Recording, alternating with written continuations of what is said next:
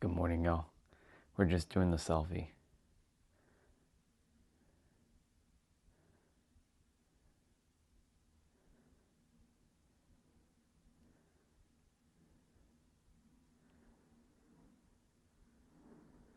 Lots to talk about today.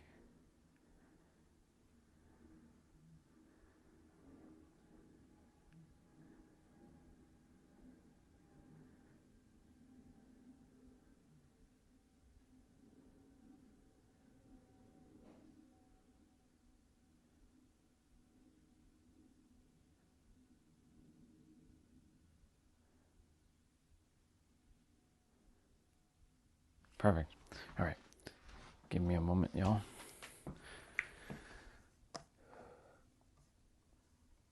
Gotta do my checks.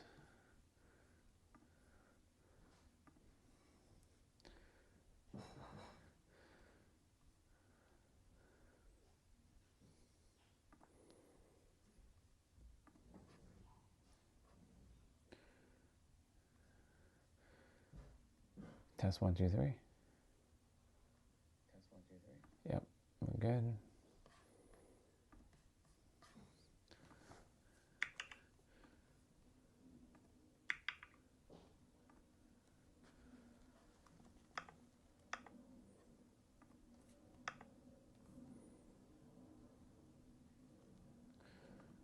Wait, what?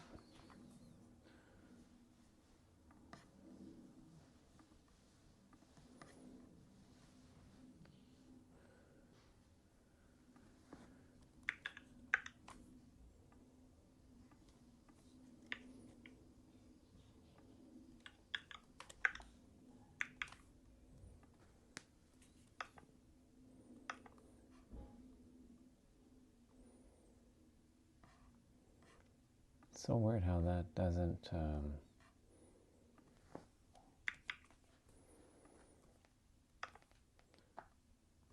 Just getting my stuff set up, y'all.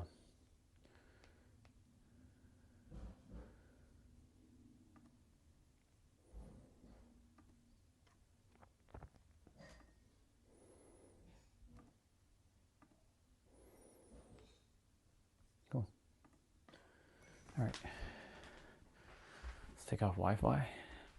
So I'm gonna walk to the trail, and we're gonna go and take care of this. I'll be back in a little bit. I'll see you very, very soon at the trail. You'll see me like teleport from here to the trail.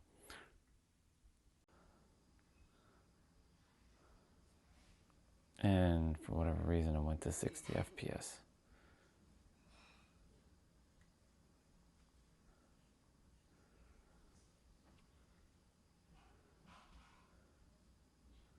What the hell?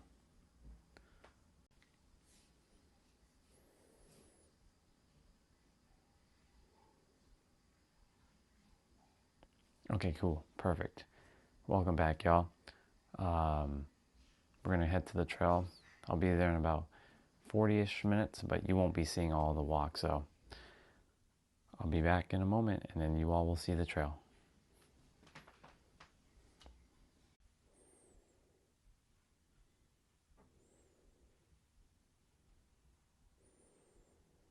Okay, off we go.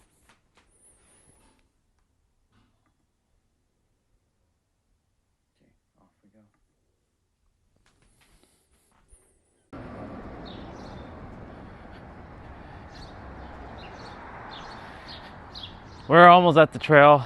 Still about maybe 20 minutes-ish to get to the water and set up. So just doing a quick little, make sure the app is still working on Streamlabs. And I'll be back in a moment. See you soon, y'all. We got a lot to talk about.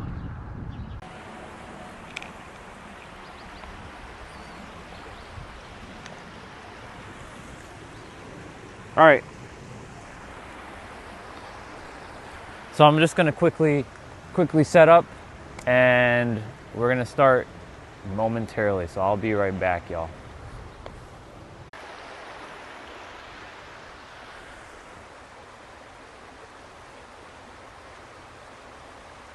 Awesome.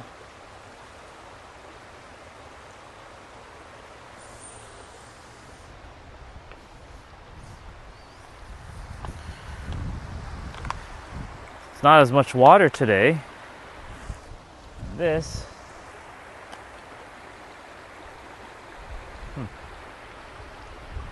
morning. What's up, bro? Just chilling. I'll be talking about uncomfortability shortly. Just wait for more people to jump on.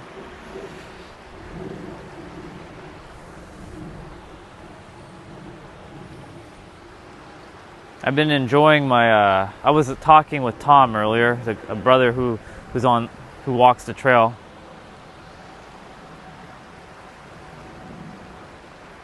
I'm starting to I'm going to start changing the titles now to just type the word lesson and then colon and then the word.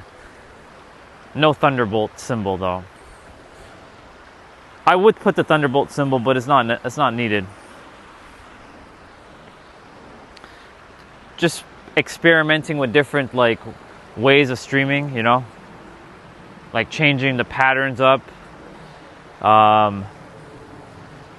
seeing what works, seeing what doesn't work. But yeah, I'm going to get started shortly. This one's going to be a very interesting lesson. Yeah, change is definitely necessary, 100%. It's inevitable. Everything in reality is always going to change. Even when you feel like you're not changing, things are changing, right?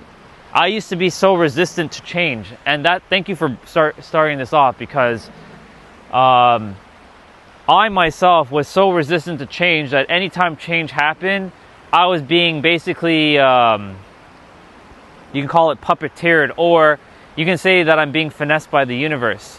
Because especially when I was at work, when I had to switch roles, or when I had to switch buildings or switch offices, I was like, come on, really? Like, I'm changing roles. I don't need to change offices. Come on, hello. Like, this office can still do the same thing. It's not like sitting over there will make anything different, right? I was very resistant to the change, right? I've had many different offices, and there's a bug on my gimbal. Hello, Mr. Bug. I understand you liked it. You're going to have to... There you go. Perfect. I was so resistant to change that, like, I fought tooth and nail just to keep the same shit, and like it felt like I was like something was taken away from me, you know? And change is necessary. And change is very uncomfortable. It's very uncomfortable, especially to a lot of people. And that kind of leads me into what I'm talking about today, about, you know, the uncomfortability about changing anything about your life, right? What is basically uncomfortability? It's the process of not knowing something that you haven't experienced yet.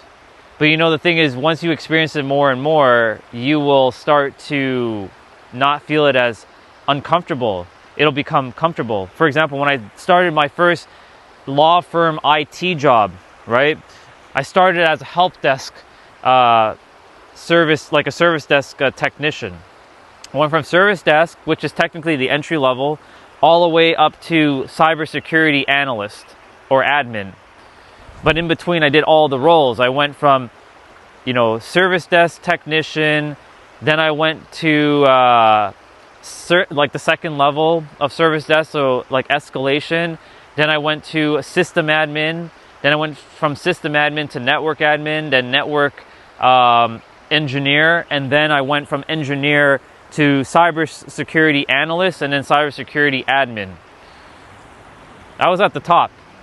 But the thing is, like, when I first started as a service desk technician back in 2015, I was afraid, because I had not done I had done other IT work, but not in a professional environment like that, right? I was more like doing it in like retail or some sort of like, you know, not non-corporate structure. Well, now I'm in a corporate structure with very high, powerful like lawyers who make a lot of money, and you know, their time is money, right? You can't be messing with their time, because like they get billed by the hour, right? And the thing is, if their shit is down, you know, some of them can throw a hissy fit. So when I was going through and changing from where I was before to doing the service desk stuff, I was like, oh fuck, like I don't know if I can do this. I was very uncomfortable with myself. But then somewhere down the road, not only did I get comfortable, I became the guy, the one they all chose, because like I was just that damn good. Because ultimately you start to build confidence the more you do something, right? I'll take live streaming for example. Many who are seeing me for the first time, they're like, who the fuck is this guy, right? They don't know who I am, and you know, and that's cool. But I've been live streaming for over 18 months. Actually, I'm close to 19 months of live streaming straight. I haven't missed a day. I've not missed one day, regardless if I've been streaming on this channel or my other channel. I have not stopped streaming for over 19 months.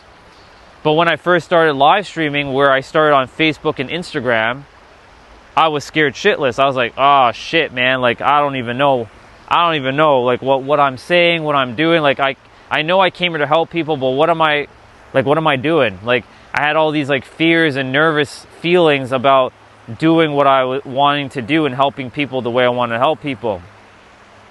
So ultimately, you know, the more I started to get comfortable, right, my next challenge was to go on YouTube. I'm like, YouTube, oh man, there's gonna be so many trolls on YouTube. There's gonna be so many people who are gonna like, you know, tell me a bunch of bullshit. Like, what's the point? Like, I'm gonna just stay on Facebook and Instagram because I got comfortable, right? So now I'm good with at least one or two people watching me, but these are people that I already knew, right? It's not the wild, wild west like how YouTube is, where random people from all over the world will see you. So then, of course, on my first stream on YouTube, you know, there was a guy named Christopher who actually, funny enough, lives somewhere close to here. And, you know, me and him connected in the beginning. He was like, who are you and what do you do? I'm like, well, my name is Orion and I help people. At the time, I wasn't saying helping people to blast past their subconscious blocks, but I basically said I help people to remember who they are, a little bit of who they are. He's like, oh, okay. So you're like a motivational speaker. I'm like, you can call me that, but I'm not really a motivational speaker. I'm not here to motivate or inspire. I'm just here to just mirror back. And so that first stream, which was like about an hour long, I also did my workout on that stream too. It was only like an hour and a half to 2 hours, if at most. Actually, when I think about it, I wasn't on the trail yet. So no, I was actually inside the house. And so when I did that stream, you know, he was the only one on. I'm like, oh, okay, so YouTube is going to show new people, not people who are already subscribed to the channel. I'm like, oh, okay, cool. All right. So I kept doing it the following day and new people showed up. I'm like, oh shit. Okay, I got some new people. The one thing I never expected was people to interact with each other in my chat. I never was expecting that anybody was ever going to see my streams, right? Because I got so comfortable on Facebook and Instagram where nobody was coming. Bro, it's in, wait, what? Bro, is that in back? Wait, what? I don't know what that means. I'm not going to be paying attention too much to the chat, so if you leave any comments and I don't read it, oh well.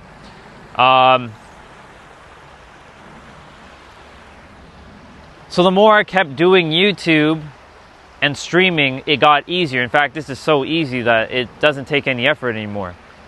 Right? I used to have this fear of like when I went live, like, ugh, right? And a lot of people are very uncomfortable with putting themselves out there because there's a fear of feeling seen and heard, right?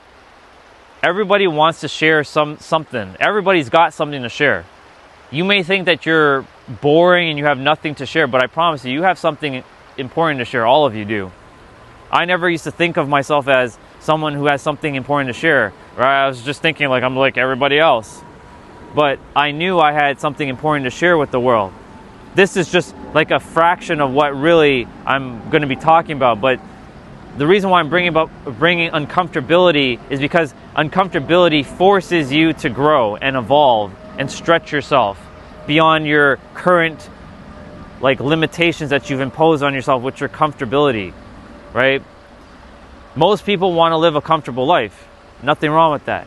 But you have to know your definition of comfortability, right? You have two different definitions. You have your logical definition of comfortability and your subconscious definition of comfortability. They're not going to be in alignment for most people. Comfortability to most people is like everything's easy, things are just unfolding.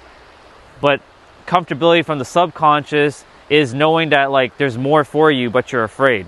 Deep down there's somewhere you might be afraid to take it to the next level and start speaking more. Like, why is it that so many people have fears speaking in front of someone else, right? Or speaking in front of like a group of people? Why is it? They say that public speaking is worse than death. Because when you're dead, like that's it, you're done, right? You're cooked, you're finished. But public speaking, like you're watching eyeballs looking at you and immediately they're going to judge you, right? That's the human's default program, is to judge. That's why I came here to this planet, to sort of to uninstall that default program and install the new program called by design and not judgment, by acceptance, allowing people to just hear someone else speak before they're quick to judge, right? This live stream, I get judged all the time, and I'm okay with it. I want people to share what they want to share. Share whatever you want to share. I may not read it. I'm not going to entertain some of the things, obviously, but share it, right? Because it allows you to free yourself, right? And so I have to also remember that I'm talking to a screen where people are typing. They're not speaking back to me, right? Because it's easier if I had a conversation with each of you in the physical, right? I can't really tell what you're actually meaning underneath your text sometimes, because what you actually are saying might not be translating to what you really want to say. And so, getting back to what I was talking about being uncomfortable, right? When I started to push myself into uncomfortable situations, that's where a lot of the growth started to unfold for me. I started to see that I was capable of doing more than what I thought I was capable of. And so, my lesson today is to just share with all of you, like, whatever it is that you want to do, just do it if you can. Take the action, just do it. Forget what some people are going to say about you. If you want to make a YouTube video about whatever subject matter, do it. Start messy. All your favorite YouTubers, they didn't start with being perfect, right? Some may have already had money and they had the fancy YouTube studio with all the lights and the backdrops and stuff, and that's cool, but everybody generally starts off with like sharing their idea, and then they evolve over time. For example, for those of you, I'm sure you all know Marques Brownlee, Mr. MKBHD. You go back to his very first video. Was he doing all those hyper editing and doing all that stuff? The dude was back in 2007, 2008. He was on like old school, like Android, or was Android even in existence? I don't even think Android was even in existence yet. He was reviewing like really like outdated technology products back in the day. But look at where he is now, 20 million plus subscribers later, because he kept going. He didn't stop, but he had to keep pushing the envelope. Now, of course, he's done some pretty questionable things at times, but like he keeps upping the bar. Same with like Mr. Who's the Boss, or Lou Later's Mr. Unbox Therapy, right? They didn't just start off with having all the money in the world. They just started with an idea. But they had to put themselves out there and show what they had to share. And look, how many people are listening to them now, watching for their reviews on tech products. Like when you're about to go get a phone, should you make an informed decision to get that phone from Marques Brownlee or from Dave2D or Mr. Who's the Boss, or insert your favorite YouTuber who does tech reviews, right? So as you keep doing something, you get more comfortable. But in order for you to know if you're going to be comfortable at it, you got to get uncomfortable. Unfortunately, that's just the way it's going to be. And, for me, like, being on YouTube, I decided to put myself out there and speak about metaphysics, you know, the science behind how the mind actually works, right? Not from a humanistic standpoint like a lot of psychology people, like psychologists would talk about, because I've read all the psychology books out there and none one of them even mentioned the word paradox, how the mind is a paradox of itself. Everybody's just operating from like, you know, growth mindset versus fixed mindset, and that's great. That's a great starting point for those who are starting out on their personal development journey, but you'll come to realize sooner or later you're going to reach a little bit of a wall. And so I decided to come onto YouTube with this channel and start helping people with unlocking their fullest potential of their mind. And yes, some people love what I have to say. There's a lot of people who subscribed in the last little bit, but then of course there's a lot who actually hate what I have to say because they're afraid of what I'm about to say, because somewhere deep down inside they know that, you know, I'm right. And they're not wrong, they're also right too, but they're right based on their level of awareness, right? Everybody's going to be right based on their level of awareness and state of being. So like, for example, if a hateful person were to be right here on the trail walk, and I've seen a hateful person on the trail, do you think they'd be loving the trail? No, they're not having any like connection with nature.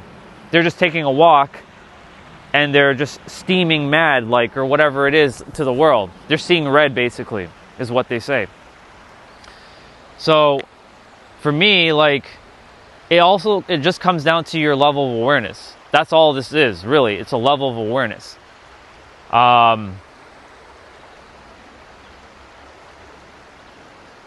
I have to start putting myself out there and being very uncomfortable.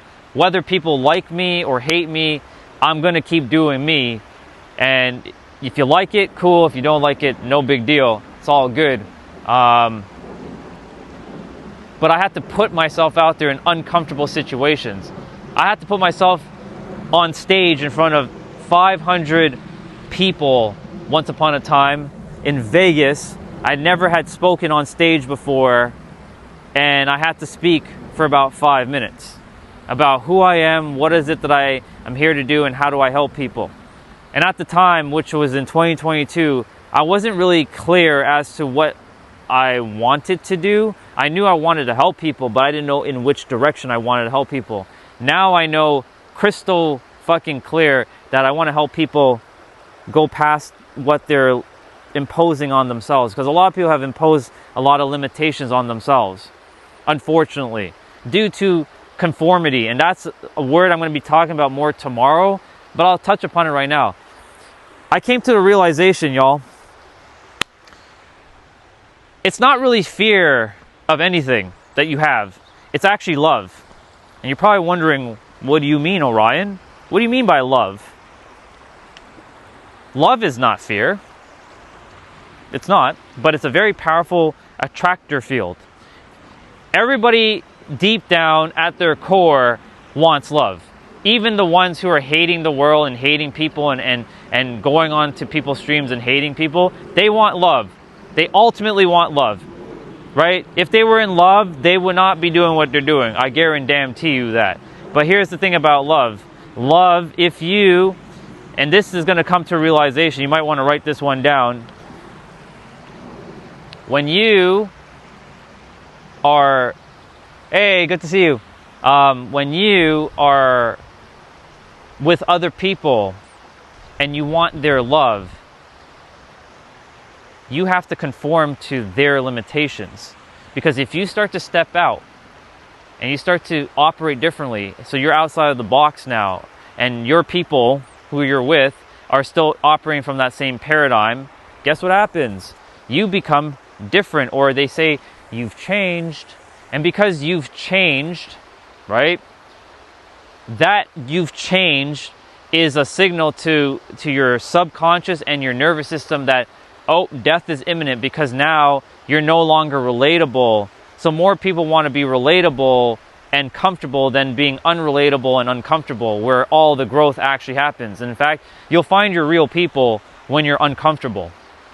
If I had stayed doing the same thing I was doing for years upon years, first of all, I wouldn't have met some of you. It's just that simple. Hey. Secondly, I wouldn't be doing what I'm doing, and I wouldn't have met my clients who are now helping me to live my dreams, which is amazing. I would just be conforming just so that I can make other people feel comfortable around me. Now, I'm not here to say that I'm purposely, intentionally making people uncomfortable.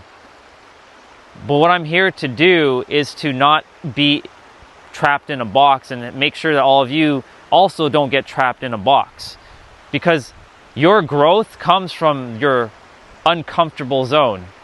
So like you have your comfort zone right now. It's comfortable, right? It's good. You like it. It's good. It's perfect. But then you have this bigger uncomfortable zone of the unknown. And this is where all your expansion really happens. And you'll see what you're really capable of in that space. You'll see exactly what you're able to do, and you'll see that you're capable of so much more than you realize. And the more you tap into being uncomfortable, in fact, I have a saying, get comfortable with the uncomfortable. I'm sure some of you probably heard that. Get comfortable being uncomfortable. I had to get very comfy with being uncomfortable. That's a paradox in itself, isn't it?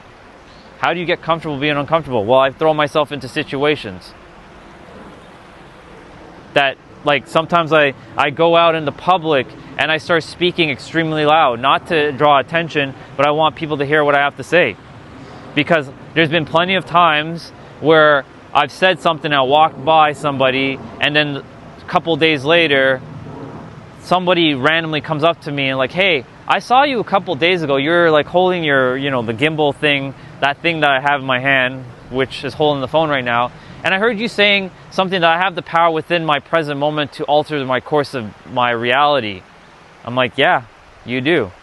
And something clicked inside of them, and they started to talk about it, and they told their coworkers the same thing, and they started to have a conversation. Like, they said, I heard this random guy just walking by talking about I can alter my state of being and also change my reality, but you're really focusing on changing within yourself. Your reality will just be a mirror of what you're currently feeling.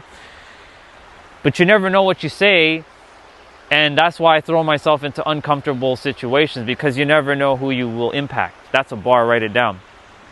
Some of you are waiting to share the thing you really want to share with the world, but you're afraid, potentially. And it's okay. There's nothing wrong with being afraid. I was afraid for years. I was afraid to speak up. I'm sure somebody in the chat might be attacking what I'm saying right now. It's okay. Please, feel free. Throw me what you got. I'm only here to support you, no matter what you think of me, right? I'm not reading the chat right now, so I do apologize for those who are dropping comments in the chat. I will be looking at the chat later on. I'm locked in right now. So the more I got uncomfortable doing the things that I was supposed to do, the easier it got. They say you live a hard life now, your life will be easier. But you live an easy life now, life will be harder. Now, it comes down to your definition of what easy and hard is truly. But there's a saying that goes that if you live a hard life now, doing the hard things now, life will be easier, because the hard things, depending on your perception of the word hard, right? You'll be able to be more resilient, more resourceful, more confident, you'll have more endurance, more stamina, more things basically when you do the hard stuff now, because then later on when you have to tackle those things, they'll become easy because you've already went through it. But if you don't go through the so-called hard stuff right now, then life in the future will be a little bit harder, because you will have not built that resilience and resourcefulness and endurance and discipline and consistency within yourself to be able to handle whatever comes at you, because life's going to throw you that curveball, right? Life is designed to throw you a curveball, right? For me, my curveball right now is speaking with all of you. For those who don't want to, who has their hearts closed up and their ears are just like, right? For those of you, you're my curveball, right? I'm not here to influence you. I'm not here to tell you what to do. I'm just here to kind of mirror back what is possible for you. And if you choose to make a different choice and you want to open your heart up and listen, amazing. If you don't, no big deal. You do whatever you want to do at this point. So the more I became uncomfortable doing what I've been doing for the last 18 months streaming, it started to open up things for me. Now I have clients. I may not have like hundreds of clients, but I have 6 clients and they pay me very, very well. And now I'm reaping my rewards. I sowed all the seeds and I've been watering those seeds, and now the seeds have been, they're starting to bloom because I started to take action more and more and more, but also putting myself out there and being uncomfortable, extremely uncomfortable. So my lesson, or my mission today is just to point you all to a direction of like, you never know where your life will lead you if you just take that, make that call to that person, or, sign up for that course, or whatever it is that you want to really do. Because your life may open up in ways that you will probably can't even fathom. And when I started doing that, I was like, holy shit, wow. Like, coming from a very fixed mindset for years, because I grew up in an environment where I was beaten down, I was broken, I was battered, I was physically abused, mentally abused, thinking I was not capable of anything good. And, it's nobody's fault. My parents, Robin and Lorene, they grew up in a broken environment themselves. So how could, they can only know what they know, and they had to impart it onto me, but I had to be the cycle breaker and become aware of what needed to be broken. So I had to get uncomfortable with breaking a lot of their rules and their way of being. They're not wrong, but it wasn't in alignment for me specifically. And because it wasn't in alignment for me, I had to go against what they have taught me, because where they are is not where I'm going to be, because I'm already where I desire to be, and where I desire to be, like mentally and financially, is vastly different than I was like maybe even a year ago. So I kept locking in and starting to shift my internal guidance, and getting uncomfortable and putting myself out there and start speaking more, right?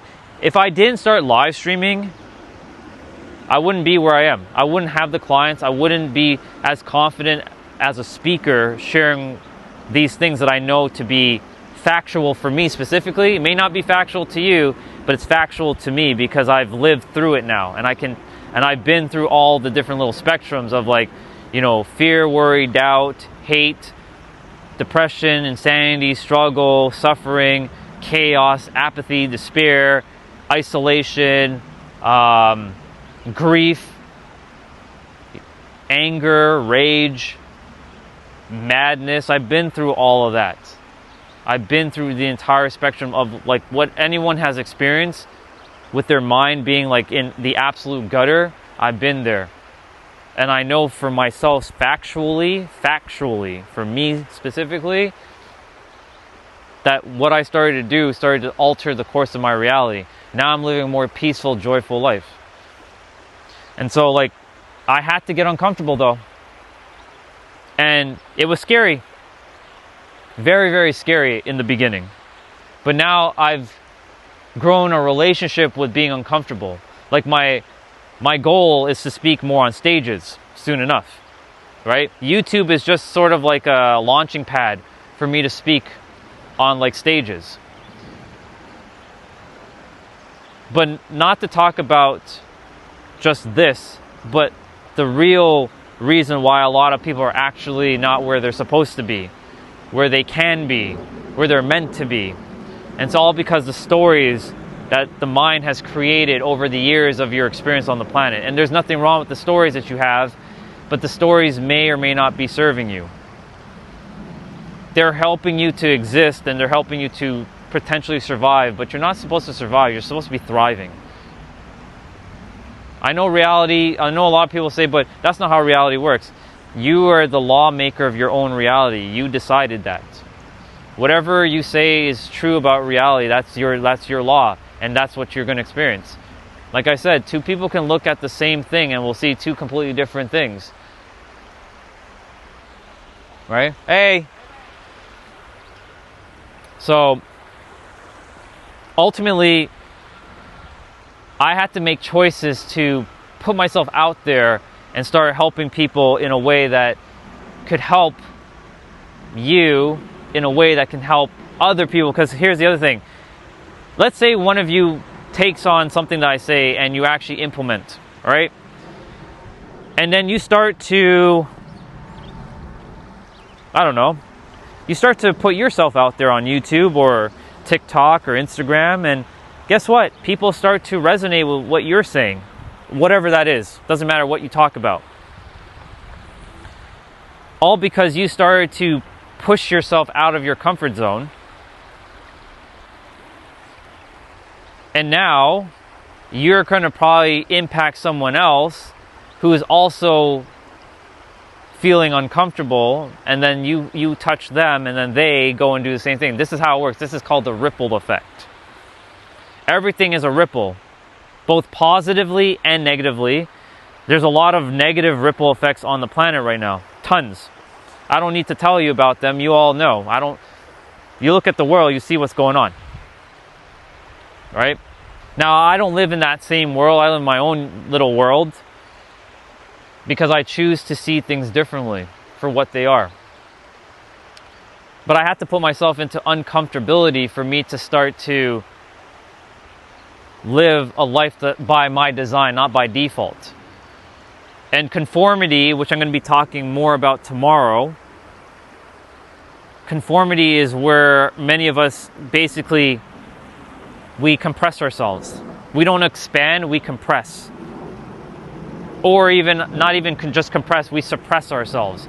Because you're supposed to do what you're supposed to do. You're supposed to live the life you're supposed to be living, but somebody told you that it's not possible, or you're afraid if you step out that someone's going to say, you can't do that, and then they start making fun of you because you're getting judged, right? And being judged is one of the most painful experiences that a human can face, right?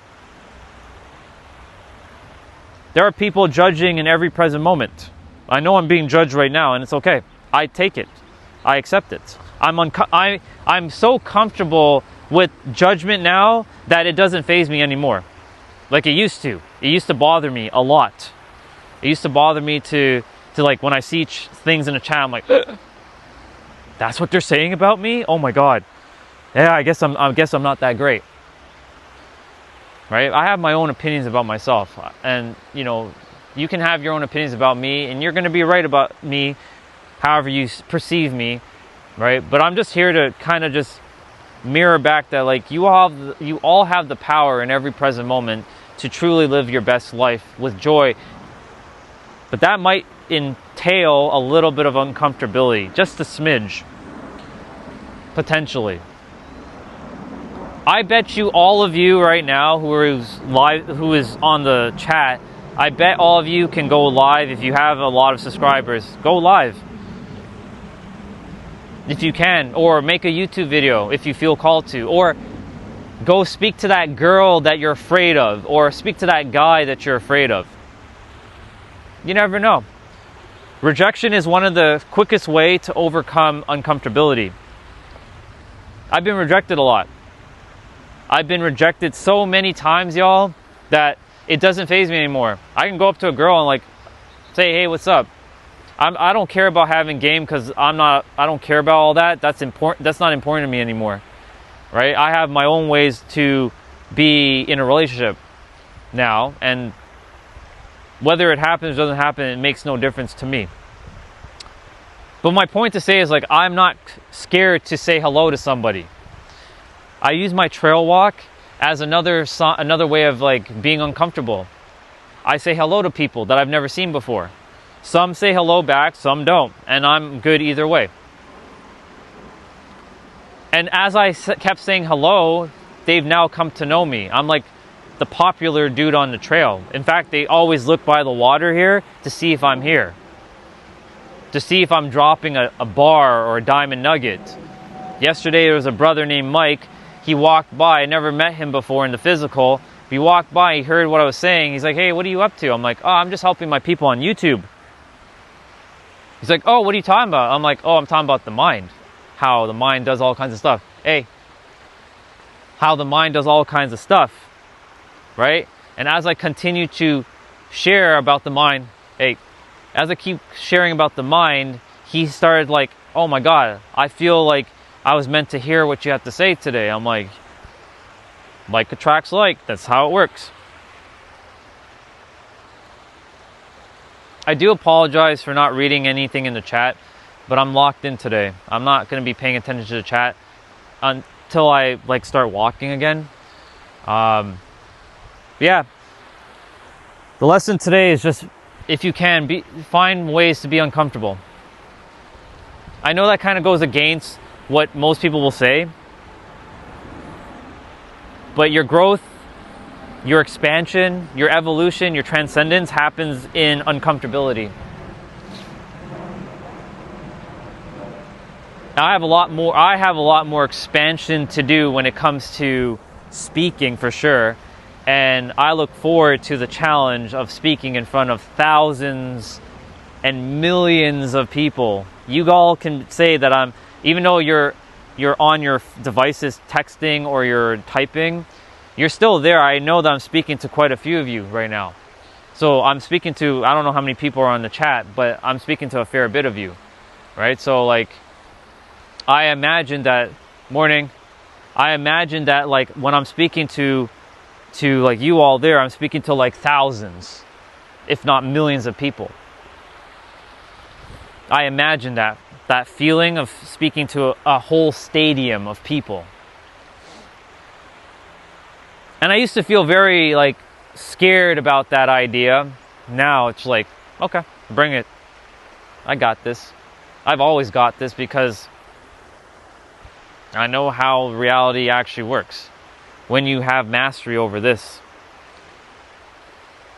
Of course, the body is going to feel its own shit, right? You probably might be nervous, right? Imagine some of you have to speak in front of 10,000 people. How would you feel? Would you feel excited or would you feel nervous?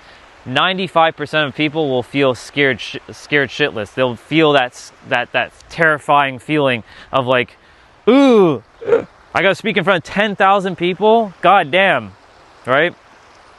Yeah, I don't want to do that. But I promise you, if you did it one time, and when you're done with the experience, you'll see, oh my God, that wasn't that bad. I can do it again. And if you do it again, you'll get so comfortable that 10,000 people will seem like it's nothing. What was I afraid of? It's just for example, when some of you may have started driving a car.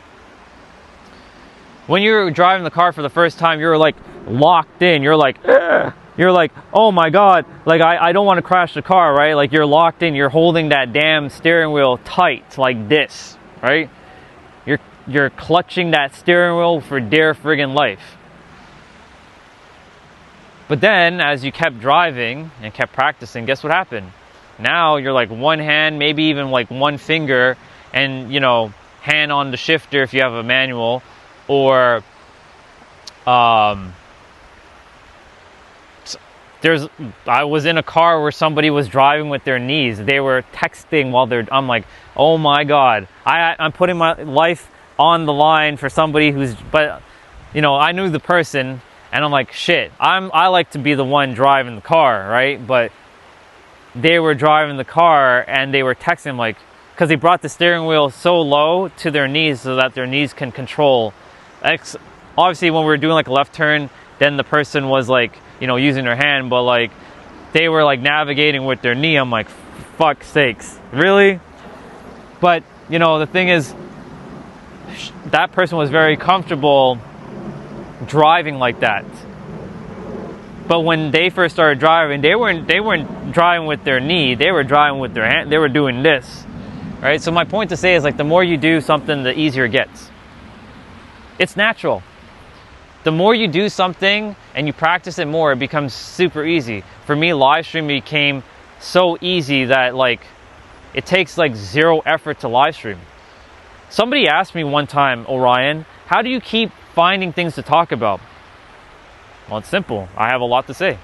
And so do all of you. You all have a lot to say too. Some of you can live stream and talk for hours upon hours. Give yourself a lot of credit because you have a story to share. Right? Some of you may think you're not interesting or you're not important. I am going to tell you that all of you are important and you all have something interesting to talk about. And there are going to be people who are going to resonate with you. There may be people who are not going to resonate with you, but the thing is, how social media works right now is that most people, they can have 50 comments that are absolutely beautiful and divine or absolutely amazing, right? And they're supportive, they're cheering you on. But then there's that one comment, and I'm sure you've all experienced this. There's that one comment that says, you don't know what you're talking about, or they start telling you a bunch of like noise and stuff.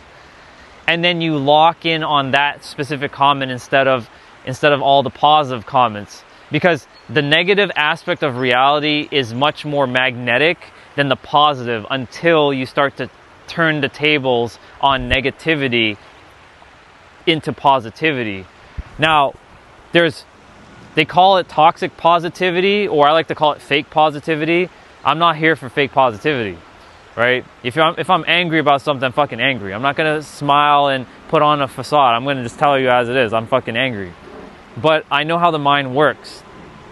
So with positivity, I'm not talking about like all things are like great and you're on cloud 9 all the time. Like that's unrealistic, right?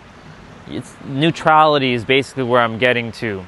And so for me, like when I started to look at negative comments on the live stream, right, it started to affect me. But there were so many people leaving positive comments, but the positive got overwritten by the negative because you're locking into the negative of what someone's telling you, that you're a piece of shit, or you don't know what you're talking about, or you're garbage, or you don't know like anything about anything, like get off of here. Someone called me a DoorDasher. Somebody called me like fake Indian guru, which first of all, I never claimed to be a guru, never want to be a guru, and I could give fuck all about being a guru. I'm not a teacher, and I'm definitely not your sensei. I'm here as a mirror to reflect back what you already are from within, that I know is true to be you, but not what the mind has told you. That's a bar, write it down. Anyways, I've been told a lot of things. I've been shared, or people have told me that you don't know what you're talking about, Orion. You suck. You're a loser. Get off of this stream. Fuck off. Right? I've been told all the kinds of things. I've been called the N-word. I've been called, all kinds of shit, right? I've told myself all these things for years, y'all. It doesn't affect me anymore. But I used to look at the chat when I first started live streaming and get influenced by the chat, right? I'm gonna tell you all right now, there's a lot of YouTubers out there that don't give a fuck about you, okay? All they care about is that you keep feeding their attention. I don't care for your attention, to be honest. I just want you to know that you can live your best life. That's it, plain and simple. That's the only message I have on all my live streams. My goal is to make sure that you're living your best life. Period, the end. That's pretty much it. I'm not here for you to take on more ideologies or anything like that. Use whatever you've been using. If it's helping you in your life, keep using it, right? Whatever beliefs you have and they're working, keep using it. They work, right? It's your conviction, your internal state of being that's making it work for you in your life. That's what's really going on. So anyways, right, when I started to focus on myself and started to lock in, more people were starting to share their support and their care for me. I'm like, cool, awesome, I appreciate that. So I want you all to live a life by your design, not by default. You can either live a life by your design or live a life of default. Default's conformity. design is a little bit uncomfortable, though. I'm going to tell you that it's not going to be all sunshines and rainbows. Shit's gonna unfold, and it's going to make you into a stronger, more resilient person. And every one of you are capable of this. Everyone on the planet is capable of this to some extent. Of course, if you have, some sort of, brain condition that prevents you from, having a lot of motor function with speaking or doing something, that's a little different. But I'm talking about someone who's fully functioning human, who has the ability to think and change their experience, alter their course of being. We're not changing reality. We're locking into what we truly desire within, and reality will then mirror back what you are, what you currently are feeling internally. That's what we're doing. Or being, I should say. So the more I locked into uncomfortability, things got easier. Things got so much easier for me.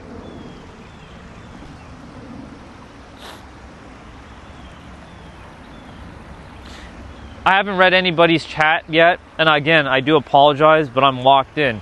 When I do start reading chat, I'm sure my mind is probably going to start aiming towards the negative comments over the positive ones. And I'm going to remind my mind, hey, remember, the negative is not as powerful as the positive anymore in your life. It might be still in the outside world, but in your inner world, you know what's up. You don't get swinged left or right like a pendulum. You lock in.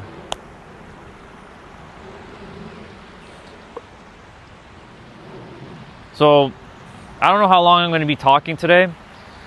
I'm going to start taking my walk shortly. I'm going to get back to my walk.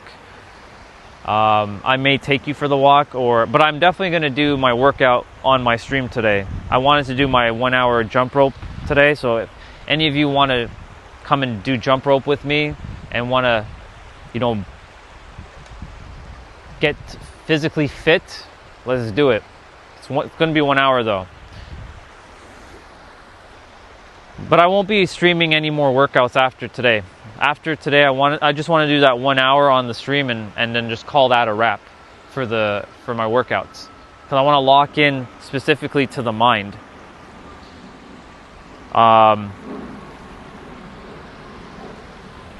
Getting uncomfortable is scary. I know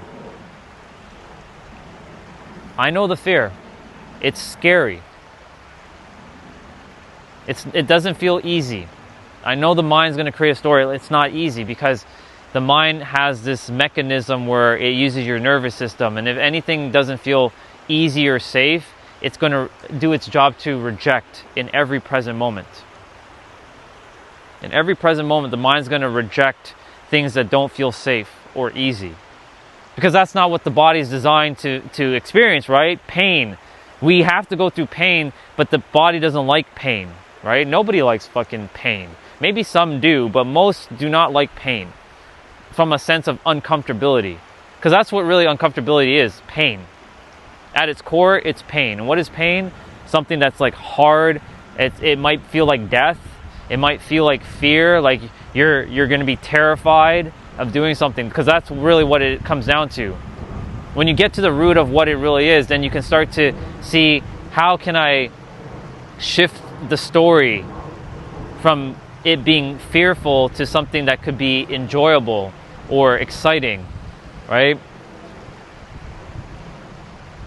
And for me, I had to find small little shifts within myself to shift things. There's a quote, I forget who says this. Small hinges, the hinges on the door, small hinges swing big doors. Think of those little tiny hinges. They swing the doors. So what that really means is like small micro shifts can change your reality, can shift. Stefan, good to see you, bro. See, now I see the chat. When you get to the root of what it really is, you ask yourself, how can I shift the story to make it from a painful to enjoyable experience indeed? Good to see you, dude. Glad you were here. I didn't know that you were here. I wasn't paying attention to the chat.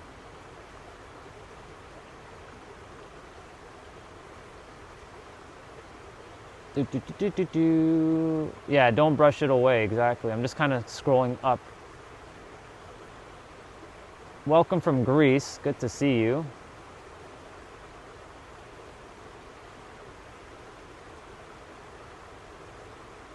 I'm just kind of scrolling quickly through the chat. Yeah. All right. What's up, Nabito? Good to see you. Skin flute? I have not. So I won't be paying attention to the chat. So if any of you, again, say anything, I'll look at the chat while I take my walk, because there's still a lot more to say. So Nabito, since you just showed up, and welcome, I'm talking about the getting uncomfortable aspect of life. Because let me just say what it is. If you change your definition of uncomfortability or uncomfortable to something that's easy and fun, right? Because the thing is our words, and I keep sharing about words. Our words create a meaning, and a meaning creates emotion. So every time you speak, whether you type, think, write, I already said write. So type, write, think, speak, feel, do. You're always doing it with words. But if you change your definitions, both subconsciously, which is emotion-based, or consciously, which is logic-based, you will have a different experience. So if you see uncomfortability as something fun, easy, and I get to expand and I get to grow, you will go into uncomfortability situations that most will see it as uncomfortable, and you will start to see it as comfortable. That's a bar, write it down. It comes down to your personal definitions of your words. This is where it all stems. Your interpretations and your definitions are what's ultimately giving you the experience that you currently have, all of you. 100%. And I can tell you that because after reading 500 plus books, listening to hours and hours and thousands of hours of conversations and podcasts, and listening to other audiobooks, like hundreds of audiobooks, most do not touch upon what I just said.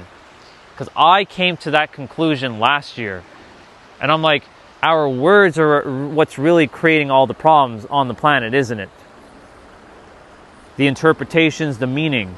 So if your interpretation or your meaning behind uncomfortability is hard, difficult, stressful, very afraid, scared, terrifying, then of course, are you going to want to experience uncomfortability? Of course not. Who would, right? But you want to hear something funny? I'm sure you all heard this. When you're going on a roller coaster, right? Your roller coaster, and thank you, Stefan, for leaving all those beautiful things you shared in the chat. I didn't read through all of it, but I know you're dropping the fire, so I appreciate you, bro. Keep doing what you're doing. And so when you're on a roller coaster, right, that same nervous and excited feeling is the same feeling. It's just, it comes down to the meaning that you're attributing, right? You're about to whoosh, right? That moment, like that anticipation, shit, right? You're going, shit, and then, right? In that moment, when you're going down, you're like, the adrenaline's kicking in, you're excited, but you're nervous, but it's the same like energy, but it's just labeled differently.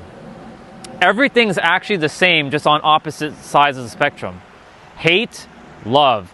Fear, courage.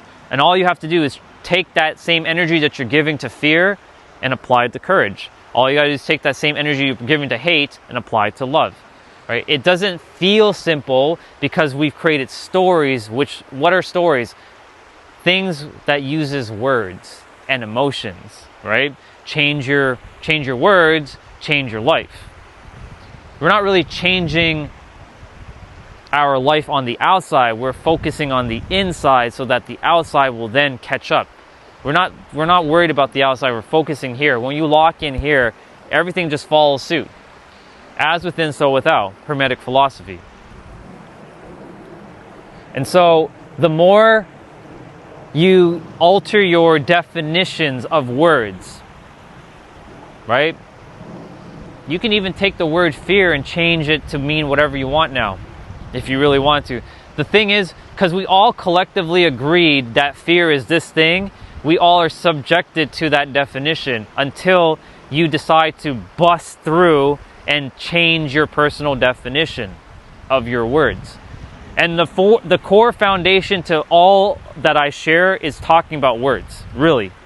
I have to use words to share things with you all, right? Words can be limited or limitless, but the thing is, it can only point to the experience. It can't encapsulate the experience. It can only share what the experience is like, but it can never truly be the experience. That's a bar, write it down. And so for me, I started to break language structure. So like sometimes when I look at the chat, I'm like, is that what that person's saying? And I'm like, remember, break language structure, right? If they're saying something that can mean absolutely nothing to you, right? To them, it's a reflection of their current state of being, wherever they are, both positive and negative.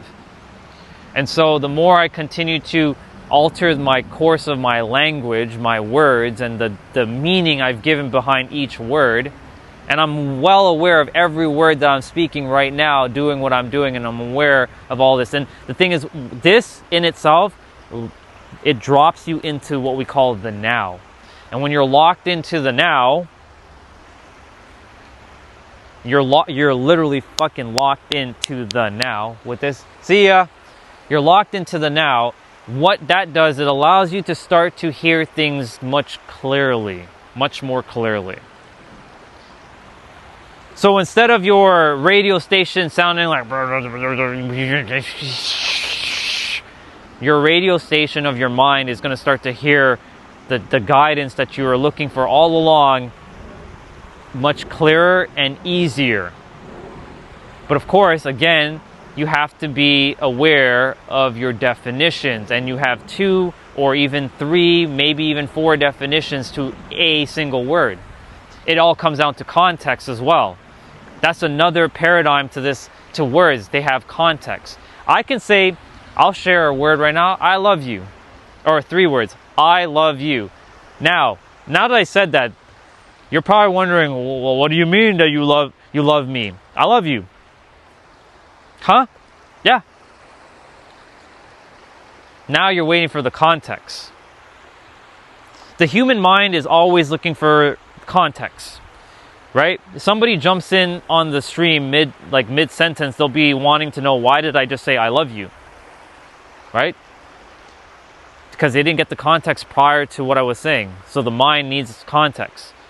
I could write a book right now, y'all, and that book could be 1 fucking page. The answer is you. Here's my book. Ready for it? The answer is you. You have all the answers within. All things exist right here and right now. Live in the present moment and know that you are capable of so much amazing things when you lock into the now. Congratulations. That's the book. That's all you need to know. If you want anything in life, that's all you need to know right now.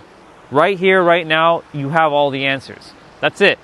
Now that I said that, human minds are going to want context, though. The human mind is designed for context. It needs context. Well, it needs context to some extent. And by need, I'm saying it requires context. Need is a word that I don't really like to use as often, because that word is like, it has a little bit of lack, but of course you can change the meaning of the word need to require, right? So my point to say what I'm saying is, like, you have the power in every present moment to alter your definitions. When you see somebody typing in a chat or you're conversing with somebody via text, remember, you can break your language structure. When you were a child, you didn't have language yet, a baby.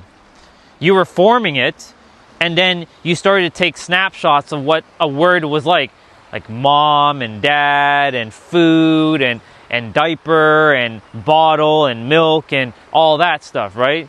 Because it became an emotional experience, right? Especially like when you were about to touch that spider or that snake or that lizard or something that your parents was like, don't touch it. And then the moment they did that. They put fear into you unconsciously and subconsciously, and you started to feel terrified because you got that you took on their experience, because they know the danger, even though for them maybe it wasn't actually dangerous to touch maybe that spider.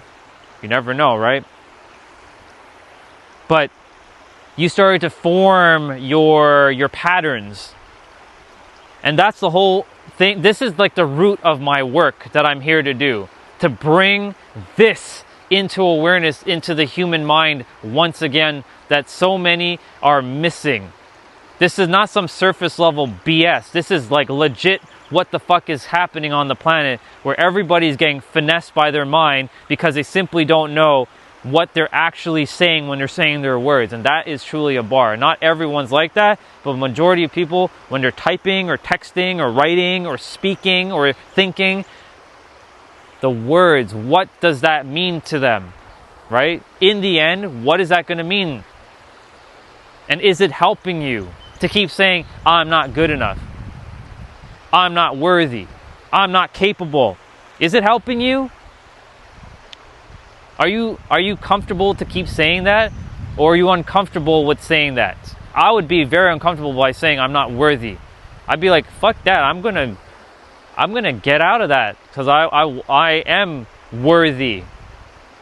And knowing what that means to you specifically. That's why it's so important to know your language structures. And I'm not just talking English, okay? This is not an English thing only. This is a universal language problem. Air quotes. Because there are no real problems until you decided it is a problem.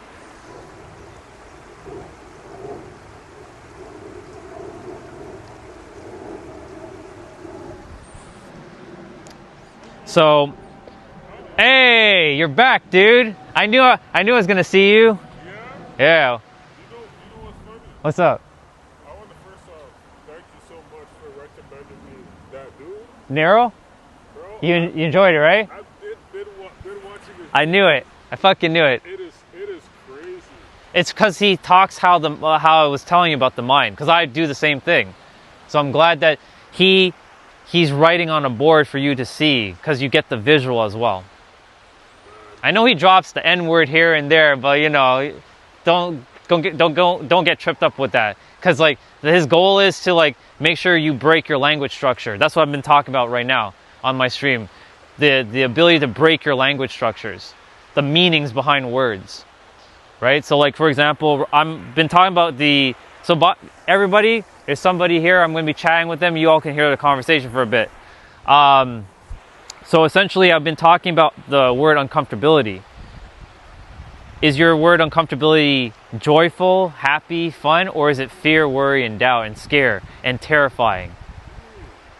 Right? You can change your meaning, because guess what language does? When you create a word, any word you say, the word will then eventually create a meaning, and that meaning creates emotion, feeling, right? So if I say I love you, you're going to have a certain set of feelings because a meaning has just been attributed. But if you didn't know what I love you meant, then you would have no emotion. For example, if I start speaking Chinese right now, which I don't know how to speak Chinese, you'd be like, what the fuck am I saying? You have no idea. You have no emotional investment in it, right? But when you understand words and you understand what's really going on, and I say understand really, because understand, you know what understand really means? I'm under you, so you're standing over me. That's why I don't say understand. Think about it. Oh, okay, that concept. Right? Okay. Right? So like, you can change the definition of understand to, to like, you get what you're saying. You see what I'm saying? So like, I say understand, I'm locked inside of me, and I'm standing firm, understanding myself, understanding what you're saying, right? That's why I say the word understand. Of course, there's overstand, right? Overstand is like, I'm over you, I'm standing over you. We're not doing that either. I understand you. We're on the same page, you know what I'm saying? So, I've been sharing with the chat, today it's all about getting uncomfortable. Because like, so many people are living a life of comfortability, which is great, but is it actually what they're supposed to truly experience? Right? Because where does your growth come from? Being comfortable or uncomfortable? right? And then once you get into that uncomfortable zone, right? Don't you then get comfortable with it eventually? Yeah, do the repetition. Right. 21 times to build a habit. Right. So and if you emotionalize it to a point where it locks in, it becomes easy. It's that whole driving analogy I was giving, right? You're right, you're right. It goes back to, there's something called exposure therapy. Yeah. So I'll say something like that. So Yeah. and something like social anxiety, they start small by like, having small talk and slowly building. Exactly. I'm sure you probably heard this expression, small hinges swing big doors. So like a small hinge can swing a big ass door, which basically means small little micro steps will lead you to bigger mountains and can crush and conquer things, right? Because the smaller steps you take, you're not seeing the whole entire mountain like, oh shit, I gotta climb that. You're just taking that one step, and ultimately, as you keep taking that step, you're gonna be already there at the mountain. But the thing is, you can also change your perception that you're not at the bottom, you're already at the top, by changing your meaning as well too. Expand on that meaning. Okay, so let's say somebody's like, man, I gotta climb another mountain. Like I'm not talking about a physical mountain, but like an energetic mountain. Like they have to overcome a hurdle. So they'll create a meaning saying, fuck, this thing is gonna be hard to accomplish. But if they said, man, I got this. This is easy. They've already put themselves on the top of the mountain. Most people put themselves at the bottom of the mountain by saying, man, I have to go through 10 million things. Like this business thing is gonna be hard to build, or like getting into relationships hard. But if more people start saying that life is easy and relationships easy and building that brand is easy, then you've already put yourself on the top and you're just walking the path. Yeah. It's good that you brought it up, because there's times where there's a word for that. It's called delusional. Yeah. So there's times where, let me finish. Yeah, go for it. There's times where, for example, in high school, I knew people like, they didn't know how to do something, but they're like, yo, I can do this easily. Right. And then with me, I don't know if it was my inner child, but I would come across an obstacle, but then the mind was saying like, shit, you can't do it. Don't approach Right, this person. right. Don't try. This might happen, you know what I mean? And that other person just like he does it. Even if he makes a fool of himself, Right. he doesn't internalize it. That's right. You know what I mean? So It's different. it's funny that you bring that up because, you said the word delusional. The real delusional is actually the real realistic in here. The fake delusional is the outside world. Give me an example of that, right? So, for example, money is the root of all evil, Oh, I heard that. right? That's a actual delusional statement. That's not realistic. Not realistic. Realistic to people who haven't figured it out is the opposite of our delusional. So meaning like our delusional is the real realistic within, and the real realistic that people are facing is actually their delusional. That's the paradox. So what someone says about life that tree is green, or that tree is brown, for example. Well, what if the tree actually is a different color and it's actually not those colors? That's the real right here. It's not what they're seeing with their eyes, it's what's actually here. This is the real. This brings that out, but it starts here. It always starts here. It can only ever start here, because you have to be the one to feel it, think it, say it, I already said feel it, but like do it and be it and apply it. Right? And then right now with them on the chat, I was talking about the breaking the language structure, which is perfect. Because, I was saying that the human mind always requires context. So if I just came up to you randomly and said, I love you, you're like, fuck? Exactly. Right? You'd be like why? Right? You need context. The mind is always looking for some sort of context. But when you start to understand these simple little principles that I'm bringing back to the world, the awareness that is sort of lost in society of like the structures of language. And it's not just an English thing. This goes through all languages in all the world. When you understand how words work and how things actually are, you start to operate differently.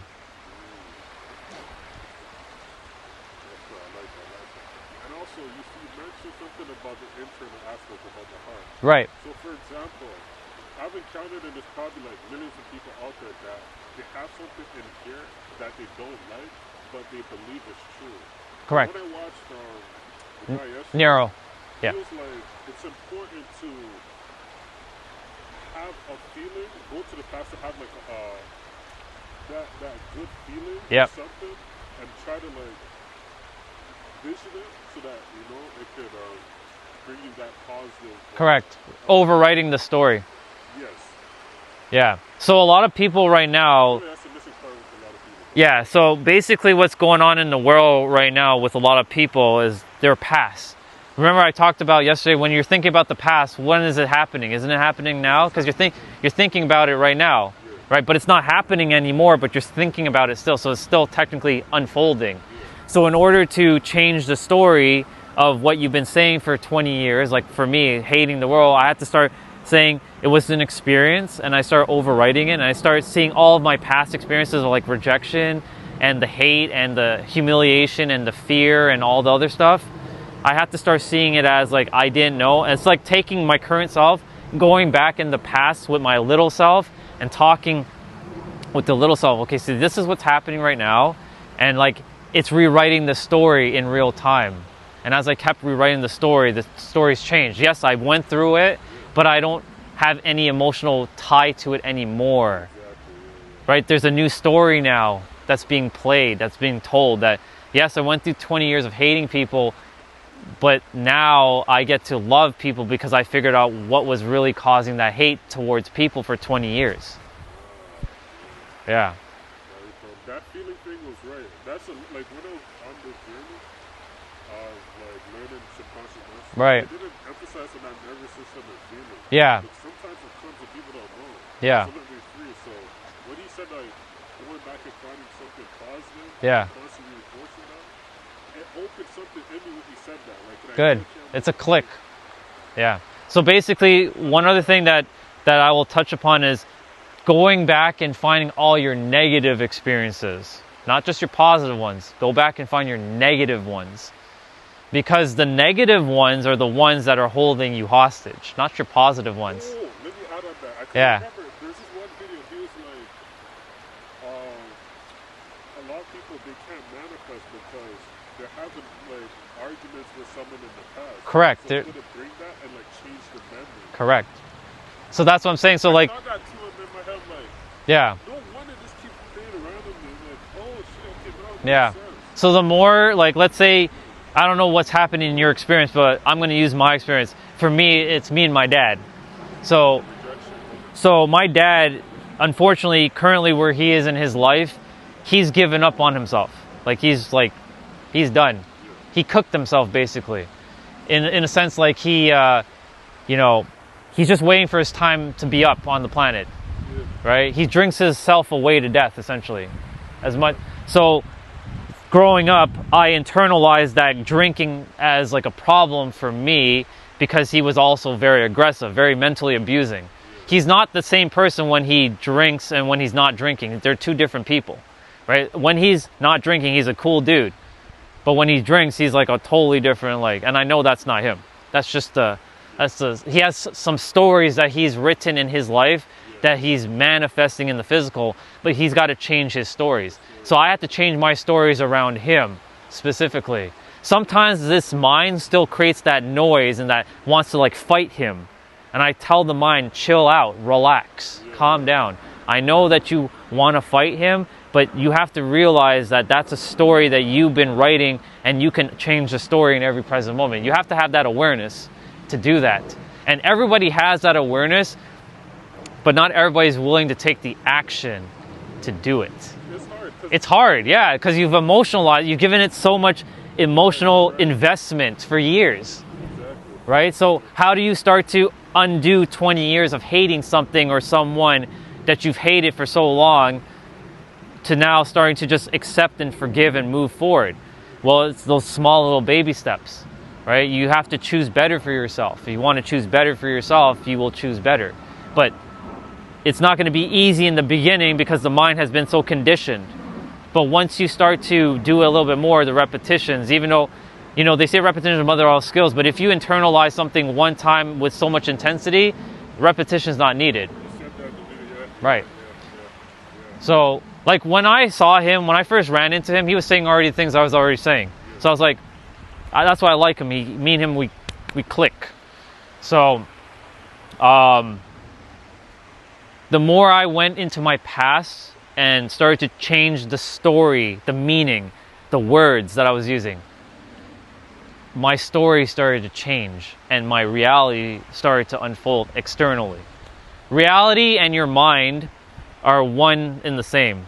Or you can say the universe and your mind is one and the same. It's like an invisible string, but the more you start to be aware, that string becomes visible and you start to see the string for what it is. Yeah. So that's why when you asked me yesterday, why am I so passionate about this? Because I know how many people are locked here. They're supposed to be here because we were never taught to think with our heart.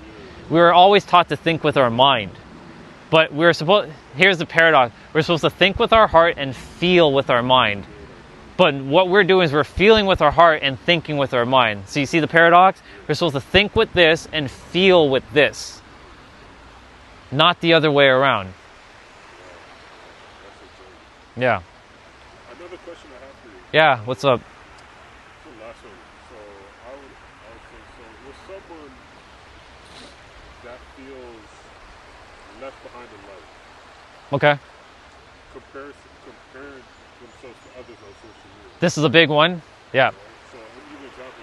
Sometimes I talk to my friend, he's into trading, day trading. Okay. I'm into that as well. And there's times where he would lose and he'll feel bad about himself. And then he'll go on social media and you'll see, oh, other people are making. They're making lots of money, right? And he's not. So what's the biggest tip to like break that cycle? To not just start like not feeling left behind.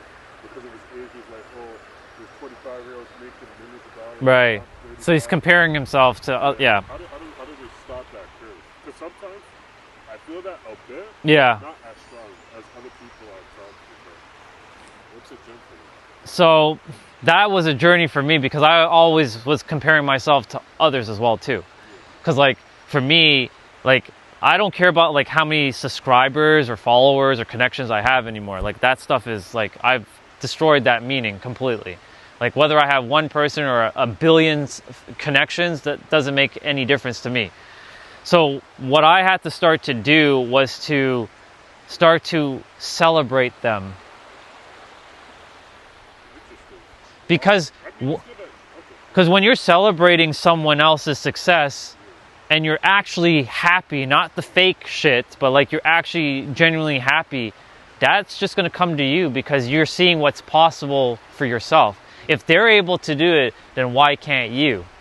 Because when you realize that you and the others are one and the same, what makes them different is just confidence in themselves. And they see things for what they are with joy, right? That's why if he stays locked in with like, I don't care if I win or lose, I'm always winning. He's always winning. Even if he's down, he's winning. If he changes the meaning behind that and he goes on social media and does comparison, you know, there's that saying, comparison is the thief of all joy. I have another way of saying that. Comparison is actually the bringer of all joy. Because if you think about it, others are just showing you what's possible for you. If you see it if you rewrite the story. Because a lot of people, they use comparison as a negative aspect, but I use comparison as a positive. Like I look at Nero and I see what's possible because he's already done it.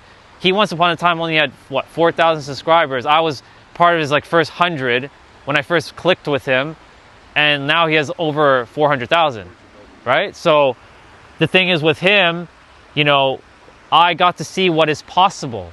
There's a fitness channel called Tiff and Dan. I grew with them as well too in 2020 when they only had like 15 or 16 subscribers. I was one of their first. Now they're over at 1 million. But I saw what was possible if I wanted to go down the fitness route, what they've done, because they were just filming on an iPhone. Now they have all the setup, but it took a lot of effort, but they were also very joyful and they weren't comparing themselves. into in such a negative like aspect.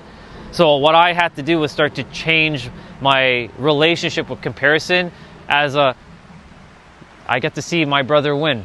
Every time I see like Nero or any of the other like people I listen to, I get to see them win in every present moment.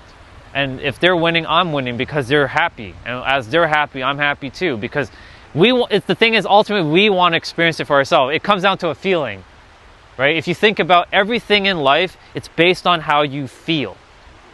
You're always looking for a feeling. But you can give yourself that feeling right here, right now, using your 5 senses. Think about it, like you want to drive that fancy sports car. Why? Because the car's going to make you feel something. Right? You want to go on that trip because it's going to make you want to have the experience, but that experience is going to make you feel something. You want to go have pizza. You're hungry because you feel hungry and you want to eat pizza. Like, for example, if you really care about something, you will automatically gravitate towards it. Think about like this. I'm not a big sushi fan. I have eaten it, but it's not something that I would choose. And anything that's not important, you will simply just like toss it, right? It's like irrelevant. But if it's important enough for you, you will do it. But you also have to let go of the importance around it, like the meaning behind the importance. But essentially just know that like if pizza is what you want, you're going to have pizza because that's what you're aiming for. You're locked in. You're focusing on pizza, right? Because it's the feeling that you're looking for, but you can give yourself that feeling right now. You can probably close your eyes and imagine that your favorite ice cream that you've had in the whenever you had your last ice cream, right? You can close your eyes and imagine and even as I think about it, my mouth is like, it's starting to do it. So like, imagine you close your eyes and you have a lemon in your hand and you cut that lemon open and you take a bite. Your mouth is probably starting to create some sensory things. Like right now, my mouth is having more saliva than it did just like a couple minutes ago. Crazy, yeah. But you see, it's a feeling. So that's what Nero was talking about when you go to one of those experiences and feel like the same method that I share with my clients is the same thing he does, right? So you close your eyes and you imagine a scene of what it is that you want. Be very clear, but keep it short, keep it concise, and have somebody like high five you, congratulating, hey, Mike, I'm so happy that you made all the money in your trades today or something. I'm so happy. Same for him. Somebody like high five, like maybe he can use you as his imagination example, right? Yo, man, good job, or fist bump, or whatever it is, you did good, right? And you start to feel that emotion. And the subconscious mind doesn't know the difference if it's real or not because of the lemon thing I just showed, right? So the conscious mind is going to get in the way when you attempt to think, like overthink it. But when you get yourself into a very calm and relaxed state, your subconscious mind, because you drop into the theta and alpha wave, that allows your mind to be more suggestible to things. That's why when you see people doom scrolling, where does the hour go when they're doom scrolling, right? Because their mind has now been, the logic has disappeared, and now they start to internalize whatever somebody is, saying. A great example is like, and Nero has said this, and I really like what he said here, that sometimes you're on social media and you catch a stray bullet that was never yours. So people on the internet, they traumatize other people to some degree because of their frequency. When you're listening to somebody, what frequency are they on? Right? When I say frequency, that means their self-concept, their state of being. Right? If they're in a negative state and you're listening to somebody in such a negative state, then you're taking on their bullet. You're basically catching their bullet for no reason.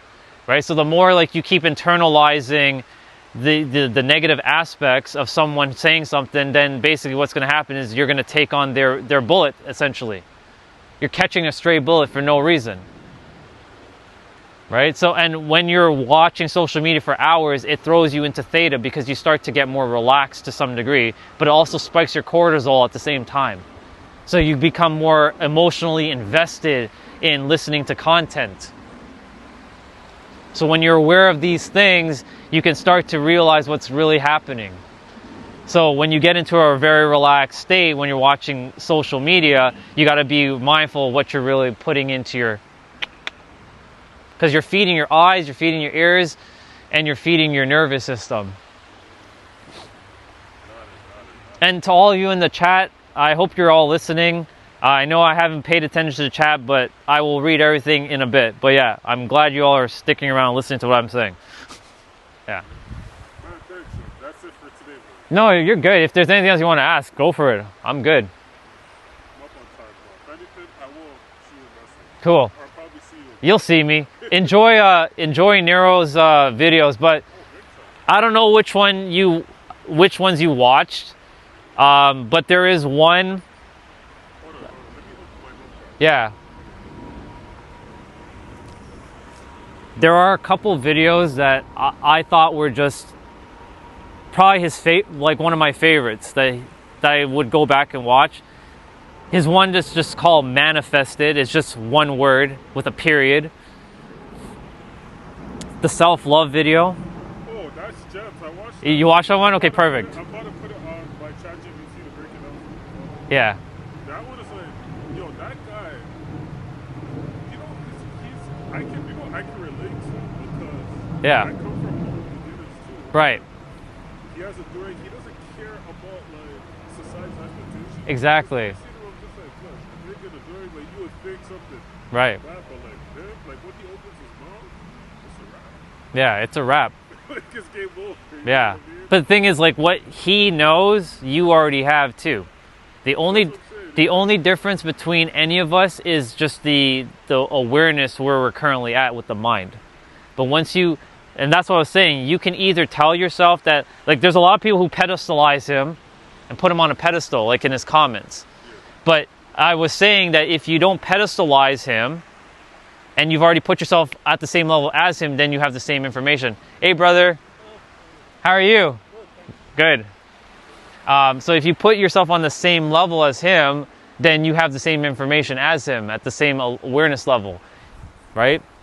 You'll just be saying it in your own unique way.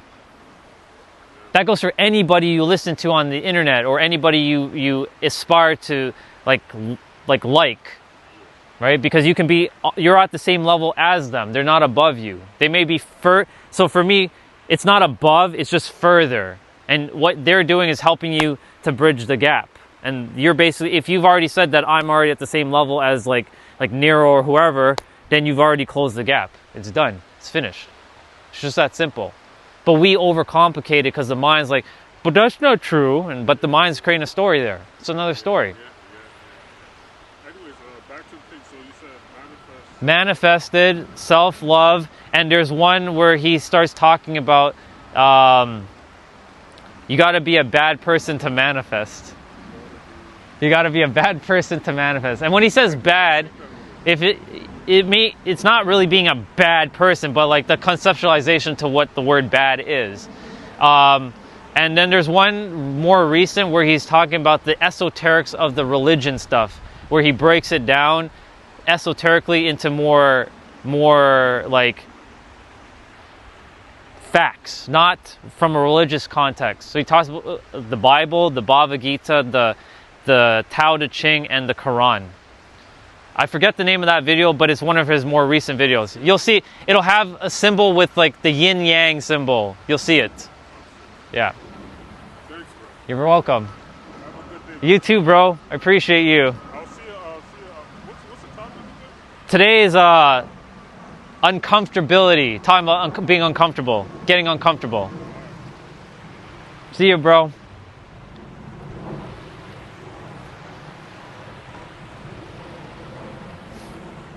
All right, back to all of you for a moment. Let's see what's going on in the chat. Man, Stefan, you be dropping that fire, bro. My goodness gracious.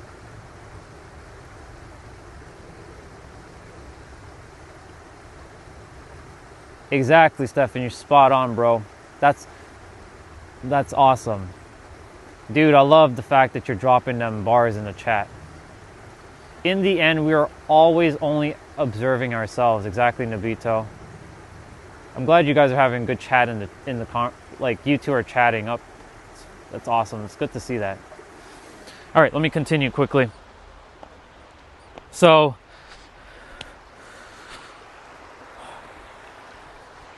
that was Mike, by the way. I met him yesterday. I brought him up earlier in the chat. I'm like, random guy showed up on my stream. Or he didn't want to be on camera because and I don't like putting people on camera if they don't want to. But he was standing over there and he was listening and he's asking me questions, as you all heard. This is what brings me joy, y'all. But if I didn't put myself in uncomfortable situations, would I have had that experience with Mike or with you, Stefan, or hell, with you even, Nabito? Because remember, you and I, we had to go through a friggin' song and dance together, bro. We went through hell and back. Right? You and I went through, hey brother, you and I went through hell and fucking back to figure shit out because of our language structure, right? English is not your native language, right? And you were doing your best to understand where I was coming from, and I was doing my best to expand on what I was attempting to say based on the level of awareness on your English. And that's the other thing, right? I only speak English. Now, if I could like have a technology, maybe I have to build this technology, right? There's things out there that already do this, but maybe my voice, like as soon as I speak, right, and I put this device by my mouth, it projects out the language that it speaks all languages. Hey, maybe this is an idea for some of you. Maybe this is $1 billion idea. Maybe you want to write this down. Maybe I create a device, or maybe one of you create the device where I'm speaking in English and then it just translates to all the languages and only you can hear that one language because it's like locked into your frequency. Whatever frequency you're on, you're going to hear that language. Now, if someone speaks like 5 languages, then the one that's the most dominant language will be the one they'll hear. Hey, I maybe just gave you guys $1 trillion idea. Imagine everybody had that like device. We just understand each other. And it has the opposite way of when you hear it, like you'll know what they're saying. It can work both ways. Anyways, see how an idea just dropped in like that or came from here? Most people think that they're downloading. You're not downloading shit. You're actually uploading. That's a bar, write it down. It's actually already there waiting for your mind to get it. You're not downloading anything. You're uploading. Most people think the answers are coming from the sky into their mind. No, that's not how it works. It comes from within here and shoots it up to your mind. Upload, not download. But you can use download if you choose to. If that's working for you, I'm getting a download, cool, use your download, right? Because, that's how it works. But really, you're actually uploading from within yourself. That's a bar. It's so fascinating.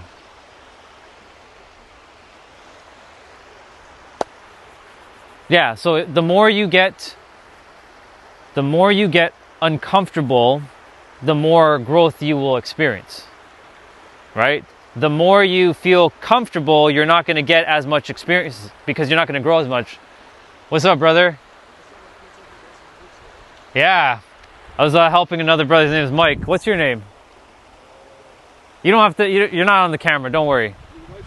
I'm live streaming right now, yeah. Yeah, I'm on YouTube. I'm just helping people with, getting uncomfortable because like comfortability is what's keeping people like locked to the box. Like they're not, because you grow out of when you grow, you're growing in your uncomfortable zone, but when you're not growing, you're in your comfort zone. That's a paradox. So basically when you start to navigate and you start to shift internally to being uncomfortable, you'll start to see how much more will expand. Every time I walk by, I say to myself, one day I'm going to ask you what you're talking about. Yeah. Now I said, no, you're doing your thing, I'm just going to Yeah. So I basically help people to go past their limitations that they impose on their mind. Because the mind is telling you a story saying that you're only capable of only this thing, but you are so much more capable than you realize. So it's what stories you keep telling yourself over and over that you'll keep reinforcing and telling that it's true. And whatever you tell yourself is true is going to be true. How did you discover that I had to go through 20 years of hating people and like going through all kinds of pain and struggle and suffering and chaos in my mind to come to this realization of like, so it's really the mind creating the stories. It's not actually who I am. Yes, I had the experience, but I can change my story at any time because you have that power in every present moment, which is right now, to change if you wanted to. You all have it. Are you live streaming right now? Yeah, I'm sharing with them too. They can't hear you guys because my mic is here, but they can hear me. Yeah. They can't see you guys because it's pointing to the water, but they can hear me speaking to you. Yeah. Okay, I'll let you Yeah. Appreciate you, bro. Yeah, man.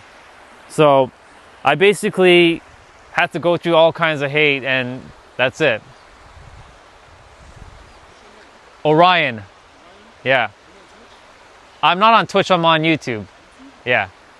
Yeah. Orion Stellar. Yeah.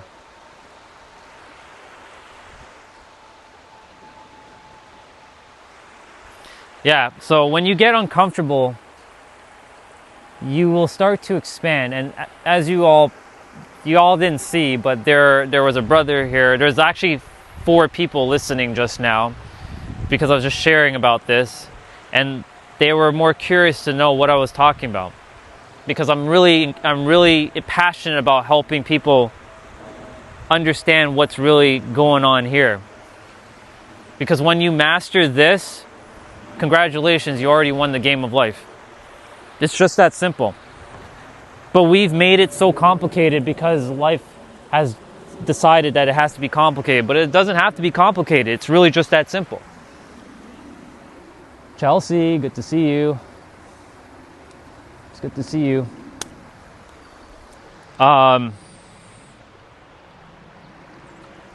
We just made life so much more difficult than it has to be. I did it for years. Does that mean that life's going to be simple going forward? Life is going to still throw you a curveball, but you get to decide in every present moment what meaning you give to that experience. That's a bar, write it down. You get to decide in every present moment what meaning you attribute to the experience that you're having, right? The universe doesn't care about our language, just so you know. The universe does not care about our interpretations. It is doing what it's doing. That's it, plain and simple. It doesn't give a shit about our meanings and our interpretations. We created those meanings and interpretations. And because we created those meanings and interpretations, it's us that are either confining ourselves into a box or expanding ourselves beyond the box that we've imposed ourselves into for years, like I have. I've imposed myself into a box for years. Somebody asked me recently, how is it possible that you have all of this wisdom? Because I've decided that I have it. And as I decided and I locked in, it came through. Because it is just that simple. Morning. It is really just that simple, but we've made it more complicated than it has to be. I said one day that there's going to be people listening to me at the water. Here we are. I manifested this. There was 4 people just now. One brother asked me, like, he sees me every so often. He asked me, like, I want to find out, like, what do you talk about? I'm like, I talk about helping people blast past their subconscious blocks. But the subconscious is not technically here. I point here because when we say subconscious mind, we think mind is up here, but mind is actually everywhere.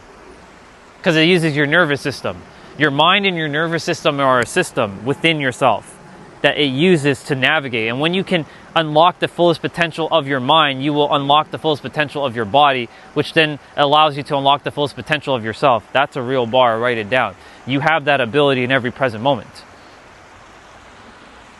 The problem is because we've given so much emotional investment in things. We've given so much emotional investment in things that it feels impossible to change. But you can change. They said it in what, Rocky 4? If I can change and you can change, then everybody can change, right? You can change. You have that power. But you have that power in every present moment. What's the present moment? Right here, right now. You can decide right now. Oh, Ryan, that's not simple. It's impossible to change right now. I've been through... Yes, I know, the story. We're telling a story again. I get it. I told myself that story. Once upon a time, there was another person. It was on Facebook, and I have never found this video ever again. It was a clip. This person said that you can actually heal yourself instantly. I'm like, no, you can't. This was where I was in 2024. I'm like, no, you can't. That's bullshit. I spent years healing. You're telling me I can snap my finger and heal myself? That's bullshit. Like, if I get a cut, my cut is not, it's not healing. It's bleeding right now. How is it healed? I'll share it right now. The moment you get a cut, like a physical cut on your body starts activating the healing right away. Yes, the blood is starting, but the blood will eventually stop flowing, right? You got to take care of the wound, but you know, the body's starting to do its repair now. So it is healing in every present moment, isn't it? And so when it comes to our mental wounds that we've endured, we've all have mental wounds. Right? The reason why we hold on to these things is because it becomes part of our identity. That's really it. When we internalize these things and we keep these identities, like with our emotions, guess what happens? You start to be that story over and over. And then when the time comes, when you hear something about you can drop your story, you'll be so resistant to change because you've internalized and emotionalized it for years and given so much emotion to it. So it's not going to feel simple. But the mind, right? Once you understand that you are not the mind, this is where it really starts. You have to realize that you have a mind to use as a tool to navigate the world with your 5 senses, your body. When you understand that you have a mind and you are not the mind, things start to change. You have a mind, you aren't the mind. Hello. You have a mind, you aren't the mind.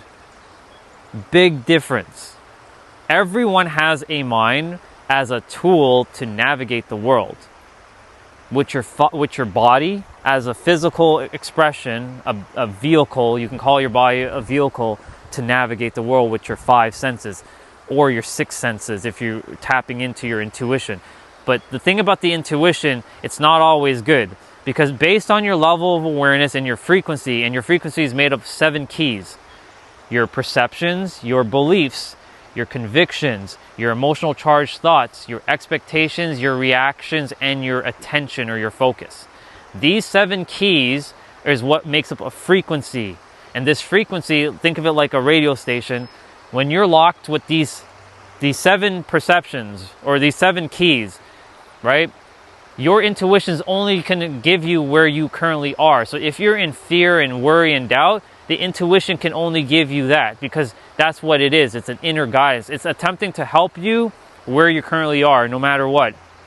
It's counterintuitive. It's very paradoxical. If you're in joy, happy, love, bliss, and all that, it'll give you more of that. It'll give you intuitive guidance to go and do this with joy and whatever. If you're in hate, fear, anger, despair, rage, chaos, insanity, depression, insert word, your intuition can only give you more of that. Because it's based on your frequency. It's based on your level of awareness presently where you're at in your life. That's why I said you're always going to be right no matter where you are. But you also can also change and also enter a new frequency at any time, and you'll still be right. I went from hating the world, and I was right for hating the world, but now I love the world, and I'm right for loving the world. Have a great day. Let me read the chat quickly.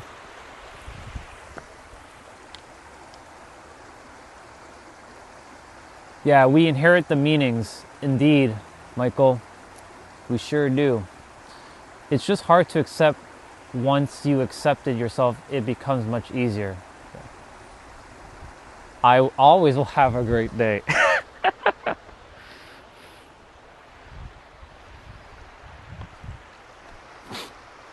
You're right, Nabito. It can be, but once you've it really comes down to having the ability to accept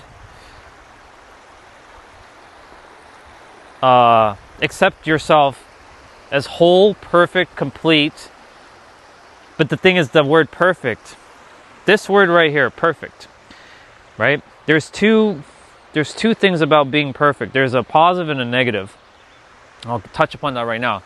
This is where we're going to break language structure for a moment. Perfect for most people implies, perfect, like everything just is. It just, all is good, right? Even I don't really have quite a definition to that word perfect, because perfect implies like. But then there's a negative connotation to perfect that the mind creates, where everything has to be, all your ducks have to be in a row, all things have to be like in alignment, and it's your mind sets you up for that trap, and will make sure that you go and strive for perfectionism, and then it'll use perfection as a sign to bring your ass back down. Your mind isn't the enemy, though. Your mind is based on the current stories that have been told over and over. And if you're starting to change a story, watch as the mind starts to fight you. It's going to fight you, because you are not the mind. I just said that.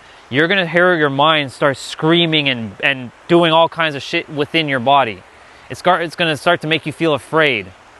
And your mind's going to start creating more stories, and it will continue to self-sabotage you, because the mind, when the mind has that story, it's its own entity. You have another entity within yourself. And when I say entity, I don't mean that in some scary sense. I'm saying it's just it's like a doppelganger who's hanging out with you. And you gotta stop listening to the doppelganger.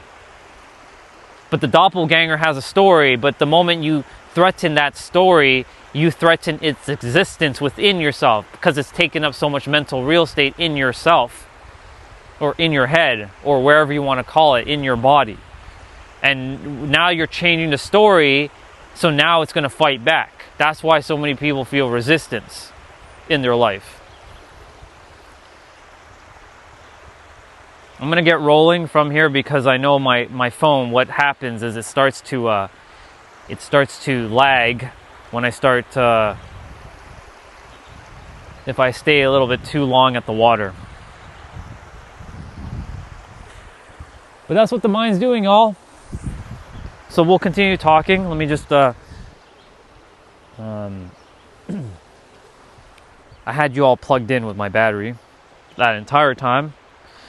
Let's see, where are we at in terms of the battery? Is it at 2 or is it at 1? It's at 2. It's at 2. Nabito, let me see what you wrote, bro. I do apologize if I missed any of your messages. It's not I'm being very intentional, because I said today I'm going to lock in, but if there's positive stuff in the chat, then I'm going to read the positive stuff. It's just that you all dropped some pretty good stuff. I just didn't get to read all of it, but I will be reading now as I walk. Let's thank the water. Water, thank you so much for your time here and all your lessons that you've shared with me. I appreciate it. By the way, I'm going to be doing my workout when I get back. I have a 1-hour jump rope to do. So and I'm going to do that one on the stream. So today I'm going to do my workout on my stream. Bye, water. I'll see you tomorrow.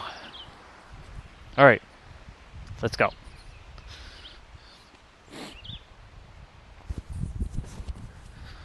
I dropped a lot of bars today. If you all didn't, for those who were here the entire time, that was a fucking masterclass. That was beyond a masterclass. That was a God's class right there. Let me see. Nabito. But who can say that our desires and efforts do not come from the same core as our thoughts from a real core that is not ours? Well,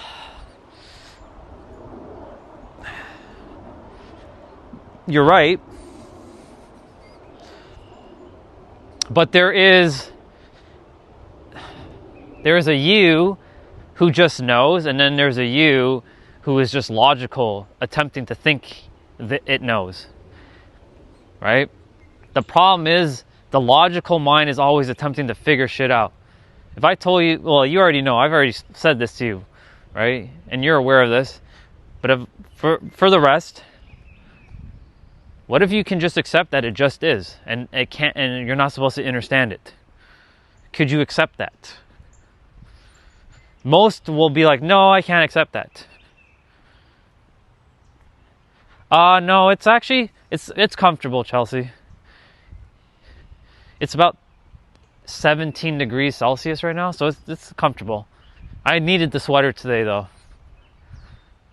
Yesterday was t-shirt day. Today is going to require a little bit of sweater or long sleeve day. Probably when I go do my jump rope, I'll probably put on my workout jersey. We'll see.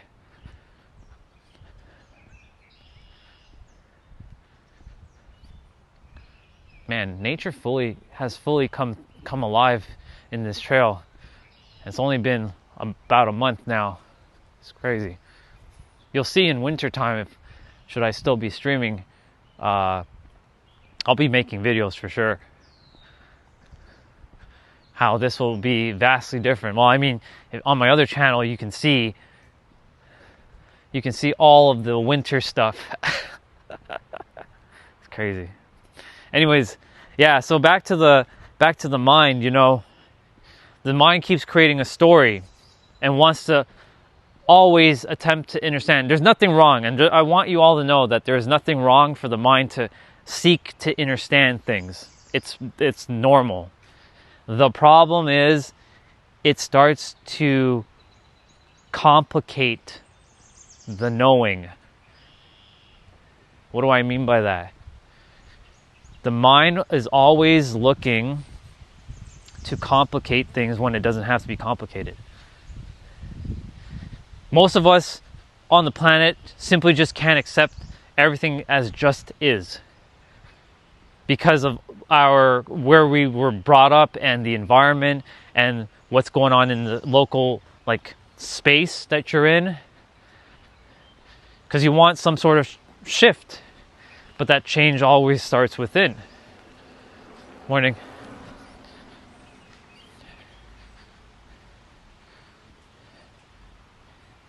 Let's see. T-Bray, good to see you, bro.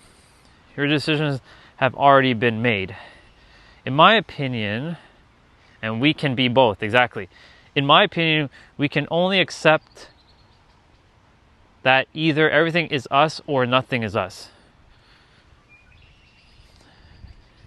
Either way, it's the same. We are what we are, exactly. Morning. Morning.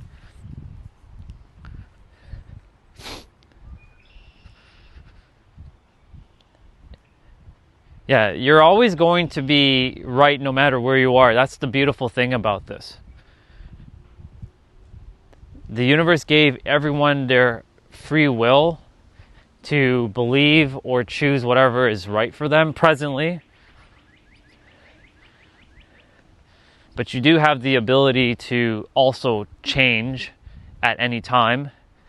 And once you do change, the game starts to change. And, you know, the mind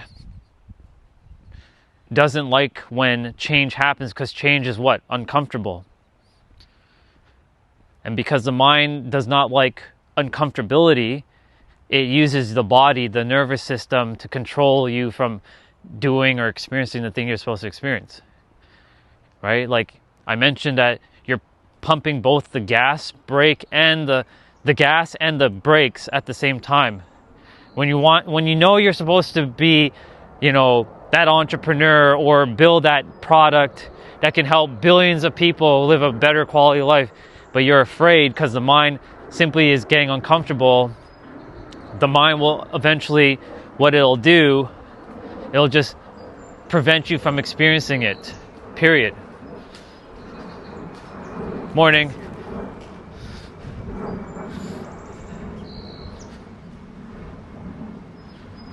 And if you've noticed, in my experience, when I'm walking, have you noticed people being like aggressive or angry at me?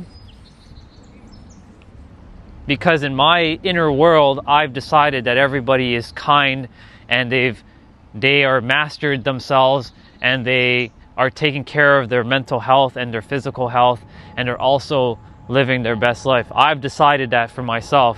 And so in my inner world, my outer world in the physical presently shows a different story now, where people are more, enjoy. Morning, sister. Have a great day. So, of course, weather's making it easier as well too. But, I've seen people who have been in this type of weather and they haven't been there themselves. Morning. Have a wonderful day. Thank you. So, you get to decide what that world looks like to you. And imagine more people were starting to, it's a ripple effect, right? A lot of people currently in the world, it's a negative ripple effect for them specifically, because they're seeing the outside world being so negative. So they are just conforming to it and not like standing. They don't want to stand out to be knocked back down to some degree, because they've decided that like it's just easier to conform than to go against what has been said to them, or choosing differently. But I myself, I'm not even going against anything. I'm basically operating the way I was supposed to be operating. I've returned back to the child version of me, the version that just was always joyful and expanding and creative and imaginative. It's fun, right? I've rewritten the childhood as well. The childhood is pretty much a wrap. I've already undone all the stories. There might be maybe one or two might be lingering, but even still, I'm good either way. Remember, y'all, practice that love and authenticity, especially authenticity. Why authenticity? Because it's a much more powerful frequency than love. When you're being your truest self, watch as things just open up to you. Well, hello there, Amelia. Good to see you. It's been a while. Perfect time, because we might be seeing the geese very, very soon.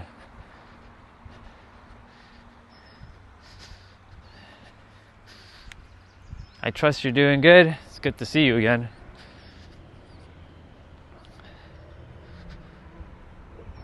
There's our brother with his doggy.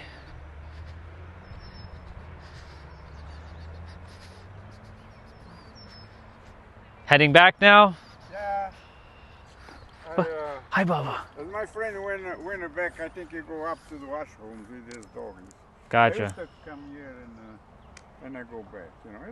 Yeah. I come down here twice a day, one in the morning That's and one in good. the afternoon. That's good. The afternoon I go to another side. Ah, I go to the East Clinton Bridge. Under the Got bridge it. and come back. And I go up the hill because we live close to the where the kids play. yeah. Up the hill, we live close to there. Gotcha. And I live far away, but he lives close.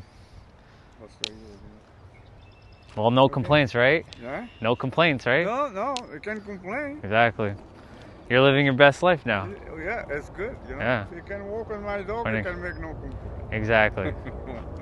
All right, brother. Have a wonderful day. Have a you too. Thank you so much.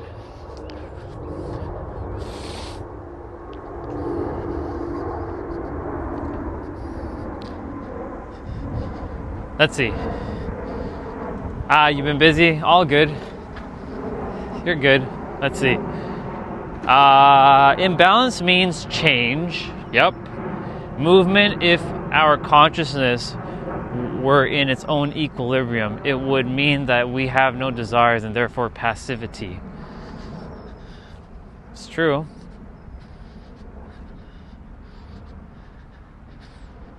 The one thing the one thing, and this is good that you said what you said, and it's perfect as it is, but I will, and it turns out my fish aren't dying. See, good stuff. I'm glad that your fish they're good, Amelia. I'm happy about that.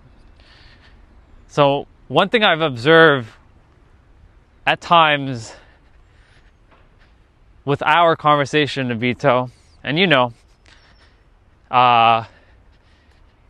for me, like, it's good to share those words, but one thing that I've been starting to do is starting to also let go of like big complicated words. That's how we have to explain things, of course, to some degree, to use those words. But I find that like using like big words at times kind of it's the mind attempting to be intellectually smart. Not to say that that's what you're doing, because that's not what you're doing. You're explaining it from your own way. But I find like when I'm jumping in conversations where it's like, ooh, there's a lot of big words I have to like navigate right now. And I understand all the big words. Have a good day, brother. Thank you. It starts to kind of obfuscate things to some degree.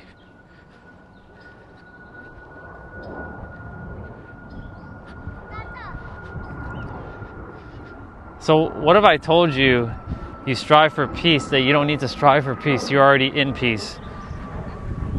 Could you accept that you're already in peace without having to strive for it? That just being you is already peaceful enough? I love when we chat because we get to expand and grow even further. Because you're already at peace. Eliminate the word entrepreneur. That's going to be an interesting one for me. Because that's what I am. But technically speaking, what I am is just a soul helping people. How about that? Here we go. I'm a soul helping people. But then there comes another problem. What is a soul, right? The life force energy that's permeating your vessel.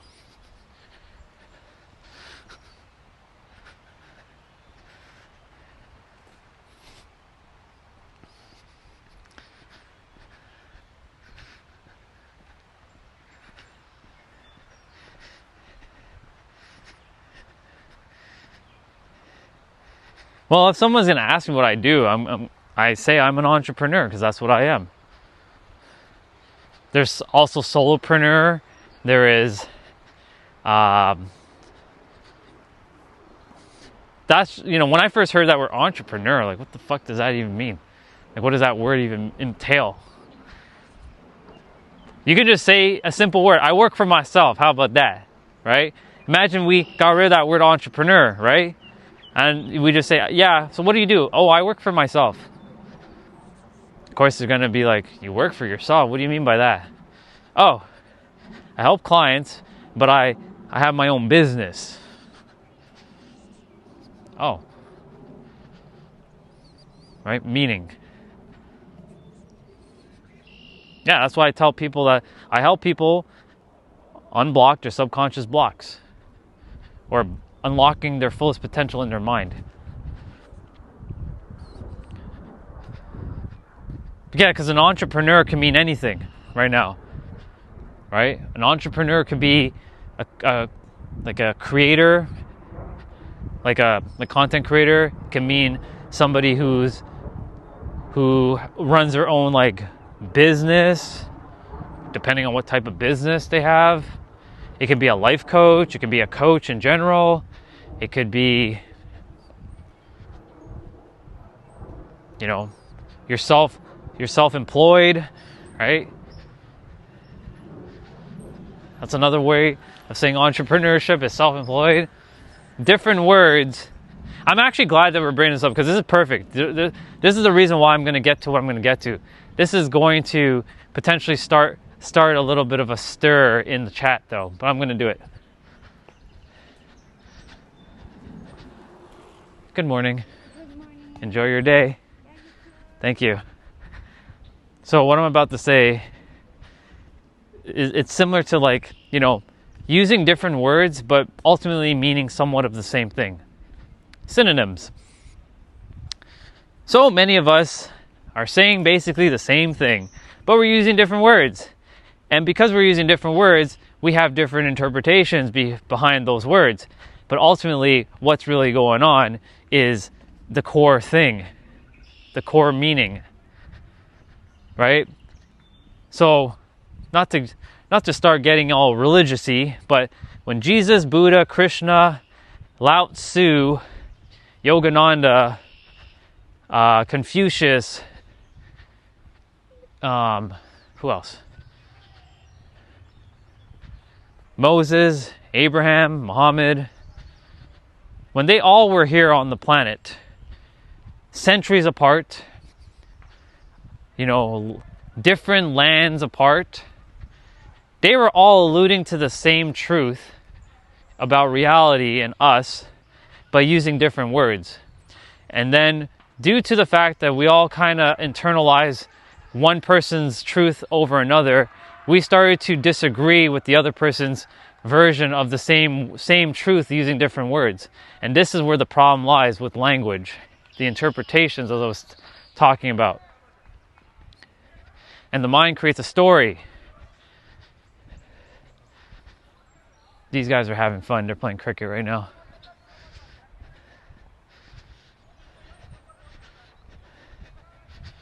They're enjoying their time. There's a whole bunch of them enjoying themselves, which is awesome. Boom. Oh, nice shot. That was a nice hit. Good job. I don't understand sport because I haven't really played it, but I can understand the joy they're having though. They're having so much fun. I can understand the language that they're speaking of joy, which is cool. Let's see.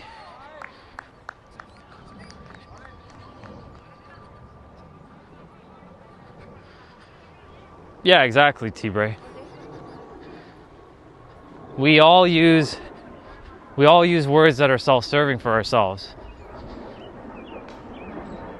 So look, we're about to run into a group of wonderful souls about the Jehovah's.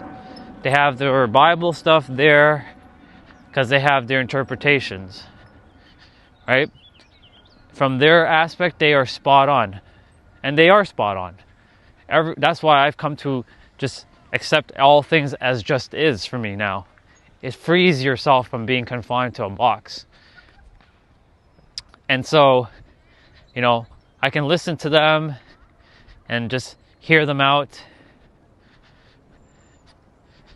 Morning, brother.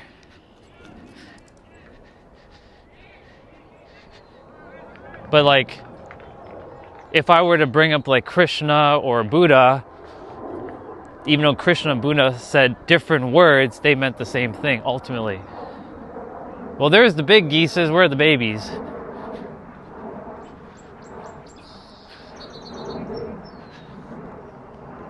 Their babies are not there.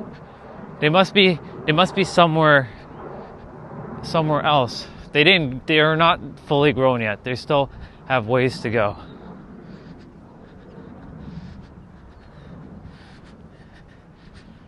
Yeah, Nabito, there's no point in needing to do all that. See, that right there is going and creating an obfuscation. I know you meant that as a joke, but still.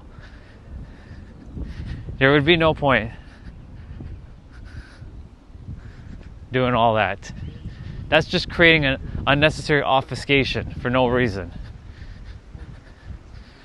Because why does somebody do something in general? Hello. Why does somebody do something? Because they want to either feel some sort of, it's a feeling of like morality of being right or like superior to some degree when they do something like that. For me, why do I do what I do? Why do I stream? Not to be right, but to bring to awareness so that you can have the tools accessible at any time at your disposal so that you can live a better quality of life.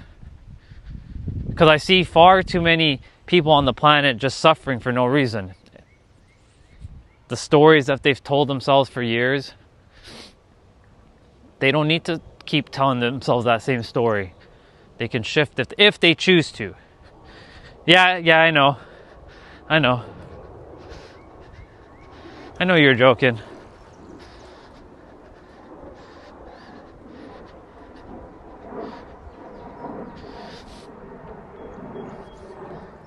$11:07.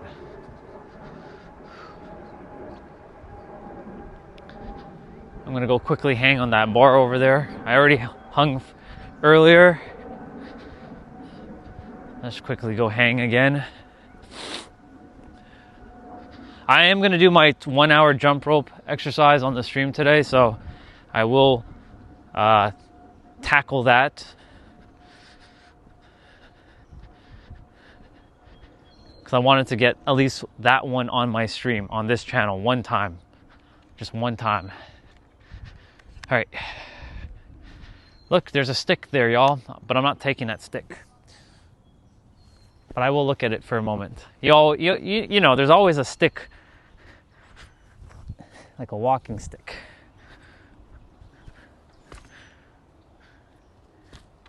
This one's interesting, though.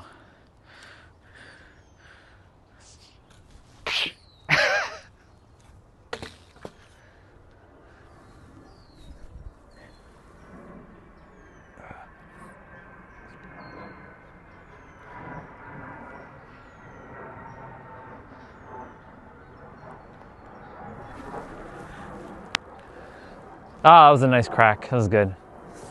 That was good.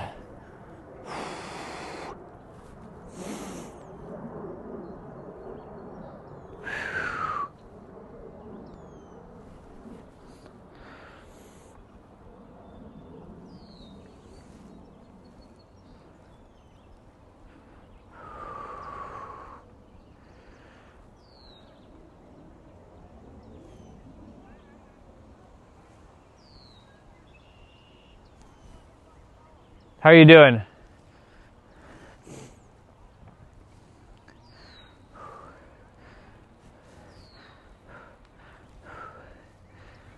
A couple people walking by. One gave me the thumbs up.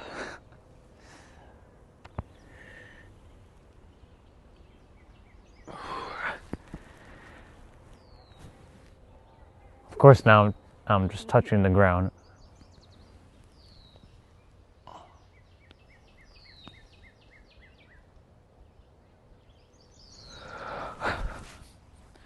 Nice. Excellent. Wait for our brother to pass by. Let's see. You know archetypes, so you would rank. I don't give a shit about archetypes, bro. They're all equally the same. You know where I stand with those things. I'll make sure I dissolve it to be equal.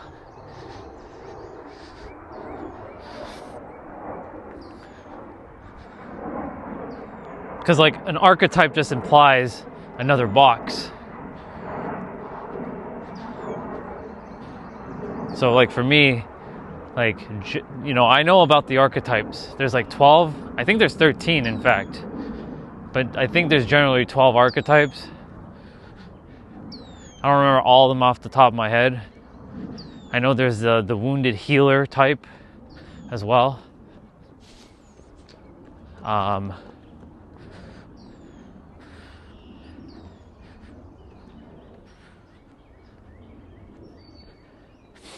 Divine Comet. Yeah, I remember.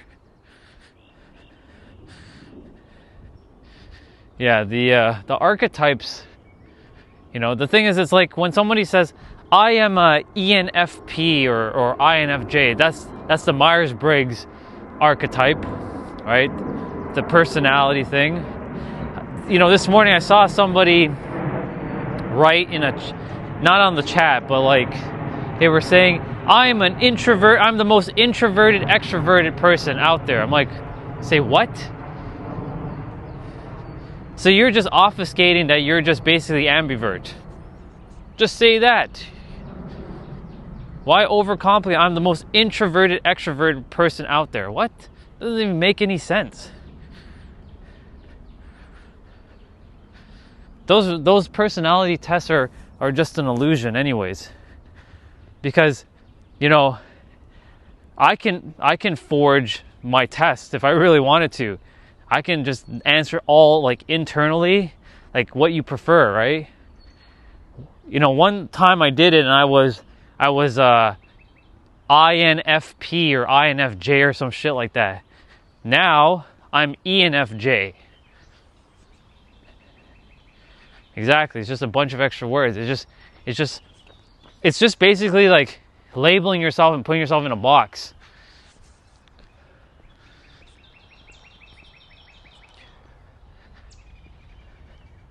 It's another trap that people spring on themselves without knowing that they're springing it. Can it help someone? Of course it can. Right? If they see, you know, if they're living their fullest potential with that, cool. Use it. But most are not. They'll say, I'm a shy person. Nah, when you were a child, you weren't shy. I can tell you that. You just picked up a bunch of stories and programs over your experience that told you that you're shy, but you're not actually shy. In fact, I bet your ass if you were with people that you've been spending as much time with, you're not shy with them at all. Hence why there's that whole idea of, you know, when I get comfortable around people. But let me ask something, right? Once upon a time, except for maybe your mom and your dad, you knew no one, not even your cousins or your brother and sister, if you had any brother and sister. Well, if you had no brother and sister and it was just you only knew your mom and dad as a baby.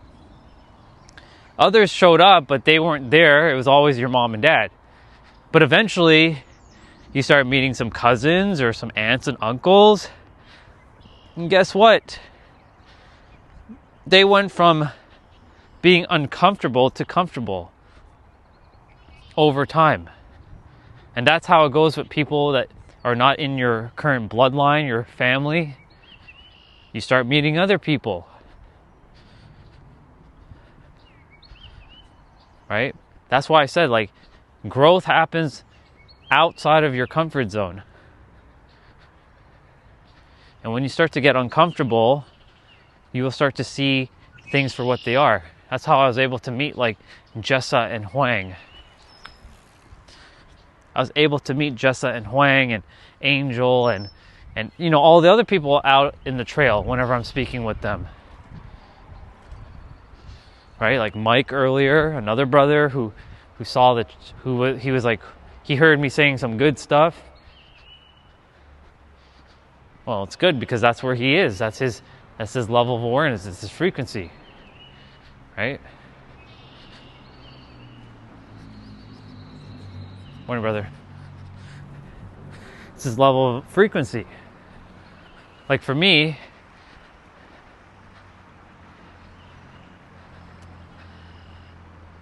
what do you mean what happened? Like you're talking about like at the trail or when I was speaking at the water? Or what do you mean, just like what just happened? You gotta give me some context, bro. Oh, Mike. So Mike, he was asking me, you know, he really appreciated all the things I shared yesterday. Because he came by the water yesterday and he ran into me. I had never seen him before, didn't know who he was. But I felt like I already had that experience. And Mike was starting to ask me, you know, a lot of things about the subconscious mind and the nervous system. And so when I started to chat with him, you know, he was locked in, and he's actually really happy that I suggested Nero to him, because I'm like, he's ready to handle Nero, because him and Nero, not because they're both like like wearing do-rags or anything like that. I sense that Mike is at a point where in his journey, he's ready to hear things because he's listening to Bob Proctor. Bob Proctor's all about energy. So it would make sense that, hello, morning. Hi. It would make sense that, Nero would be a good fit.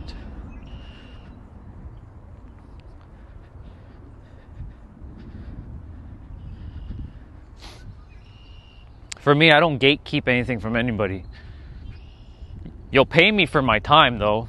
Like when any of you become my clients, you'll pay me for my time. But in terms of information, I'm not going to gatekeep things from anybody. That's the thing. That's what I came here to stop with a lot of coaches to some degree. I understand that's their business model right now. I'm not here to destroy their business. I'm not here for any of that, but I am here to say you need to stop with that bullshit that you're doing. Creating fake scarcity and making sure you charge your people more for this information. And if they don't pay you that, then you're not going to give it to them.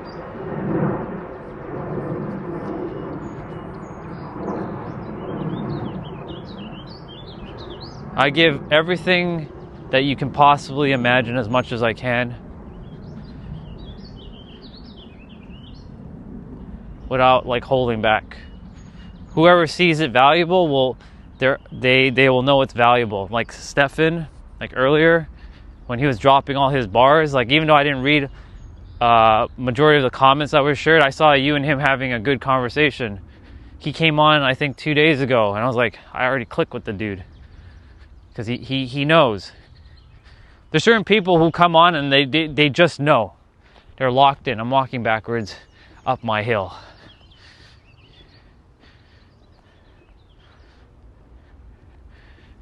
Yeah, exactly.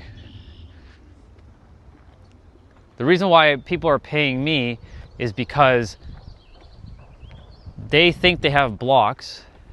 And they have to speak to someone else to sort of ask them a question that they may not have asked the question to themselves. It's basically awareness. I had to do a lot of those deep introspective questions to myself. Like, why do I believe the things I believe? Where did I pick up these beliefs and why am I still holding on to these things? Where did these things come from? Of course, a lot of it comes from childhood. And going back to their childhood.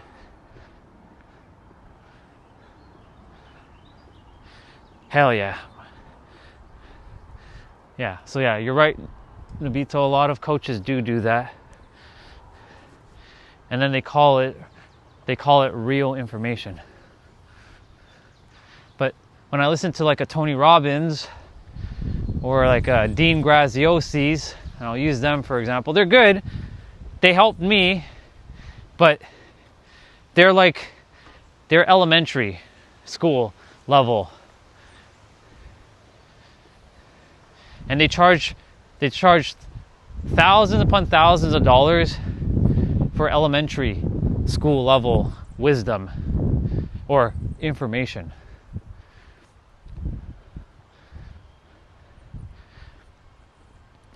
Yeah, reverse walk. I'm focusing on my knees, my hips, my calves, and my ankles right now as I went up that hill. I'll be turning around in 3, 2, 1. Cool. I went that way yesterday, so I'm going to go that way today. Just got to change it up.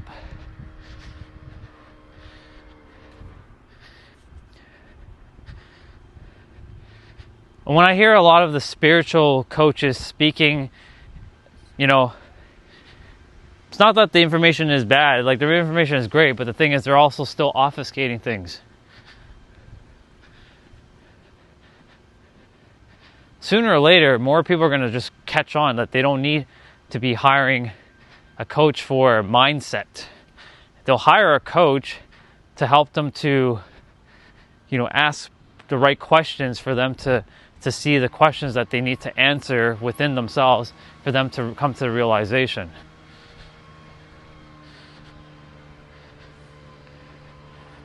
My role is to make sure most humans, as much as I would like all humans, but most humans, to get to a state of peace within themselves and joy within themselves.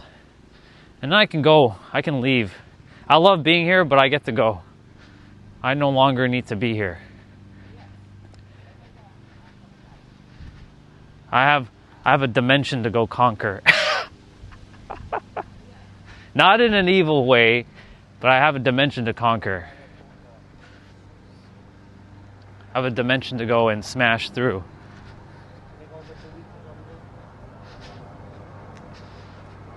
There's a lot of people out right now. The weather's starting to feel much warmer. So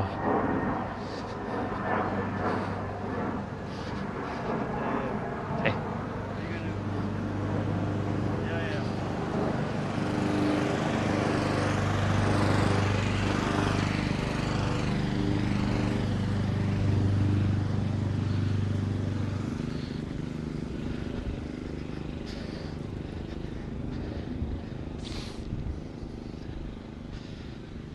Taking the longer way around, get some more steps. Where are we at in terms of steps? Yeah, we're only at 9,202. Haven't hit my, actually no, it just went up. 9,593 steps. I'll get to 10,000 by the time I get to the house. The goal is always going to be 10,000 minimum when I'm living in San Diego physically. I'm there mentally. 20,000 will be now my new default. I'll hit 20,000 a day. I'll do dual walks, morning and evening, just before I call a wrap, since I have that walking trail close to the penthouse. Let's see, Nabito, what did you share? And there is manipulation in the sense they don't reveal those whole reasoning behind the methods, and can reserve some almost supernatural stances that they can exclusively understand things others can't. Yeah, exactly.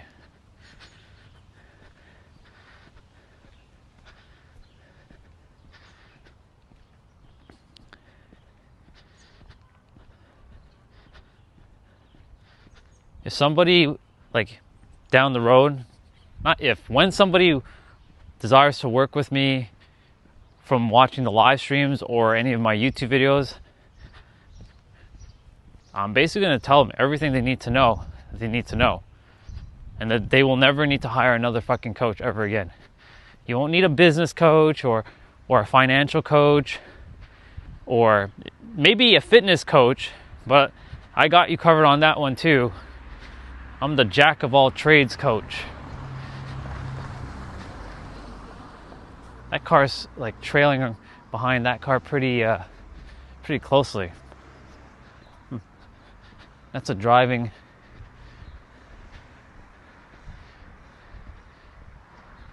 They can't pass, unfortunately, because there's so much cars parked on the side of the road.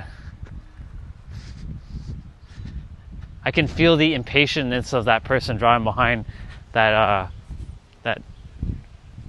training car.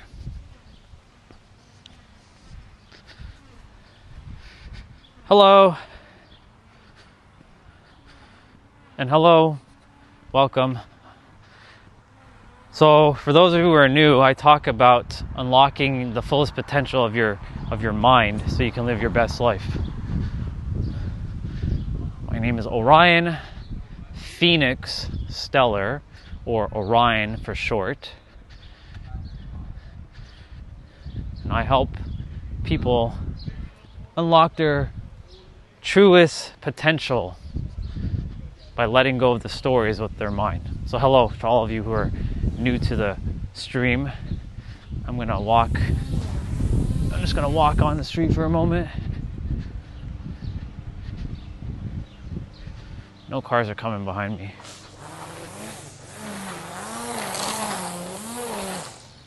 Morning.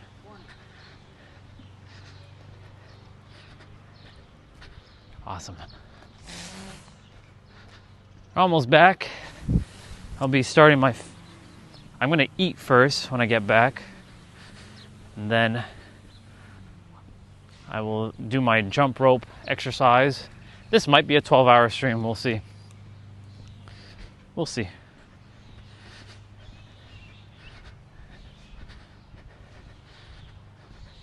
I was just trying some options as a mod. Okay, cool.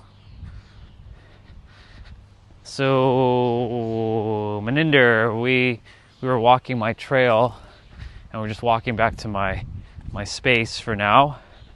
I'll be doing my workout shortly. On my stream, I'll be doing a 1-hour jump rope exercise.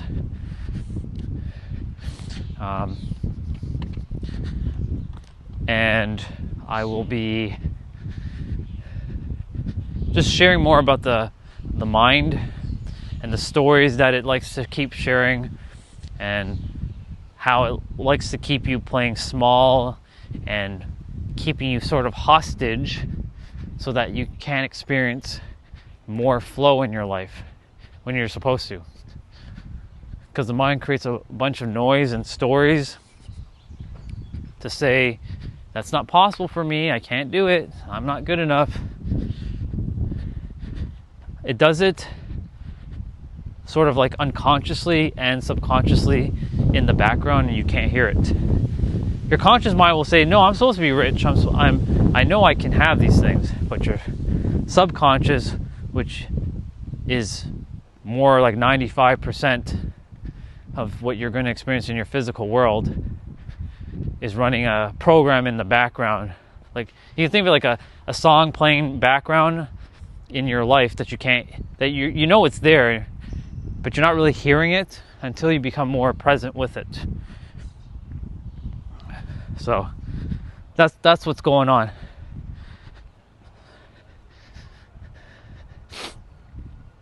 But I'm just walking back. I'm getting my 10,000 steps in, minimum. 10,000 is like bare minimum now every day.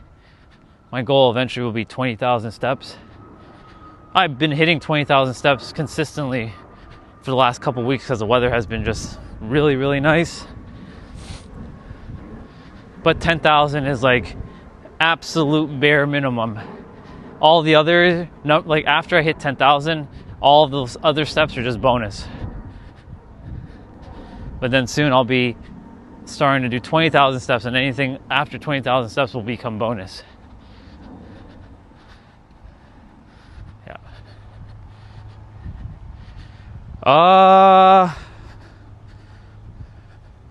Well, on average, let me just quickly check right now.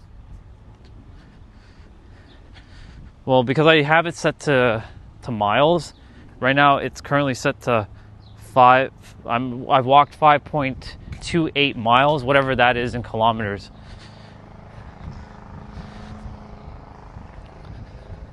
That's probably like 10 kilometers, maybe, give or take. I tend to walk a lot.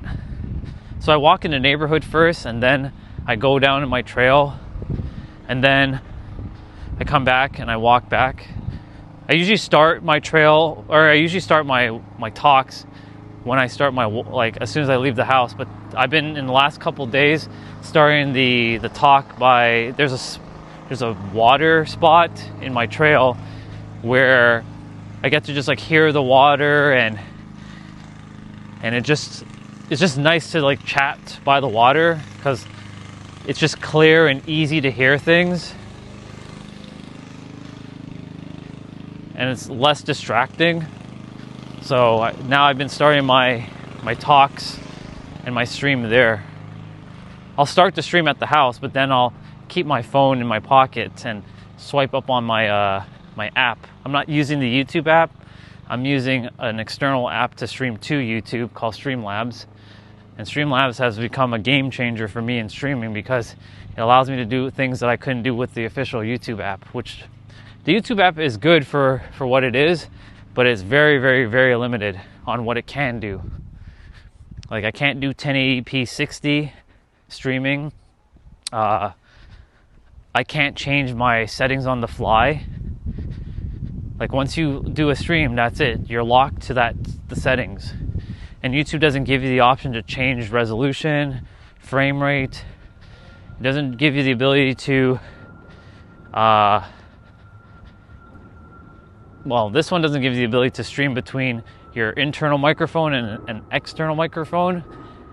But right now, there's a glitch either with my phone or with YouTube, where if I use the YouTube app, you will not hear me clear at all, because I would have to use the internal phone microphone, and that microphone isn't that great, because I like to be away from the phone and like talk. So then like the app doesn't work with my mic right now. They did some sort of like update to their app by adding some feature, and when they added the feature, they broke my microphone usage. Kind of sucks. Yeah, Chelsea, I was using Prism Live. So the only problem with Prism Live, the phone overheats with less settings. Like I can have the same settings between Streamlabs and Prism Live, and Prism Live just overheats. And Prism Live right now, because I'm not paying for it, it leaves a watermark on the bottom right-hand corner, whereas Streamlabs doesn't. And Streamlabs, the interface on Streamlabs is not as nice as Prism Live, but Prism Live doesn't give me a lot of settings that Streamlabs have. That's why I'm like, it's always like that. Why don't they just build one friggin' app that has every damn thing in it? And that's where I think I have to build this app. Give you all the fucking features. Some will be paid, but it's available whether you want to pay for it, for those extra features, or at least give you the most, like the basics of features that you need to stream. Like it's pretty ridiculous to like, this has one thing, but this doesn't have this thing. This has this thing, but this doesn't have it. Come on. I think I'm supposed to build the world's greatest live streaming app, because like I myself do not like to be tied down to like limitations with like, this has this feature, but this one doesn't. But if I want to use this feature, I have to be on this one, but I can't be on the other one because this one has that feature. I'm like, come on, for real? I have seen that, and I believe, I don't know if that's available for if that's an Android only app or if it's an iPhone only app, but that has its own pros and cons as well.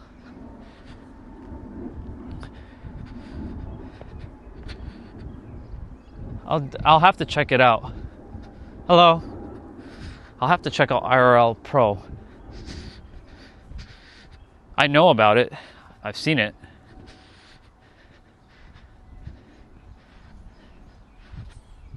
For me, it's not a matter of paying for like feature sets. It's a matter of having the feature sets in the first place available at my disposal. Like Prism Live has the ability to change between internal and external microphones. Streamlabs does not have that. Streamlabs has the ability to go to 60 FPS and change things on the fly, whereas Prism Live, once you lock into one setting, you have to end your stream and start a new stream to get the new settings. Come on. It's pretty annoying when it's like, this does this, but this can't do this one, but this other one can do this, but that one can't do that. So OBS Studio is really more for more internal, like more like indoor streaming. I mean, yes, you can technically use it outdoor, but I've attempted to use OBS and I'm like, fuck this, too complicated. They make things more complicated than it has to be. And that's the other thing too. It needs to be streamlined and simple. Having to fiddle around with bullshit and just to get something to work is not my thing. I'm a very technical guy, but I like my things very, very easily and simple. But once you figure it out, it's not bad. But I don't believe OBS is really good for outdoor streaming.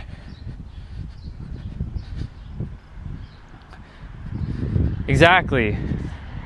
That's why I'm like, OBS is locked in mainly for desktop, like internal streaming, like at a computer, or you can stream from a phone for sure. I'm not saying you can't. It's just it's not designed the way I want it to be designed, like on the go. That's where Streamlabs comes into play. Streamlabs does the job.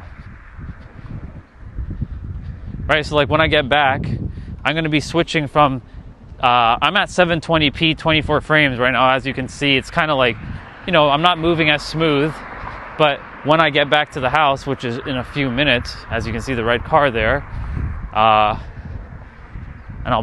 I'll switch the stream to 1080p 60. Now, the stream will freeze for a moment and it'll pick itself back up. I'm also going to go grab food because breakfast was made, but I didn't eat. So I'm a little hungry at the moment. How are you? Good? Perfect. My neighbor. I cut that grass on Thursday and it's looking very, very nice. We got that nice cut grass. I should start streaming out in the field more. Bring out my soccer ball and just like kick the ball around in the field.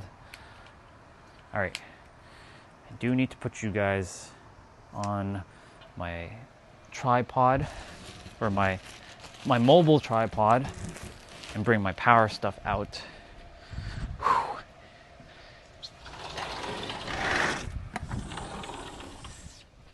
Goodness gracious, y'all, it is, yeah, now the temps, they shot through the roof.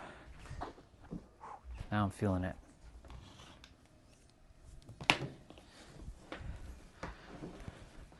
I also need to bring my cooler outside as well, because my phone, if I leave it without the cooler, it's going to overheat. Guaranteed. So I have like this cooler that goes right on the back of the phone. It's overkill, but it does the job.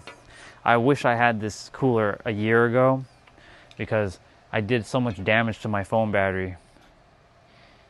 Streaming outside in the heat, because I was out in the grass. Like I was streaming literally out in the sun. So you can only imagine my phone was getting cooked by the sun. Right, the sun beaming down and cooking my phone while streaming out here. And because of that, you know, my phone battery took a massive hit. I have to replace the battery. Still doesn't feel justified to buy a new phone yet. I'm not quite, like I do need to get a second device so that I can watch what's going on with my stream, because sometimes some people are like, the stream is lagging, stream buffer. I have no control over that, unfortunately. I can restart the stream, but if my internet is like going wonky, I have no control over that. It sucks, but it's better that if I can monitor my own stream while I'm on the go. So having a second device, maybe this becomes, my current phone becomes my viewer, and my newer phone will become the streamer. That way I can keep track of it at all times. Whew. All right. Nah, I'm using funny enough, if you said I was using an iPhone 17 Pro Max, that means the quality is that good. No, I'm actually using an iPhone 12 Pro Max. Oh, awesome, Maninder. It's not complicated, but it's not streamlined. It could be simpler. So yeah, this phone is an iPhone 12 Pro Max. So yes, it has Lightning still. Eventually, I will get a phone with USB-C finally. Still been my phone has technically USB-C charging right now because of my USB attachment that allows it to charge via USB-C. Yeah, let me restart the stream quickly. When you walk,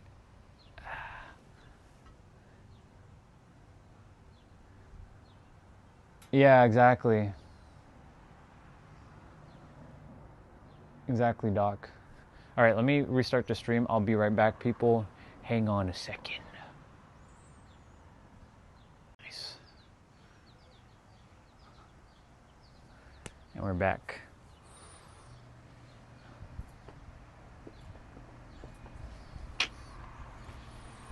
We should be back.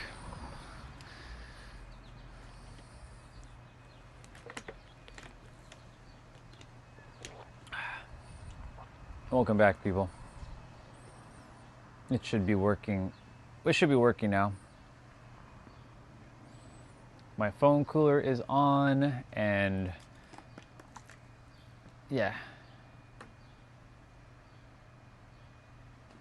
I can go live every day.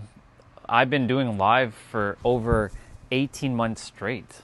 On my other channel, I've done 17 plus months. And before that, I've basically been streaming since October 6, 2024 straight.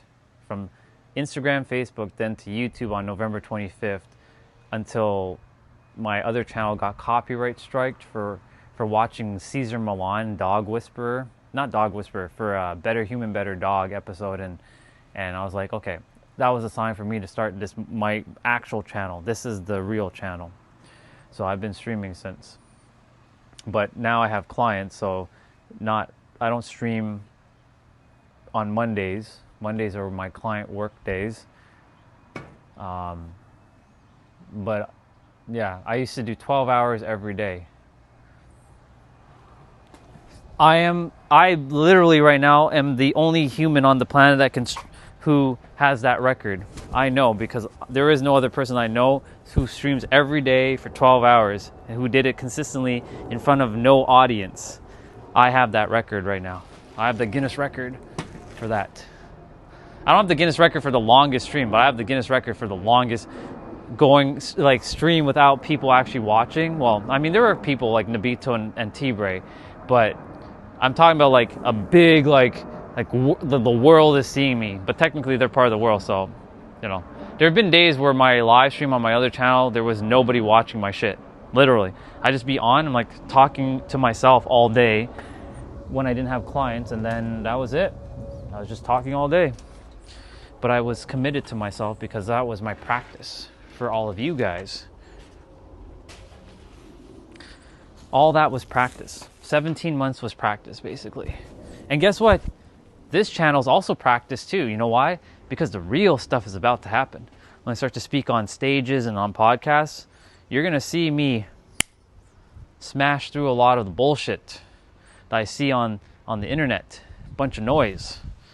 Like, imagine, for those of you who know Mel Robbins and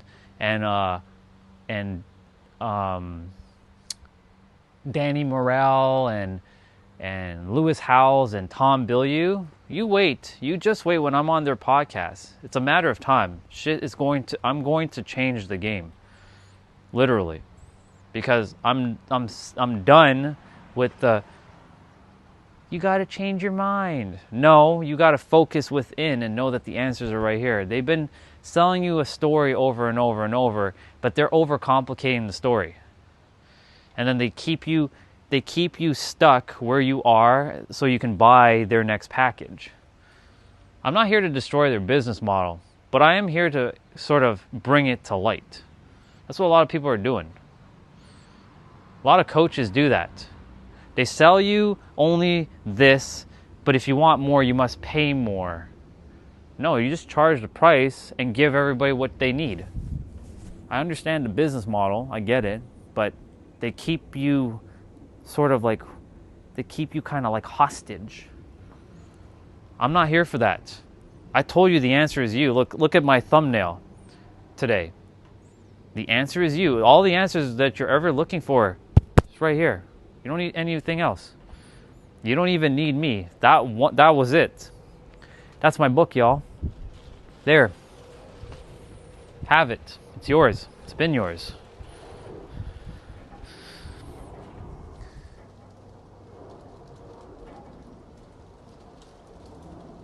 Yeah, eventually. What do you think about metacognition? I have no thoughts on metacognition, bro. To be honest, I don't care about that. If it's making it more complicated, then I don't care about it. Now, if you ask me, what's my thoughts on simplicity? Oh, I have a lot to share about simplicity. But no, I actually have no opinion about metacognition. I know what it is, but I have no opinion about it right now. Zero. It has its own practicalities for sure, but like that's just more noise. That's more obfuscation. What else do you need to know? It's right here, right now. That's it. Right? I looked up Fuzi, by the way. I think I'm saying his name. Fuzi? Fozzie? Fuzi. I think it's Fuzi. I do remember him. I remember and I'm like, that guy, yeah. You see, there's been so many YouTubers over the years that I kind of like forgot about because I don't watch their stuff anymore. Like, or their things just disappear because I'm on my own vibration. The stuff falls out.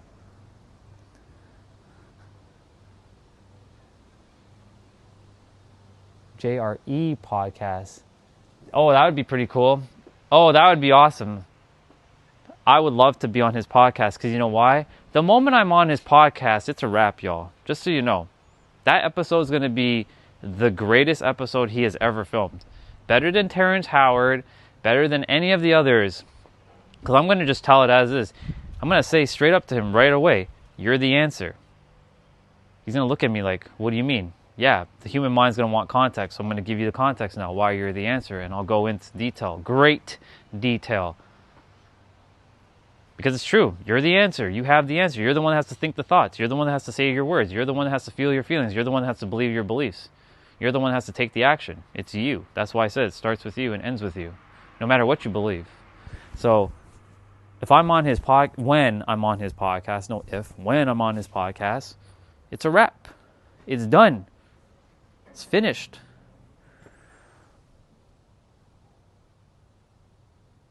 Yeah, Sadhguru, I used to listen to Sadhguru, but Sadhguru now overcomplicates things even more now. I listened to Sadhguru for years, and he's a good dude, but he even overcomplicates things than he doesn't have to be. I wouldn't call him Guru, to be honest. I'd just call him Sud. I don't know what his actual name is. I forgot his real name, but I wouldn't be calling him Sadhguru because he's not a guru to me. That's for damn sure. I ain't calling anybody no guru or nobody a teacher. In my universe, everybody's equal. There is no hierarchy. I smashed fucking hierarchy a long time ago. Each of you are equal to me and I'm equal to you. So, like for me, I'm not here for hierarchy. I actually came here to destroy hierarchy. Literally. I came here to smash it. To break it, to destroy it. As much as I can. To liberate the souls, to be free. Because you're meant to be free and not be ensnared in someone else's like dogmatic experiences. The answer is you. It's just that simple. For me, it really is just that simple. Nothing more, nothing less. That's why I said, when I'm on Mr. Joe Rogan's podcast, that's a wrap. It is a wrap. All of you who found me right now, it's a wrap. You don't ever need to listen to another podcaster or read another book. Again, if you do, it's because you choose to, not because you have to. Because you already know the answer is you. And when you know the answer is you, you will simply just now take all of your experiences and remember that the answer is you, and then you just navigate the world knowing that the answer is you. It's just that simple. And when you navigate the world knowing that the answer is you, everything becomes easy, fun, enjoyable, not hard to grasp. I'm pulling out my jump rope. My 1 pound jump rope. That's right, y'all. I have a 1 pound jump rope.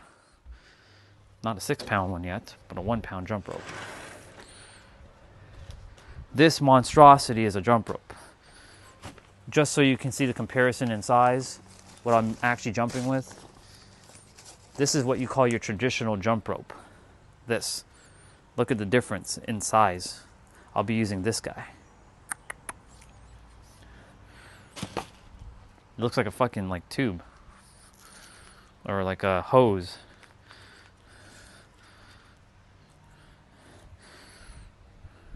cross rope, by the way.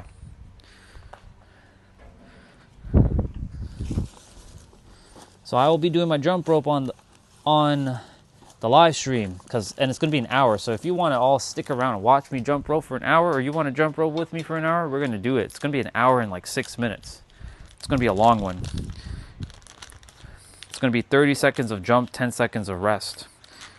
Don't let that 30 seconds fool you, because 30 seconds is a lot, especially when you only get 10 seconds of rest. But you're going to get a couple longer rest periods.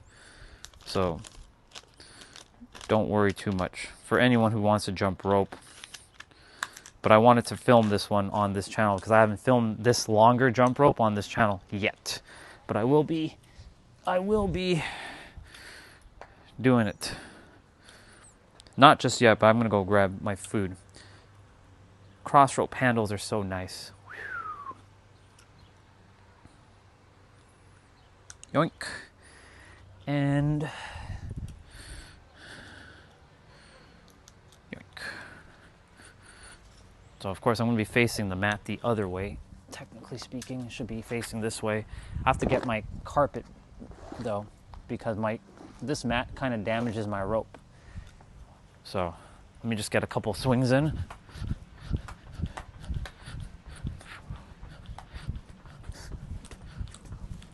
Nice.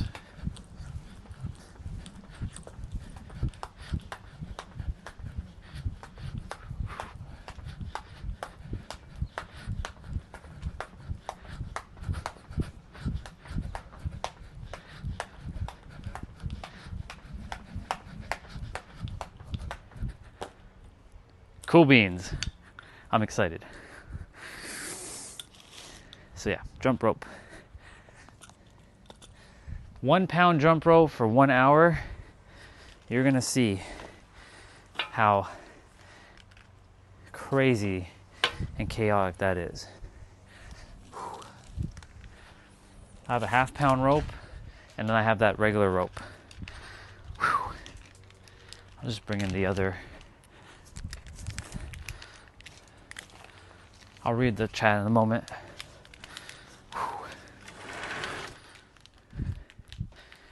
We're getting the blood flowing. Debating if I'm going to use music. I'm probably going to use some Dragon Ball music or something today.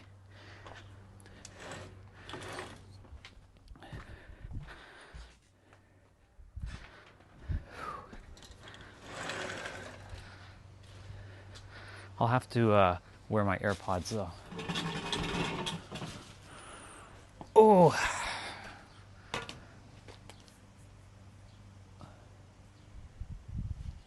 Let's see. Yeah, basically the podcast will be like a minute. You're the answer. That's it. Thank you, Chelsea. Appreciate it. Yeah, you're the answer. You always have been, you forever will be. Done. Wait, what? That's it? Yeah. That's all you need to know. Joe Rogan's gonna be like, can we have more context? Sure. You're the answer. What part of that do you not understand? You are the answer. But why am I the answer? So that's where the human mind is going to always look for the next, because it doesn't want to accept things for just as it is. It just can't. That's why I've been sharing on the live stream over and over that like the mind does not like to accept the answer as just here right now. I haven't. I don't really watch Joe Rogan's podcast often because like a lot of his guests are not interesting to me. No offense to anybody who goes on his show. Most are not interesting because they're like talking about things that have no relevancy to me. They have maybe importance to others but has no importance to me.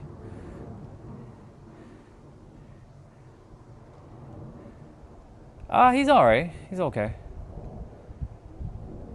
Yeah, send me the link, Nobito, in like Instagram or even Discord. I'll take a look. I'll have a quick. Fuzi's alright.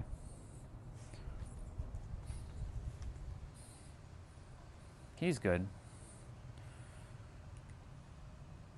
Because I've come to a point where I'm like, everything just is. I've come into this realm now where reality just works the way I choose for it. If I say something's chaotic, it's chaotic. If I say something's hard, it's hard. If I say something's cool, it's cool. Ooh, soundscape to adore. Nice. Got some music to listen to in a bit. Been enjoying some Power Ranger music lately. That's right, y'all.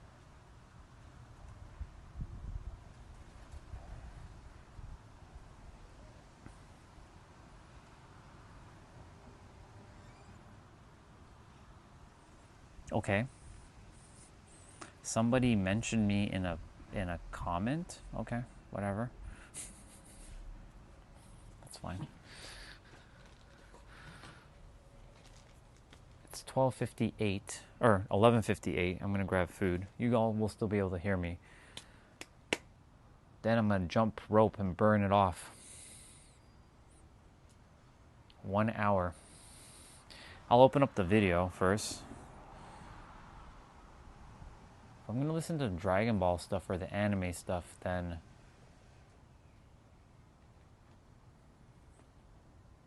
I need to use... I have to plan out which way I'm doing this because I have to put on my AirPods so you all can hear music while I jump rope and I hear him with the cues. So YouTube, I have to open up 2 instances of YouTube, one on the browser and one on the app itself. The one on the browser,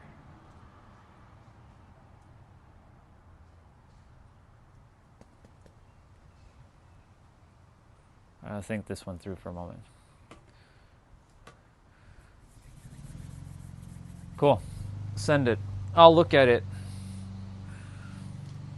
The thing is for me, like, I need no more information. Like when it comes to like looking for wisdom, I don't need it. I have it right here. All of you have it. The only difference is the mind saying that you don't have it. That's it. And the mind will continue to tell you, like, you're missing something, you're missing, because the mind is designed. This is going to be a bar for some of you. I've already said this before, but I'll say it again for some of you who missed it. The mind is always looking, seeking, and finding the next because it simply can't accept what's here in the now, because the mind is not designed to accept things in the now.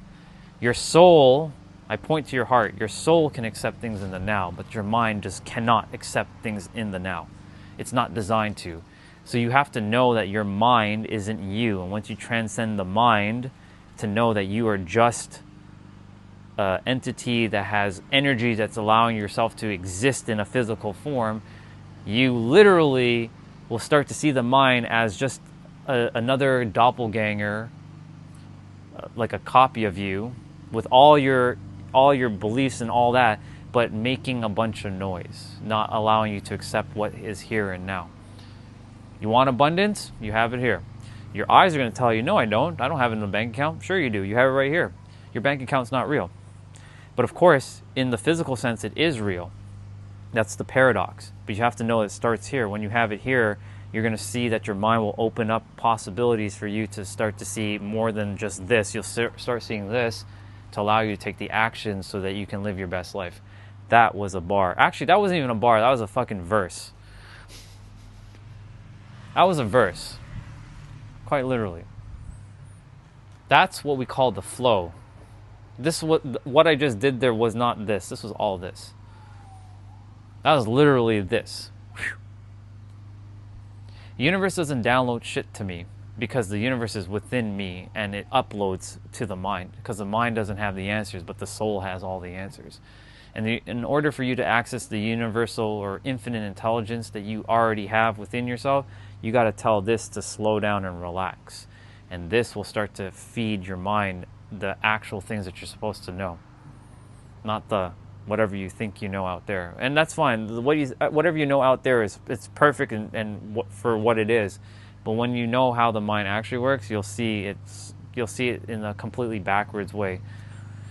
The way we were taught was backwards, but the real way is not backwards. But when we look at it, it looks backwards. That's a bar. That's actually another verse. Exactly. When you travel the astral state, it's more real than here, because that has that's the real stuff, because it's the mental realm.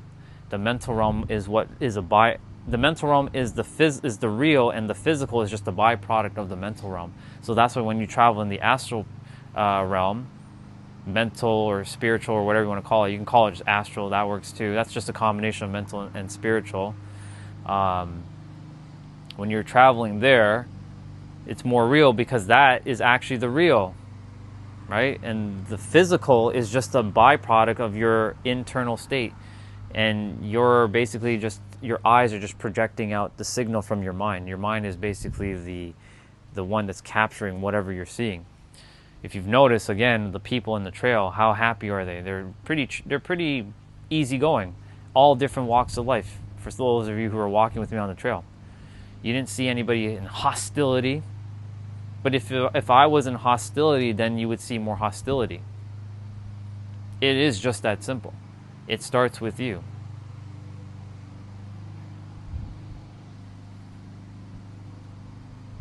Does that mean that everybody's going to be, happy-go-lucky when I'm walking the trail? Well, no. There's still going to be people that will show up as, you can call them the curveball of your experience, to kind of G-check you to see if you're staying in alignment. That's what the universe does. It's not testing you, but it checks to see if you're staying in alignment with who you say you are. And if you are saying who you say you are, then the universe will keep you where you are. But if you start to shift and you want to start changing, in the beginning, the universe is going to find ways to drive you back down. It's not that it hates you. It's simply a system that wants you to stay in balance with itself. But until you have your new balance, it will continuously bring you resistance for you to face until you let go of it.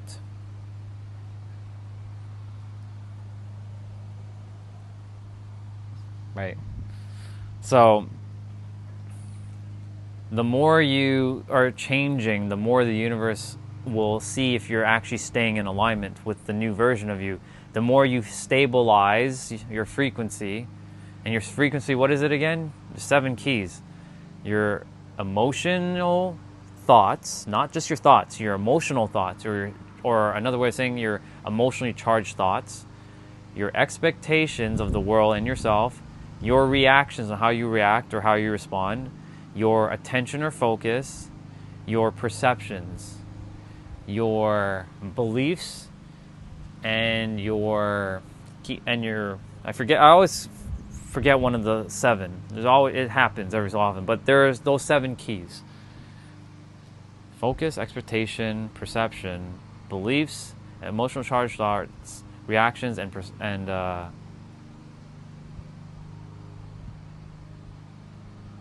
it's not popping up.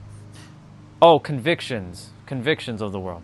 That's the other one. Convictions. What are your convictions? Conviction is, by far, you might all want to tattoo that on the back of your eyelids. Conviction.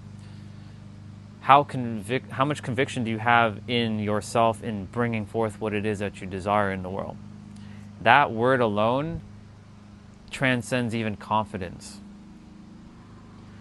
When you all have had a moment of conviction in your life, when you're just like, I fucking know, like I know with every fiber of my soul, like this is meant for me, that's conviction. Like you know, and there is no doubt whatsoever. Like doubt just gets erased immediately. And so when you have conviction on whatever it is, that's like jet fuel for you to bring forth whatever it is from your internal state into the physical. So like for me, I have conviction on my live streams to know that every time I speak, someone's going to understand what I'm saying. I have so much conviction in myself that nothing can stop me. Nobody can tell me otherwise, because I already know. I've been through the entire spectrum. I fucking know. I've been there. I had to go through all of it to understand how reality works. So I have so much conviction in myself that I know how shit works. And I'm a living proof that shit has changed for me extraordinarily from where it was like even a year ago. I'm not just talking about my physical, I'm talking about my internal state. Like I have so much confidence in what I say. I don't doubt myself. So that right there. So those 7 keys, are what makes up a frequency, and whatever frequency you're currently on, whether positive or not positive, you will get the intuitive guidance from your intuition to tell you what you're going to be doing. And you can either live a great life or you can live a very life. What's up? Oh, I like your name, Devil May Cry. I love that game. No, I'm a soul. I'm just inhabiting this body right now. I'm being serious. I'm not joking around. I'm actually a soul that just chose this body. I am basically anything I choose to be, if I want. Dante and Virgil. I love Dante. That's my dude right there, Dante. I played 1, 2, 3, 4, and 5. I didn't beat 3. Well, no, I beat 3. I didn't beat 2 because 2 was too easy, and I didn't like it. And I didn't fully beat 5 yet, but I have 5.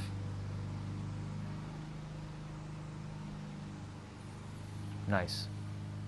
For me, Goku is my dude, but I don't grow hair like Goku. I have curly hair, but you know.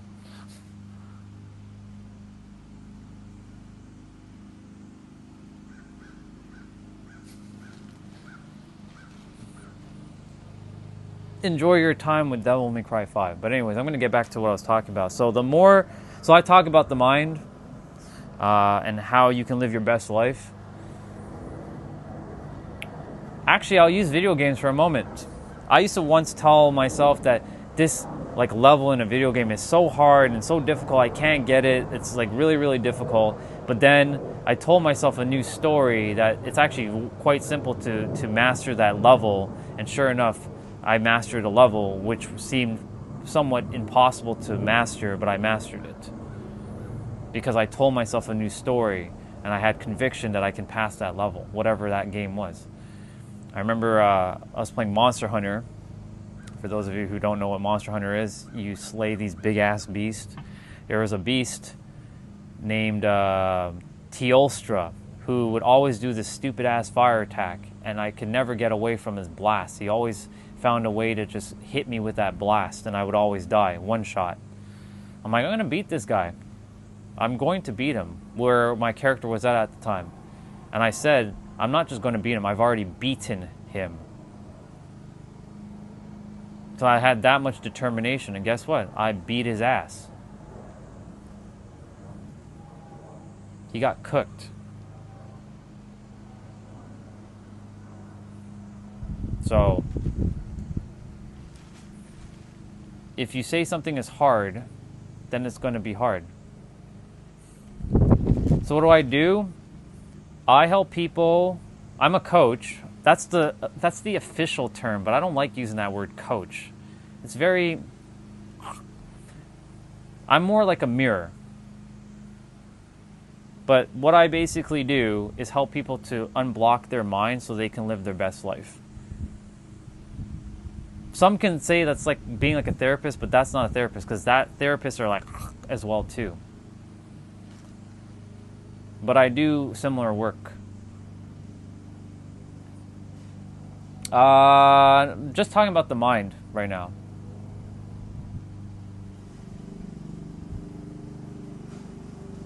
Exactly, Nabito. It starts internally and then external. Then you take the action externally. You gotta be in the right state of being before you take the action. Most people are attempting to change an effect by changing an effect by not focusing on the cause. Reality doesn't work that way, people. I know they say action creates results, but it's actually your frequency that creates results. Your frequency speaks before you do, right? So if you are attempting to change an effect by changing an effect by staying the same level of awareness, by doing the things you're doing, and you're expecting a different result, well, guess what? It's not going to happen. You have to change internally first, come from it from a different viewpoint, see it from a different angle, and then you will have that different experience. Right? That's a bar, by the way. I'm about to jump 1 hour, just so y'all know. And this rope I'm about to jump with, it's heavy.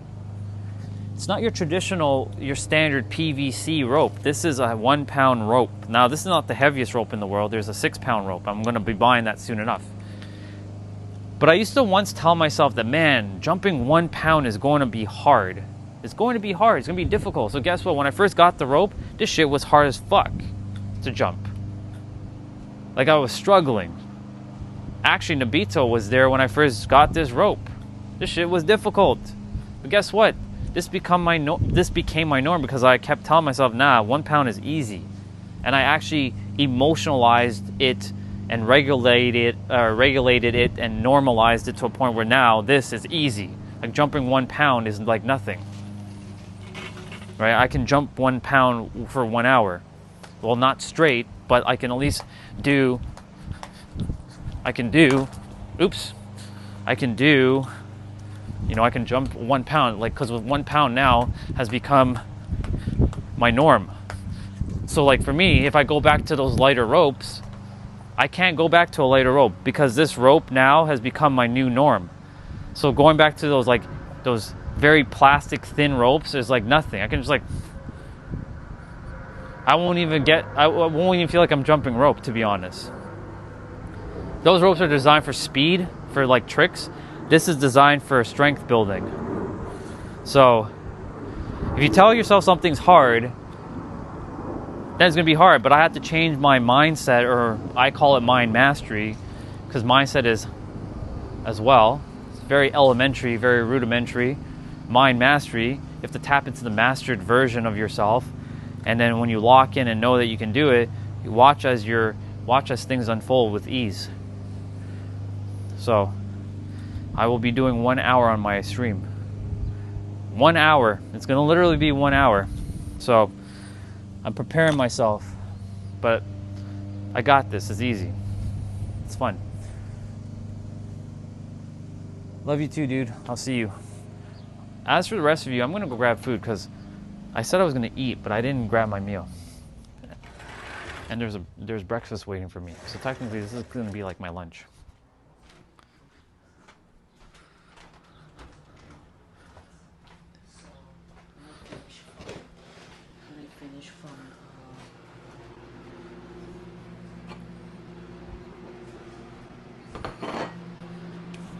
All right.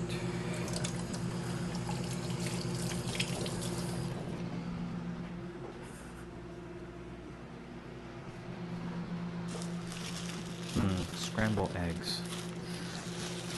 Not my favorite version of egg because it will just fall out of my bread.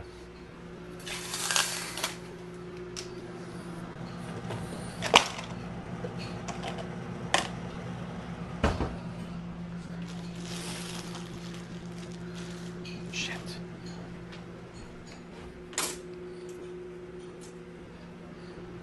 No. I'm gonna have English muffin.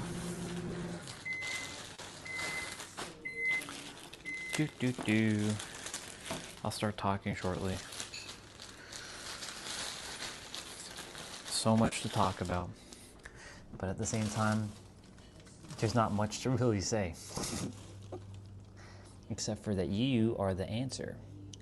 And to our brother who's playing Devil May Cry, there are plenty of Devil May Cry fans. You just have to find them.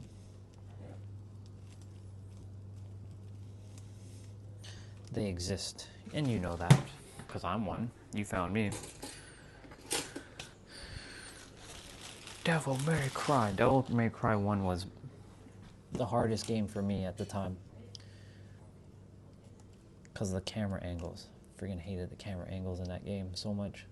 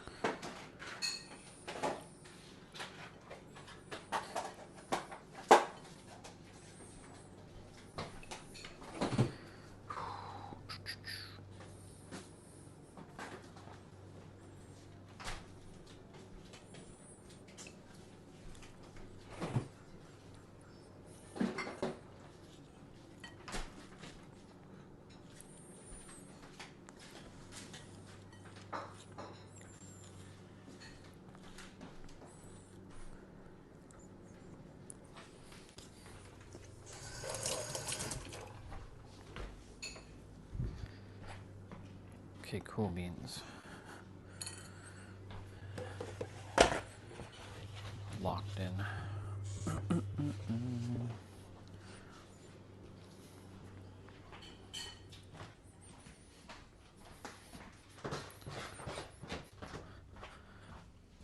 I have water outside.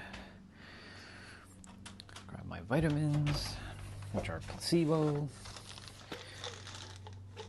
Everything is technically a placebo of itself to some degree, but that's a whole other conversation. That's literally another conversation all into itself. So I got me my English muffins with bacon and eggs. Yeah. Do. I will move away the microphone from my mouth because I know not everybody likes chewing, and not everybody likes chewing ASMR. So I'll be removing my mic. I'll still be able to talk, but I'll sound like I'm further away though.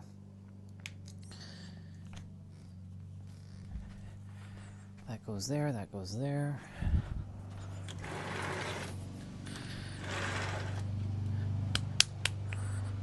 Whew. I look forward to doing my 1 hour jump rope exercise. It's going to be great. Oh, get out of here, dude. Come on, dude. Really? All right, I'm going to put on some music. I'm going to put on some Stellar Blade. For a Devil May Cry brother, I'm sure you love Stellar Blade. By the way, for those of you who haven't played Stellar Blade, that's a peak game right there.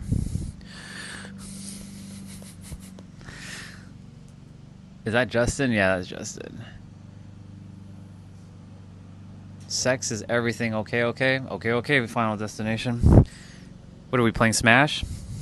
Final Destination?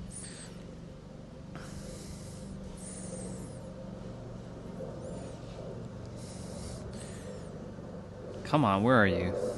There you are.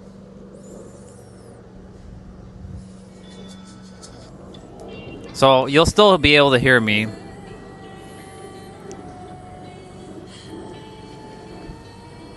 I don't know what Centauri Femboy is, but this is Toronto, and welcome.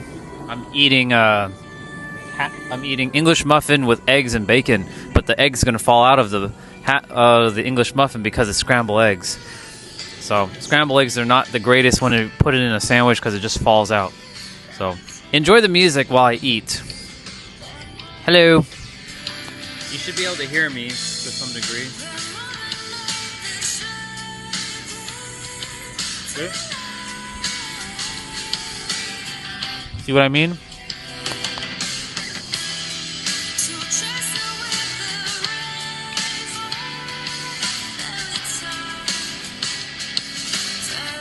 We're going to be fueling up for our 1 hour jump rope exercise in about 30 minutes.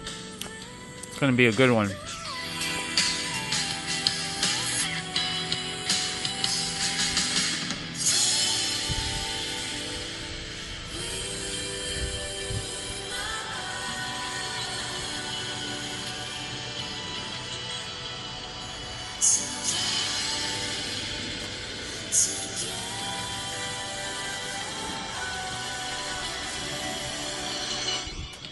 Just as expensive, or just as pricey as it is over there.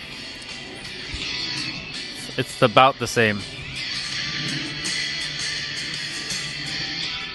No, I don't really eat anything hot sauce related much anymore.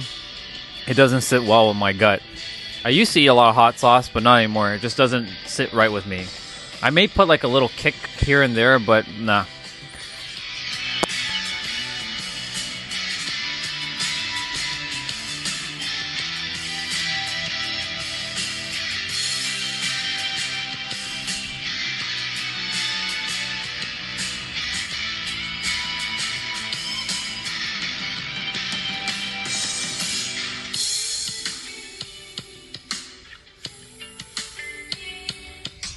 Yeah, It's actually, I think it's closer to like $2 in Canada.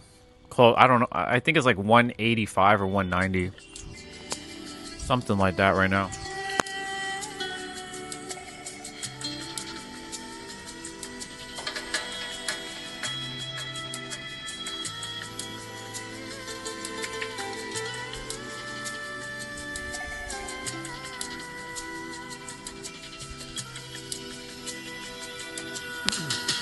Where I'll be living in San Diego, it'll be it'll probably, depending on the region of San Diego, it's going to be either like 5 a gallon or even like 4 a gallon, depending.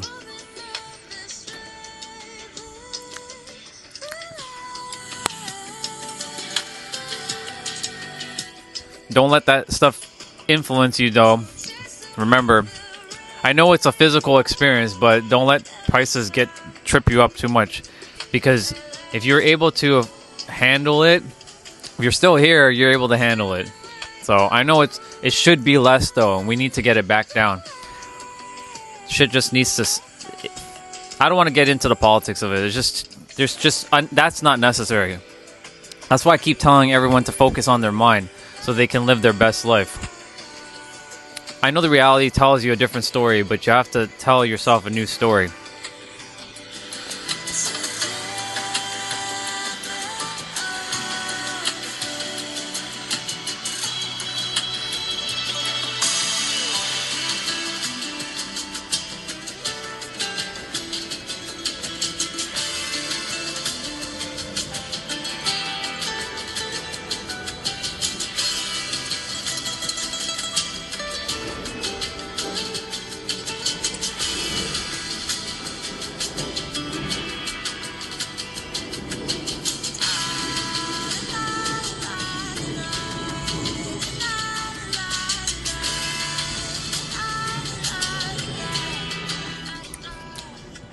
I like EVs, but I still like my gas cars. There's just something about them.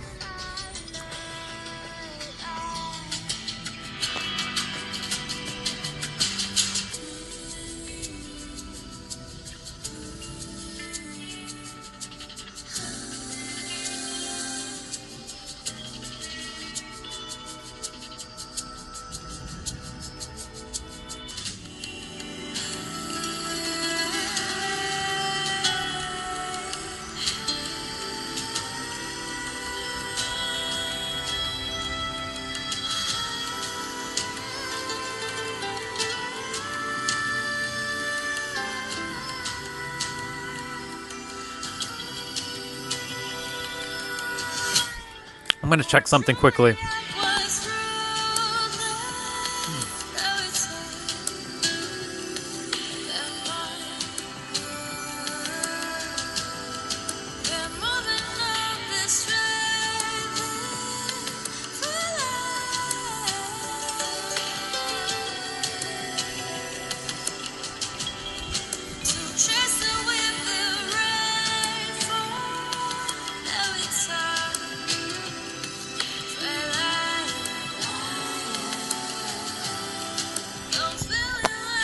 Yeah, I was just checking about California's gas prices, or San Diego. Yeah, they've definitely gone up over there. It's only natural.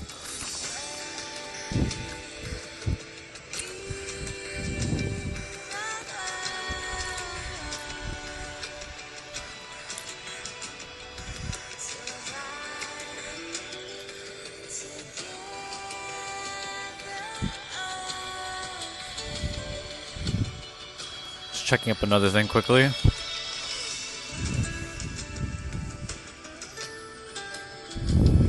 Oops.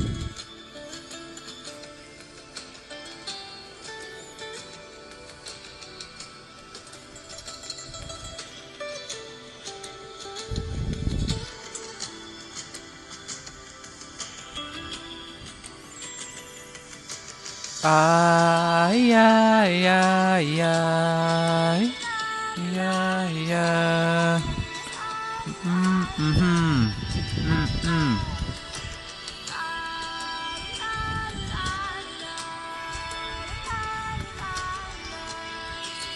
I was just seeing where I usually visit in San Diego when it's finally my home, physically.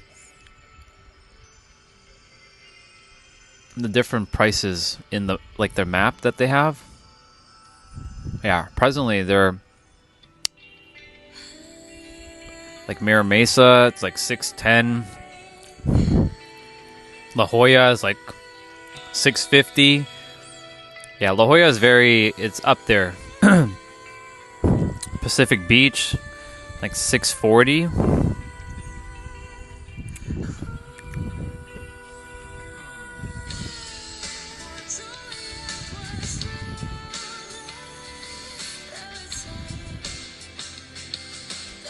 Yeah, okay.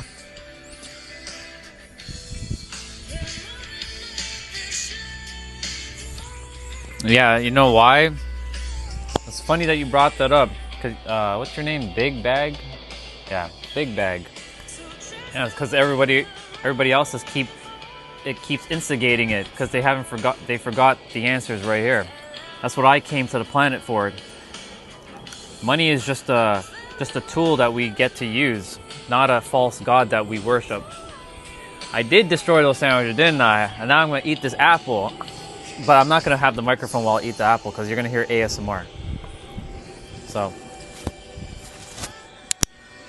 once I'm done this, I'll give myself about maybe 15-ish minutes to get the food digested. My food in my stomach digest pretty quickly, and I'll get rolling with my jump rope. So if anyone of you want to hang out and jump rope with me, cool. If not, no big deal, but it's going to be 1 hour. It's literally going to be an hour of jump roping.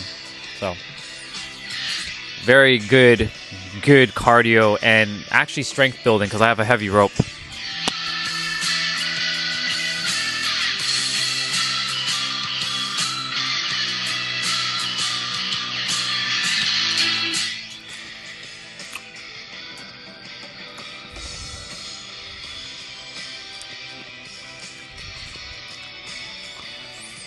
The problem is, so even if it got regularly distributed, because most people still don't know how money actually works from a energetic standpoint, we'll run back into the same problem again until most people figure out how money actually works.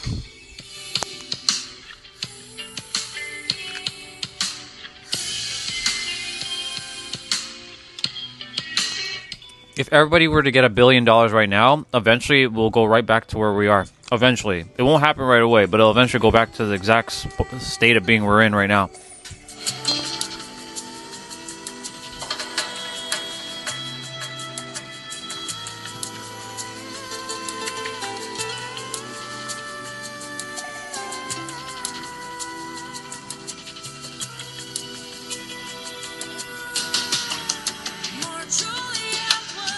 Yep, and then that will create its own little ripple in a very, it can go both ways, positive or negative.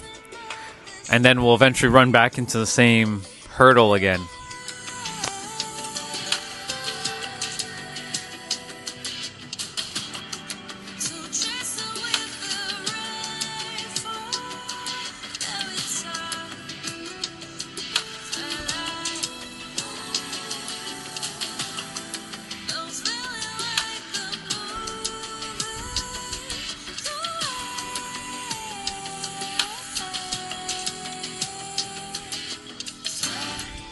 Yeah, that's the reason why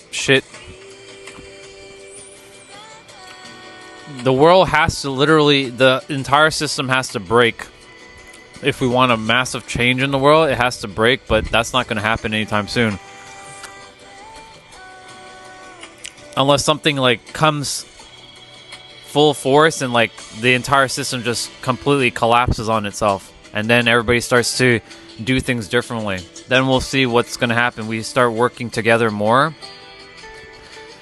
We'll start working more together, or we start creating more division with each other. That's how it's going to work. It's either we unite and we start to work together, or we divide and keep destroying each other. That's the unfortunate reality of our physical Earth.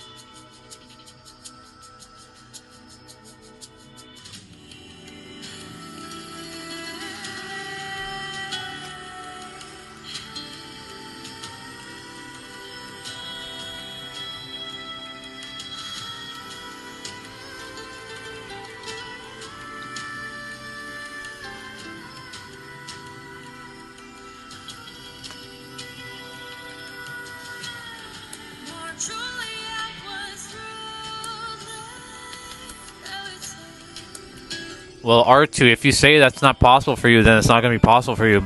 That's why someone like you who comes on my stream, you should pay attention to some of the things I'm about to say. It is possible for you, but if you tell yourself that story and you emotionalize it over the set period of time, then yeah, you won't be able to experience it. It is for you. It's for any of you. I know the reality tells you right now that that's not possible, but you're so much more powerful than you realize. Don't sell yourself short. If you want to be feeling like you're lacking or you're not going to have enough, unfortunately, you're true. It's going to be right, but you're not. Your thing is, you have the ability to change your story and change your current right to another right if you choose to. I used to say the same thing too, man. 10 years ago, I mean, I was making great money, but like I still felt broke inside, like financially broke, because I didn't know how money worked back then. Now I work less and I make a lot more because I know how reality works now. And the thing is, I told myself a different story over the years. I grew up in a world where money was hard, scarce, and my parents were also always struggling. They still struggle because they haven't figured out. I keep telling them what they need to do, but they're locked to their ways, and I'm not here to change them. They have to figure it out for themselves. I've told them exactly what needs to be done, but some are ready to hear and listen, while others are not ready to hear or listen. So unfortunately, the stories that you tell yourself is going to be true and real to you.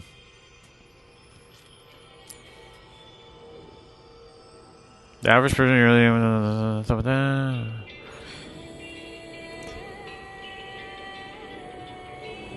I appreciate your perception of what makes... Hey, that's awesome. Awesome, R2. That's good. If that's how you feel, amazing.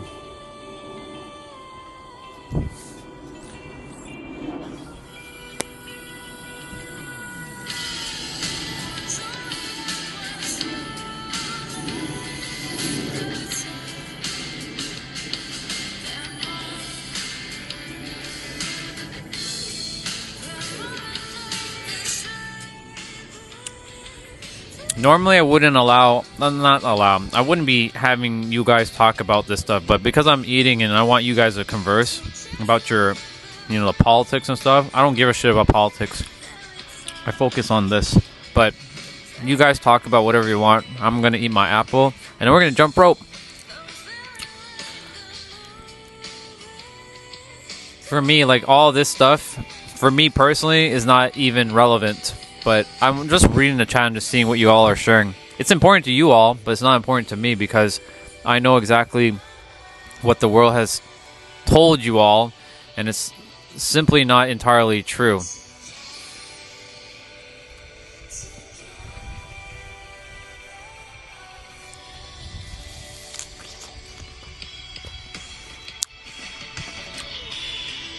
Because like when you start talking about like politics and like things like that, people get triggered a lot, and it creates a battle in the chat for no reason. This is the noise that I was talking about earlier in the head, the stories. Because the thing about what the mind does in everybody's heads is that the mind wants to be right. All of you are always going to be right, no matter where you are. But the thing is, in our world we live. Yeah, I know. I'm aware of that, but like you can also choose to have different conversations about things, right? Come on, Doc. You've been here long enough now to know. Like, I'm gonna call you out if I have to, just like I called you out yesterday with the whole thing. What I was saying. But anyways, do whatever you want at this point. If it's bringing you joy to talk about that kind of stuff, then hey, do whatever. But I myself won't get dragged into a conversation like that.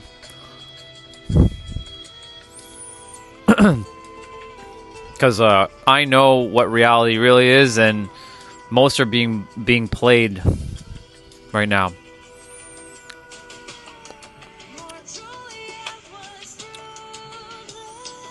So, you know, you gotta see what's important to you. If it's important to you, speak about it. You know, nothing wrong about speaking about it. It's just don't get into unnecessary like obfuscations with yourself. I'm aware. I'm aware you're listening. That's why I said what I said.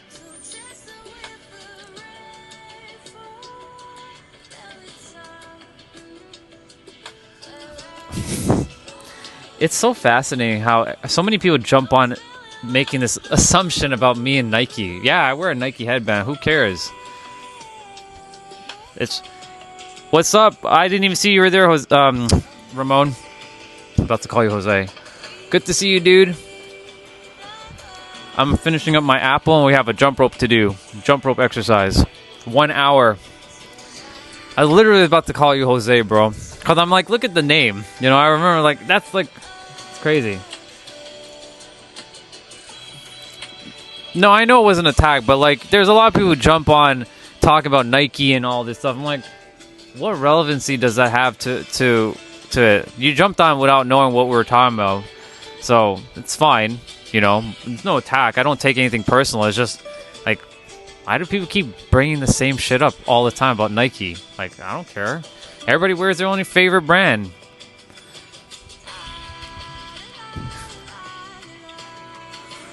It's going to be 1 hour, by the way, Ramon. 1 friggin' hour. So it's going to be a long one. Let me finish up my apple. Hold on.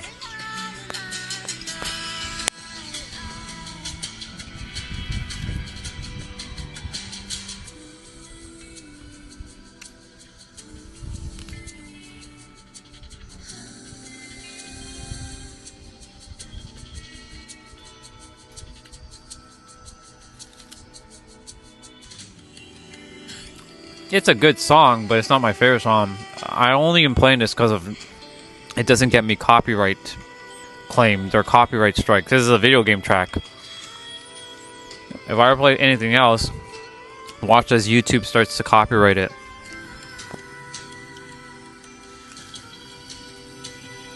Well, I will be playing some Dragon Ball music shortly.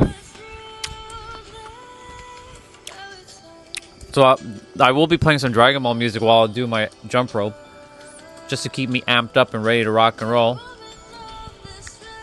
Or some video game music, but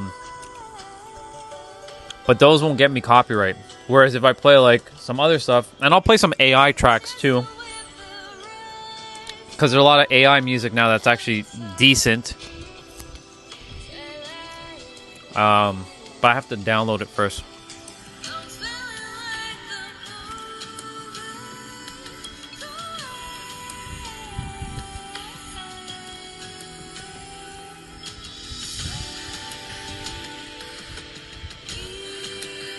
So I take the seeds that I get from my apple and I go plant it.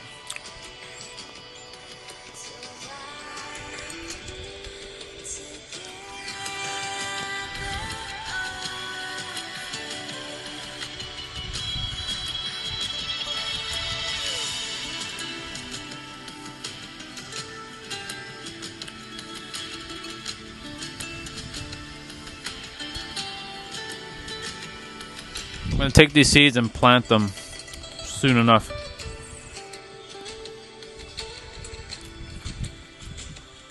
My origins.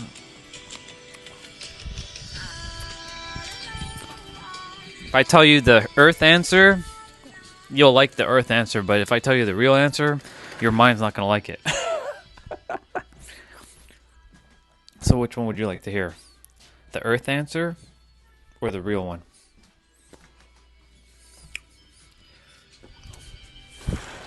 That was a good breakfast. Now I'm going to get up and I'll stand up for a moment. I don't like sitting much. Sitting is like the new smoking for me.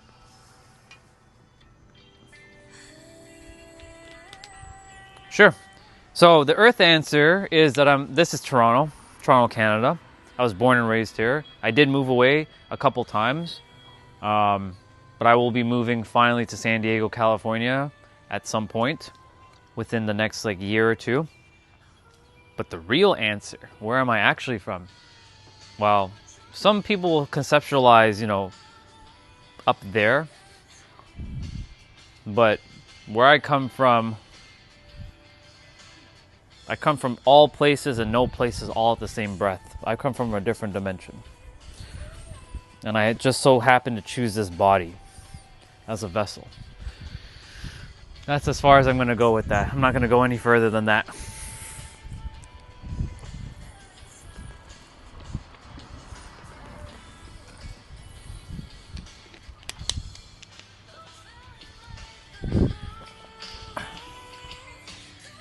I need to grab my AirPods because I have to do some fiddling around with some of my stuff. I'll have music playing through my AirPods for myself. Well, oops. And I'll have my video playing through the AirPods and the music playing through the speakers for you all.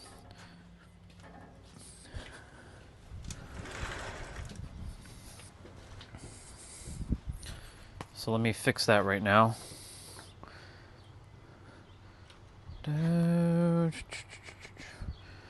Alright, so VLC is through my AirPods. What about YouTube?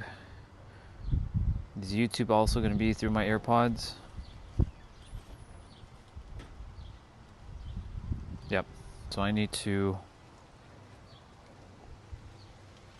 change something.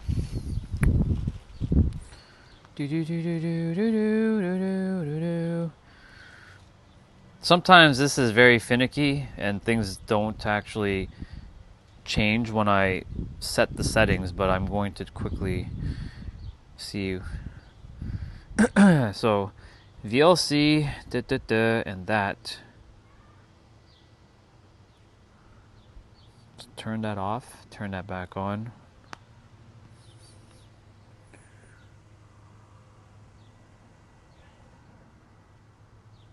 I'm not even reading the chat. What's going on there? How long can you use iPhone 13? Well, this is the iPhone 12, bro, not 13. This is a 12 Pro Max. I bought it with 512 gigs of storage. This was a top of the line phone. I got it, and it's such a good phone. The only reason why I haven't changed phones yet is because, one, the camera's just too good.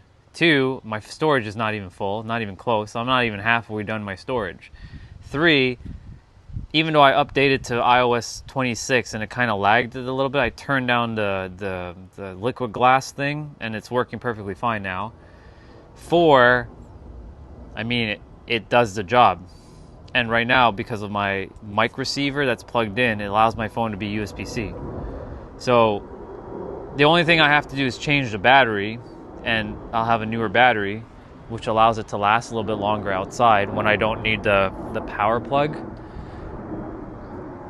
So I can use it for as long as I possibly want. It's just a matter of, you know, Apple's going to eventually stop supporting it. I think next update, iOS 27, this phone will be completely cut off from that update. And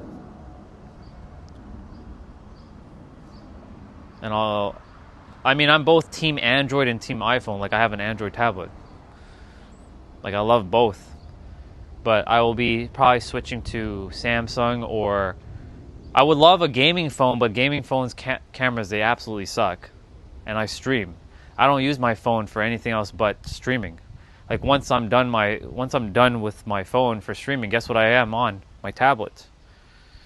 I read my books, or I watch videos, or I play video games on my tablet. Or I listen to music. So, like, I don't use my phone at all. So I don't need, like, the most top-of-the-line phone either. I just need one that has a good battery and a longer battery life, number one, good camera, and has USB-C. That's my requirements. I don't really text anybody, and if I am texting anybody, guess what? My clients, they text me on WhatsApp. I have my data plan is on there, but my WhatsApp is linked to that, so I don't need my phone. And when my phone is off, I can still get messages. Nobody texts me SMS, so I don't need Apple messages.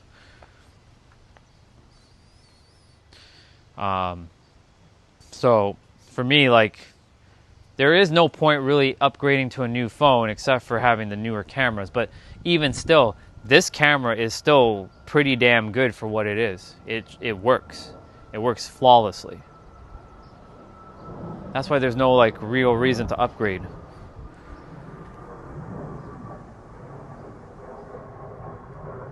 Yeah, exactly. Chelsea, you're right. S24 is definitely going to be the phone I'm going to get.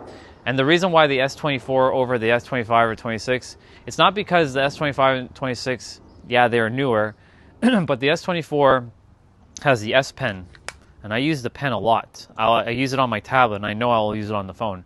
I once upon a time had the Note 4, and that's an old ass phone. That was an old school phone, but that phone was like legit, and I was just like drawing when I would take my ride home on the bus and the subway.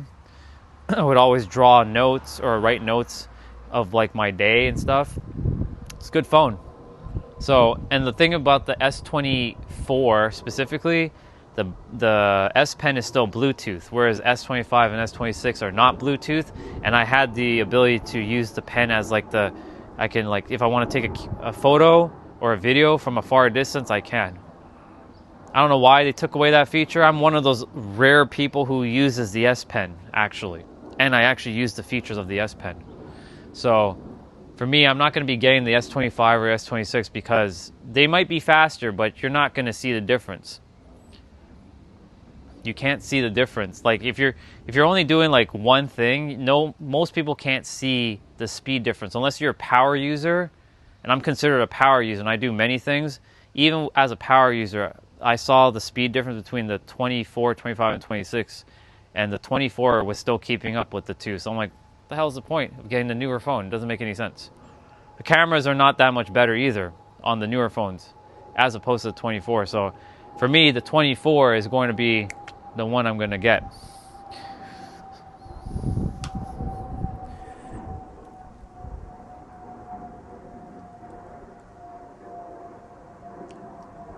Vivo is good, but problem is that's not in Canada. It's not supported here. Well, you can get a SIM card. Your data could be supported, right, unlocked, but like you can't buy the phone here. You have to like import that shit. I don't like that idea where I have to import something and then like if shit happens, I can't do anything with the phone.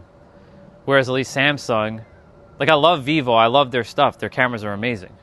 But like any phone that is not in North America, I will not touch a non-North American phone because when shit happens to it, guess what? You gotta send it off and then you're basically SOL.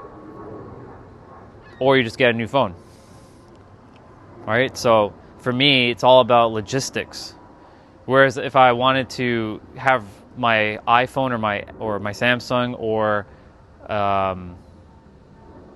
really just Samsung and Apple have the ability to go and get your phones repaired right then and there. Yeah, I can go to a Samsung store and they can change my battery or repair whatever. Same with Apple. So that's the reason why it all comes down to the convenience of having the ability to have support with your phone. I love Vivo. I love all the other brands like Lenovo and Asus and Huawei and who else makes really good phones?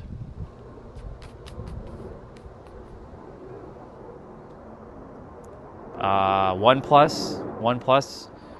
But the problem with them is that once shit happens, and that's it. It's a wrap. You can send it off.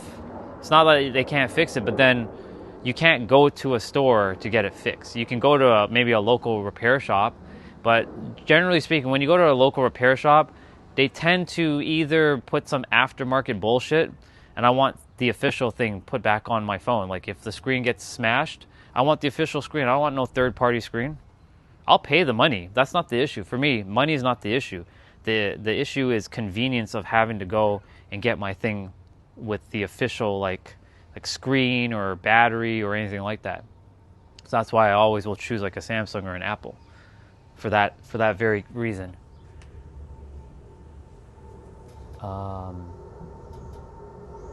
They say probably 20 will be obsolete. They're probably going to make us use brain chips and will be the phones. Probably. Neuralink in.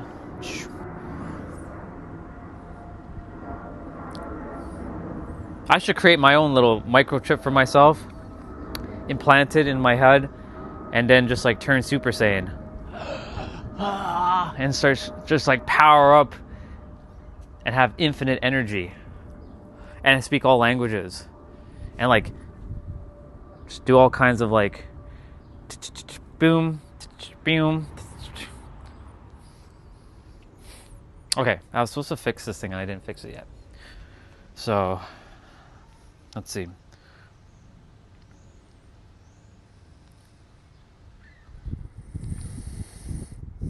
Sometimes this thing crashes too, which sucks.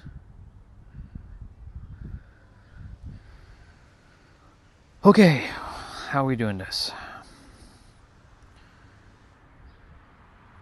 Select the audio device you want to use for the apps you selected. So now, if I play this... Nope, that's still playing through the tablet.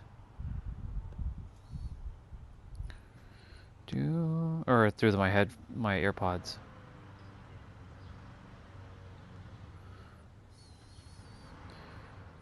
You always have to like kind of finesse this a little bit. Okay, so that's what I wanted. So now, whatever I play now will be played through my AirPods. So let me just quickly do a test. Perfect.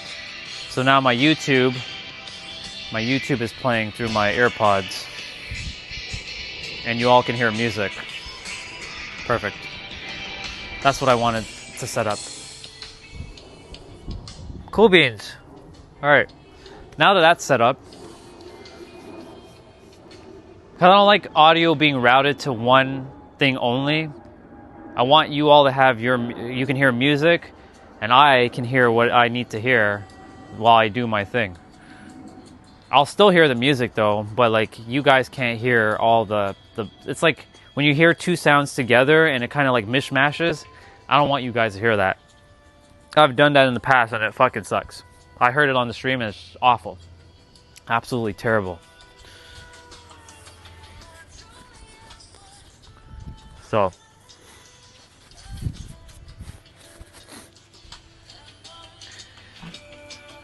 forgot to have my placebo vitamins. Placebo vitamins.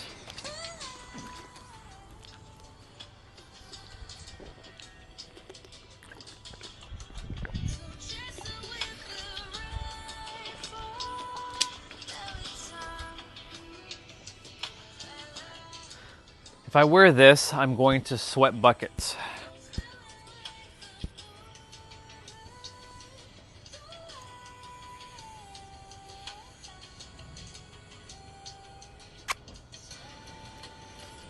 I'm getting ready. I'm telling the mind, let's lock in. For me, it doesn't take long for me to tap into my workout because like I don't need to like pump myself up to do this thing because I'm excited to do this jump rope. And that's the frequency that I'm on. Because I'm so excited to do my jump rope, I will do my jump rope. I do need to use the bathroom though and take my plate up. So I'm gonna do that. You all will listen to music and I will be uno momento.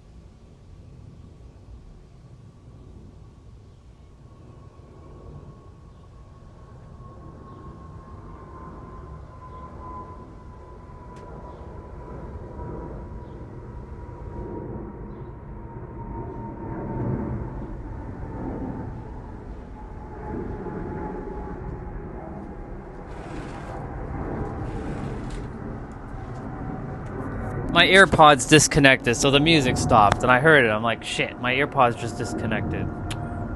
God damn it. So I have to set this all back up again.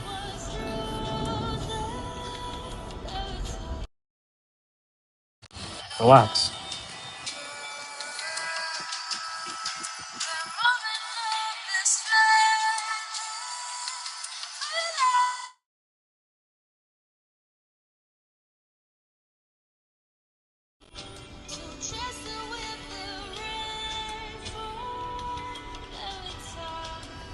Perfect.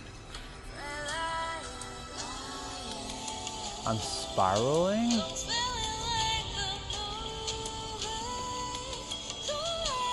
It's okay, Chelsea. You share whatever. You're good.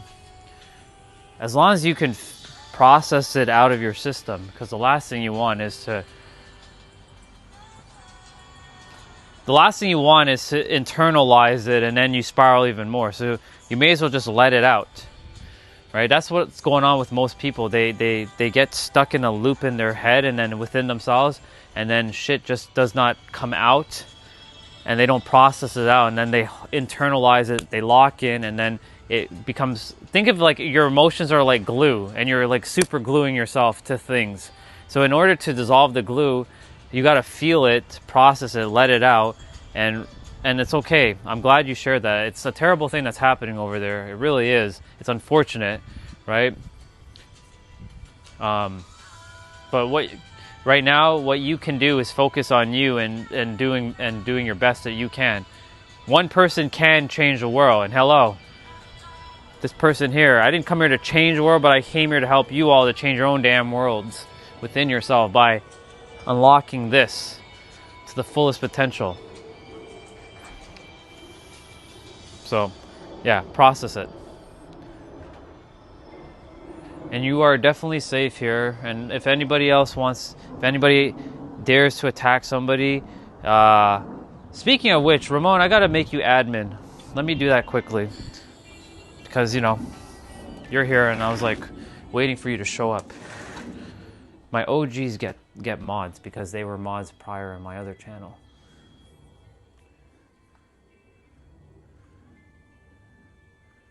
There you go. Returning what was once yours.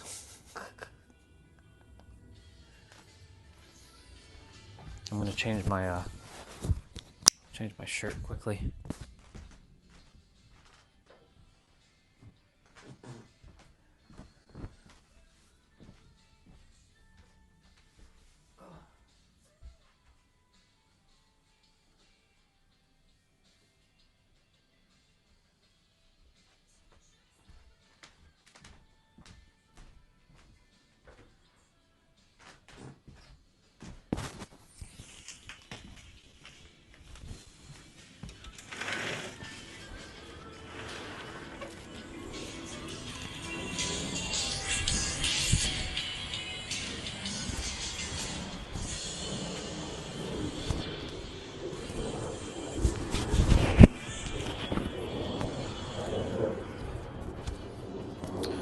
Perfect.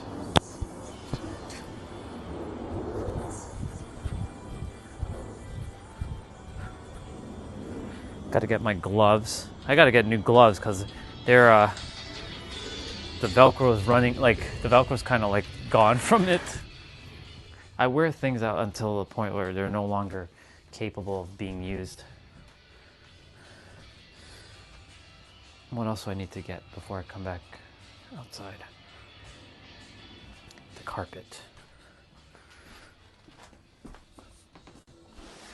The carpet and 2 weights. Just to hold the carpet in place.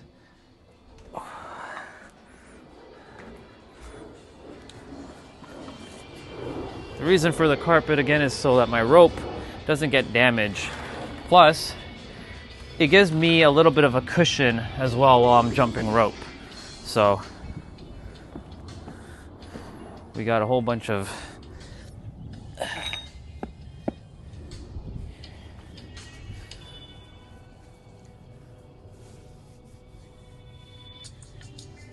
yeah, I know. it's a lot of this is what I was saying. It's a lot of misunderstanding with the words, the interpretations. This is what I've been talking about. This is why if I can get to every human on the planet and know what's going on here, a lot of the stuff on the planet will stop. I guarantee it. The problem is because of the stories that have been internalized over and over. An eye for an eye. If I attack this person, then this person must be attacked, and I have to get revenge because this person did that. And it becomes this unnecessary like loop. When you really know how reality really is, you see things for what they are, and you start to like, and that's where most of them have not figured it out yet. That's the reason why I came to the planet. And it's not just me. There are others who are aware of this. And they are doing their part right now. They're doing their job. That's why I'm not getting in their way either. Let them help whoever they need to help. It's a game right now that a lot of people are playing, unfortunately. It sucks, but you know.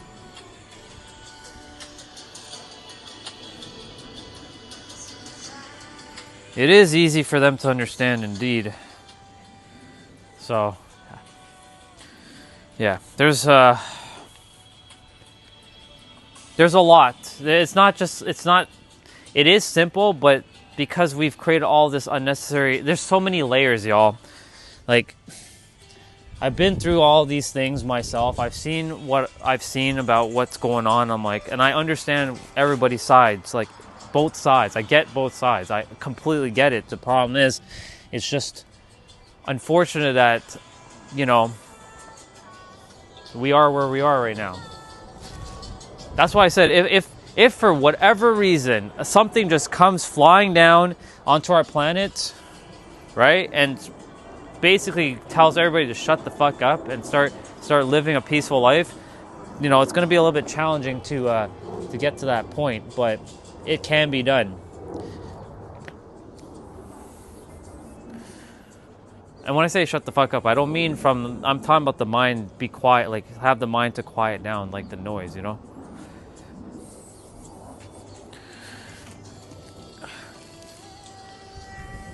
All right. Which way am I going to put this? This in this way or this in this way? Probably this in this way. But I need to move the carpet a little bit forward. There.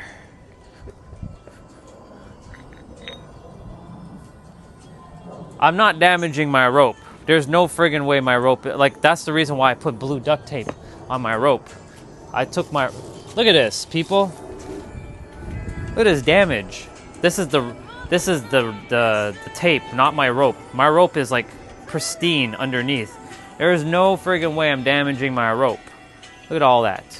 It's crazy. Okay. Let's just get a couple of jumps in. Just make sure all is good. I'll fix the camera.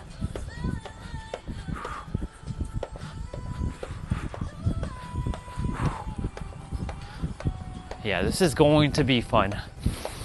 This is going to be fun.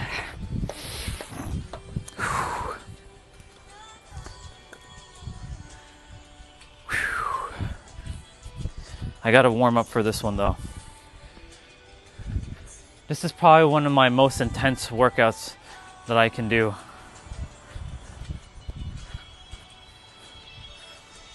And the other thing too, I'm also creating another resistance within myself. I'll show you. I have tights on as well, so the tights are making it harder to move. So you can say this is like wearing armor right now. So I have another challenge. I can take off the tights underneath the thermal layer, but I'll keep it on. This adds a little bit of layer of resistance.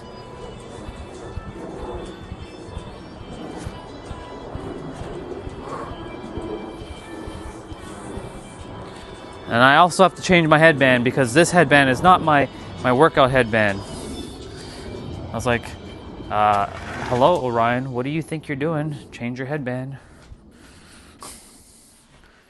I have two headbands. One for just being out and about, and then one to do my workout.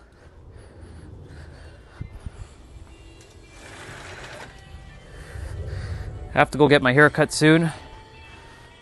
I'll take you all to the barber with me, and you get to meet Steve. Steve's a very chill dude. Y'all will love Steve. For those of you who haven't met Steve yet, you'll enjoy our conversations. I always drop bars with him.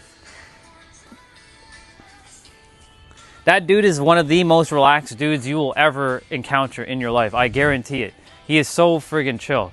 And because he's so chill, he's a barber and he owns his own shop and he has amazing guys and girls that work with him. And that shop, like when you go in there, it just feels like very wholesome. And because they're very wholesome, because of how he is as a person, like he's just relaxed. And because he's so relaxed, even though he doesn't know the inner mechanics of how the universe works, even though I dropped the bars with him and now he kind of has an idea, I told him, like, you know, just keep doing what you're doing, bro. Don't like just lock in what you're doing. You're doing right. So, because that's really what it comes down to: calm confidence, calm certainty, calm confidence, calm clarity. Right? Those are a bunch of C words. Right? Calm. What is calm? That's part of being relaxed. Being chill. That's another C word. Chill. Calm. Certainty. Confidence. Conviction. Clarity. When you start to be more calm, confident with yourself, you'll see how your mind will open up and expand. Instead of it being like this, because fear does this and worry and doubt does this to your mind and to your body. When your mind is like this, you can't see beyond this. You can't see this because your mind's locked to this and this alone.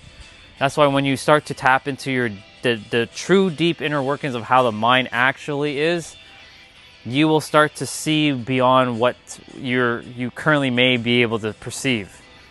So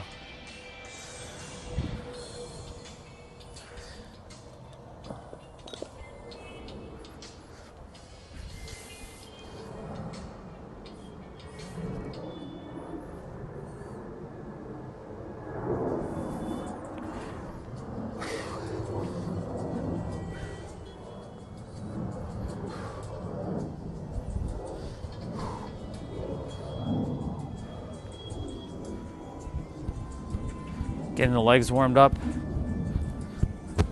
getting the arms, the shoulders warmed up as well. When you're skipping rope, by the way, you're not skipping with your shoulder, you're skipping with you're using your wrist to twirl the rope. And you don't actually have to have a rope, you can ghost rope, by the way. So if anybody wants to join me for an hour and you don't have a jump rope, no big deal, you can ghost rope. No excuses. All right. Whew.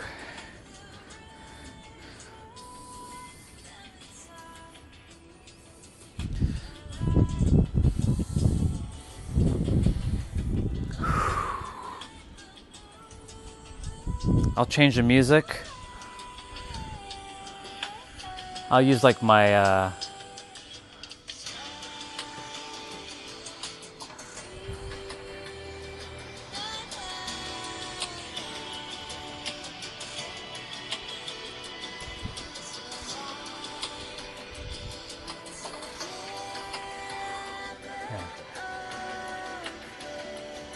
Oh, I didn't even know you were here, Cat Trooper. What the heck? What's up, bro? Didn't even know you were there, dude.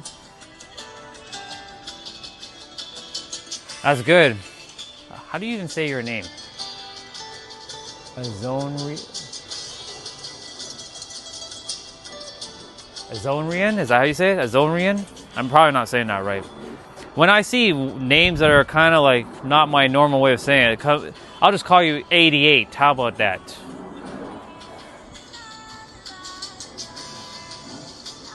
From the Azores. 888. Okay. 888. How about that? I'll call you that. I like the number, by the way. Yeah. That's why I come on YouTube I have clients that I work with on Mondays, and I only work Mondays. But I come on YouTube because I know that there's people around the world that need to hear these things. Whether you work with me or you don't work with me, I want you all to know that you're supposed to live your best life. You're supposed to. In fact, it's inevitable that you live your best life. It makes me passionate to share these things. Now, some people are just, they're not locked in. They're literally not locked in with this stuff. And that's okay. They are where they are, and I was where they were once too. But it's important for me to share, because as I keep sharing and more people understand that it starts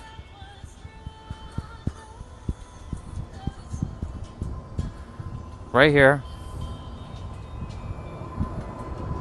the world will start to ripple out that way. This is not more dogma, more techniques, more anything. This is you knowing that it's you. That's it. Nothing more. That's why somebody asked me, "Oh, Ryan, why don't you write a book?" Why? There's billions of books already out there talking about the same thing. The answer is you. Here you go. That's your book. But Orion, we need context. Why are we the answer? Well, it's simple, because you have to be the one that feels it. You have to be the one that thinks it. You are the one that has to say it. You're the one that has to take action on it, and you're the one that has to believe it. So doesn't it start with you? And it also ends with you, because at the end of the day, it will end with you. The moment you close your eyes, at the end of the day, it ends with you. Starts with you as soon as you wake up, ends with you when you go to sleep. Starts with you as you were born, ends with you before you leave this planet. That's it. What else do you need to know? Because the mind is curious. It wants to find things. There's nothing wrong with being curious. Curiosity is awesome. It's amazing. But it also leads you into a trap. It's looking for more, thinking it's missing, because that's what the mind is designed to do. Seek, search, and find. It's not meant to stay in the now and accept. It doesn't like to accept things. You accept things with your heart, but not with the mind. That's a bar, write it down. Most people don't know how to accept things with their head. They know how to accept it with their heart, but not with their head. You have to get this thing to slow down. This knows the answer. This does not. This sends the answers up there. But most people are, when they get information, it goes through their ears and goes right up here. They forget to go there first and then send it up. That's why I came to the planet in this time era, to help the majority, as much as I can, to remember more of who they are. Nothing more, nothing less. I'm not to be idolized. I'm not meant to be pedestalized. I don't care to be a teacher, a guru, or a sensei. I don't want that. I don't need that. And I definitely am not looking for that. What I came here to do is mirror back that you already are the answer of your own life. You just have to realize that for yourself. All of you. Simple. That's why I came here and did what I did, and doing what I'm doing.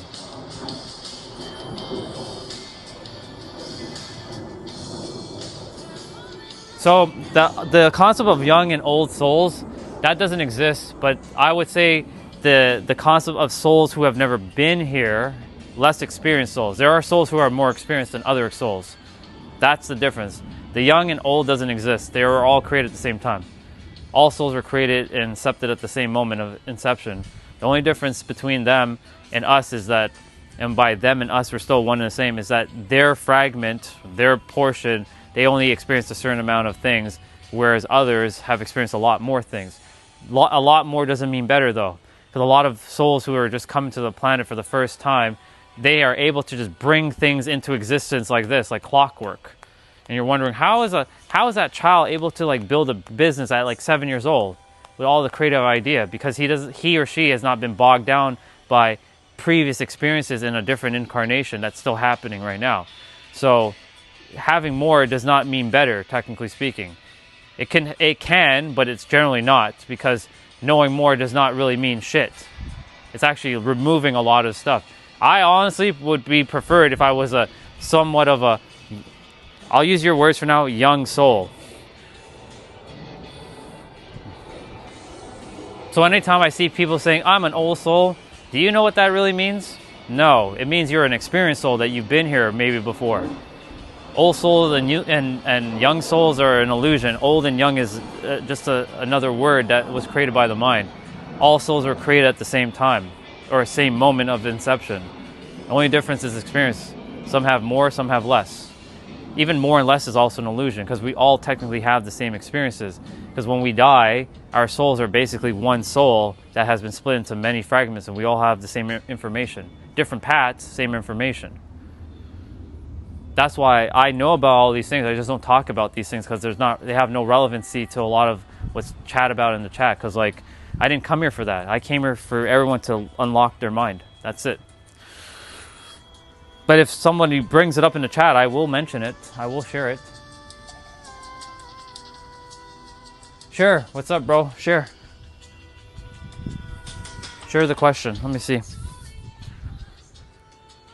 I'm gonna start in about 10 minutes. Food is almost there. I can still feel a little bit. The food is digesting very quickly.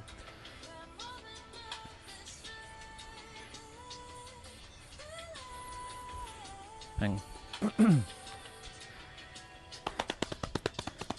by the way, if you want a quick way of warming up your body, just tap yourself. This is a very fast way. If you're running, if you're like, strapped for time and you need to get your workout in quickly and you don't want to do all those stretches, start tapping your body and you'll get blood flowing around your body quicker. So you can even tap your face.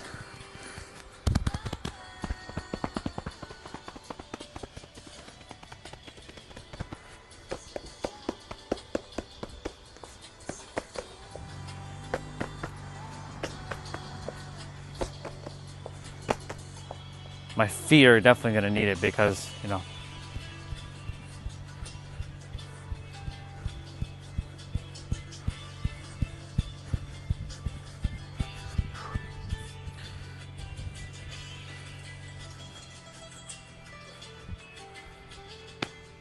Go for it, Ramon. What do you got? So yeah, as Ramon is asking his question, to get back to that concept of young soul, old soul, all souls are the same. It's one soul split into many fragments. You have your own collection, but guess what? The moment you leave the world, that collection goes to the collective, and everybody has the same information. That's why I said everybody has the same wisdom within. The mind just doesn't have it. Big difference. A game changer. How can you make... Wait, how can you... Ones that are... How can you create moments that are charged up with feelings?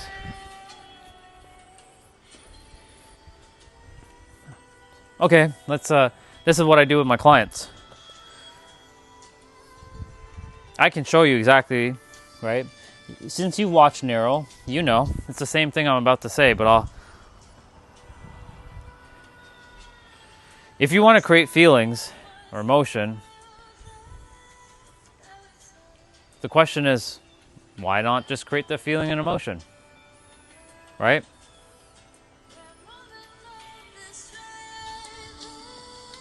I got it. I understood. Why not just do it? Why do we have to make it complicated? Right? If you want to feel a feeling, feel it. But then that's the question I was plagued with for a long time. Well, Orion, how do you feel a feeling you never felt before? Well, you find something that's similar, or you imagine what it could feel like. Like, for example, being with a partner. What would you like to feel? Right? Joy, happiness, what does that feel like? Well, what if I've never felt joy or happiness, Orion? How do I create that feeling? Well, you find something in your physical experience that you've had of joy that brings you joy no matter what you do. It could be like listening to music, playing with a plushie, eating a fruit, taking a walk, drawing, playing a video game. It's just using something that you have in your experience and then just taking that energy and transferring it to the experience that you want. It can be really, really, really simple, but we, as the mind, likes to make it more complicated than it has to be. Obfuscation.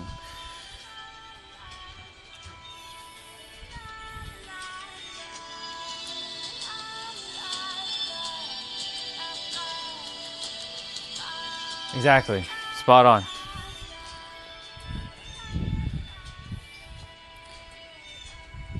So I can give another example. I already know what it feels like to live in San Diego. I've been there, right? We know this. You were with me when I was in San Diego, right? You were on my other stream. You know what it feels like. You know what I feel. You know what it looks like when I'm there. My energy goes through. For those of you who don't know, if you think I'm high energy right now, just wait till I'm in San Diego. I'm on a whole other level. This is like Super Saiyan 3 right now I'm on. But when I'm there, I'm like Ultra Instinct Goku. I'm on a whole other... I'm like mastered Ultra Instinct over there. I'm on a whole other like thing. So when I'm imagining being in San Diego, I remember that I can hear the bird on the beach. I can feel the sand underneath my feet. And here's the thing, even if you can't fully feel it or you can't visually see it, the intention is enough.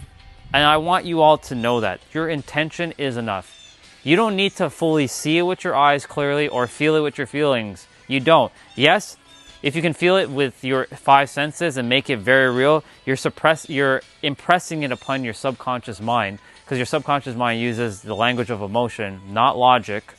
So if you can feel it viscerally through your body, amazing. However, if for whatever reason you're struggling by feeling, that struggle in itself is the old frequency or your mind creating a story that doesn't want you to let go of it yet. And it wants you to keep you hostage, number one. Number two, your intentions is more than enough when it comes to what it is that you desire. Because the universe sees your intention already. So just know that your intentions are enough. But your attention is stronger than your intention. So you have to also place your attention on the thing that you desire. Again, if you can't see it fully with your eyes, you can't fully feel it with your body, that's okay. Just know that you're capable of experiencing it in whatever way. There is no right or wrong, it just is. And the more you feel it or think it, it will materialize by you taking aligned action, because your mind will open up the creative ability for you to like, I should book that flight to go there. Or I need to call that person, maybe ask them, can I stay with them for a little bit? Or maybe you'll get like a creative insight for it to unfold. So basically, you know, how do you create feelings? Find experiences that are similar, number one, that you want to create a feeling for whatever it is that you desire. Because ultimately, everything you do in life is based on how you feel. That's a bar. Like everything you do is a feeling that you're looking for, that you think you're missing. Why do you want ice cream? Because you want to feel satisfied with that cool ice cream in your stomach. Why do you want to go talk to that girl? Because you want to feel like you're getting love and appreciation, or you want to be with that dude, right? Why do you want to travel? Because you want the experience. And what does the experience bring you? A feeling of like exploration and a sense of like wonder and a sense of curiosity, right? It gives you these feelings, right? That's why everyone does what they're doing. It's based on how they feel. Why do you want that sports car? Because it makes you feel cool.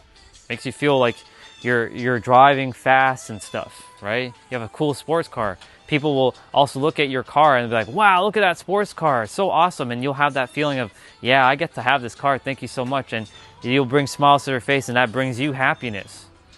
So you see, like, it's all interconnected. There's nothing compartmentalized in the mind. So like you can just generate that feeling by using something that you had experienced and then just applying it to the thing that you desire.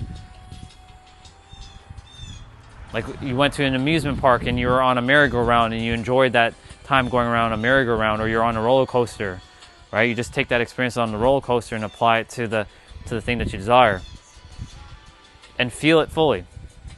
And if, again, for whatever reason, if you're not able to feel it fully, you can think of it. And if you can't think of it, then the intention enough is enough, because the universe doesn't care about, you know, it cares about specificity, yes, but what it really cares about is, are you locked into that frequency, knowing that even if you can't feel it or you can't really fully think of it, you're still clear that it can still send it to you?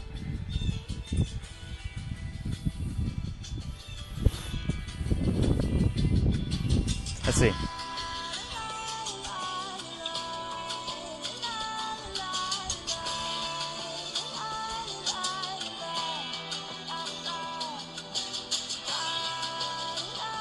My daughter Leah, I was a mystery reader in her school. I was a little nervous, however, when I began to think about how this moment can live in there for the rest of her life. I'll read all the other comments in a moment. I'm just going to get to Ramon quickly. So, me think about how I can make this moment more charged with great feelings. Not much. That's something that you can't control, that they're feeling. If you know that it's not you, that's enough, in my opinion. I guess there's a comment that you were responding to. My ex-friend called me and my friend a white to abusers, all because we got the courage to leave them after making my friends uncomfortable. What do you do? Perfect. That's a good question, because we're talking about uncomfortability. Those who are making you feel a certain way, that means they are not your true friends, right? It's normal. This is what's going to happen in a lot of your lives. For those of you who have people in your life and you're putting on a facade and you're now wanting to speak your truth, guess what's going to happen? They're going to attempt to oppress you, or by calling you a bunch of bullshit. And then what they're going to do is gaslight you with a bunch of facts and all kinds of noise that you're crazy, you're this, you're that, blah, blah, blah, blah, blah. But guess what? That's not who you are. Who you are is so much beyond their words. That's a bar, write it down. And so the more you entertain their words, you become in prison or enslaved by their words. And if they are really your friends, they wouldn't be doing that. They would actually understand and support you. And because I had a lot of people in my life do that to me, they weren't my real friends. They were only my friends because I was acting a certain frequency at the time. But because I shifted my frequency, they are no longer in resonance. It's normal that people are going to fall out of resonance. That's why so many people conform, and I'm going to be talking about conformity tomorrow. Just wait what I have to say about conformity, but I can touch upon it right now. A lot of people conform because they want to be accepted. I have no idea what the hell all that is.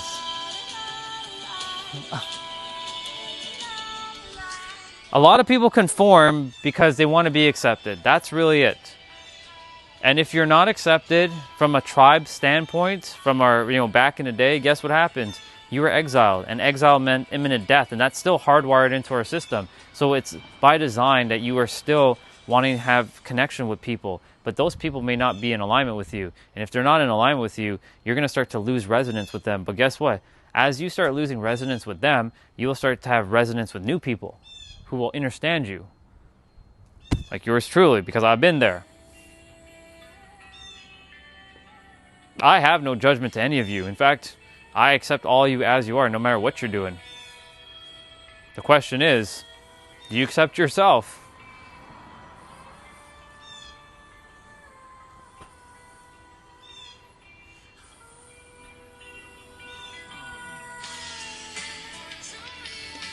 All right. I hope that answered your question, person who was there. I didn't catch your name, but I trust that helped.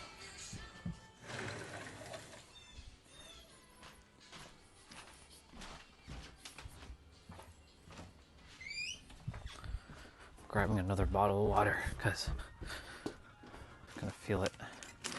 Whew.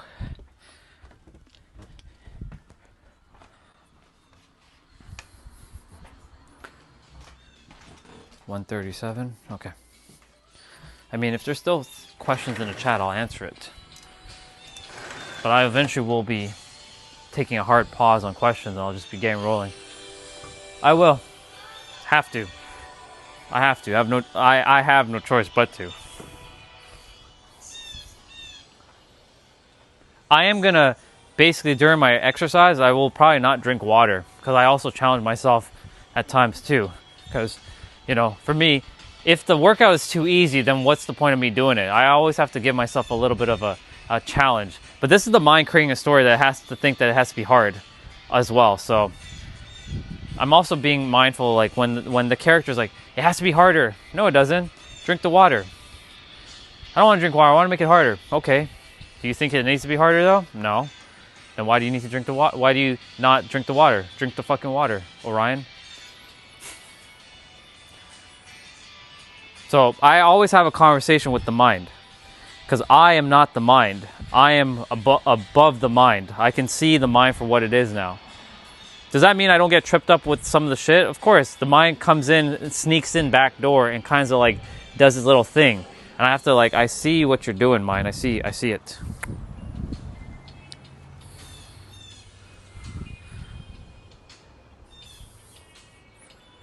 All right, well, I don't know if there's anything else that any of you want to leave in the chat, but basically, to that person again, for those who are calling you whatever term they were calling you, I don't need to repeat the words.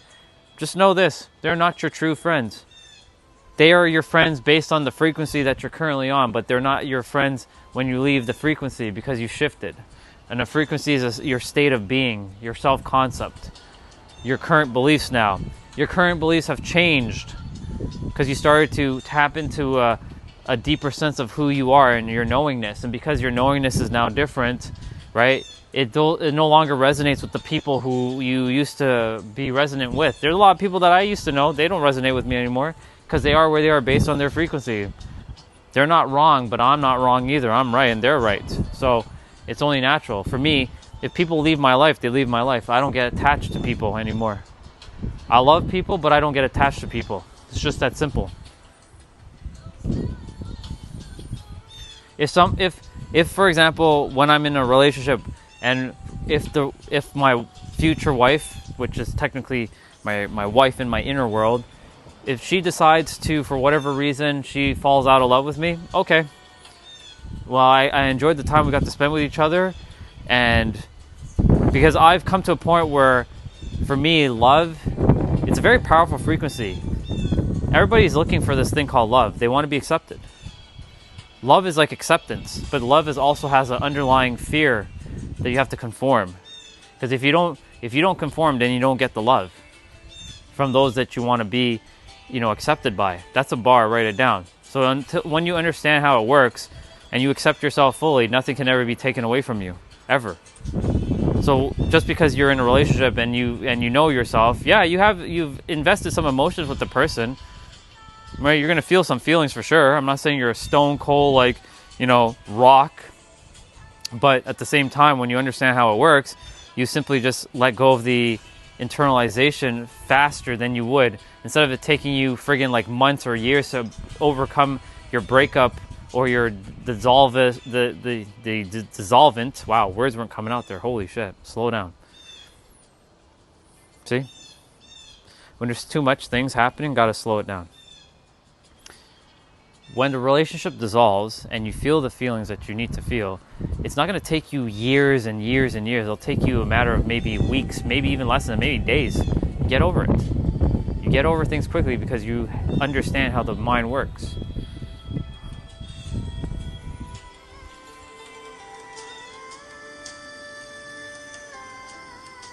I can understand how you still is strong after separation from your partner. Yeah, exactly. I am determined. For me specifically, I am fucking determined to help the rest of you to remember yourself. I will give up my entire life for you all to remember who you are. There's no sacrificing here, just so you know. I'm not sacrificing myself. I used to have that, the sacrificial energy of sacrificing, but now I call exchanging.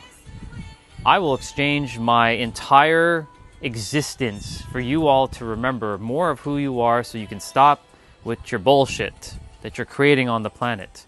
And when I say bullshit, I'm not meaning that in some negative sense. I'm talking about the things that you are unnecessarily doing to yourself, such as shooting yourself in the foot, telling yourself that this is not possible for you, or you're not meant to have this, or you can't have this, or you're not good enough for this, and you can't do this, and blah, blah, blah, blah, blah. The fucking noise that the world has told you, that's untrue. It's not true. It's only true until you continue to keep saying it's true. That's a bar, write it down. You don't need to entertain bullshit like that. You can think of me as like Big Brother watching. I can see all of you. Right? I live off the planet, basically. I can see the earth for what it is. I'm like, what the fuck is going on with this brother here and this sister over here? Well, like, what the shit's going on here? Because I've come to a point where I'm at the level that I choose to be at, which all of you are at the same level as me, but most of you are still playing at the level of human. You're actually the creator who forgot yourself as the creator, and you're playing the human, only thinking that you're the human, and you're only operating from a third dimensional plane. I'm operating from a multi-dimensional aspect, so I can see things for what they are. And all the problems are coming from words, interpretation of the words, and the translations or the meaning that behind the words. That's really it. So it's like watching everybody, I'm like, what the fuck is going on here? Just like watching the earth exactly to be like, what the fuck is going on here? Like, this person's saying this about this, but this person doesn't even know what they're actually saying because the words they're using is shooting themselves in the foot. And that person over there is arguing for that person because they don't know how reality works because blah, blah, blah, blah. And this person's like, da, da, da, da. And this person's da, da, da, da. And it's like, what the hell is going on here? If I can just get a giant-ass megaphone and blast it down to the earth, and like, you humans, you need to stop with your bullshit. And like tell the mind, like it basically distorts the mind to a point where I scare the mind off of each of you. You'll still have your mind, but not the stories anymore. I'm basically scaring the stories out of your mind. Then you'll see what it really is. That's what I have to do. I have to basically send a giant ass megaphone to my mind and say, shut the fuck up. I hear you. You're not... I understand that I created you and you protected my body and this body. And I understand that, I'm starting to change. You want to stay the same, but look, come along with me, mind, work with me. I'm not going to destroy you, but you need to calm down and relax. You need to relax. You are not the mind, you have a mind. Big difference. I keep saying this. I will continue to say this every day on my live streams. I'll keep repeating myself. You have a mind, you aren't the mind. Big difference. You have a mind to navigate the world with your 5 senses and your physical body. That's why you came to Earth, to explore this God's oneness. AKA the ego. Not the fake ego that most of you have subscribed to with that unnecessary definition. Bunch of noise. Right? It's a bunch of noise. You came here to explore the earth with your 5 senses, and that's how you navigate the world, with your 5 senses. A lot of these things have been forgotten in the human construct that we're living in simply because we're so distracted with all kinds of like noise and shit. When we get back to the root, the primordial stuff, you'll see how simple it really was. But we're overly complicating things for no reason. I don't do drugs, never have done drugs, never will do drugs. I mean, if you're talking about like medical drugs to feel better about myself, or if I'm going under some sort of I have a headache or something, yeah, I've taken that kind of drug. But if you're talking about some illegal shit, hell fucking no, I don't need to do that. It's unnecessary for the body. Most people need to do that to feel some sort of thing, because that's what people do when they're doing drugs. They want to feel a certain thing. There's a coping mechanism.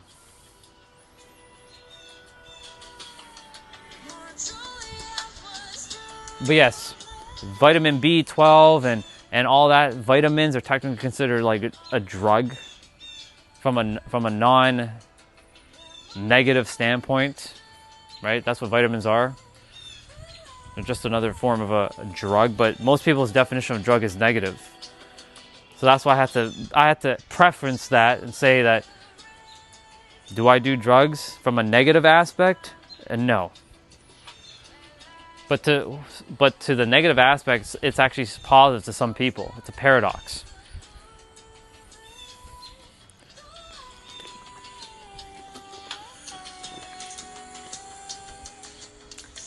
Yeah, psychedelics do come from our ancestors. But the thing is, your ancestors are not your ancestors. They're right here, right now. They're just in a different time space. They're right here, right now. So they're not really your ancestors. They're right here, right now, in this moment. So technically, it doesn't come from our ancestors. It comes from the earth. And they created it, and then we just continued on with their stuff.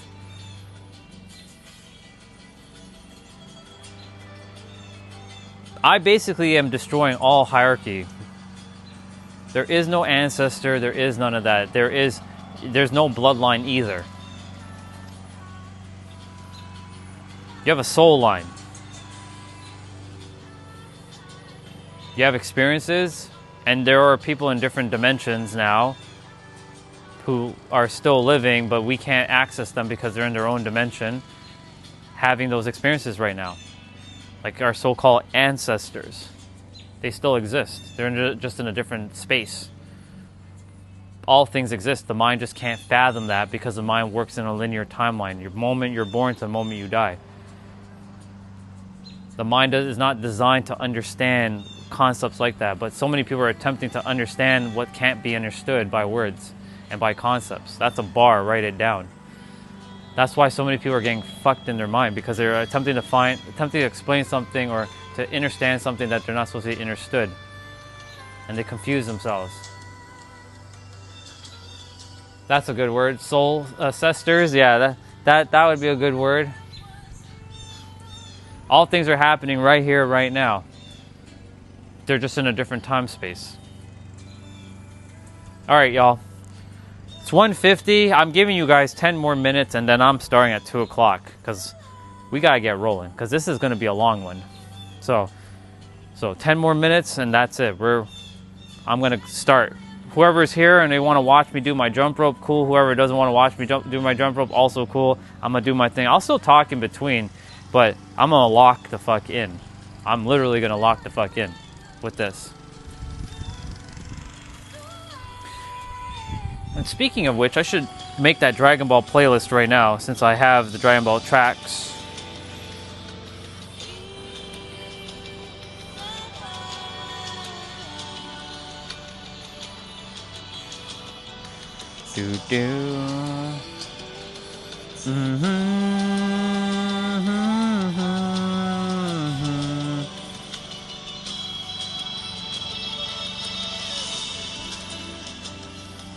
All right, I gotta select all of these Dragon Ball tracks.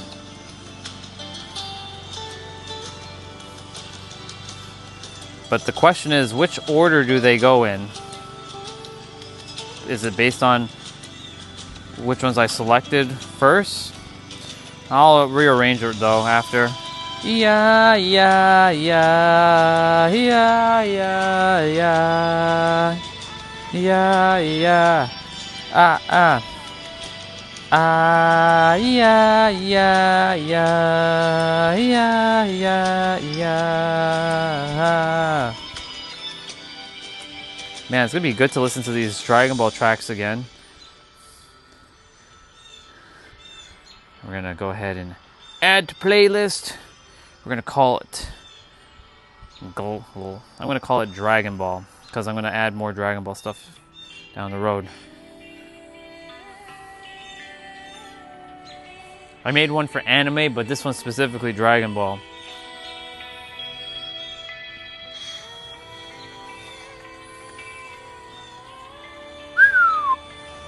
Three hours. Let's fucking go. Do do do do do do. We're starting with Gohan's track.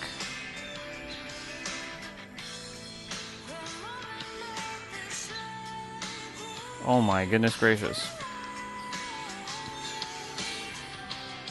Some of the tracks are actually copyright, so I'm going to be mindful of that.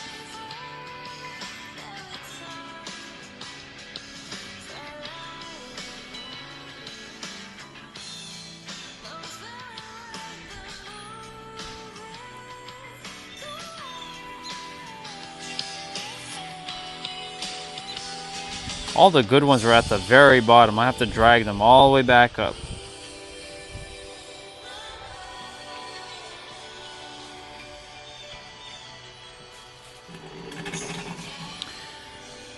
Let me sit for a moment because it's easier just to sit and just do this.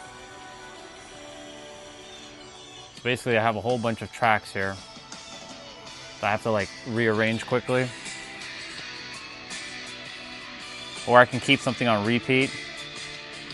It's either I listen to this Dragon Ball stuff or I listen to my video game music.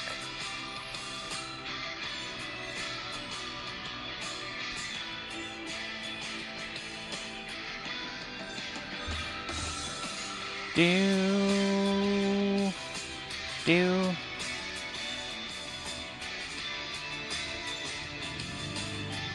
Zamasu, huh?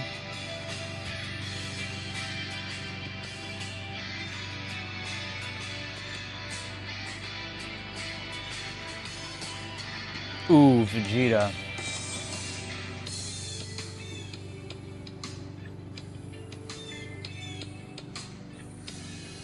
I'll get this done before the stream, or before I start working out. Gogeta, or actually no, this is Vegito.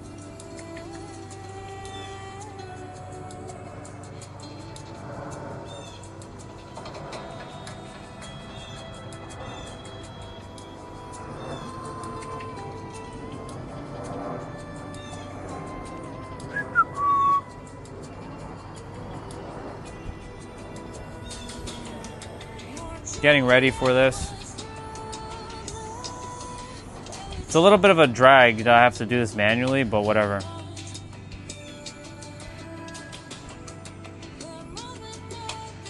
This track that I'm listening to right now, the one from Stellar Blade, this will not be energizing for me to do my 1 hour, especially out here. By the way, the sun is starting to move. As you can see, it's starting to shift a bit, so I'll have a little bit more shade.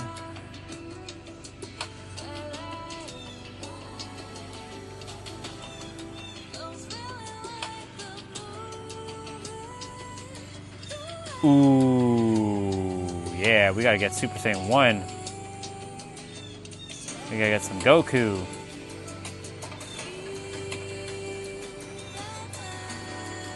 If I have to change music and go to the video game stuff afterwards, I will. No big deal.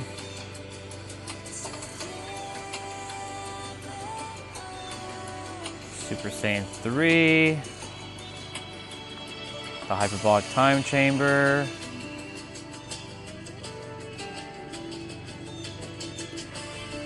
Ooh, Vegeta's like... I've actually grown to start really liking Vegeta more. There's something about Vegeta and his like spirit. Ah, yeah, yeah, yeah, yeah, da, da, da. Yeah, ah. Ah, yeah, yeah, da, da, da, da, da.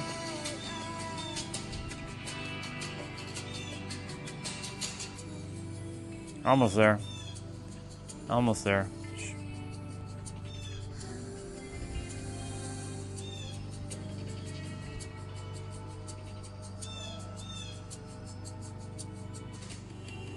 This song's gotta go.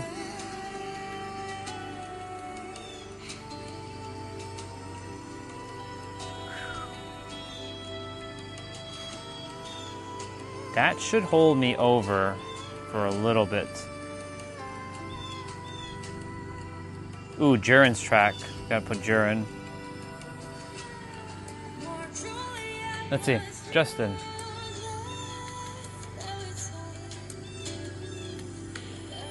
You know the funny thing about this shirt, Justin? This is actually black. The reason why it's green is because I've been out in the sun for so long with it last year. I've been using the shirt so much a lot last year that the color black faded to green. I dyed it. I put a little bit of dye this morning.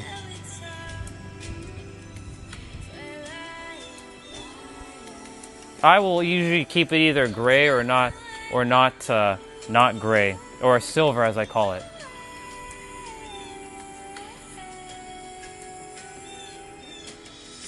You're leaving? All right, I'll see you. I'm about to do my jump rope exercise. It's gonna be 1 hour, y'all. I'm just getting my music prepared, my Dragon Ball music prepared for this. 1, 2, 3, 4. I want to put this one here, that one there.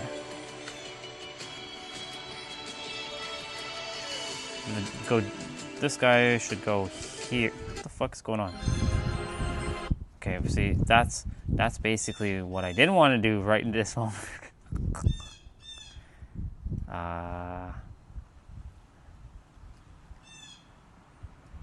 Yeah, it's fine.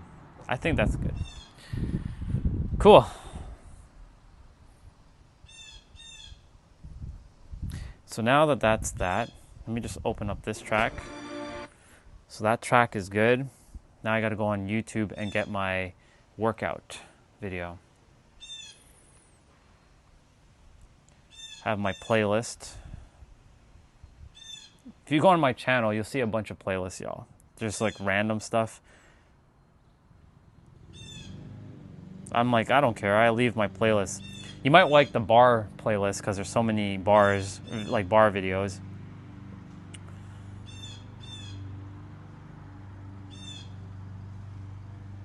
Where is my, there they are. So this guy here, we're going to be doing 1 hour with the guy named Dan from the Jump Rope Dudes. And yes, it is an hour. How long? Where's the thing? Where's the time thing? It's 1 hour and 8 minutes long, this video. So we'll be doing that. You all can't hear him, but I can hear him. You guys can't hear it, but I have it in my AirPods. But you guys will hear the Dragon Ball music while I hear him.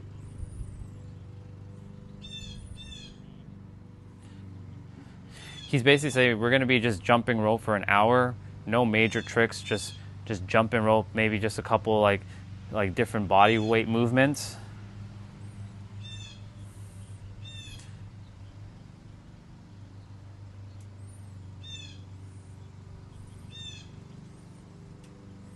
It's 30 seconds on, 10 seconds off.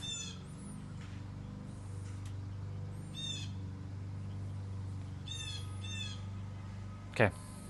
So the video is locked in, ready to rock and roll, but I also have to do a split screen with my tablet. So now I have both the video and the playlist if I want to change music. So I'm gonna wait till he finished talking.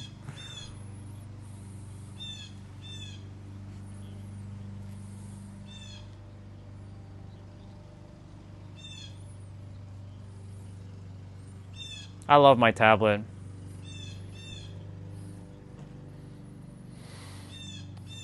I'm getting ready for this hour-long jump rope play out. It's gonna be fun. I've done it before many times, but I never got to do it on this live stream channel before. I've done it on my other channel, but no one's really on that channel, so it's there, but no one's really watching that channel. All right.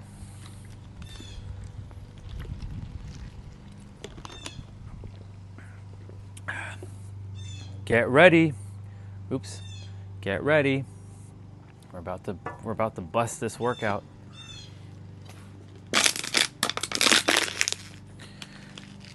I'm gonna fix the camera a little bit, bring you guys a little bit closer. Move the chair out of the way. And there, more centered. Cool. So I'm gonna put that on and then put on that. Dragon Ball music, y'all. Let's go. Ugh. So I'm gonna raise the music a bit.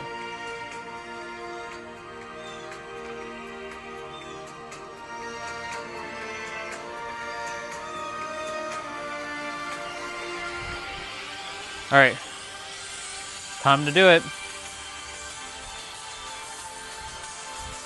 I have to restart the video a little bit.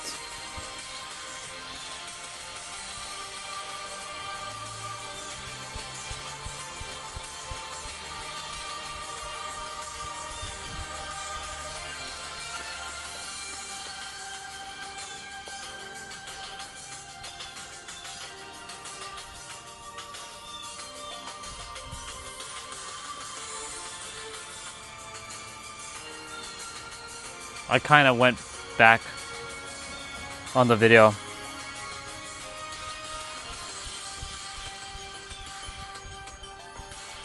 This is where I'm going to turn Super Saiyan.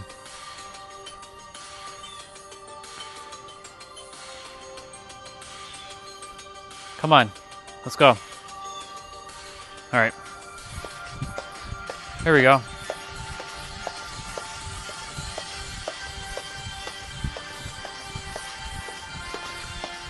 The aim is to burn 1,000 calories. I may not burn 1,000, but I'm basically going at the pace that he's going at.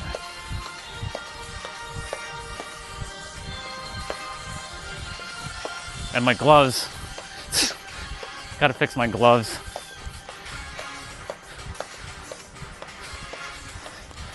That or I'll just drop my gloves. All right, 30 seconds.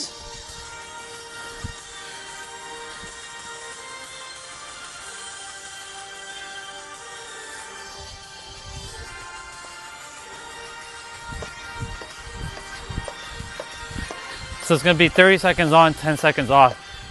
We got an hour to go.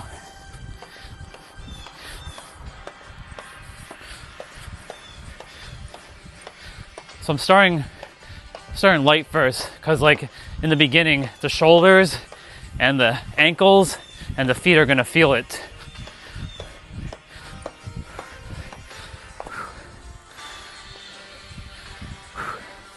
"30 seconds is not a lot,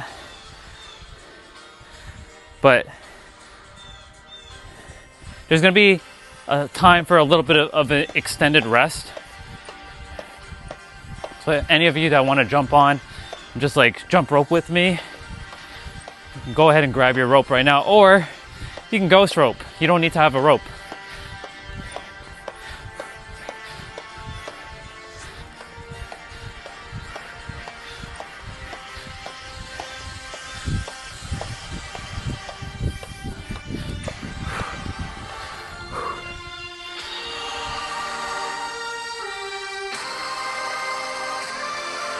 I want to hear more of the music instead of him.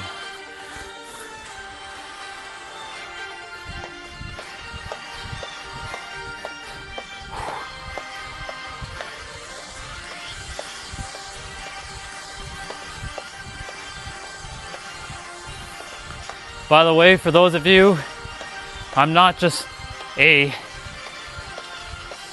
subconscious mind coach. I'm a fitness coach as well. I'm a jack of all trades coach. I need new gloves. That's what I need right now. The Velcro is not sticking on my gloves anymore. So,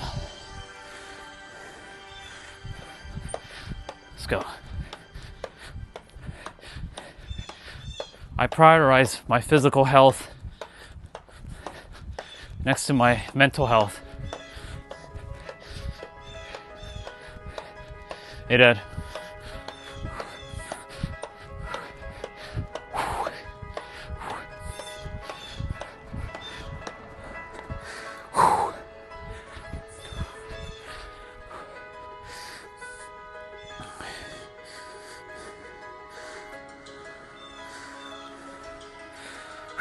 Let's go.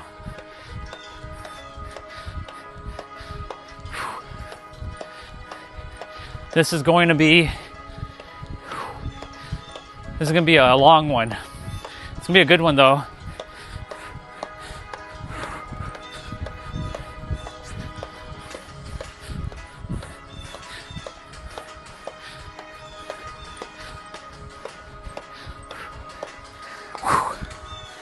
Feeling it in my arms.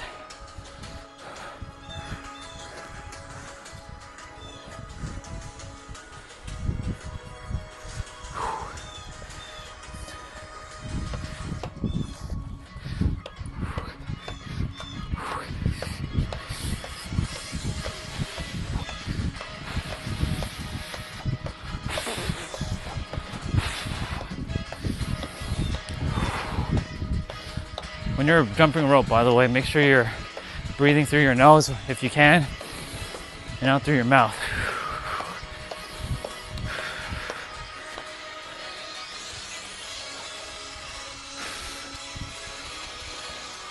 We got a fair bit of time to go.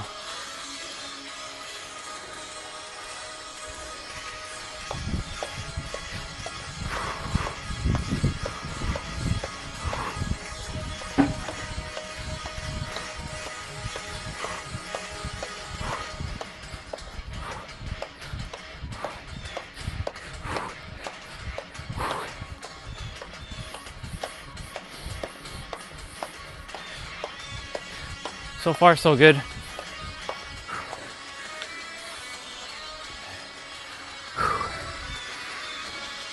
So he's gonna do some body weight exercises here. So he's doing 30 seconds of lunges.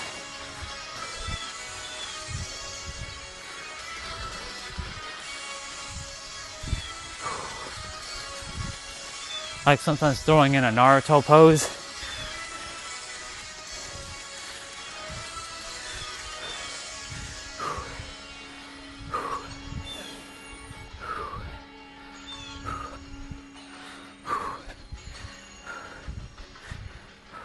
Okay, cool. So he's gonna take a pause for a sec, keeping you all up to date. We're doing a breathe and warm up.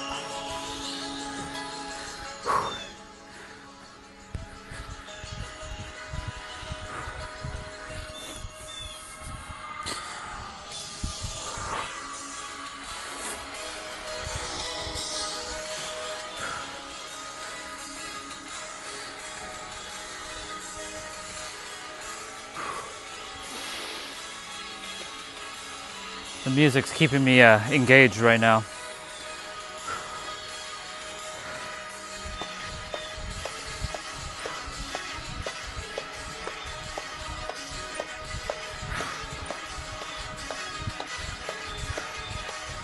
So you'll get a period, you get a pause break here and there like that, but there's going to be a period where within, I think, from 30 minutes in to like 20 minutes in, you're just jumping rope. Like there's no like big pause. You'll have like a 10-second rest in between. That's it.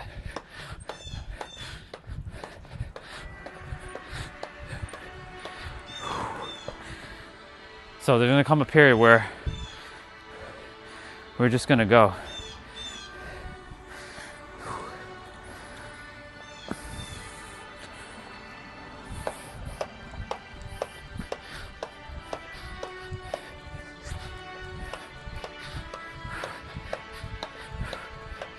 By the way, jump rope is the best exercise for practically full body for me.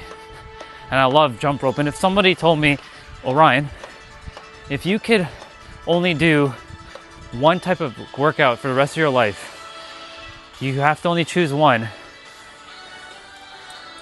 I choose this. Because that works on your cardio. This heavy jump rope that I have works on your strength as well too. Generally, jump rope is cardio based, but this rope is 1 pound. And there are heavier ropes. There's 2 pounds, 3 pounds, 4 pounds, 5 pounds, and 6 pounds. I think they even have a 7 pound now.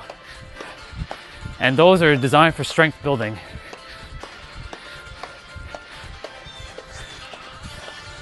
This is a 1 pound rope. This is not your standard rope. This is the thickness of this rope. So he's using a 1/2 pound rope. I'm using a 1 pound rope. Actually, no, he's using a 1/4 pound rope for the 1 hour. I'm using a whole pound. So it doesn't sound like a lot, but when you're jumping for a whole hour, like 1 pound is quite something.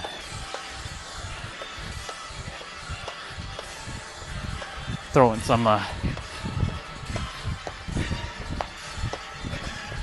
oh, I fumbled there. It's okay if you mess up, you don't beat yourself up.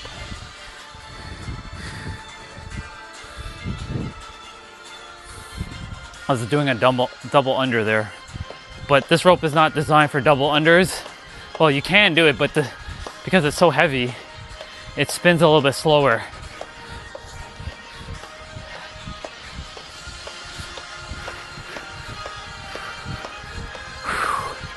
Doing good. I'm gonna bounce on one foot for a moment.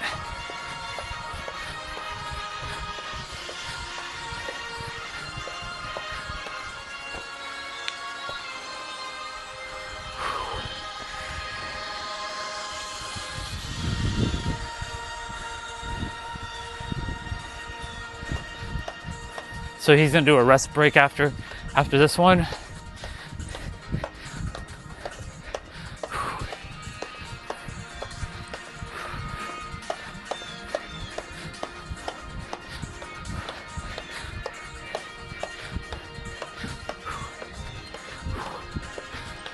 So this is probably the only time I'm gonna be doing my workout on the stream again.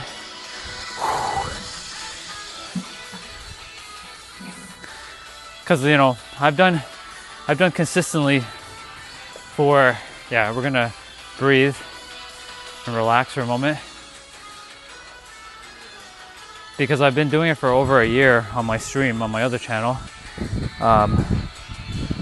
You know, most people like the talking aspect, not the working out aspect, but just showcasing more the mental and the physical together, that they work hand in hand. I find this very enjoyable, so that's why things that are enjoyable you'll do more of. This is enjoyable, even though the body's feeling it presently, but not in a, oh, he's giving us another 30 minutes or 30 seconds rest here.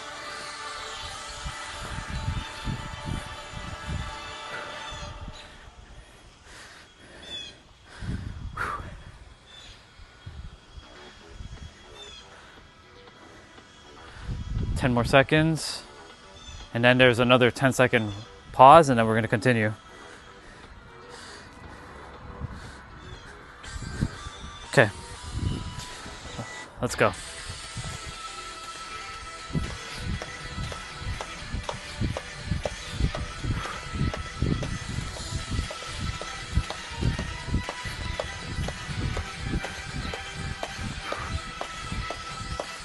I really enjoy jumping rope. This is probably my favorite, like, movement-based exercise.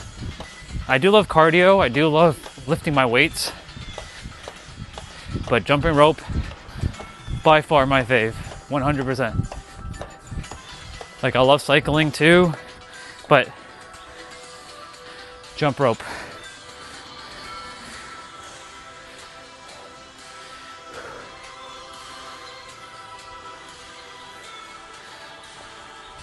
I'm gonna see how long I can go without drinking water too. Since we already drank water at the beginning. So we've been skipping about 10 minutes, give or take, ish. He's already burnt 200 calories for himself. I myself, I'm not focusing on calorie burning, I'm just focusing on doing this.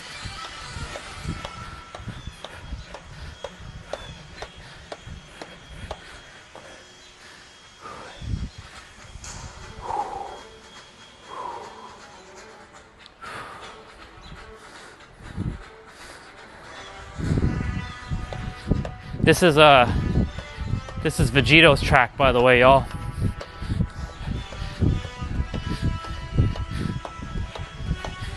For my Dragon Ball fans, you should know this track. There's a little bit of remixes here and there in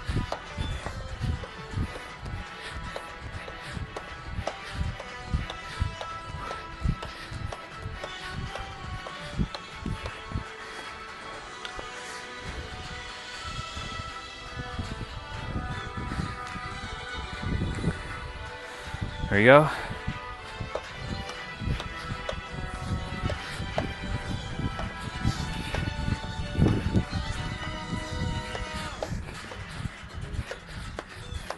Gloves are getting loose again. Gotta fix it.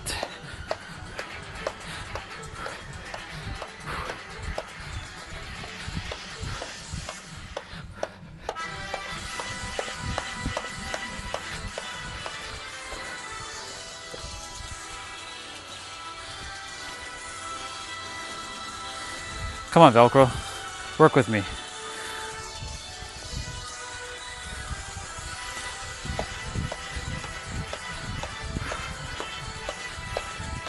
Now I'm in the groove.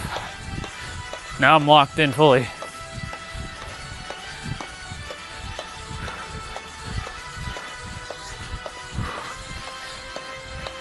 We are locked in.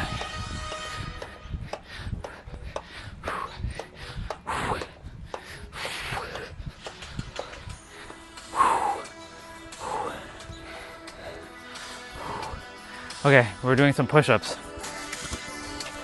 So, you can do some push-ups.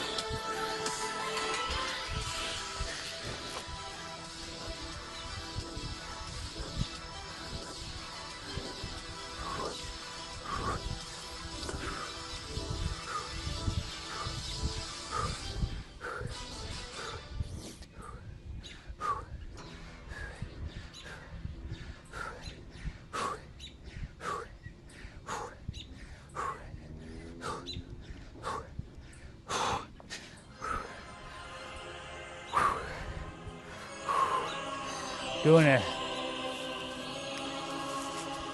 I won't be playing that music because it might be copyright.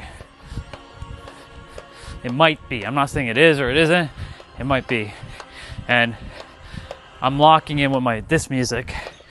So you can play that music in the background while I do it if you want. I'll be listening to my Dragon Ball music.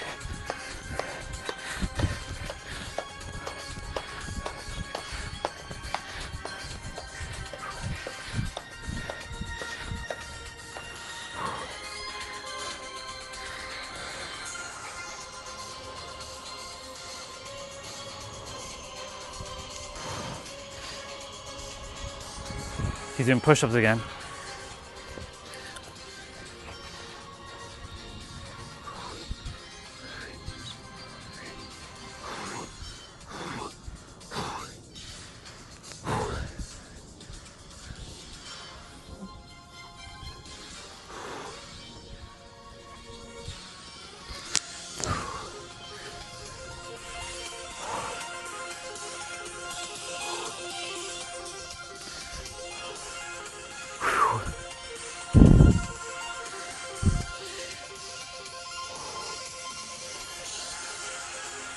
All right.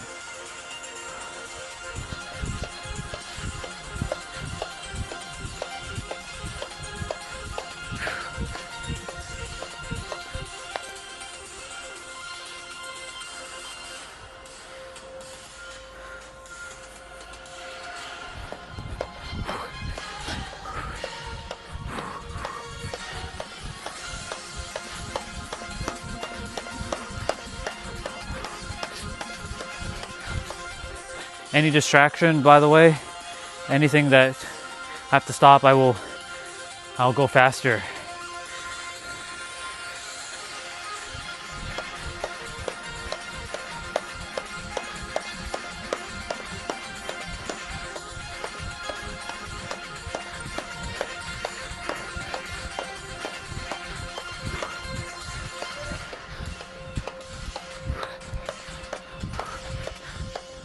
So this right here, this is called boxer skip, where we bounce back and forth. Boxer skip is probably one of my favorite jumps by far.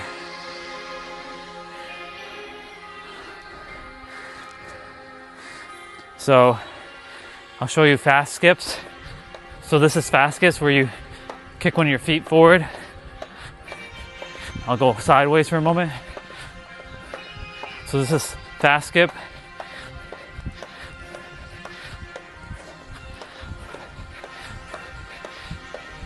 This is your regular bounce. This is a toe taps. My arms are feeling it right now. My arms are feeling it.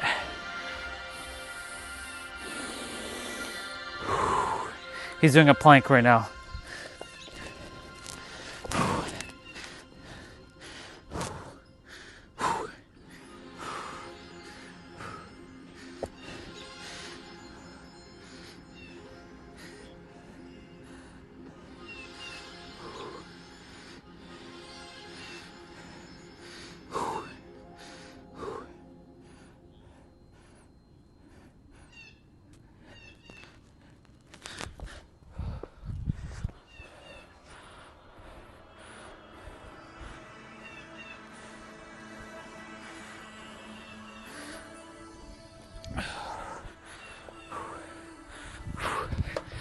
track is playing there.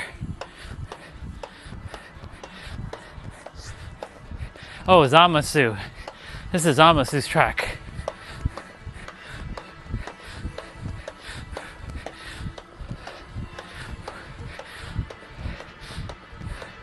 So my tights underneath my pants is creating more resistance right now.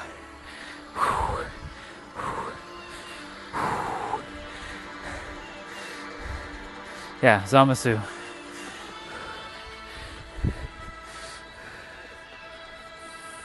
We're doing it. We're getting there. Little by little, y'all. Small steps, small simple steps. Don't see the entire mountain, see the next step ahead. That's it. That's how you don't get overwhelmed. Just lock in.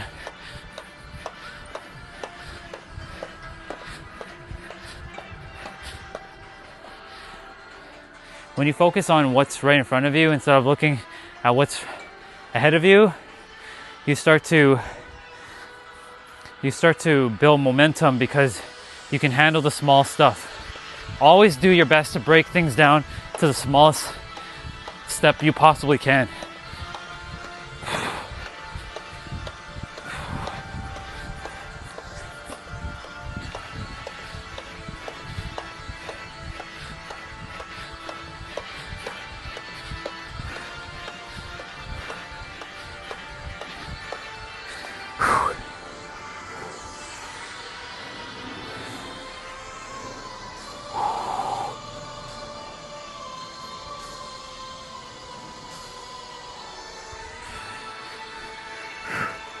Taking pause for a moment. Breathe and warm up.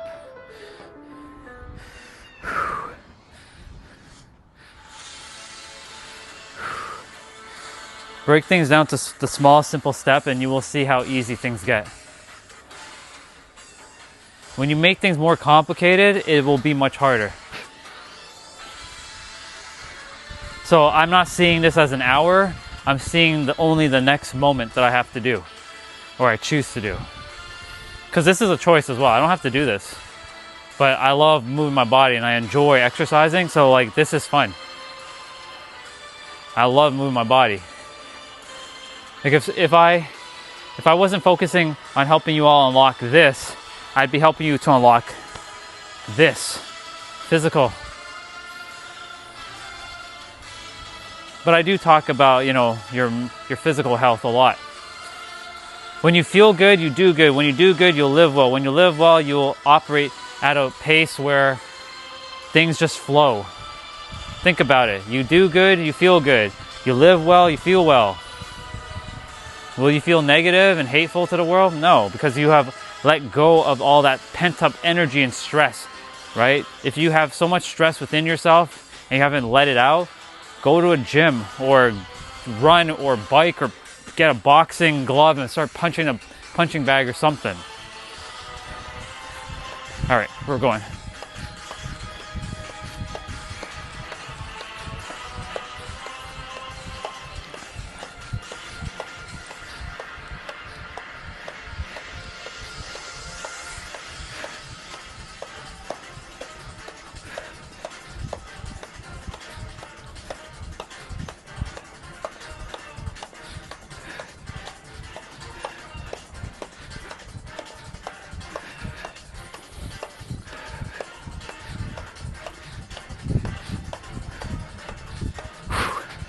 Doing good. This one's a longer set because he didn't rest. He just kept going, so I'm like, just keep going. Now he's gonna stop.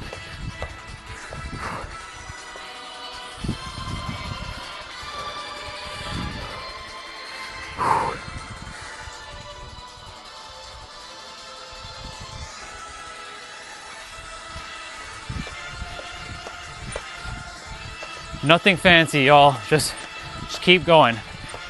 You can do stuff like that if you want, but like I'll throw in a different move here and there. But like I'm just locked in.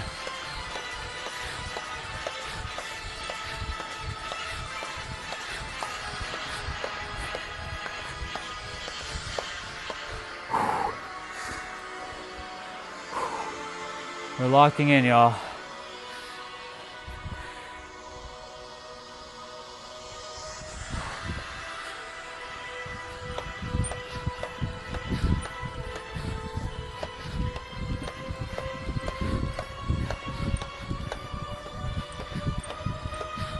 After the jump rope, I'll do my abs and then I may end the stream. We'll see. We'll see what happens.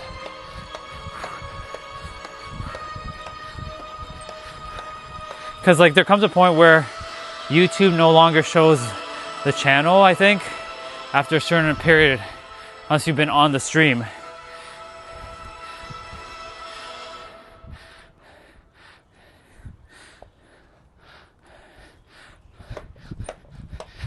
I'm gonna quickly go in after this for a second.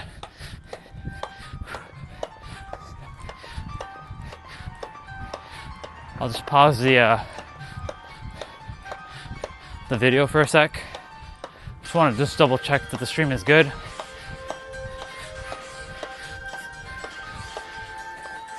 All right. Pause the video for a moment. I'll be right back.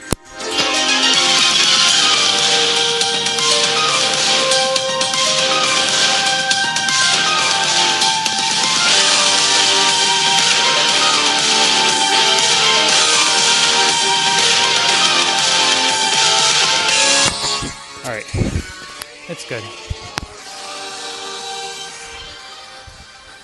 Short, very short break.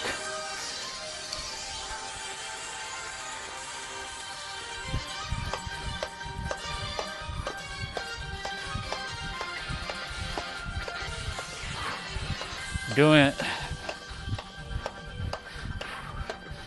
Here's the funny thing about this routine. After the timer is done, after an hour, he still has an extra like 4 minutes to go because he hadn't burned 1,000 by the time his timer was up. So it caught me off guard when I first did it. I'm like, oh shit, there's more. You know, I'm looking at the timer to keep me going, but then he let go of all the timer and I have to just follow along with what he was doing without a timer. I'm like, oh damn. And we went for that extra 4 minutes or so because the video is an hour and 8 minutes long. He spent the first like 2-3 minutes talking at the beginning. Of course there's breaks in between, but at the end he speaks for about a minute. So really the workout is roughly about 50 minutes, give or take. If you take away all the breaks and stuff, it's about 50 minutes. Give or take. So it's not too bad. Yeah.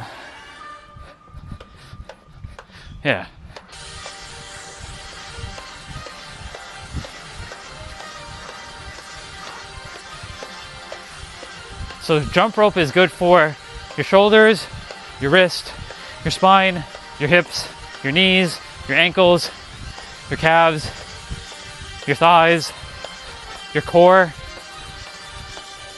So that's why I prefer doing this. And look how thick the rope is. Ah, the doggy's here in the video. Here's a doggy.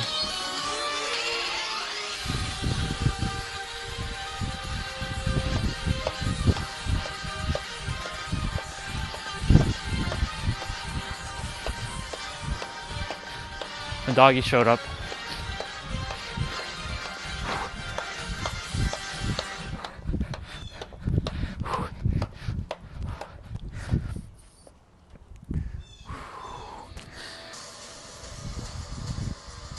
It's Rock the Dragon, y'all.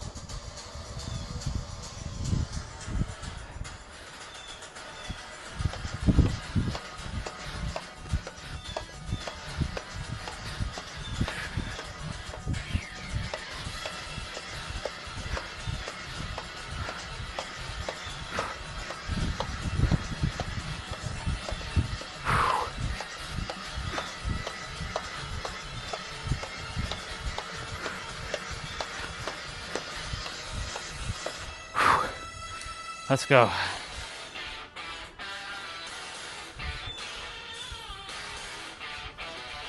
Dragon Ball Z.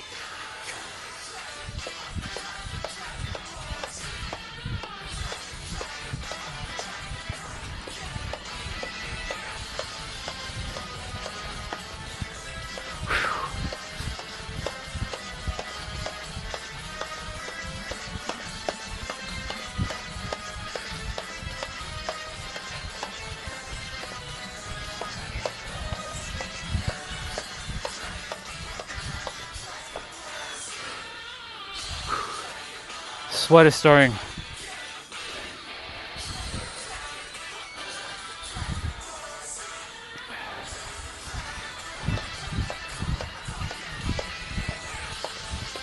I'm just enjoying the music as well.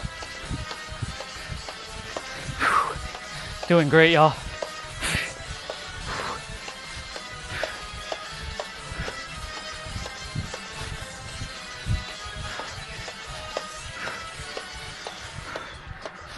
My left shoulder's starting to burn again. It's okay. If you're starting to feel it, shake it out.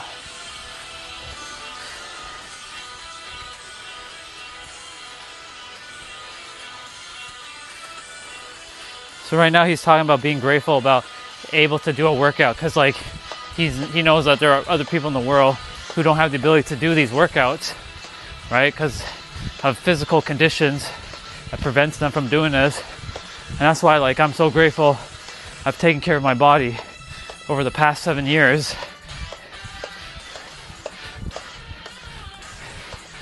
And I'm so grateful that like I'm able to do what I'm doing.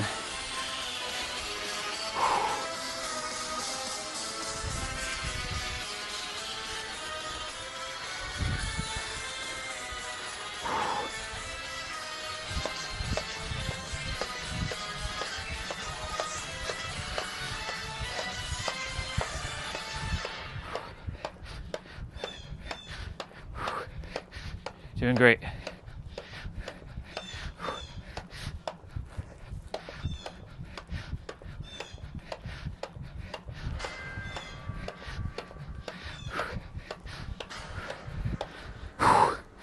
Holy moly. Get in there, y'all. Get in there. We're about halfway done, y'all. That's only half? Yup. We're about halfway done. Only halfway to go. 30 more minutes, y'all. We've already done 30 minutes.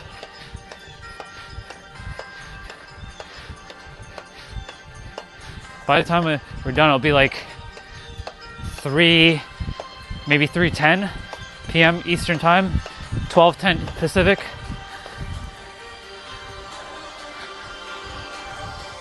Oh, yeah. Doing the thing, y'all.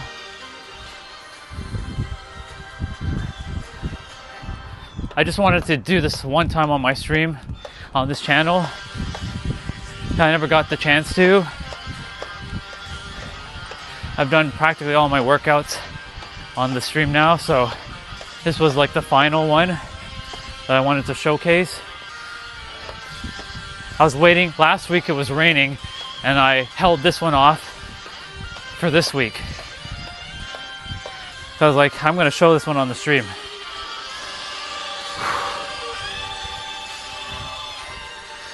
So this is the period where the rest is gonna be very, very short. You won't be getting a break for the next like maybe 5 to 10 minutes, except for like that 10 seconds in between. But we're doing it. We're nailing it. We're good.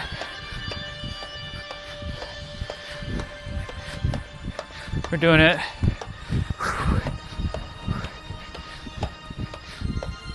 He's talking about how he ate that food. He put on 1,000 calories and now he's just attempting to burn it off. It's so fascinating. We eat food, calories come in so quickly, but then to burn it off, it takes forever to burn it off. But then again, that could also be a belief. If you start telling yourself, I burn calories very quickly, watch as your body starts to you know, take commands from you and starts to follow suit.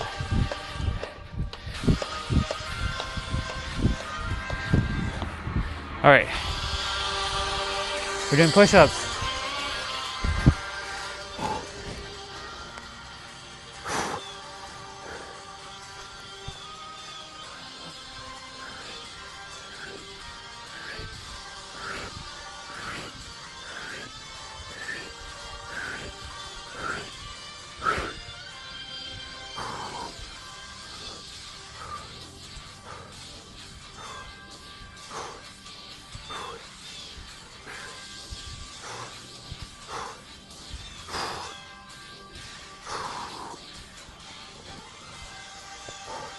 Actually, he's gonna give us a little rest here.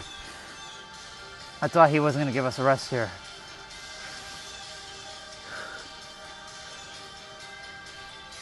Yeah, you get to rest for a moment.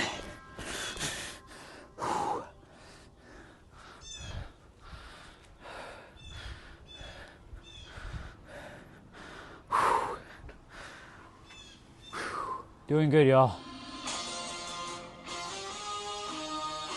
That's Gohan's track as well.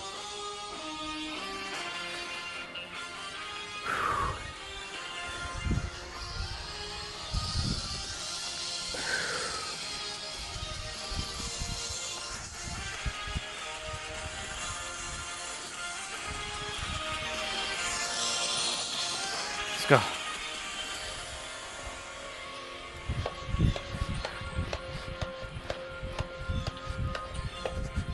He's talking about how he makes jump rope videos for a living to make sure that, you know, that people stay healthy physically and that he can go around the world and make it accessible to anybody. Because you can take a jump rope to the park and nail out an hour at the park. If you have a mat, hell, you just bring a fucking carpet if you need to, if you don't want to damage your rope. Or a mat that doesn't damage your rope, or it doesn't skid on the ground. Hence why I have the weights here holding the carpet in place so it doesn't move out of place or shift. Jump rope is very accessible to everybody, and you don't have to have a 1 pound rope to get a good workout in. You can have one of those like $5 ropes.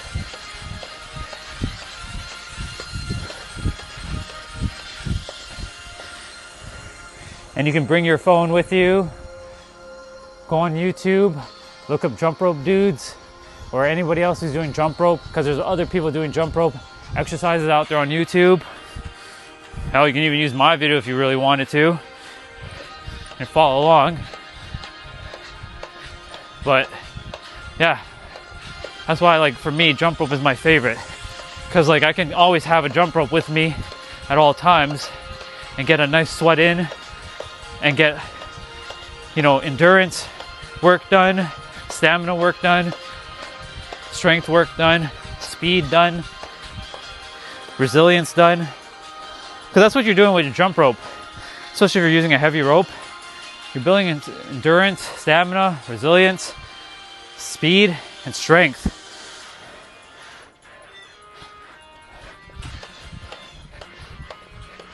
If you don't have a heavy rope, then you're not really building strength too much, but you're definitely building endurance and speed.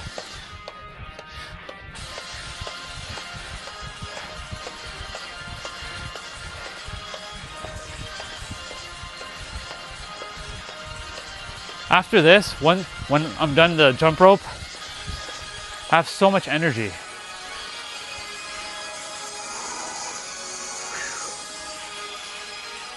Doing good.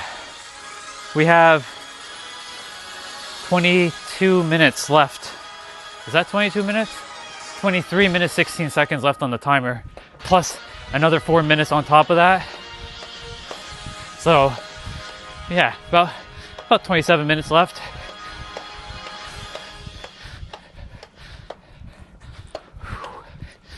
Doing good. I believe this is the period where there's going to only be 10 seconds of pause in between. There's not going to be any extended rest for a good 10 minutes, I believe.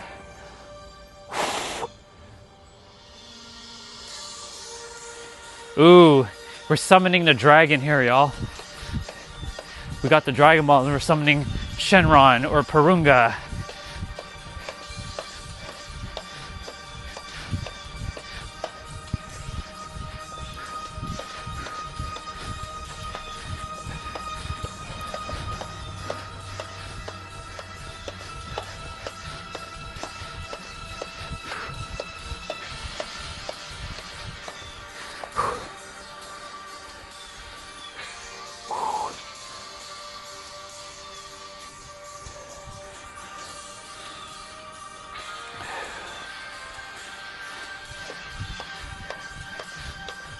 And the, you know, the tights that I'm wearing, like I said, it's creating a little bit of resistance with me moving my legs as well. So I feel like I'm wearing like at least a 10-pound armor right now on my legs. But this is my challenge to myself. I'm getting cooked in the sun because the sun is now right over me. The shade is here, but the sun is right above me. Haven't drank any water yet since the beginning of the workout, so we're going.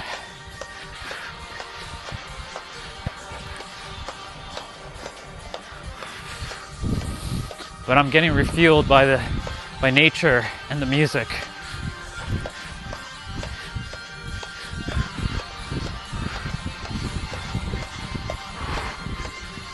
Doing it.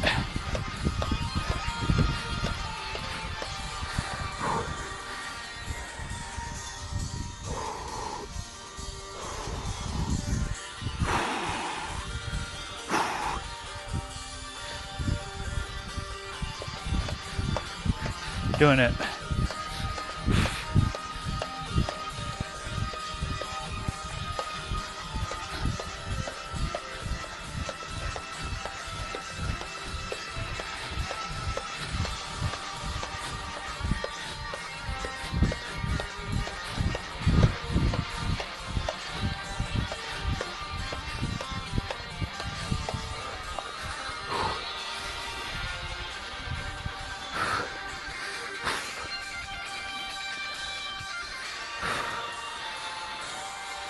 Let's go.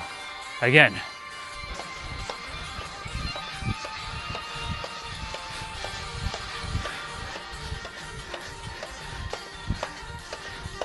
I'm locked in right now.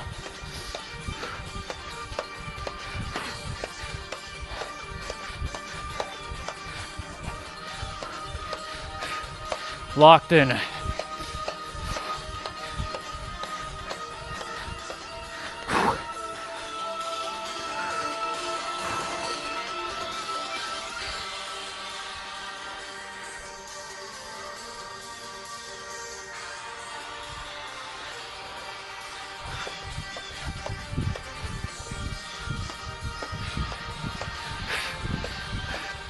Doing great, y'all.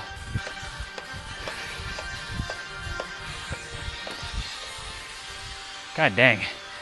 Tripped. It's okay. Oh, Ryan, it's okay that you tripped. Keep going.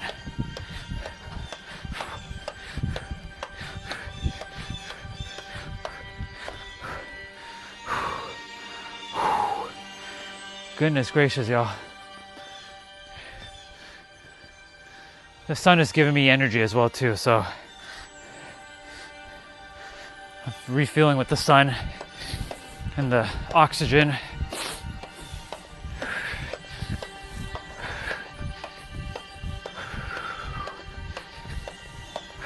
I'm reminding myself to breathe. For those of you who played Mega Man, my energy tanks are being refilled right now. I use a lot of video game and anime references for those of you who've played those games, like Mega Man or Final Fantasy. I'm using a Max Potion right now.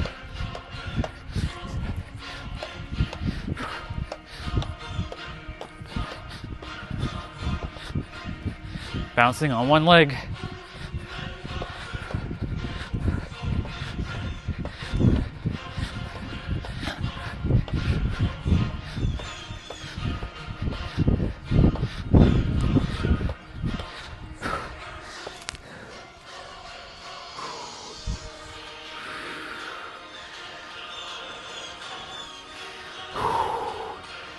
it's one thing to do this jump rope exercise for an hour. It's another thing to do it with just a standard rope, and then it's another thing to do it with a 1 pound rope or even heavier. Starting to fumble a little bit.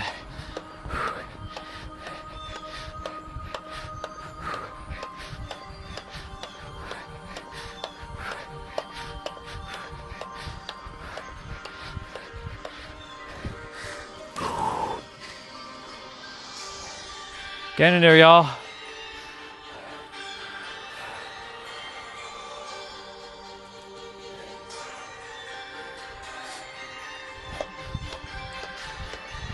I gotta rewrap my rope with some new blue duct tape again, because you know, this is you know, overdid it. Gotta keep protecting my rope at all costs.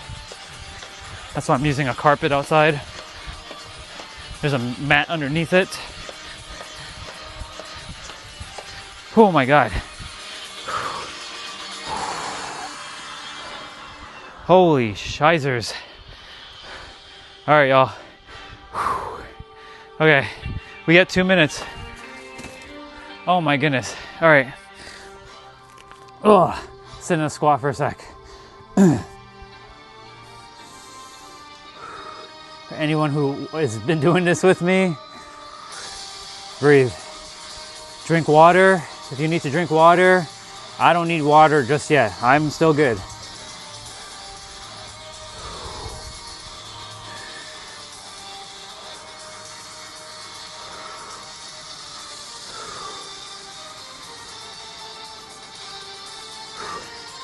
All right, I'm gonna stretch for a moment. We're not done. I'm just giving myself a moment.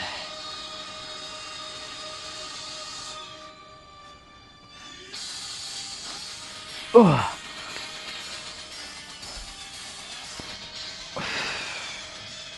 A nice stretch.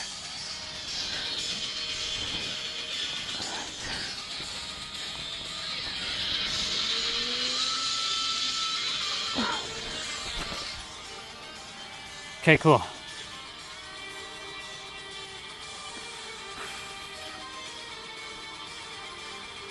We got another 40 seconds here, and then we're gonna get rolling.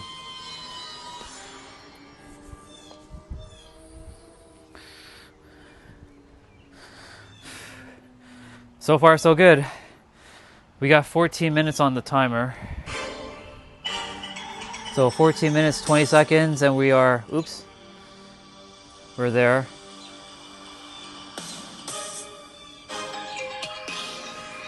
Ooh, it's Super Saiyan 1.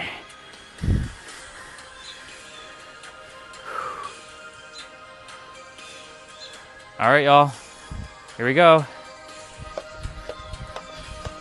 And of course, Super Saiyan 1 plays now. And this is the one. This is the one when all the kids in the 90s wanted to turn into Goku and Super Saiyan. When we finally saw Goku turn Super Saiyan back in the 90s.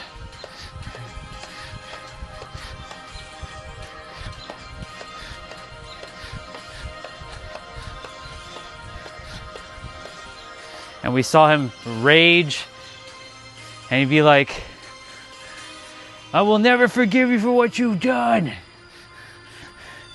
And he got mad. That scene is forever etched in my memory. It doesn't matter if I'm like struggling with anything, that memory is always etched. I will always see that moment when he turned Super Saiyan against Frieza.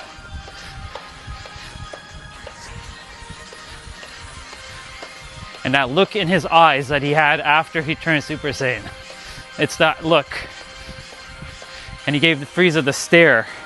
And he's like, Gohan, listen very carefully. I need you to take Piccolo and get off of this planet. And Gohan was like resistant. He's like, listen to what I'm saying, Gohan. Get off of this planet now. And he turns to Frieza and he gives him that look. Yep. And that in itself is enough. That's the conviction that Goku has, that has instilled into me for the world. That's why I will continue to do what I'm doing.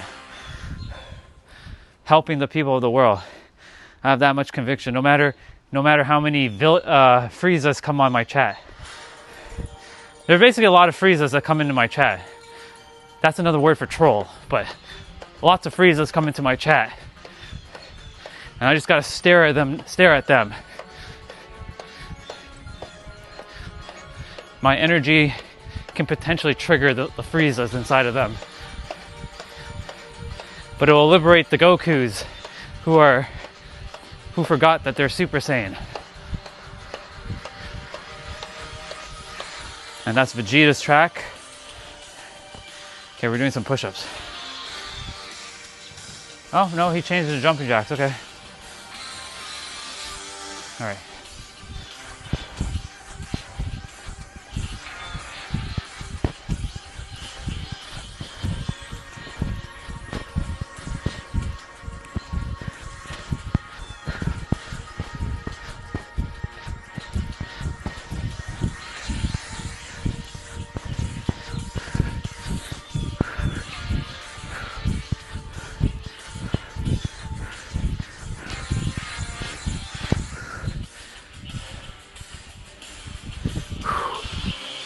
Grab the rope again.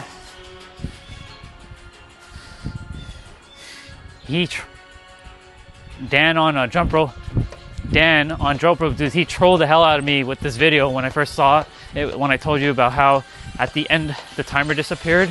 I thought we were done the video. I put my rope down and the dude was like, yeah, I'm gonna jump for another couple more minutes. I'm like, oh shit, okay. I picked up my rope and I kept going with him. But he trolled me because I'm like, I thought we were done. So I'm well aware now. We're almost there, y'all. Almost there. Still have a fair bit to go, but we're almost there.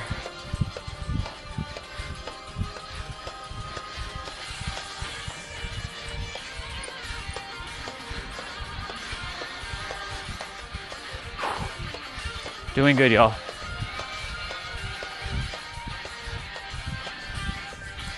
Oh my goodness. Oh my goodness. Come on, rope, what are we doing? What are we doing? Sometimes you just have to laugh at yourself and enjoy your time. Not just sometimes, all the time. Enjoy yourselves.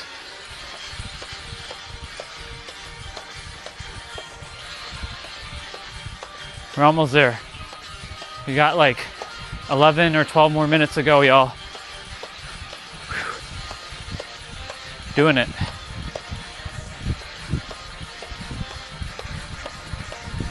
So I'm doing this one now.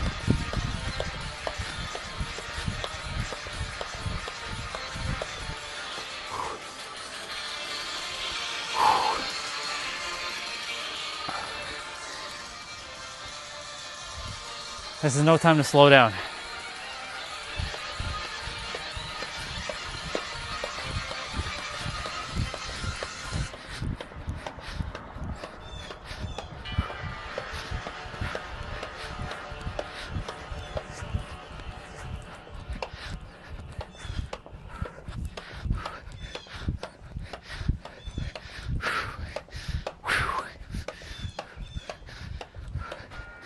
Holy moly.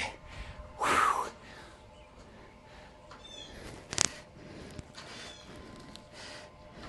No, we're not timing the workout on our watch.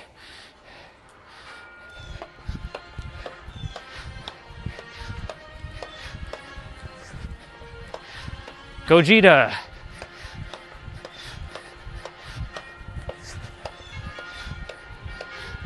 Is that Gogeta? Yeah, it is Gogeta. Ah.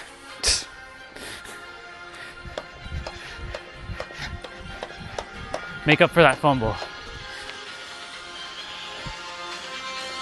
Now we're doing some push-ups.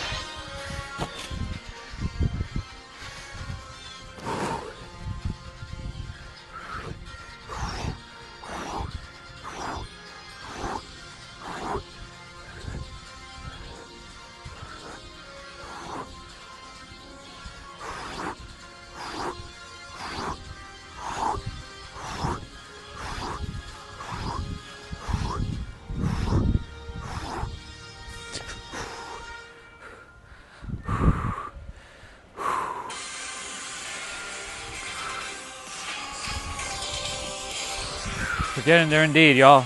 Almost there. Let's go.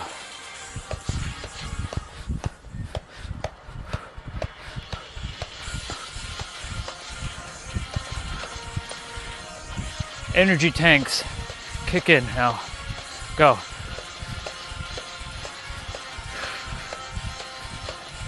This is light work now.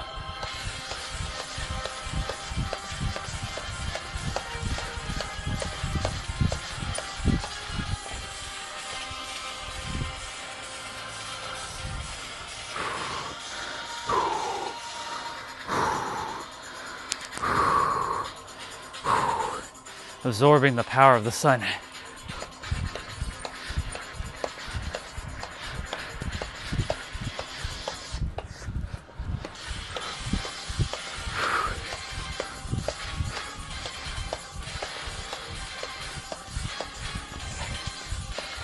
I remember when Goku and Vegeta fused for the first time in Dragon Ball Z as Vegito, and then in the movie number 13, Fusion Reborn, and that look he gave Janemba.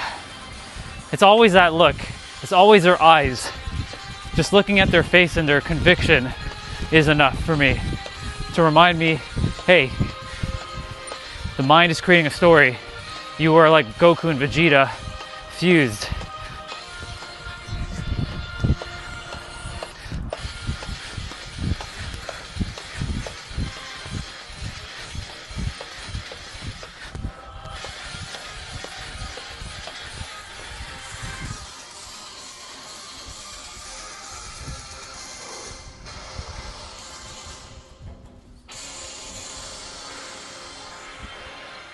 Almost there.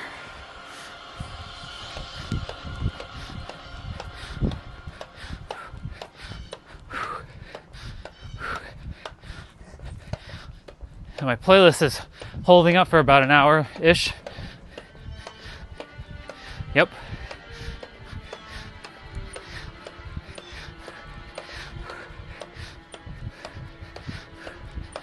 Oh man, okay.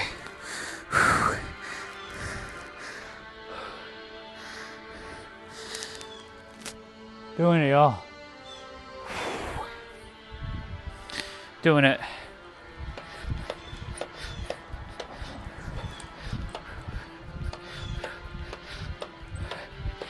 So every 3 weeks I do this 1 hour jump rope. Last week I was supposed to do this one, but because it rained and I wanted to show it last week, I didn't want to do it inside, and there goes my gloves. I'll have to fix my gloves in a moment. Keep going.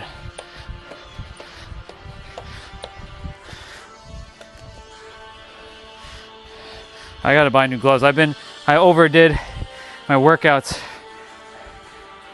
because I washed my gloves too. And the gloves over time, the stitching and all that and the Velcro wears out. So gotta get new gloves.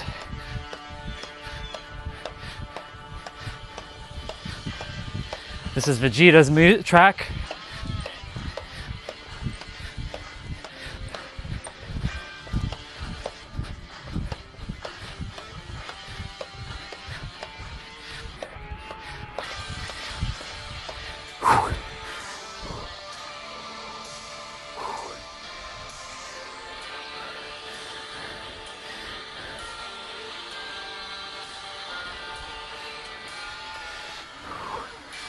Keep going. Energy tank is filling up.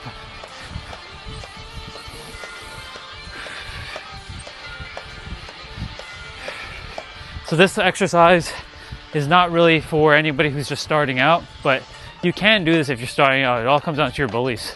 But this would be a lot for someone who's just starting out, jumping rope or, you know. And I would never recommend someone who hasn't jumped rope to go and get a heavy rope like this.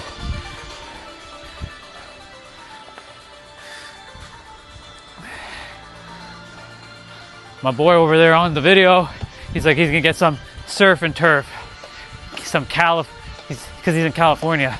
So every time I watch his videos, it's a reminder of home. lots of home videos. I've done my jump rope workouts outside in San Diego. We're not done yet.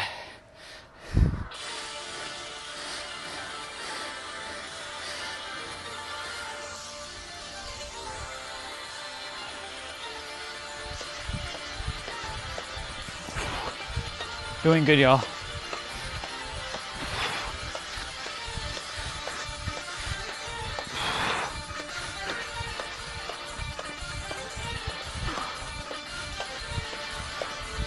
There goes my gloves again. Oh well. They're like, we're done, Orion. I'm like, you ain't done with me yet. We're not done, gloves.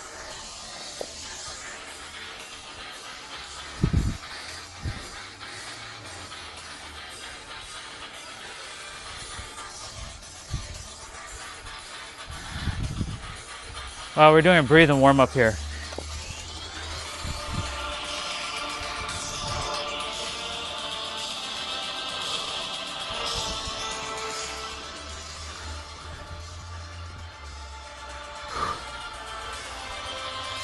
Oh, guess what, y'all?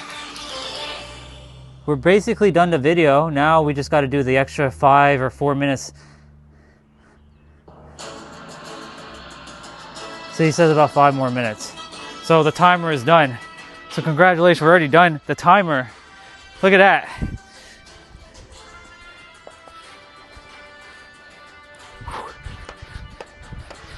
So now I'm just gonna be watching him. I have to pay attention to when he stops, because like he has no timer now. So this is overtime now, y'all.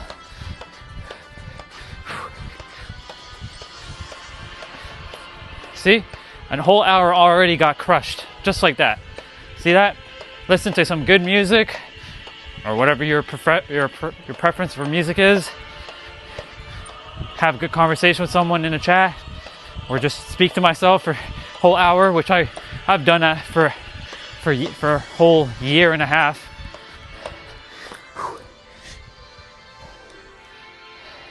So like if no one's typing in chat, I'm good because I can talk to myself all day. I have really good conversation with myself. Oh, not there yet.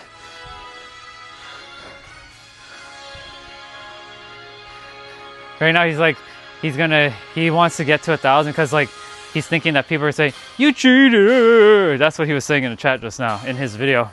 So that's why he went the overtime.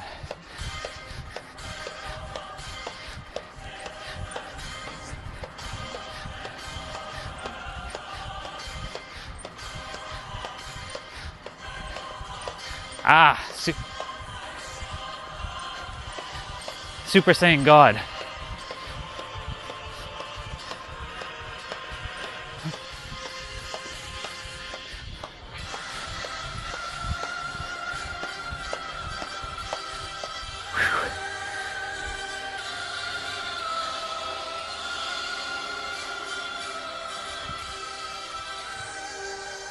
He's talking about, you know, you can attempt to burn your calories perfectly, but you got to look in the mirror and see what is actually working.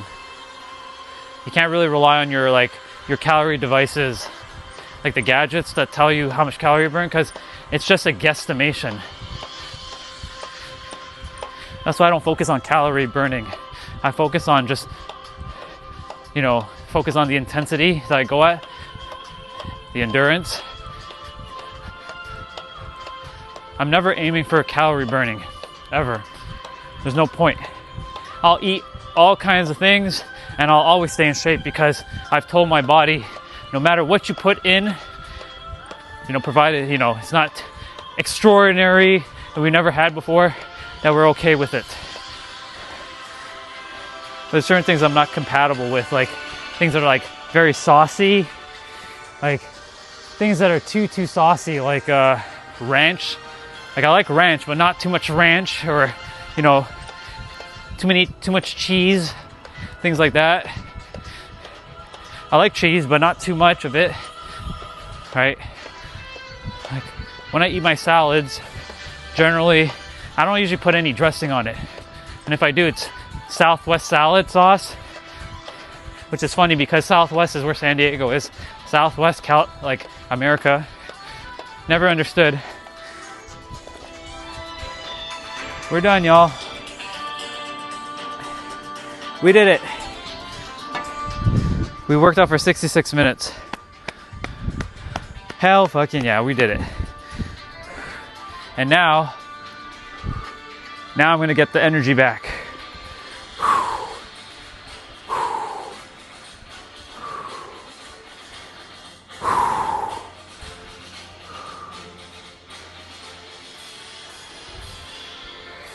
We did it. Video is done. Well, he's almost done with the video. We did it. Comment in the chat. Well, his chat. This is not a live stream for him. It's just a video. 60-minute jump rope hit workout.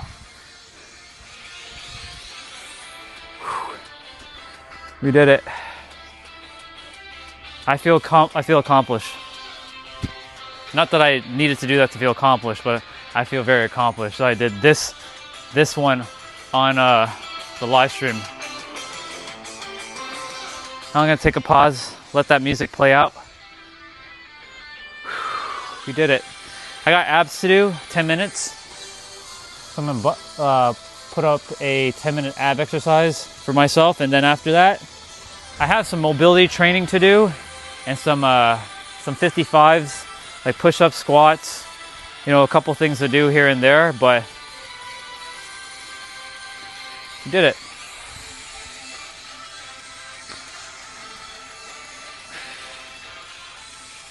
I love my tablet. I love the fact that I can, you know, switch audios. You all can hear that. I can hear the YouTube videos. All right, let's pause the music for a moment. That's the hyperbolic time chamber next, y'all. That's where we get trained. Cool. Well, thank you, Jump Rope, for an excellent exercise. It was awesome. I appreciate it as always. I do need to rewrap you though, because you are starting to get some beatings on. Yeah. I rather the tape. The blue duct tape take the beating than my actual rope, because I invested a fair bit on these ropes and I'm not gonna get my ropes damaged, so screw that. Screw that noise. Let's see. That's not too hot. I just finished an hour jump rope, literally. We're done. But I'm not finished like my actual workout. I still have like mobility training on my shoulders, my wrist, my spine, and my hips. I also have abs to do for 10 minutes, which I'm gonna get rolling in a moment. And I'm just grabbing some energy from the sun and oxygen around me. I'm ready to rock and roll again. You know, I could probably do another hour of this. Oh man. This is what people are looking for at the end. When they're finished their workout, they get that nice, like, solid energy release, so that they're like, I feel so good. Whew. Haven't touched water yet, but now I'm gonna drink some water. This is my reward for that 1 hour. I haven't opened this bottle yet, so I'm gonna open it up right now. There. Cheers, y'all. Ah, water tastes so good right now.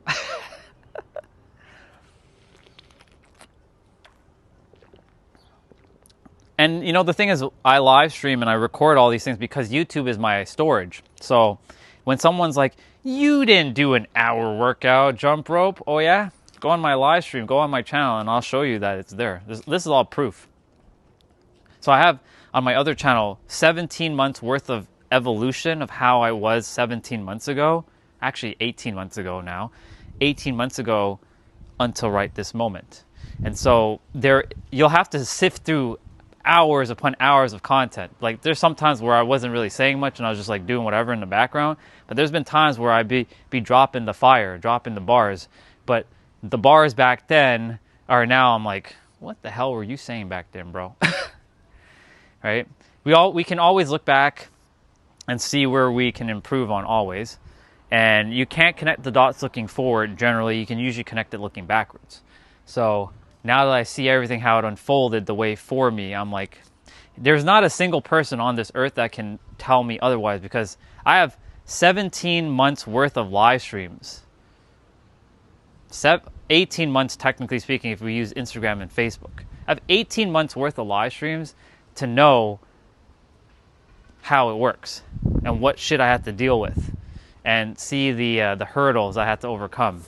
And I now figured it out. I'm like, okay, if I figured it out now it's time for me to help others to figure it out. And I have already helped, I've helped people around the world already, but paid clients, I have 6 paid clients right now who have tapped in and locked the fuck in, and they are doing amazing in their businesses and their relationships and whatnot. So yeah, more to come, a lot more to serve.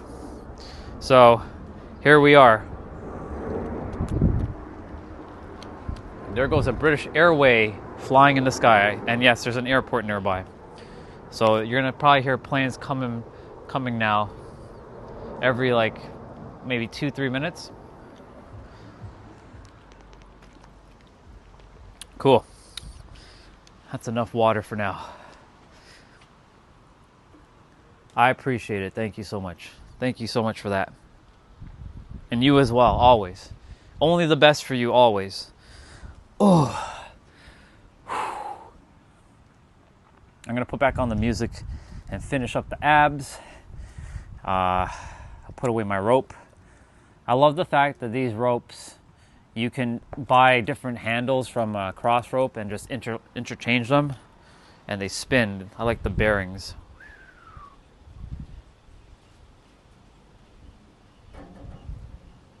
This is what allows the rope to spin faster as well too. So, yep. Once you invest in a good quality rope, you won't have to invest in another one for a very, very, very long time. I always say invest in good quality things. That way they last longer and you'll get more out of it. Instead of investing in things that will break down faster. But I've done that and shit has broken. Like my resistant band, I invested in not the greatest quality of resistant bands, and they all snapped. Almost all of them have snapped. I'm like, what the hell? Resistant bands are not supposed to snap. Not the way I'm using them. It's not like I'm pulling at them from like doing a slingshot with them, but they're just breaking. So, yeah.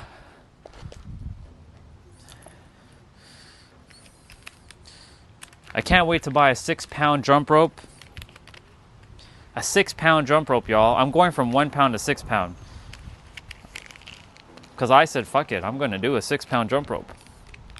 And 6 pounds is going to become my new norm, and then this becomes obsolete. 1 pound will be nothing. It'll be like jumping with these plastic ones. I mean, these are technically plastic, but like they have weight to them. So the PVC ropes that weigh nothing, I'm going to get a 6-pound jump rope that'll eventually replace my 1 pound, and then, yeah. It's pretty cool.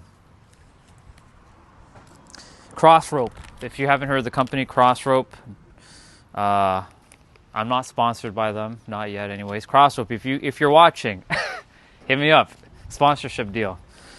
I'll promote your stuff. Anyways, Cross Rope, they make all different types of ropes. They have speed ropes. They're very, very skinny. They're even skinnier than this thing here.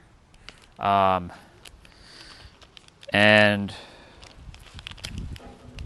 they have very, very thick ropes like this and beyond, like 6 pound. I think the last time I checked it was 6. I'm gonna double check right now quickly. Let's see where we're at in terms of like weighted ropes. I need to open up Google Chrome in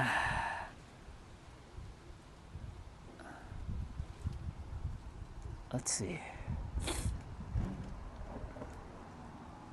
Cross rope.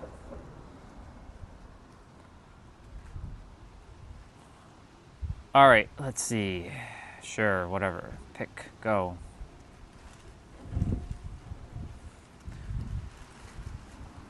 So, performance rope. I think performance rope is what we're looking for here.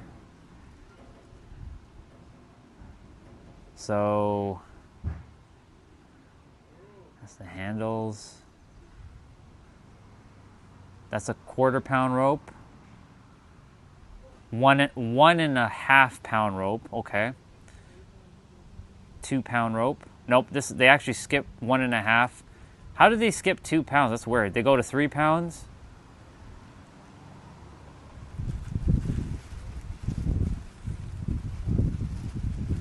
Uh, 4 and 5 pound rope. Holy shizers. 4 pound rope. 5 pound rope. Holy shit. Let me close YouTube for a moment. Holy mackerel. Look, see? 5 pound rope. Look at that. 5 pound rope. So we got 5 pound rope. And there's their speed rope. I thought they had a 6 pound rope. Unless their 5 pound rope is their heaviest now. Could have sworn they had a 6 pound rope.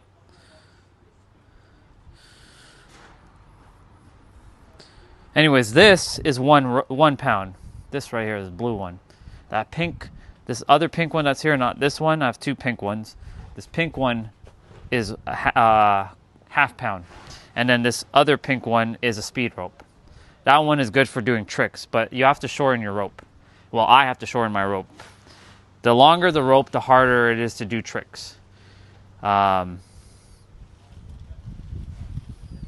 shorter the rope, the easier it is to do tricks, but you also can't make it too short. You have to find the right length. The best length to make your rope, depending on your height, is always from your feet to around your midsection right here.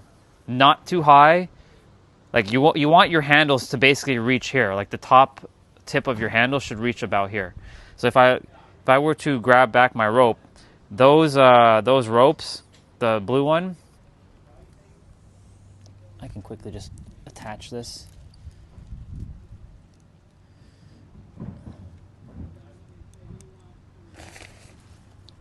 Let's see. So you see the rope, if I balance it right, is around my midsection.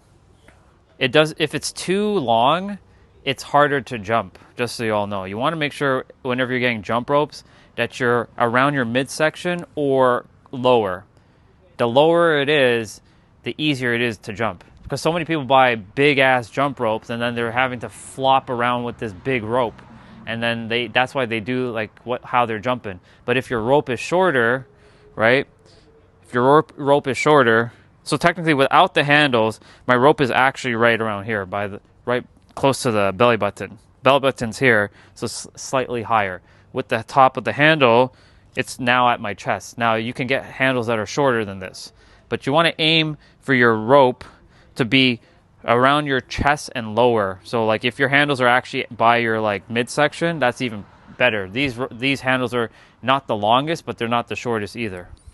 So that's just a little tip for any of you who are looking to get jump ropes in the future, to make sure that they're not too long. You can always, if you're getting one of these plastic ones, you can always make your rope smaller. There is a way to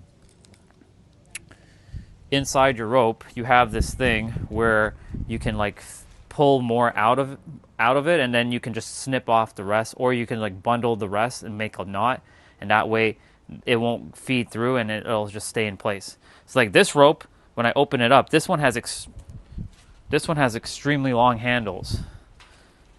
So I have to make this rope shorter when the time comes. What's up, dude? Good to see you. I just finished my 1 hour jump rope exercise. I'm going to be finishing up my abs and then do some other mobility training. I trust you're doing good. I was just explaining, the rope lengths. Like when you're buying a jump rope, you want to make sure that your jump rope, when you put it underneath your feet, that the handles don't go past your chest, like they are like aiming for your chest and down, because the longer the rope, the harder it is to jump. The shorter the rope, the easier it is to jump. So I was just explaining the ropes, and I was just checking what's the heaviest rope I can buy. The heaviest rope that I see on Crossrope's website presently is 5 pounds. I thought they had a 6 pound rope, but I clearly don't see a 6 pound rope unless I didn't scroll far enough.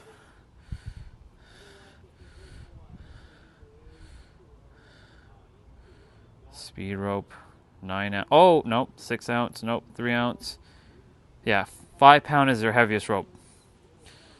Wow. 5 pound rope. God damn. Jeez. So,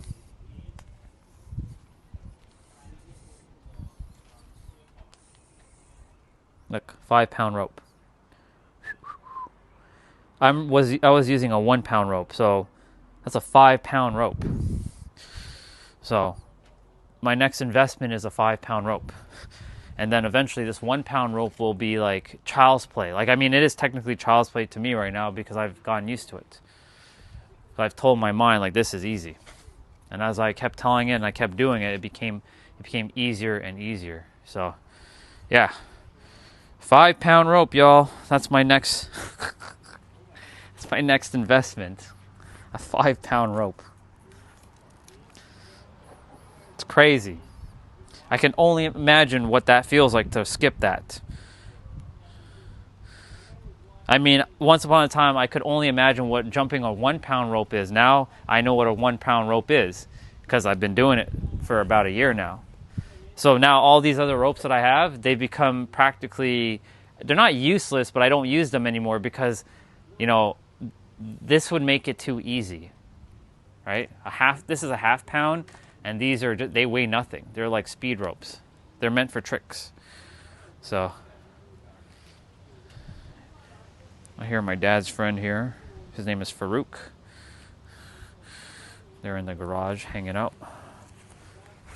Putting my ropes and my handles. And the thing about cross rope handles, they can be interchanged with other ropes. So that's the beautiful thing. You have one set of handles. You can just like take off the handles and put on another rope. So, and it comes in this nice little bag. I can carry it with me when I go on vacation, which is so awesome. That's why I said, like, if somebody told me, Orion, if you can only pick one type of exercise you will ever do ever again, you have to choose one. It can only be one. Which one would it be? Would you choose weights? Would you choose cardio, like body weight? Well, body weight you can do because you have your body weight. Would it be cycling? Would it be boxing? Would it be, with weights? Or would it be jump rope? Or would it be sports? Sports would be a little bit challenging because, I love playing basketball and I do love playing soccer and hockey and tennis. So, for me, I'd still choose jump rope, 100%. Because jump rope is easy. You can just take it with you. I've taken my ropes with me on vacation, and I've been doing them on vacation, so it's been pretty good. Like, I remember on one of my live streams, how are we going to do this? I have my AirPods, so you guys won't be able to hear it. But let's open up YouTube for a moment.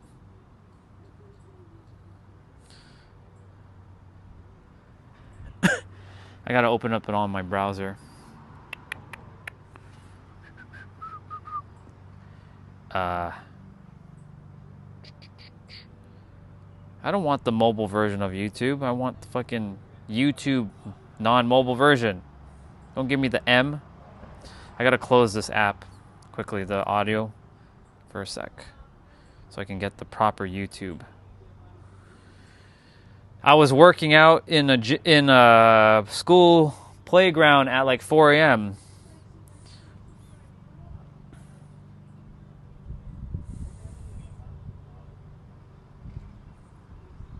If I go to lives, I have to find something called Do the Thing. Do the Thing. Yep, here we go. I did the thing. I was out in San Diego. You won't be able to hear it, but you'll definitely be able to see it.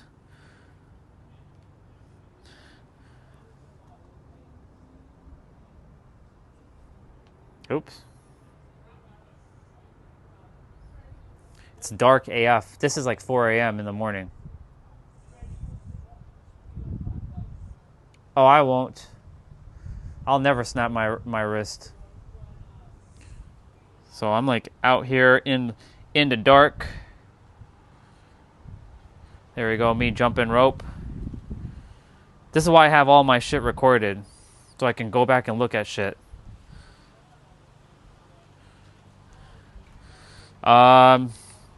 He's not born in Canada, but he lives in Canada. He lives in Alberta, I believe. Or some shit like that. Something like that. Yeah.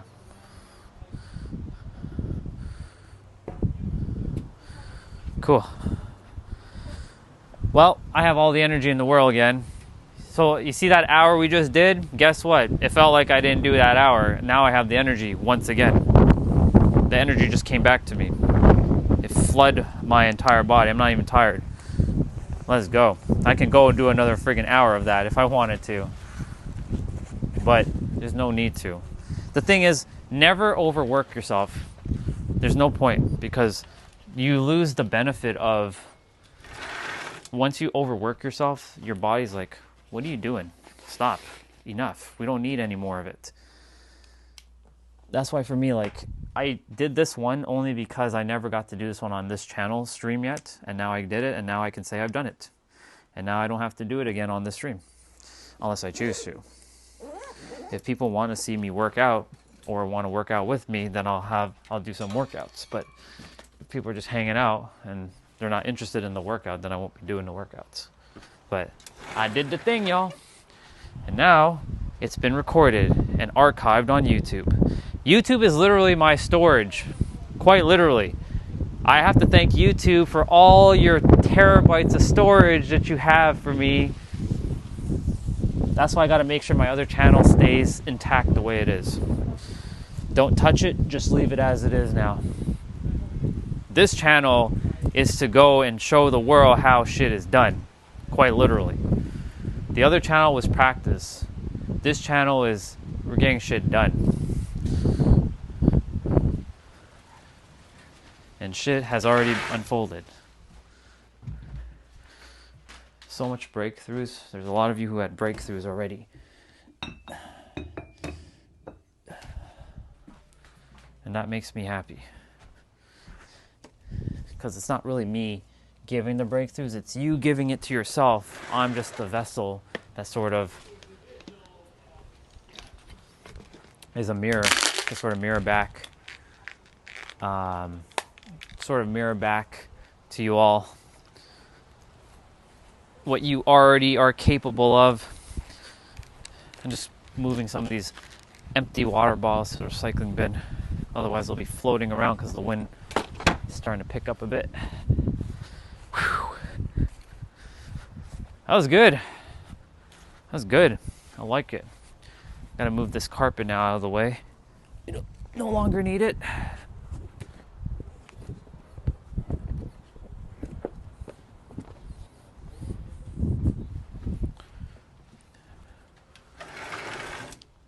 Like I said, I would have done this last week, Saturday, but it was raining and I was like, nope, I'm not streaming inside. I don't want to stream inside.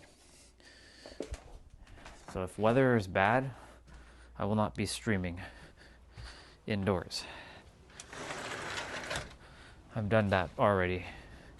That journey, that chapter is finished. Now, we got abs to do. 10 minutes. Let's lock in. Let's lock the fuck in. Let's get them abs done. I'll put back on music. Dragon Ball music. Where are we at? Where are we at in the playlist? Okay. We should be able to get the abs done before all the Dragon Ball music that I want to listen to is done. So I'm going to go ahead and open back up the YouTube app itself.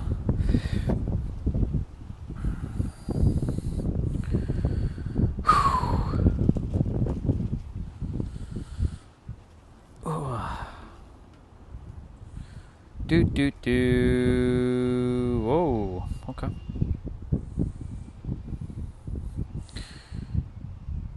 Which abs do I want to do? Ultimate abs? We'll do this one. Alright, so you all can't hear the music because we're about to work out with Dan here. But you all are going to hear the Dragon Ball music.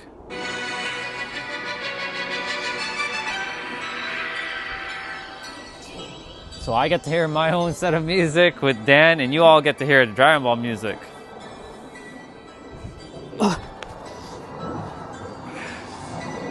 Let's go.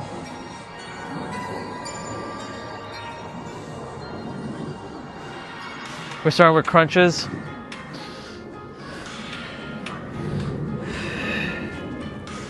I always, after I finish my main exercise, I always finish up with abs. That's a non-negotiable. I will never not do abs. I don't do abs for six packs. I do abs to strengthen my core. Because strong core, strong body. Weak core, weak body. Because all of your power comes from right here, if you didn't know that. When you're sending energy to your arms or your legs, it starts right here. That's why it's called your core for the reason. Or your root.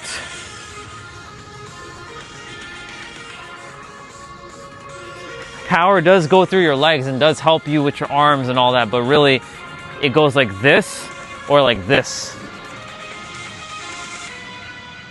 We're gonna do slow bicycles now.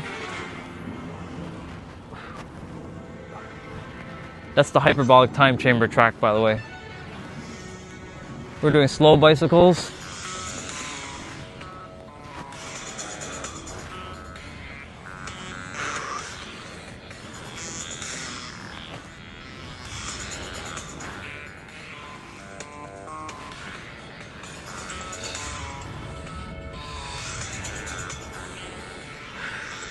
So remember, when you're doing ab exercises, make sure your lower back is flat. So you want to make sure there's no gap in the ground or the mat, wherever you are. If there is a bit of gap, it's okay, but just make sure that you're contracting your core, sucking in your gut, pulling your navel, bringing your belly button into your spine. That's all the same things using different words, and that's called a synonym. And that's the same thing that's happening on the planet. People are basically attempting to say the same thing, and they're getting confused by different words, but they all mean the same thing to some extent. And that's why we are where we are in the planet right now.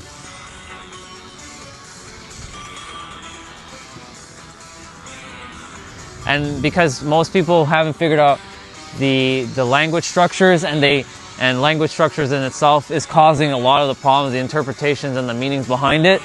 By the way, we're doing L-sit toe touch. If you can't touch your toes, bend your knees and reach like that, or touch your ankle or your shins or your calves. And if you can't touch your shins or your calves, then touch your knees.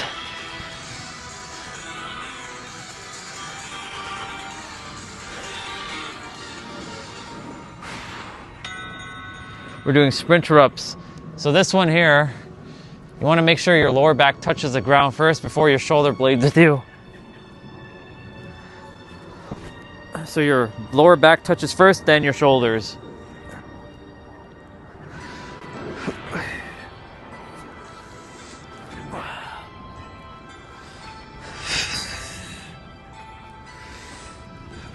Even if you don't do this right now, if you ever do these, you'll have at least, the wisdom on how to do it properly. Because the one thing is, you can do these moves, but if you're not doing it properly, then there's sort of no point, because you're kind of wasting your time. And of course, breathing in and breathing out also helps a lot. It makes a difference as well.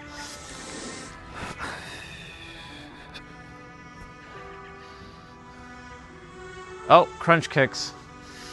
Ugh.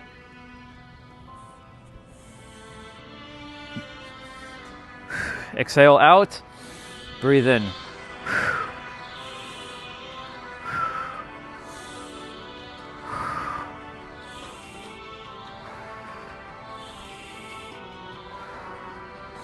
Every time you catch your breath, or every time you catch yourself not breathing and you breathe, you win, just so you know.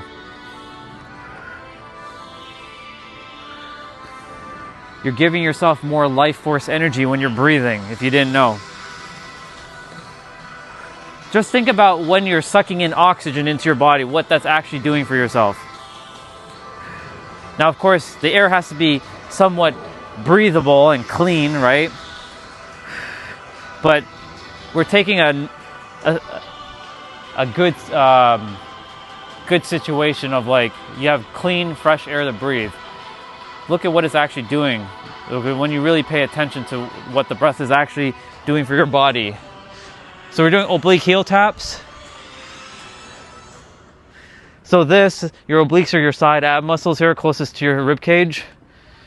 If you can't reach your heels, bring your feet together and touch between your toes and your ankles or your heels. But if you want to challenge yourself, bring your feet out like that and reach.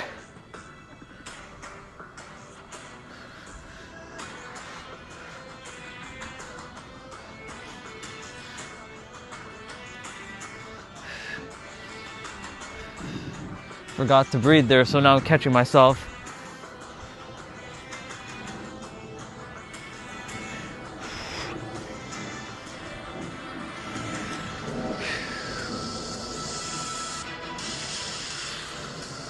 We're listening to Jiren. So we're doing reverse crunch with leg abductors.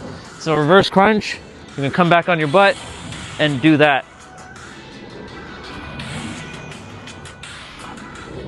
You're gonna balance with your hands here.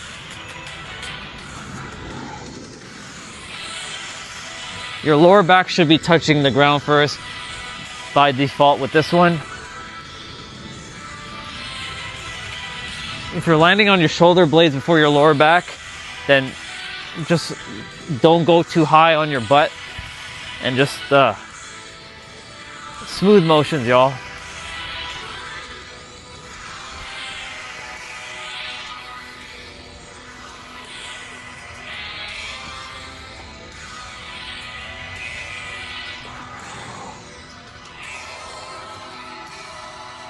Cross crunches next. Ugh. So you're gonna bring your right elbow to your left knee and your left elbow to your right knee, like that.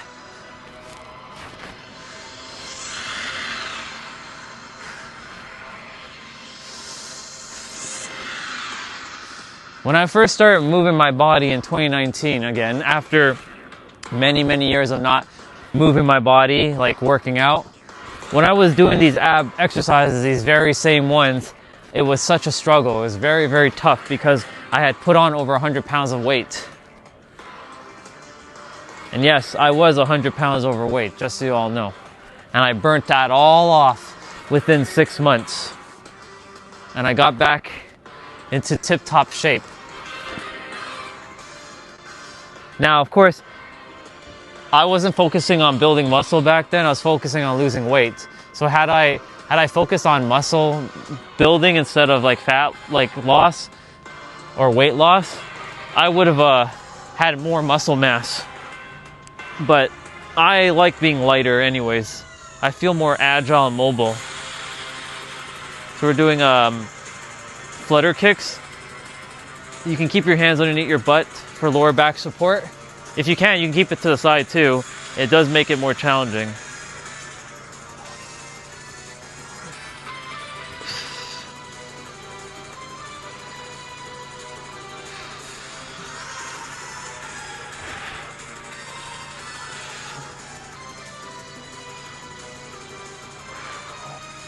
Feel the burn. if you're feeling pain, you'll know what's the difference between good pain and excruciating pain. If it's like a sharp pain where it's like uncomfortable pain, stop it. You don't want to injure yourself. The last thing you want to do is injure yourself when you're doing these moves. Challenge yourself always, but don't hurt yourself. Because when you hurt yourself, that's it.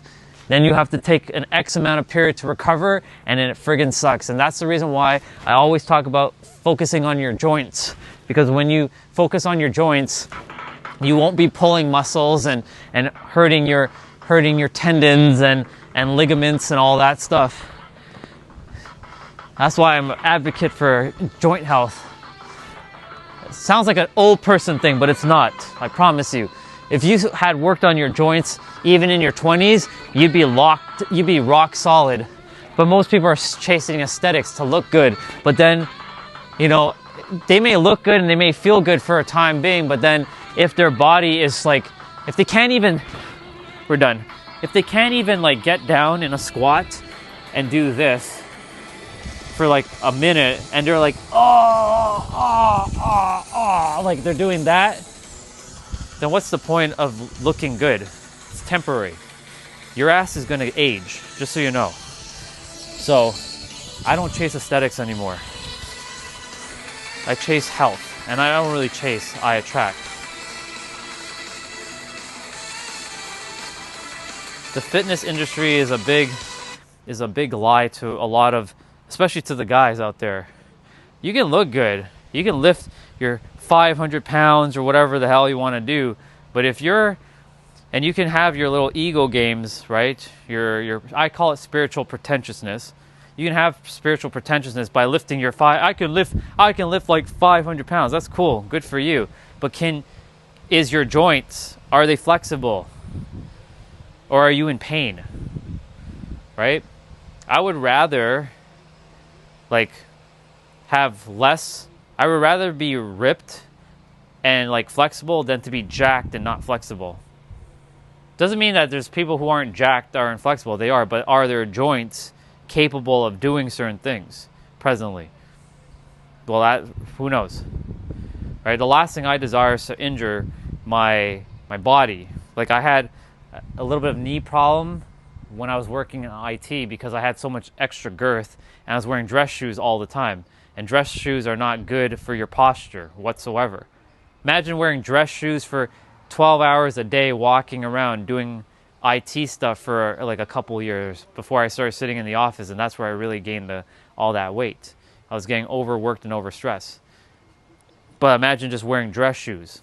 First of all, your feet, right? I was wearing those pointy shoes, like those fancy ones, because people want to look good, right? You're dressing to impress. I get it. I did it. You have those pointy shoes.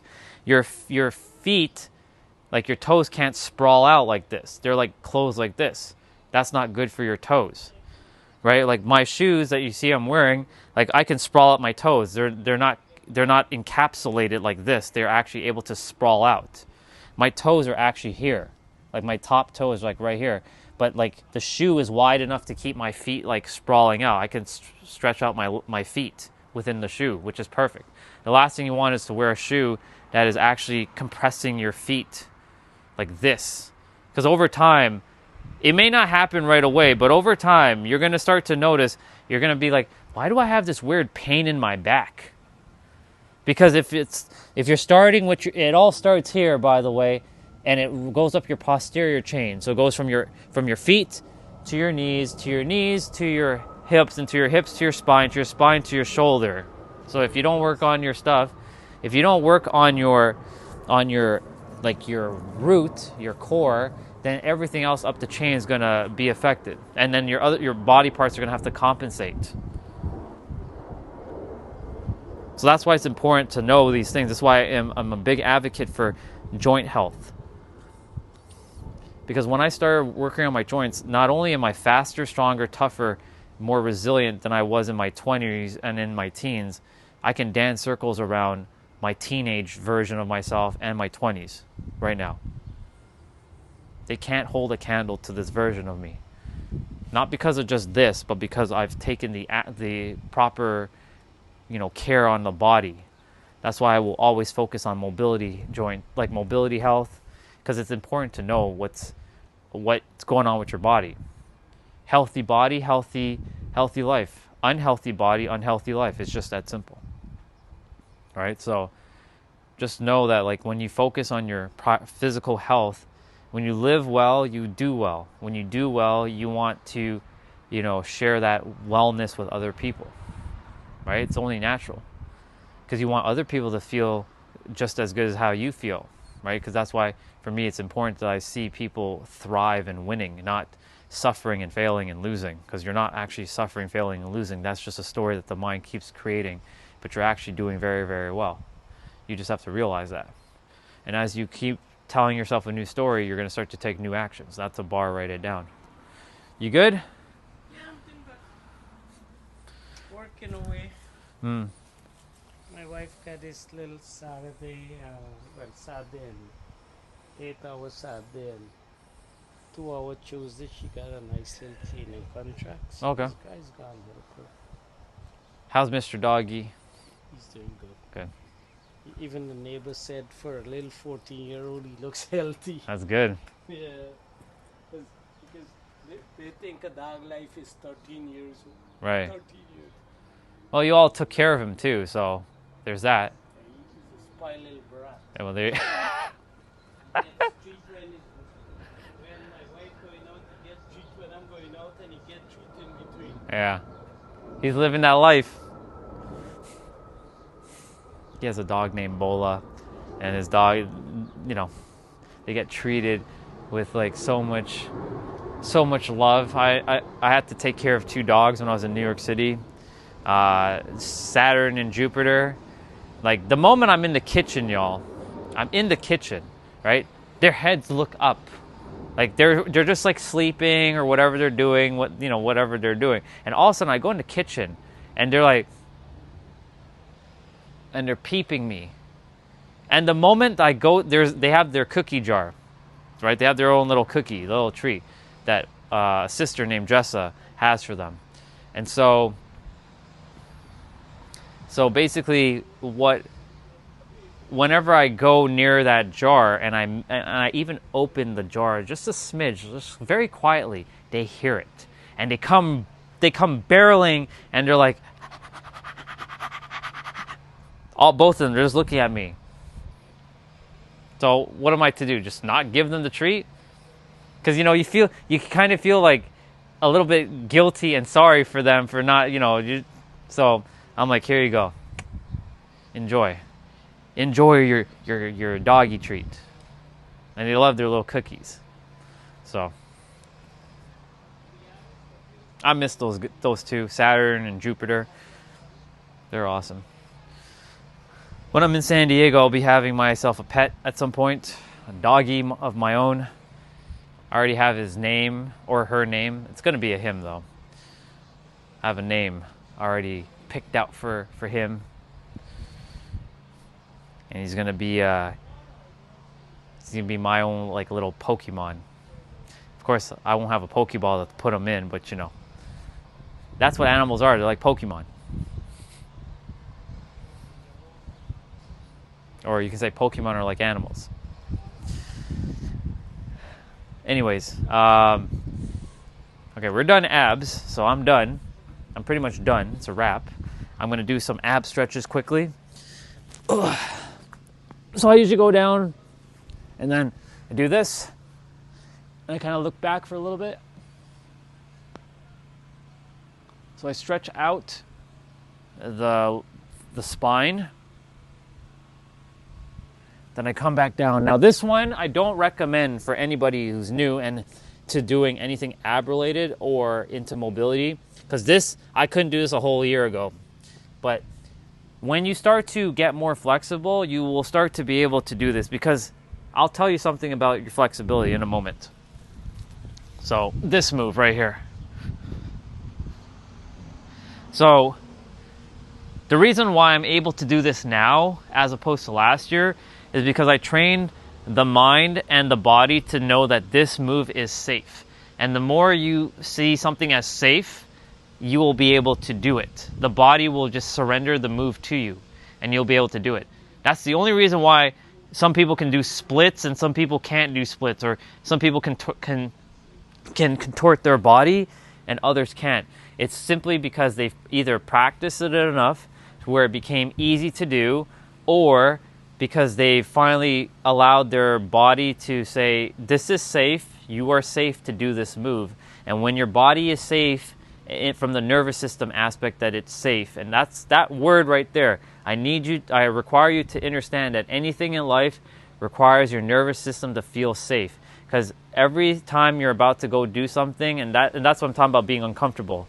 Every time you're about to go out in the world and do something uncomfortable, if you have labeled it uncomfortable, and uncomfortable for you is its meaning is unsafe, your nervous system is going to both push the gas and the brakes at the same time, and you're going to be spinning your wheels and be wondering what the hell is going on and get frustrated. And that frustration energy is where the universe will be looking at you like, oh, this person's getting frustrated because they're supposed to do the thing, but they're getting frustrated, so let's just give them more frustration. Let's send a person or a situation or opportunity or event to keep mirroring back what is true for their experience. So that's what happens. So the more you feel safe. So instead of, like, you see the word lesson, today we called it uncomfortable. Start changing uncomfortable to mean safe. Change the definition of that word uncomfortable to meaning safe now. Every time you go out and something's uncomfortable, it's safe. It's safe, it's safe, it's safe. The more it's safe, the easier it'll unfold. I promise you, that's how this works. That's how the mind works. But if you label something uncomfortable, and uncomfortable means hard, difficult, stressful, very tough, then you're going to have a very tough, hard, stressful, difficult situation on your hands. It all comes down to perception. Nothing is hard until you say it's hard. Because we've been so convinced that something is hard, but you can also tell yourself something is so easy. You've given yourself so much power to say it's hard, so you can give yourself that same power to say it's easy. And look, I've been sitting in this spot for the last, 2 minutes talking about this. A year ago, I couldn't even sit in this position like this for more than 10 seconds. It was excruciating. It was painful. But because I've allowed the body to understand that you're safe in this move, and I practiced it enough to know that it's safe, it's surrendered the move to me, and now I'm able to go back and do this.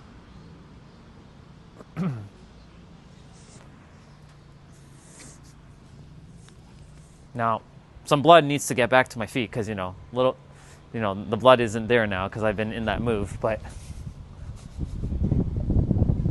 we'll get a little bit of cramping in a moment, potentially, but the blood is going right back to the feet. So these things are so simple, but we make things more complicated than it has to be. I'm being serious, y'all. When I say what I just said, that's how it works. But how you think it works is also correct too.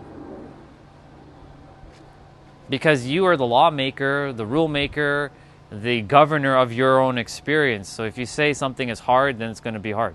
If you say something's uncomfortable, and your definition of uncomfortable from the subconscious level, which is emotional based, is painful, stressful, scary, tough, terrifying, then guess what your uncomfortability is going to be like?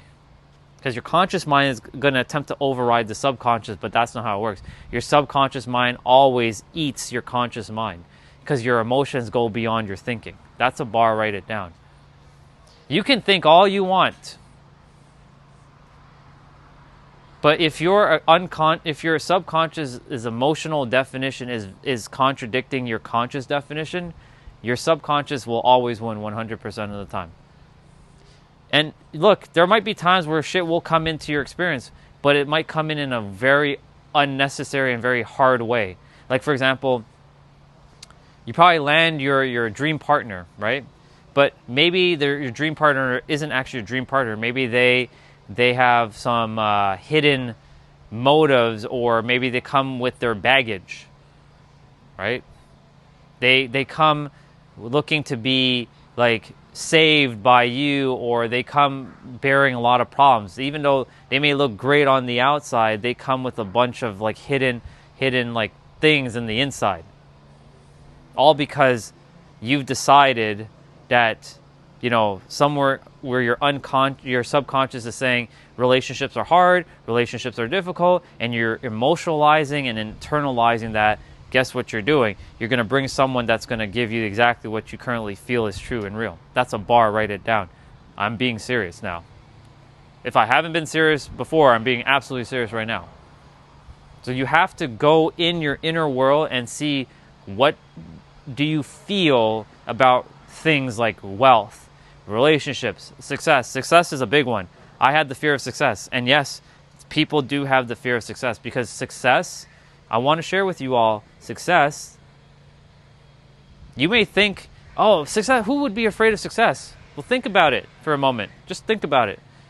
You're now making a lot of money, tons of money, right? And the people around you are struggling and suffering. Now you become different from the people around you that you love. And guess what you're going to do? You're going to potentially vibrationally self-sabotage just so that you can fit back in and be relatable to them.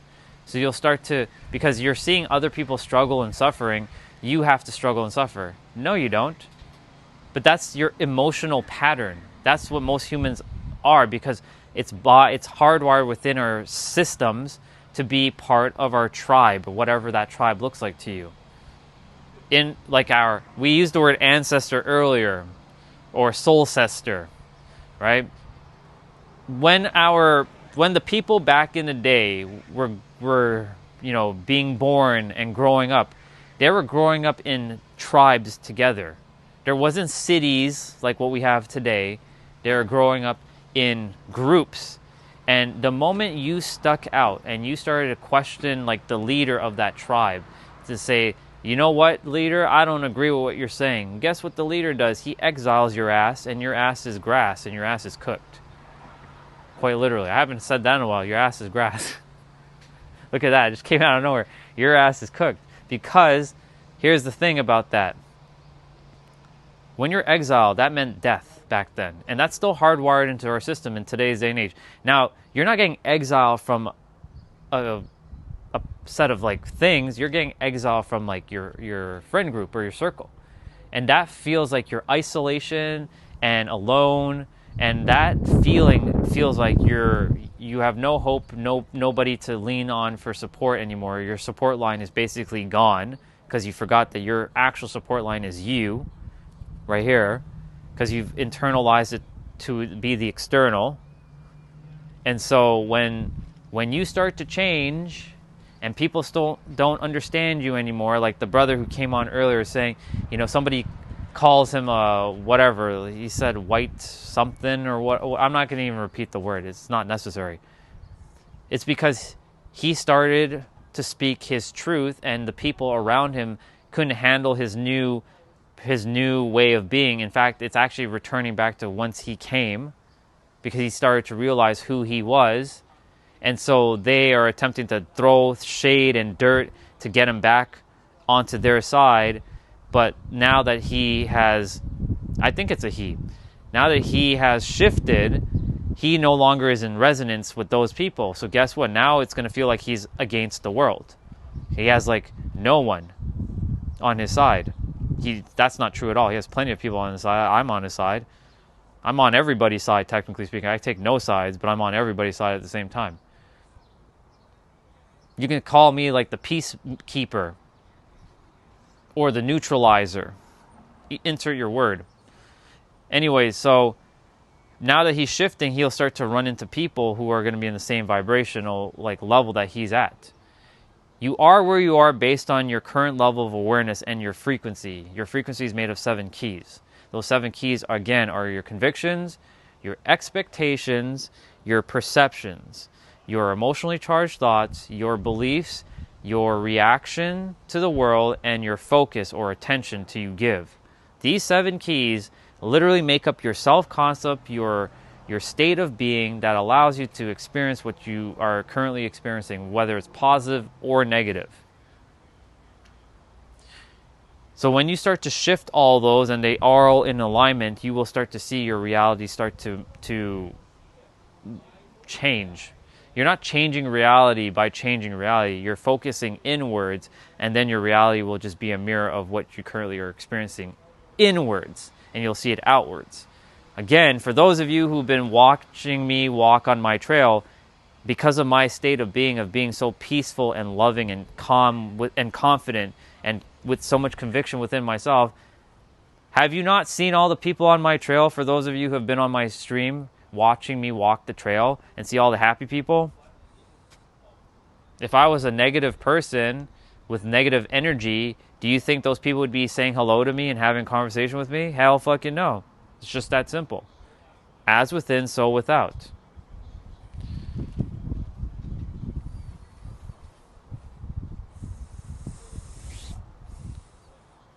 So the more you start locking into your inner world, you will start to see your outer world change.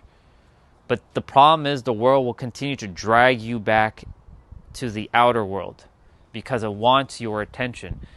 You have to be aware that your attention is the currency of the universe. Your attention. ATTENTION,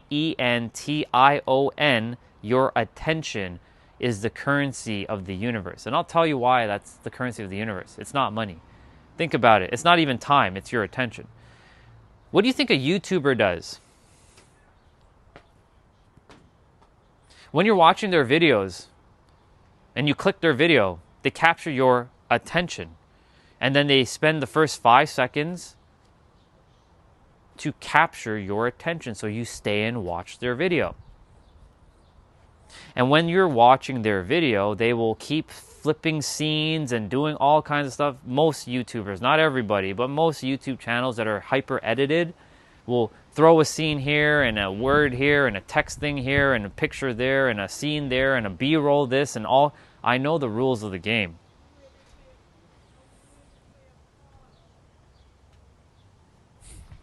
And so the more you watch their videos, the more engaged you are, and thus you're giving them more attention. And more attention means more time on their videos, right? And that's the same thing that applies in anything you give into your reality.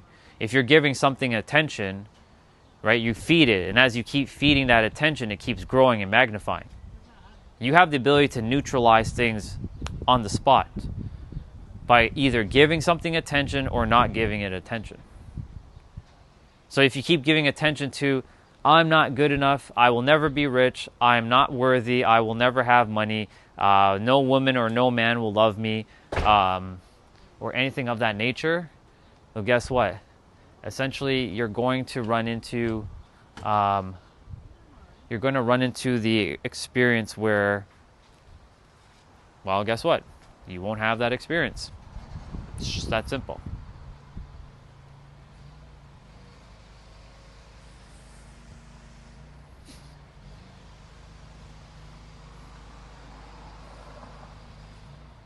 So the more you pay, the more you give something attention, the more it's just going to grow. It's just that simple. Like when you lock into what it is that you truly want, you'll see how your mind will open up the ability to give you what it is that you want by giving you an opportunity, a situation, a person, or an event that mirrors back your focus, your attention, your perceptions, your beliefs, your energetic thoughts, your convictions, and your reactions or response, because some people react and some people respond, right? I used to react a lot. I would react to all little things. Now I just respond. I don't have time to react. My attention is too valuable to waste it on things that are not valuable to me. That's a bar. And value is a very subjective word, because what's valuable to me may not be valuable to you, and what's valuable to you may not be valuable to me. That's why value is a very subjective word, right? For example, you know, there are people who sell like products and there's like a limited time sale on something, right? And because some find it valuable, they'll rush out and buy it. Whereas other people will just be like, that's not valuable to me at all. Value is very subjective. So, you know, someone who makes YouTube content and drops like the first 5 seconds, you're right, some like epic bar, right? If it's valuable, right? If it's valuable, you will experience the value of it because you see it valuable. But if you don't see it valuable, then you will just kind of negate it. You'll be like, whatever. Like some people don't see this content as valuable, and that's fine. I'm not here for everyone. I'm here for anyone, but not for everyone, right? Not everybody's interested in not only shifting beyond their limited perceptions of the world, but they're just simply not interested in knowing that it's possible to live their best life. They're just not interested. No big deal. For me, 10 years ago, if I heard me speaking 10 years ago right now, I don't think I would be listening to myself. I'll just be honest. Because I know where I was 10 years ago, and I was clearly not interested in any person who was positive or anyone who was like living their dream life. I was very locked into the physical world, being like a victim and being very negative. I didn't care about this stuff 10 years ago. 10 years ago, I would have never thought I would be ever live streaming and helping people. I thought I was just going to be doing IT for the rest of my life. But here we are. Here we are. 10 years ago, if I can go back 10 years and tell myself, which I technically can, I can go in my imagination and tell myself 10 years ago, but if I were to physically travel back to 10 years ago where I'm struggling and suffering in IT, making good money, but living a very shitty existence back then, because that was my perception, I'd be like, you know, you can live a great life, Orion. No, I can't. He wouldn't listen. He was stubborn. Absolutely stubborn.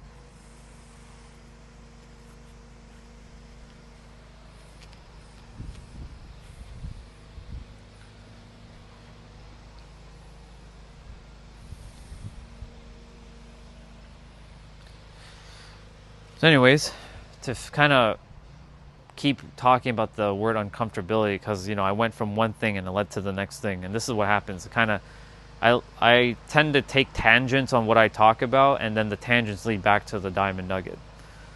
So to get back to the word uncomfortability or uncomfortable, you have the power to alter the experience of what the word uncomfortable means to you, and not keep adhering to the same definition everybody else is adhering to. Of course, you will still understand when somebody says uncomfortable, but you'll have your own new personal definition if you have shifted your definition from uncomfortable being hard, difficult, stressful, tough, annoying, painful, terrifying, to easy, joyful, fun, flow, growth, expansion.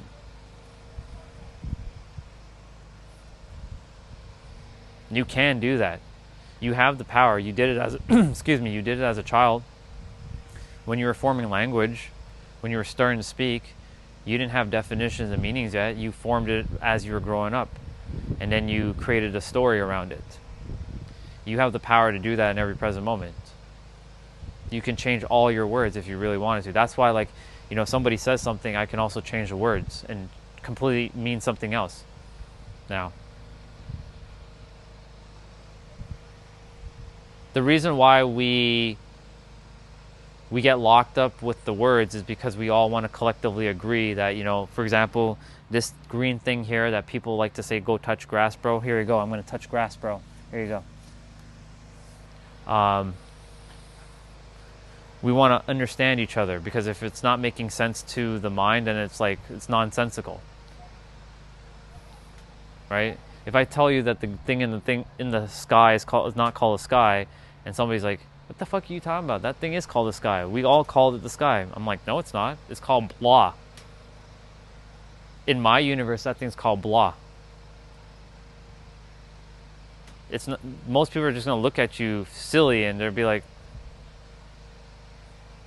because we all collectively agreed to call that thing called the sky, and this thing called grass, and this thing called like a mat, and this thing called concrete, and like the phone that I'm using, a phone. But if I call a phone a doodat, or blah, blah, blah, right? Because that's what language is. It's just a bunch of sounds coming out of your mouth. You can change the meaning of anything at any time. But we get so tripped up and locked up, and I still get tripped up too. Don't get it twisted. I'm not excluded from this. I'm still part of this. I'm just being mindful of, like, when I see things in a chat, I can just change the meaning.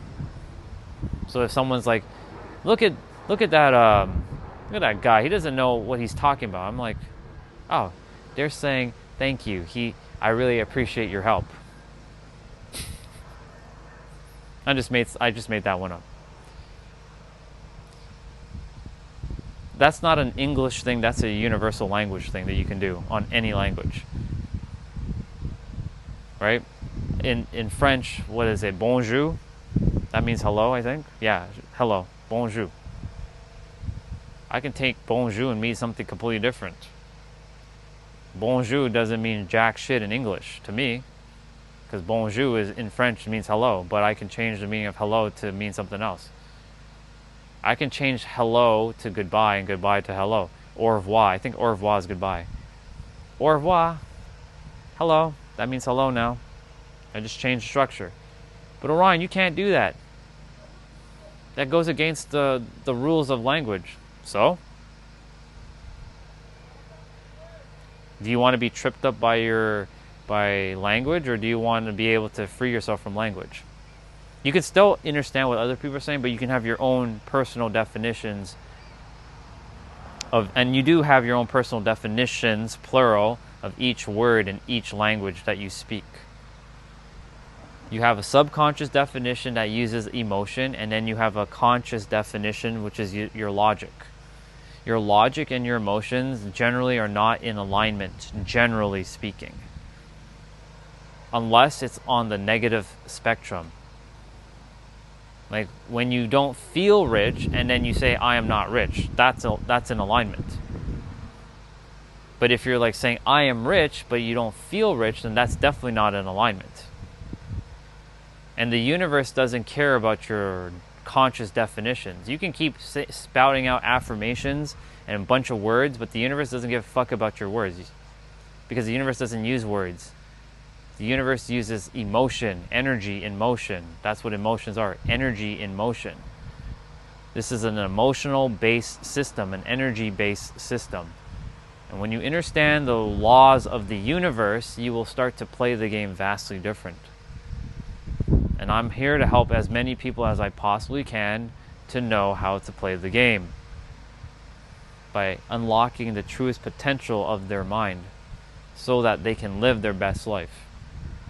That's why I came to the earth. So you have the power to alter your conscious definitions at any time if you choose to. But is it going to be easy? Well, it can be easy or it can be difficult based on your current ability to handle your mind and your language. You have that power in every present moment.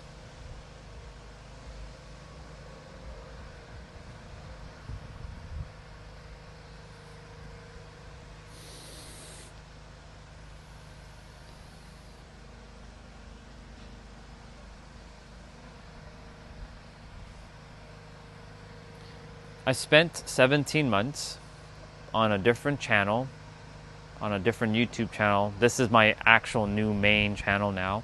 That other channel was my main, but it no longer felt in alignment and resonant to who I am now, to who I always was and just forgot. And on that channel, I had to struggle and suffer and go through a whole bunch of stress and annoyance and frustration and anger and resentment and rage and hate and irritation and annoyance and insert your heaviest word you possibly can to figure this shit out for 17 months. And it's all cataloged and it's all been there on YouTube. And YouTube, thank you again for being my hard drive. I really appreciate you for holding my 12-hour live streams. 16 months of 12-hour live streams. 17 months because I didn't start 12-hour live streams as I started live streaming on YouTube. I was doing like an hour, hour and a half, and then I started to increase it over time. January 18th, 2025 is when I did my first 12-hour live stream when I came back from San Diego. And from that moment on, I hadn't stopped doing a 12-hour live stream. I may have missed a day of 12 hours, but I always still did a live stream. But I did consistently a very, very, very long live stream every day. Hell, I started a live stream in one country and I ended it in a different country. I started it here in Canada and I ended it in the United States. Was it straight consistent? No, because internet on the plane is terrible. It's absolutely atrocious. It would keep cutting out. So I'm like, you know what? I'll restart my live stream when I land in San Diego. And sure enough, I did. So I started the live stream here in Toronto at like 5 a.m., catching my flight for like 9 o'clock. And then I would land by 12:31, get my rental car, and hey y'all, I'm in San Diego now. Look at that. It's pretty awesome.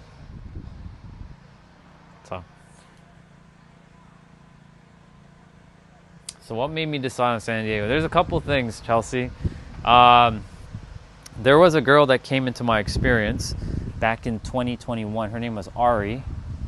And she was just a mirror to tell me that I was going to move there. Now, I did have a crush on her. I'm not going to deny that. She already knew that. And, my intention in the beginning was like, maybe we're going to end up in a relationship together. That didn't happen. But she kept talking about San Diego. I'm like, what the hell is so special about San Diego? I was like, what the fuck is so special about San Diego? And she kept talking so highly about it. I'm like, I like at the time I was like, I don't care about San Diego. I don't even care about California. I could get fuck all about that. I wasn't planning to move from Toronto. I was kind of like, I was set to be living here for the rest of my life. But then, we kind of stopped talking, and then I took a trip to San Diego in May of 2023. And the moment I got off the airplane, because I wanted to see it for myself. I wanted to see and plus there's a lot of people that I know there, so I wanted to meet them too. But when I got off the airplane, the words could not explain how I felt. I felt like I was at home. I'm like, oh my God. Like, I'm in the airport and I feel at home already. And as soon as I stepped outside and I saw the palm trees and I felt the air and I breathed the air, I'm like, God damn, I was supposed to be in San Diego all this time, wasn't I? So Ari was basically my mirror to tell me I was supposed to move there. So that was number one. Number two, when I started traveling in San Diego back in May of 2023, I stayed a month. I took an Airbnb and I was driving around. I went all of Southern California to kind of feel it out. I didn't do Northern California, so anything above LA, I didn't go above LA. I went LA and like lower, like in the southern part. As I was traveling, I was driving in the car. I was driving like 7-8 hours a day in the car, traveling around to different locations.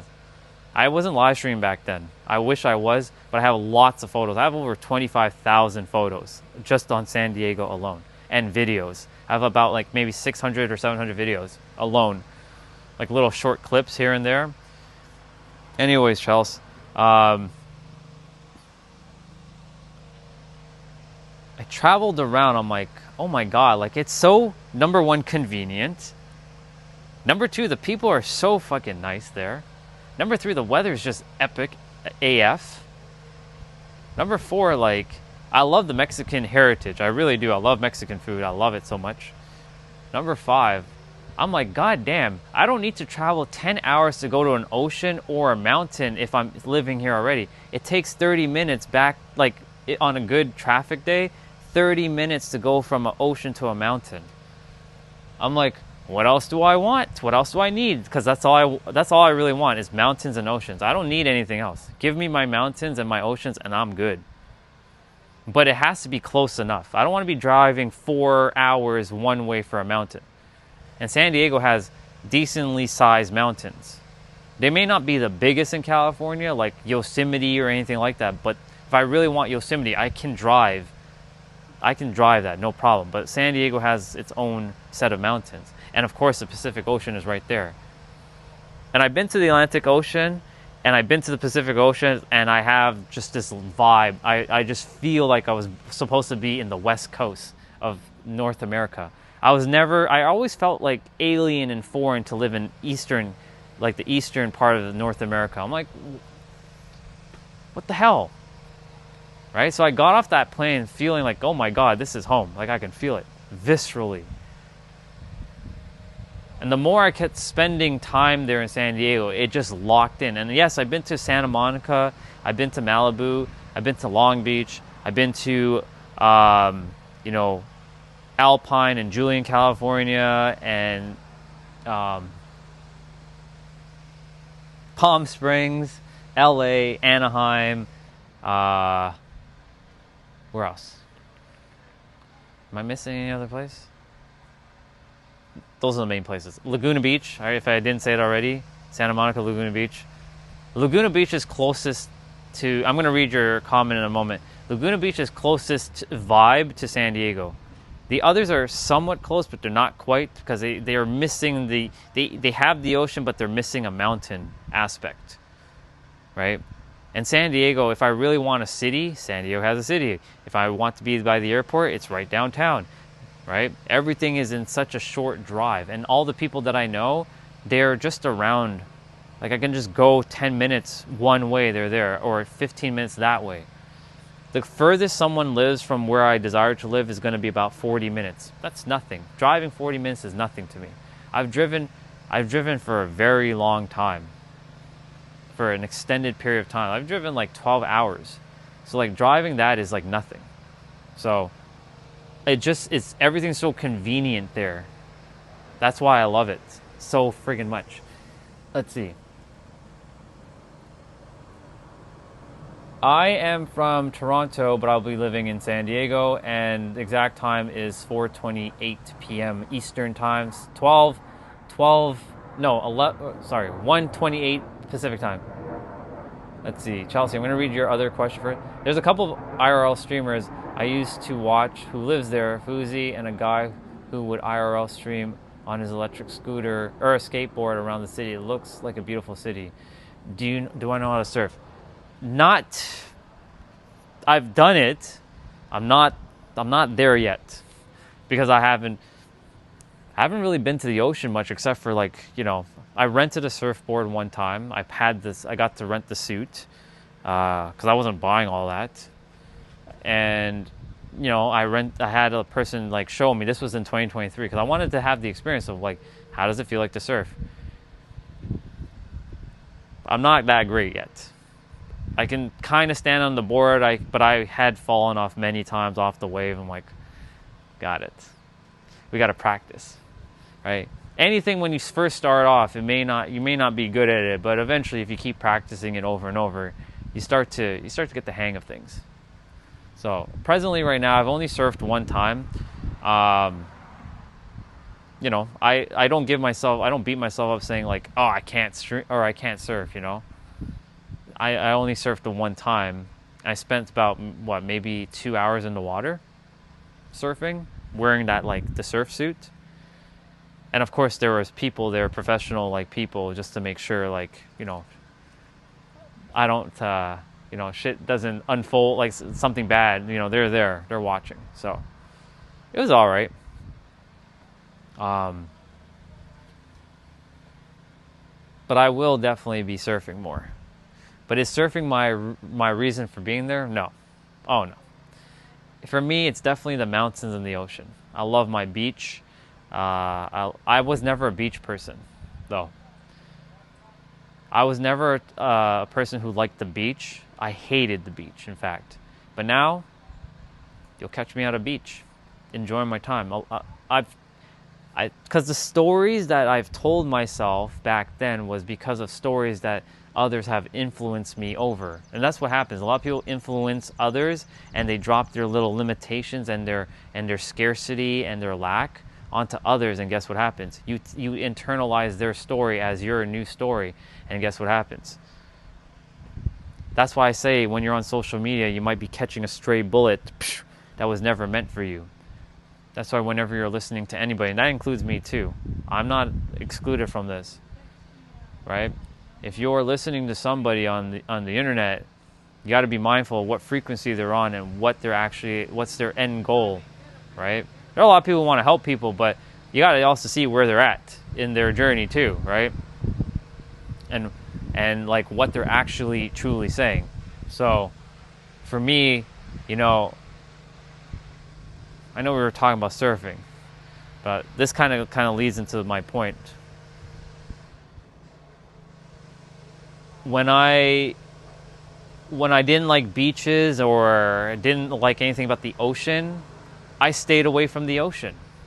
I stayed away from beaches, never experiencing what a real good beach would be like, until I had to change my story around beaches, and I'm like, oh my God, why wasn't I at beaches more often? I know Toronto has a beach, but the beach is not that great personally here. The water is not swimmable. And you don't want to catch yourself swimming in Lake Ontario. It's not the cleanest to swim in. But, we have a beach, but it's not, like, I've been to it one time, I'm like, There is a beach that's, I think, 2.5 hours north from here. It's called Wasaga Beach. Everybody goes there during the summer. It's a pretty popular place, but that's driving 2 fucking hours. And like,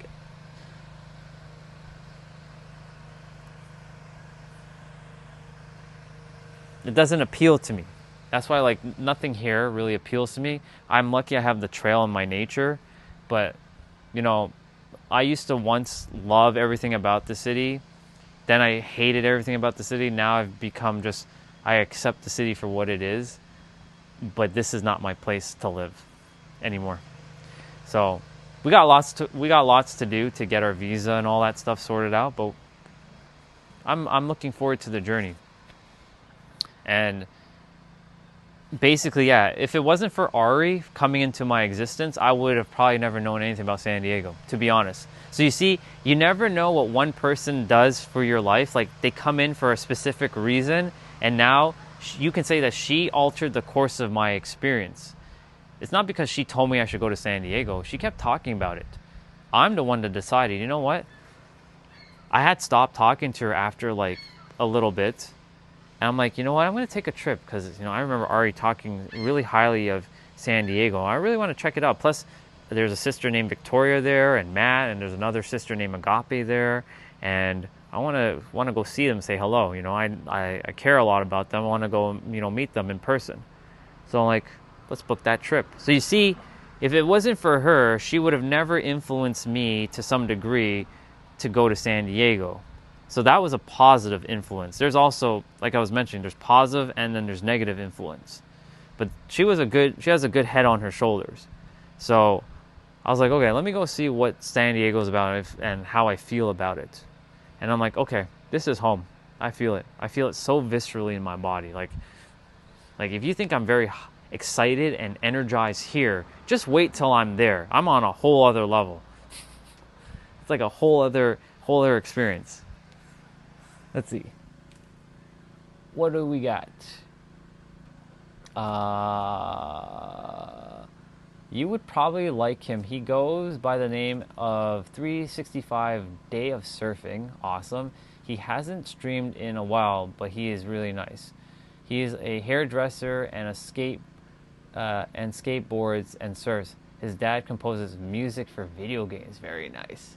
San Diego definitely better than Canada for sure. Yes, it is definitely better for sure. There's more there's more things going on there. I can always find things to do in San Diego. I will never get bored. I will be able to climb, like hike up a mountain. I can go surfing if I wanted to.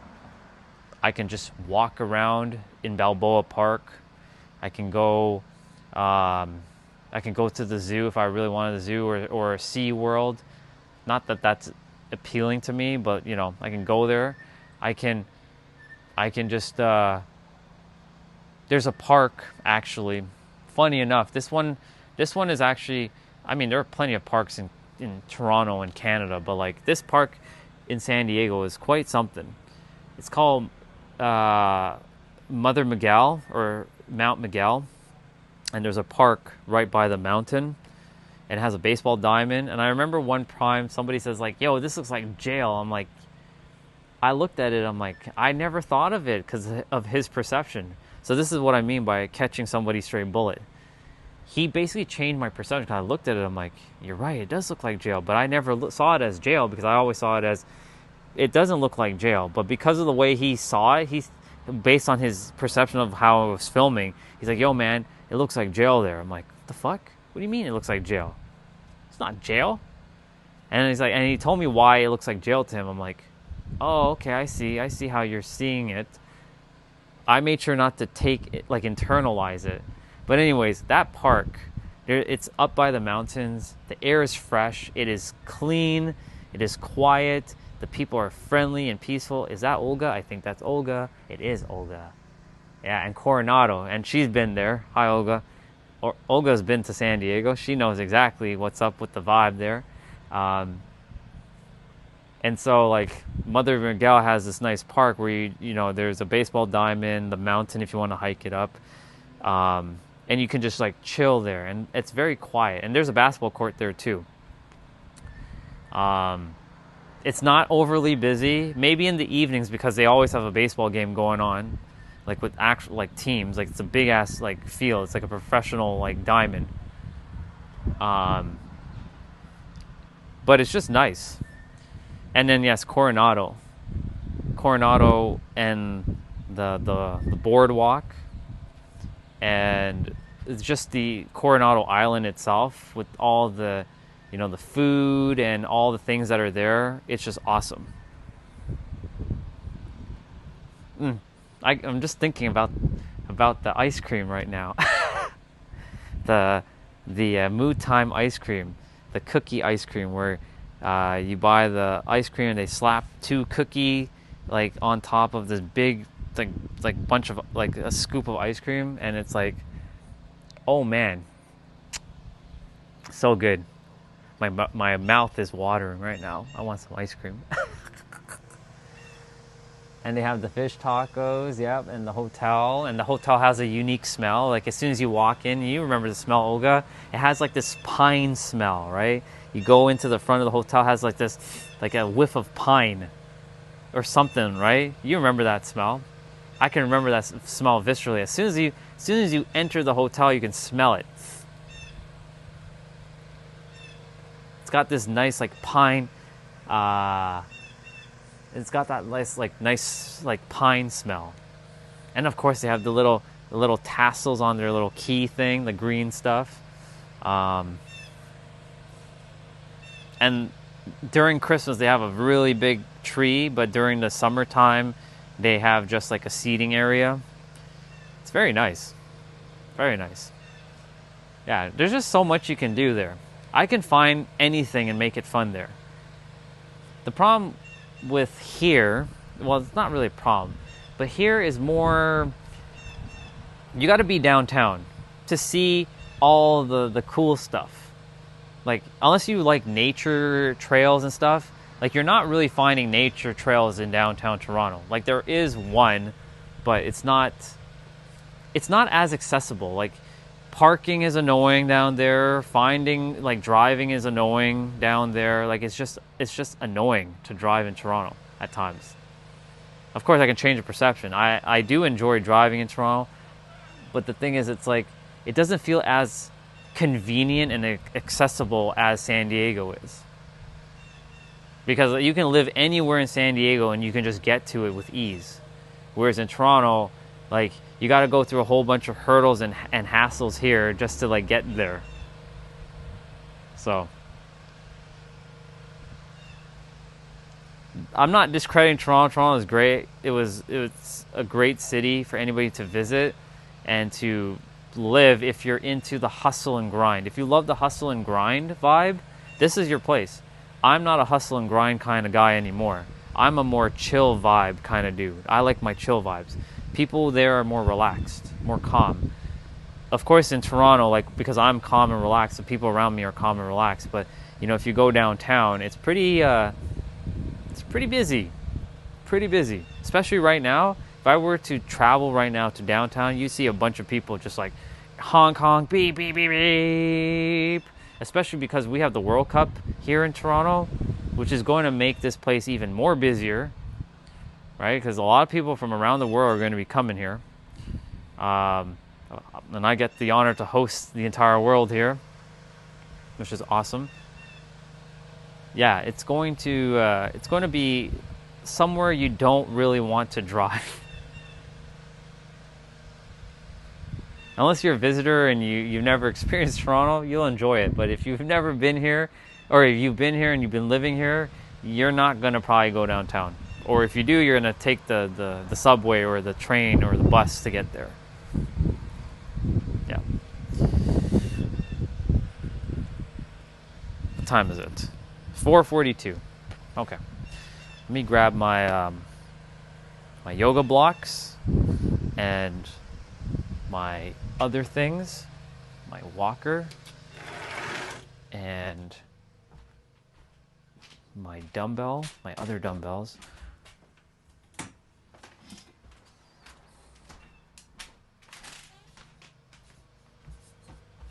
Yoga blocks.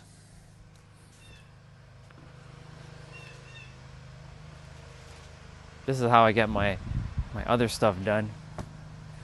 Don't need no damn gym when I have this thing. It's a good workout companion. And my pink dumbbells. Yeah, so to answer your question, because that was a very long-winded answer I gave you, it started with Ari, basically, and it ended with me. It ended with me deciding that San Diego is where I'm going to call home. And I've been to Laguna Beach, and I love Laguna Beach, and if it wasn't San Diego, it's definitely Laguna Beach. 100%. If it wasn't San Diego, it's 100% Laguna Beach. But because San Diego is a bit more convenient to get around, it's San Diego. Laguna Beach is bigger, but Laguna Beach has one main area, really, and that's the main beach. And it's great. I do love it. But there is another place called Top of the World, and Top of the World is pretty epic when you're up there. That's actually a place it's called Top of the World. If you Google it, Top of the World, Laguna Beach, you'll see it. It shows you're on top of a mountain and you can see the ocean. Living in on top of the world, which is so weird to say, living in on top of the world, because people do live up there. And the houses are massive up there. It's very posh, very rich. I like rich area. I like rich vibes. It's a little bit of a drive to get up there, though. Driving going up is very taxing on your car. Let's just put it that way. Coming down is a blast, but going up is quite something. I had somebody who told me, like, I asked him, like, what was your perception of living up on top of the world? He's like, bro, like, it may be a nice place, but it was such a pain in the ass every day going up. And like, you know, I know a lot of people may think it's like cool. Like when you're up there, it's cool, but then like there's no grocery stores up there. You have to come all the way back down and go to the main thing, and you have to do all the thing. I'm like, oh, okay. So if they had built a grocery store up there and like a lot of stuff, like a gas station up there and all that, then there wouldn't be a problem. But because all that, you have to come all the way down to get all that stuff. It becomes, he told me it becomes annoying. Like, that's his perception. If I really wanted to, that doesn't need to, I don't need to be bothered by that. There's a spot on top of the world where people play pickleball and tennis and basketball and baseball. And there's a walking trail. And it's very, very nice. It's very, very nice. I love it. But it's not as convenient as San Diego. The efficiency and the convenience of San Diego just trumps it, right? I saw Beverly Hills. I saw Rodeo Drive. If I'm living in LA, I'd live on, obviously, Bev Hills. But the thing about Bev Hills is it's overrated, in my opinion. There are big houses in San Diego just as big as Bev Hills. You just have to go to a place called Sunset Cliff, and you have big houses there too. And the houses in Sunset Cliffs are nicer in my opinion, because we all have our own opinions. In my opinion, the houses are nicer there. They're unique. They don't look like cookie cutters, meaning they don't look the same. And they're by the ocean. Imagine you living and you can see the fucking ocean every day. That's pretty badass. Maybe some people get sick of it, but like I don't think I'd ever get sick of it. I get the fucking ocean every day. It's crazy. Not everybody can say I live by the ocean. Or if you're living by a mountain. So, for me, there's a lot of beautiful homes in San Diego. So if I really want like a nice mansion, then there's plenty. There's a place called Carmel Valley. It's a little bit on the outskirts of San Diego. It's like San Diego County, not city, but county. There's San Diego City and San Diego County. San Diego County has like surrounding areas around the city. So San Diego County, there's a place called Carmel Valley. It's just on the outskirts. You got to drive probably like maybe 45 minutes to get to it from the core of San Diego, taking the freeway, aka the highway, to Carmel Valley. But Carmel Valley is so nice. So nice. It's so clean, so well maintained, so upkept, and the people there are they're very nice. They're very peaceful. I always choose a place where it's very peaceful. I love it.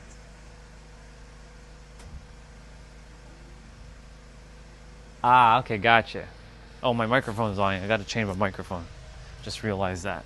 Let me just quickly change my microphone. Bev Hills is quite the experience, though. I'm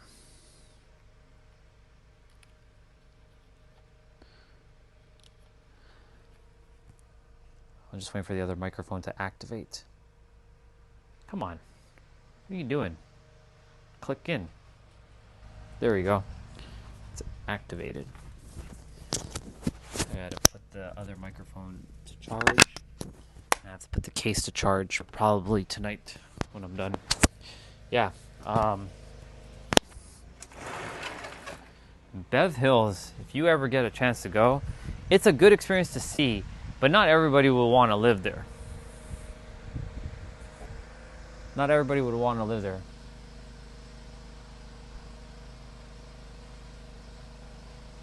Thank you. Bev Hills is... I've been there. The people are... what you're seeing on the show is true.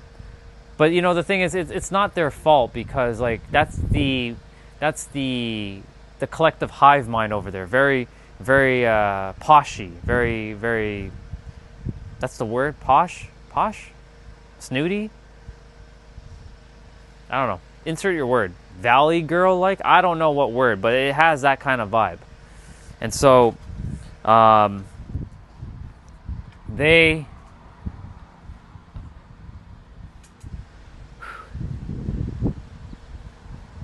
going to Bev Hills and seeing the houses there, they're very, very nice, but it is a little bit, I don't know.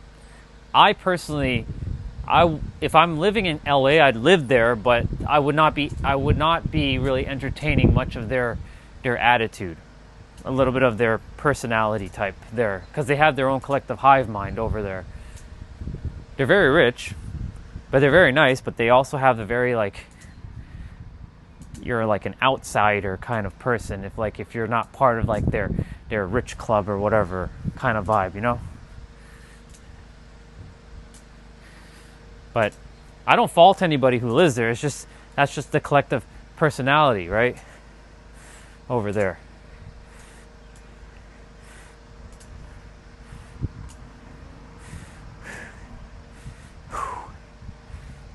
I do 55 of these.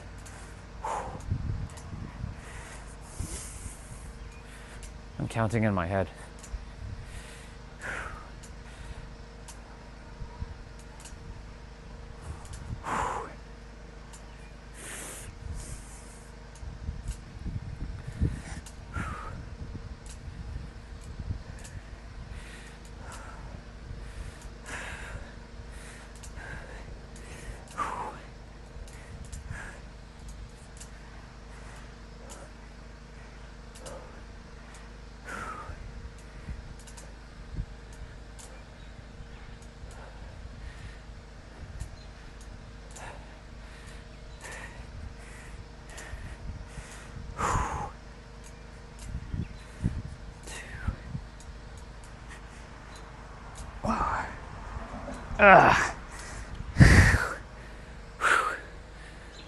Whatever they're doing, they've been doing that for like an hour and a half. It's crazy.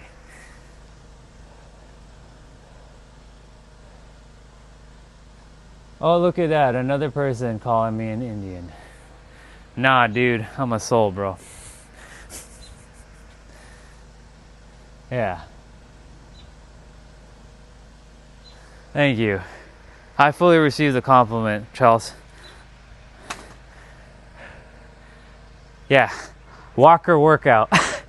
So, anytime I see someone who is using their walker, you know, because, you know, everyone's kind of like, right? They're doing their thing. I'm like, hey, can I show you something quickly with your walker? I've done it before. And I showed them like, hey, you know, you can do like some, like, you can do this.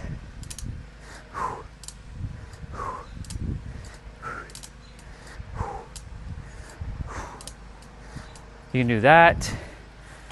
You can do dips.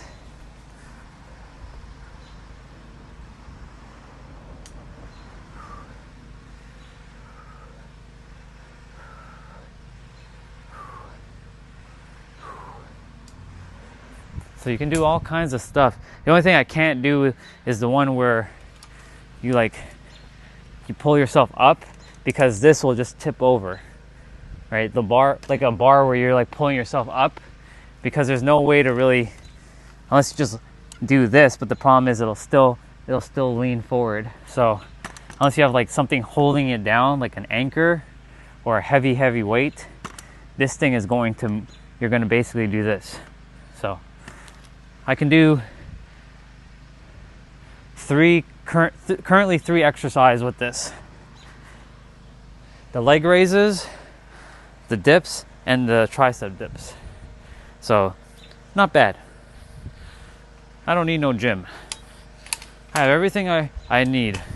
And when I move to San Diego, I'm gonna take this walker with me. Because it folds up easy, I can just chuck it in the trunk. Put this back inside. Takes up no space. And it's very easy. I'm sure I can do more moves with it, but for now, those 3 moves are enough. That targets your core, like the leg raises, the triceps and your shoulders and your biceps and your triceps as well on the other one. Yeah, I mean, here's the thing, Chelsea. People are gonna come on my stream. They're gonna jump to conclusions because they are where they are based on their frequency. Nothing more, nothing less. I used to do the same thing all the time.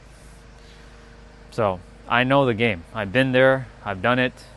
Wasn't proud of those things, but it was a lesson that I had to come to know.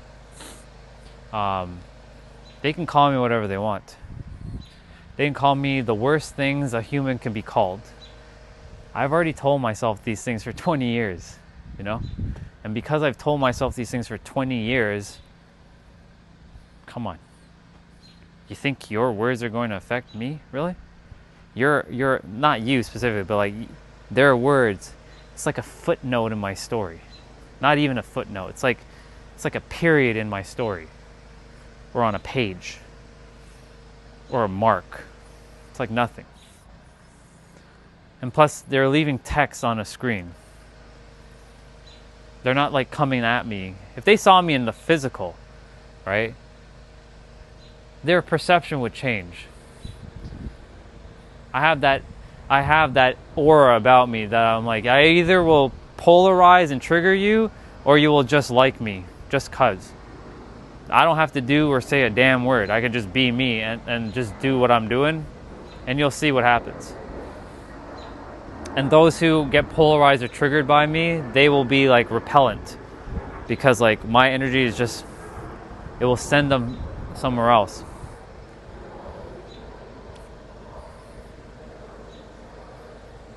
Oh well, right?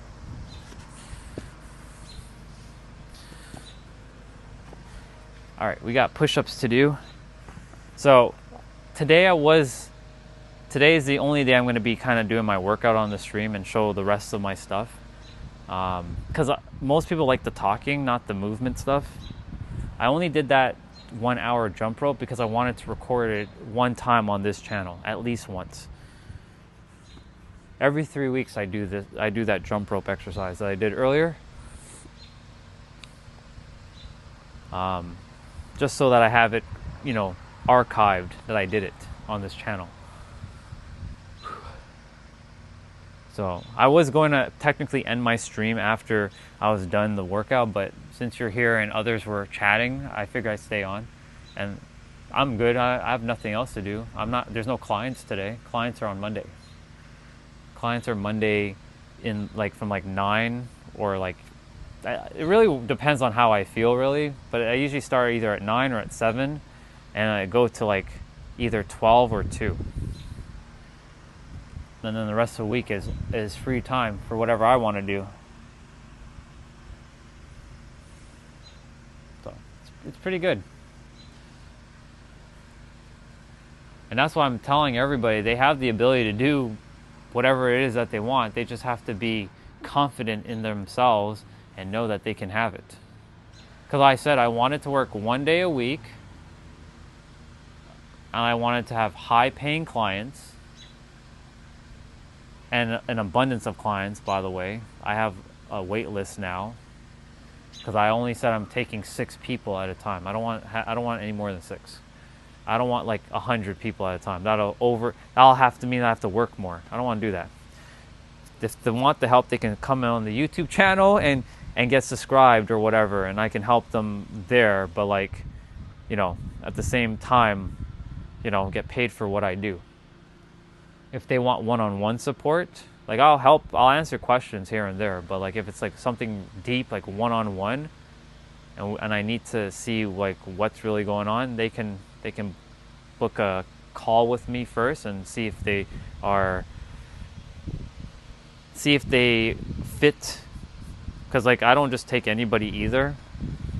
I'm very selective on who I work with, because like I just won't take people who are just, it doesn't feel in alignment, right? Better to go with someone else that feels in alignment, and vice versa. But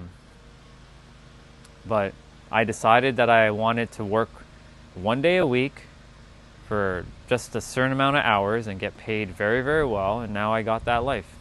It's just that simple.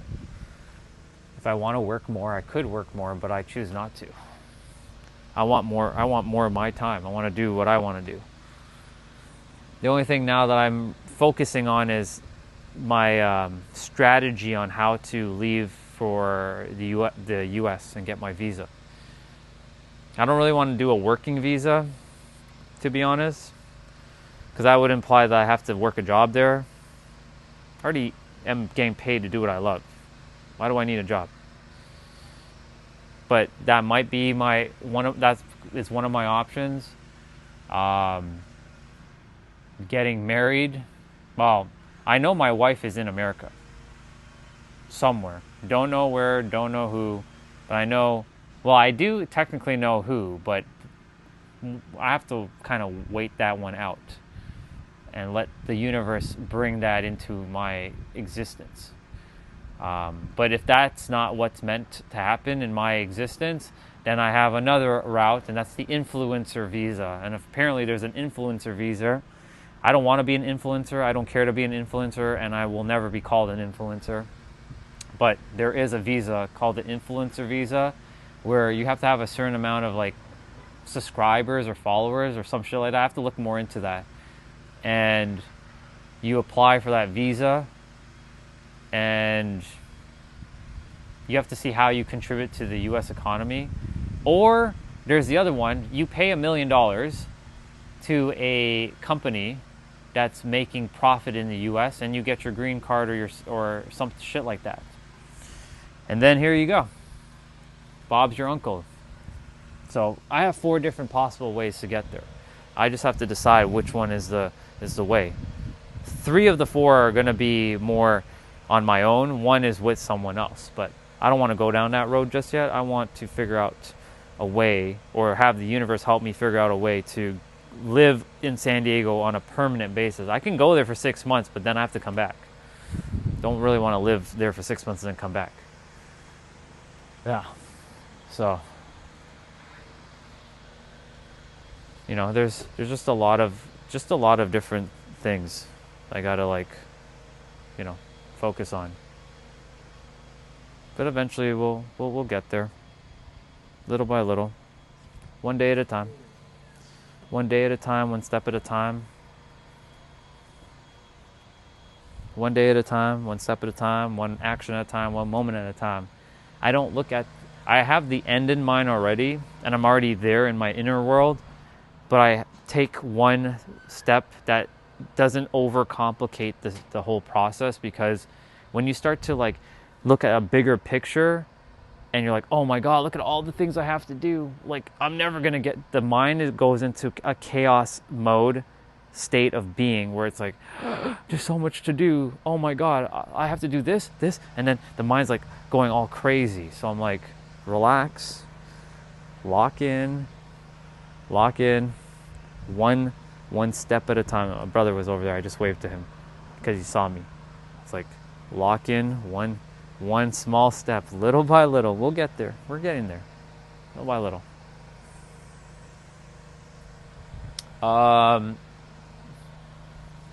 So I don't use astrology anymore, or the zodiac signs. Yes, they are important, and yes, they can work. I used to entertain the zodiac signs. I'm all the signs if I really want to be all the signs, and I'm none of the signs at the same time. But to be more human for a moment, I'm born as an Aries. I was born in April, so I have the fire. But the funny thing is, I had a spiritual rebirth in October, so that makes me a Libra. That was on October 6th. So I have 2 birthdays, actually. One in April 2nd, and then my second birthday is October 6th. So I celebrate 2 birthdays. Now, I feel more Libra than Aries now, but then the thing is, I'm all the signs, because I understand how all the signs work. Because the thing is, due to my experience that I've had, I now know why I can say that. And it's true for me specifically, but it's also true for everybody else. But because the mind has has been born under a certain sign. It locks itself to a certain sign. It's the same thing like with Myers-Briggs personality, like ENFJ or INFJ, P or whatever it's called, right? Those stuff. I'm any one of those at any time if I really choose to. I can alter. It just comes down to my state of being in that moment when I answer those questions. So it just means that it's just locked to somebody cooking. Looks like somebody's cooking, but I don't smell anything. I see smoke though.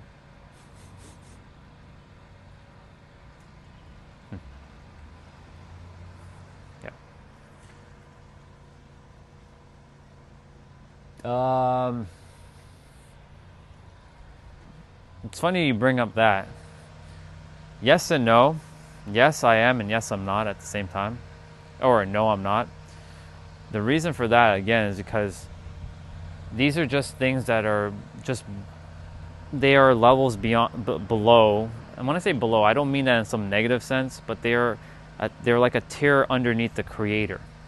We're one with the Creator, and we all have been a starseed to some extent. Some have been called old soul, but old soul is an illusion because all souls are all created at the same moment in inception, whenever that was. That always existed. And so, you're good. Back there. Yeah. Hey, you need any battery, Robin? And so, I am all of the star seeds, and I'm not any of them at the same time. I've been all of them, just so you know. And because I have a lot of my memories of a lot of my and they're not really past experience, they're still happening. They're parallel. But they're in a different time space. So I am all of them, but I'm none of them at the same time. That's why, like, I don't lock myself to just the one thing. I'm all things, or I'm none, which kind of frees me from that whole, like, it's not a trap, but it can limit you, right? So some people will say Pleiadians, and there's Orionites. There is the Arcturians, and there's the Greys and the Reptilians and the what other? There's a whole bunch of them, but there's so many more than those are foam. They're yoga blocks. What do you do? So they're good for like when you're doing push-ups, or like you need to get an extra like stretch in. So like if you're not, like if I go and stand on the block, I can reach further than if I'm just on the ground. Elevation. Yeah, exactly. Yeah. That's my dad's friend. His name's Farouk. Oh, yeah. So, yes, I am starseed, but yes and no, I'm not starseed at the same time. I've had another person come on the stream, and she was mentioning starseeds to me, and she told me she's Pleiadian. I'm like, that's cool, amazing. But then she started dropping her limitations onto the chat about, like, you should be worried about this. I'm like, wait a minute, hold on. You're a starseed. Starseeds don't have to worry about shit. They have to understand how the mind works. If anything, a starseed should know how the mind actually works. So these are things that I pay attention to when people start bringing up, like, starseeds, reptilians, greys, this, that, all the stuff. Like, I have a very unique, we're all very unique. I'm no specialer. But the universe wanted me to know these things so I can help people, because I chose my mission before I came to Earth, exactly what I came here to do. I just forgot for how many years of my life, and ultimately I had to stop and remember who I was. And when I remembered who I was, which was literally last year, by standing at the other side of the fence over there, I'm like, I'm remembering what I forgot. And it just came flooding to me like a ton of bricks. I'm remembering what I forgot. That's interesting. I'm remembering what I forgot. And that happened on my live stream. I'm remembering what I forgot. It was May 25th. I'm remembering what I forgot. I'm remembering what I forgot. Interesting. I'm remembering what I forgot. And it started landing more and more and more. And my experience altered.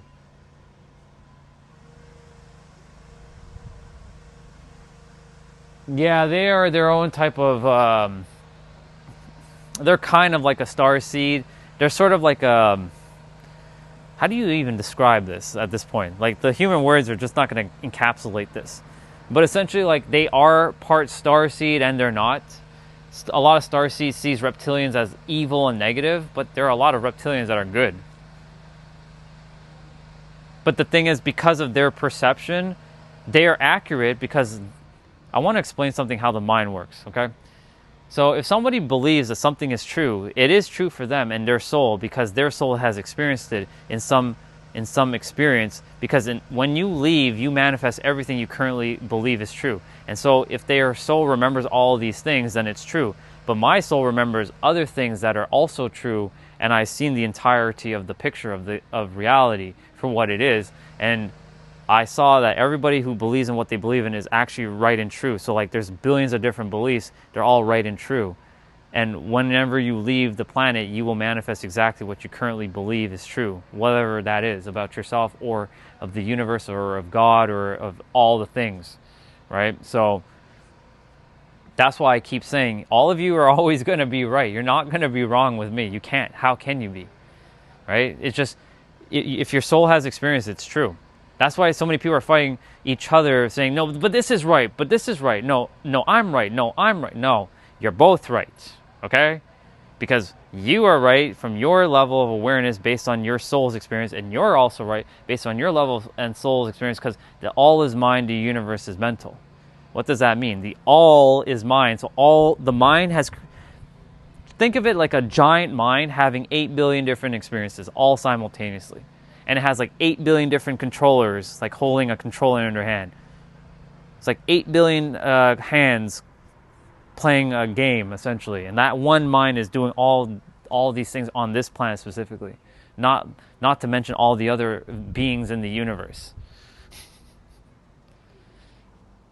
But that one mind is also having all those experiences as true. So they're all right. They're all equal. Damn, it's already 5:13. Fuck. So, yes and no to reptilian. To some extent I am, and to some extent I am not. That's why I said I am both. I'm a paradox, basically. We're all a paradoxical being. We are everything and nothing all at the same time. Yes, we have a physical vessel. And yes, the universe desires to express itself through your body and through my body simultaneously to have a very unique experience. And they're both accurate and true. That's why when I keep seeing people jumping on, sharing their thing, I'm like, you're right. You're always going to be right. You can't be wrong. But you can change your right in any present moment too. Your decision, your choice. In any present moment, whatever it is. I had no idea about star seeds or anything like that in 2020. And then someone in 2022 started talking about star seeds. And they're like, I think you're a star seed. And I'm like, what the fuck is that? It's because I forgot everything about myself. Because I put on this massive veil. We put a veil on ourselves to forget so that we can come to Earth to remember more of who we are.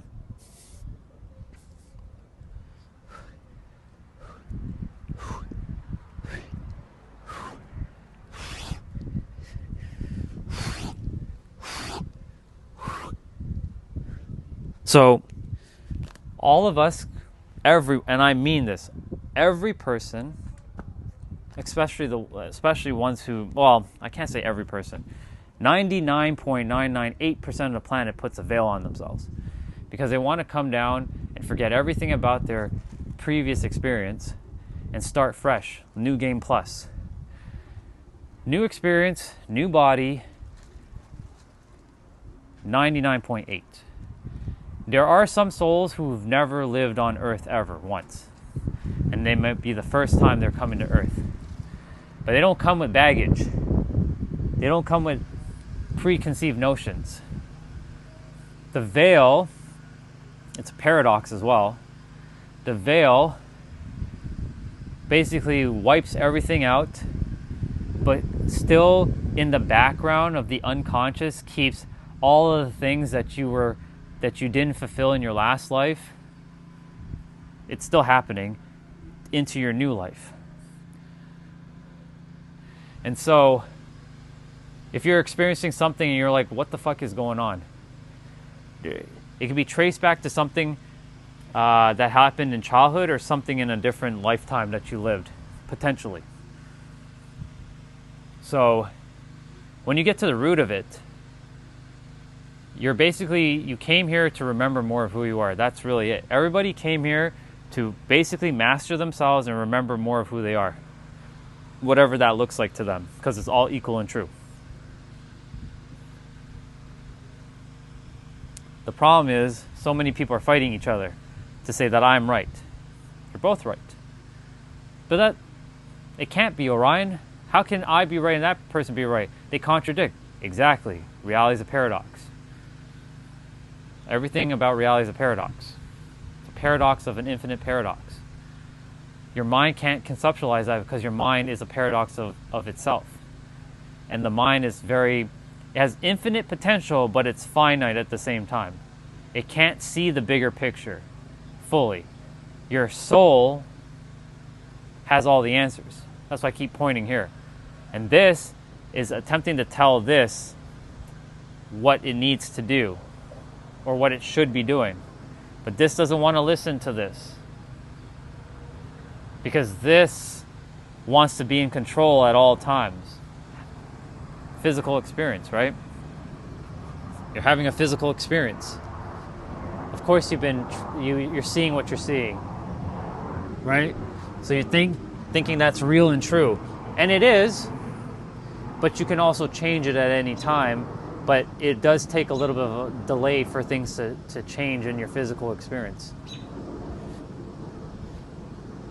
I didn't wake up one day changing into a being of love. It took me many years for me to start being a person who started loving things. But then the physical reality didn't just change right away either. Even though you're not changing your reality, you're focusing on yourself. As I kept locking in to who I was, basically reality started to shift because of my mirror internally. You all have a mirror inside of yourself that you can't see, but you can feel, and it's there. And if you change the reflection of the mirror internally, your mirror outside will eventually change. But the goal is not to change your external. The goal is to focus internally, and your external will just change by default, both positive and negatively.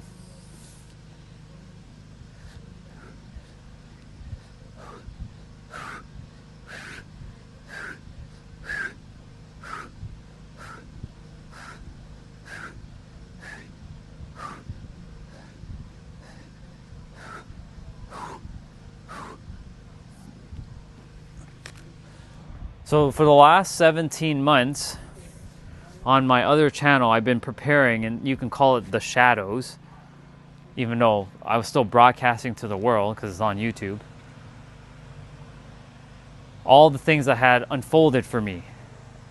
There was a lot of drawings that came through.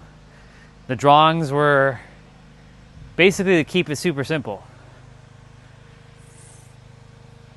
I don't know why I started drawing, but I started drawing some stuff, and I'll show you a couple of drawings.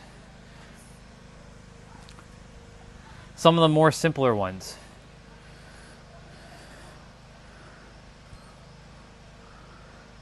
Here we go.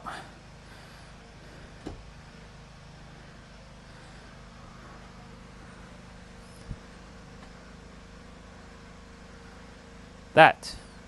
I know there's a little bit of a glare. Synergy of Trinity.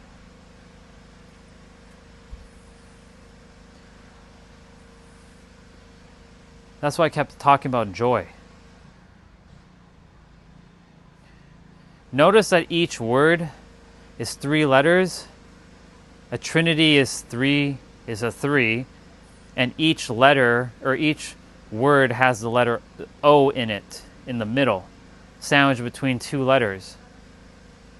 And that O represents oneness.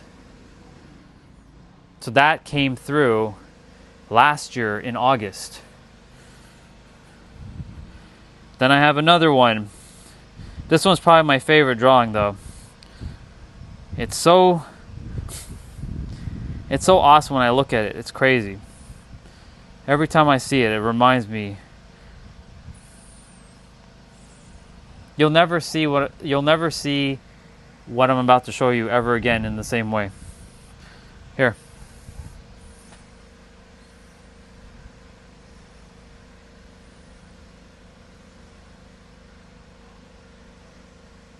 That's a clock. And it's only now.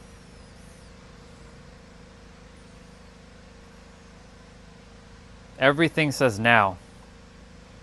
Not tomorrow, not 10 years from now, but now, right now.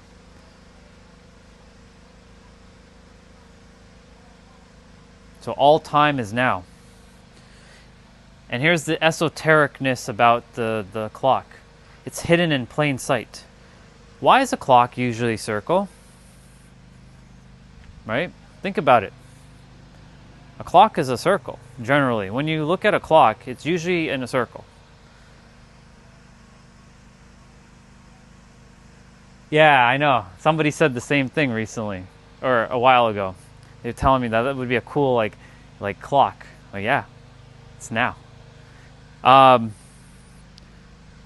think about it, Chelsea. You look at a clock, generally it's shaped like a circle, right? It's spinning around in a circle. Why is that? It's not shaped in a line, right? We're moving from using a human time construct, it's linear, right? Past, future, it's linear. We're progressing. But in the universe doesn't use time in that aspect. It uses it in a non-linear fashion. A clock is cyclical, which means that you can experience anything at any point in a circle, and all things are happening right now. It's not a line, it's a circle. So all things in that clock is happening right now. And that's how it works in the other dimensions. Our mind can't fathom that. Our mind is not designed to handle that shit. It can't. It's not capable of that. We can conceptualize it to some extent, but it's not capable to fully understand or understand it at all. It's just not. That's why when I say all things are happening simultaneously, past, present, and future, it really is happening past, present, and future. Like all things that you desire in your life, Chelsea, it's done. Creation is finished. But it's not just one game you're playing. There's another drawing, but this is a crazy drawing. This one's like the multiverse. This one was my last drawing. I definitely will be doing a merch thing at some point.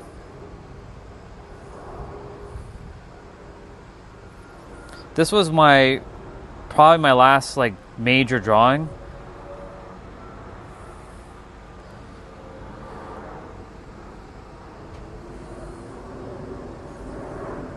Looks like a game of like Mastermind or whatever the game is called.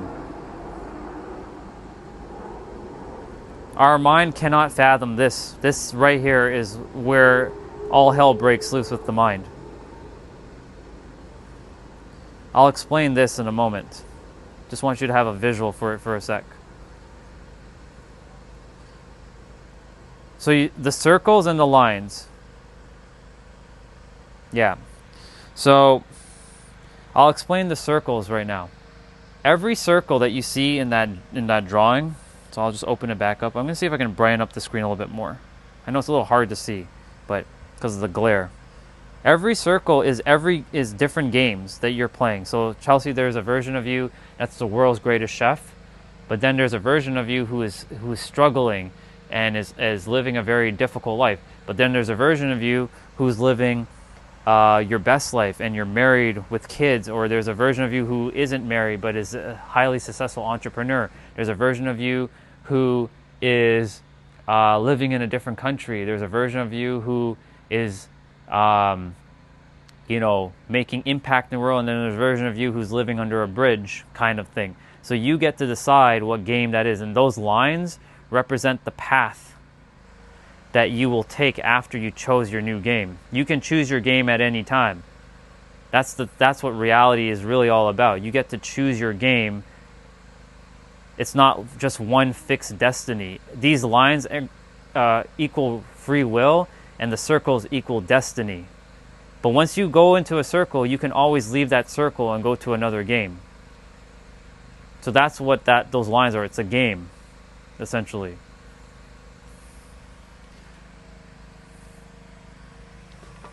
So like, for example, there's a version of me who's living under a bridge. But there's a version of me who is the richest person on the planet.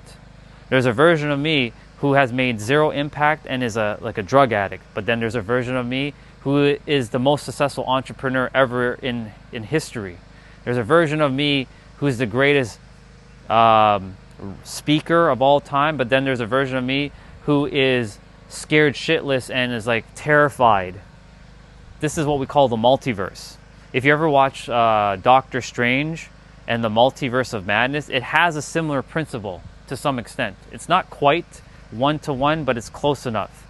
That picture is similar to that, if you ever watch that movie.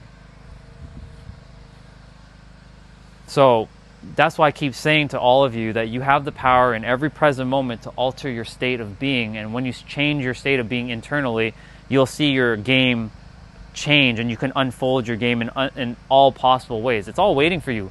All frequencies exist within each of you. You all have all frequencies within. You just have to bring it out by taking the physical action and bringing it from within yourself. Yeah. So that drawing was my last drawing, presently.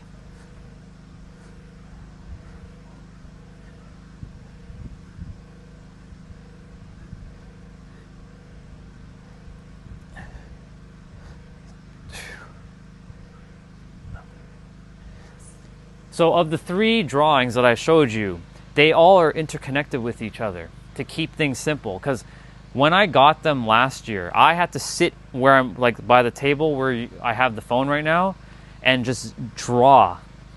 I have it all like recorded on the live stream. All of it was drawn. I'm like, okay, let's see. Synergy of Trinity. And then the now clock.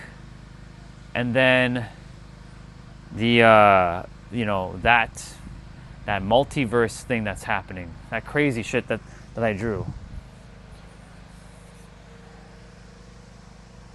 This is Toronto right now. I'll be moving to San Diego, but this is Toronto, Canada.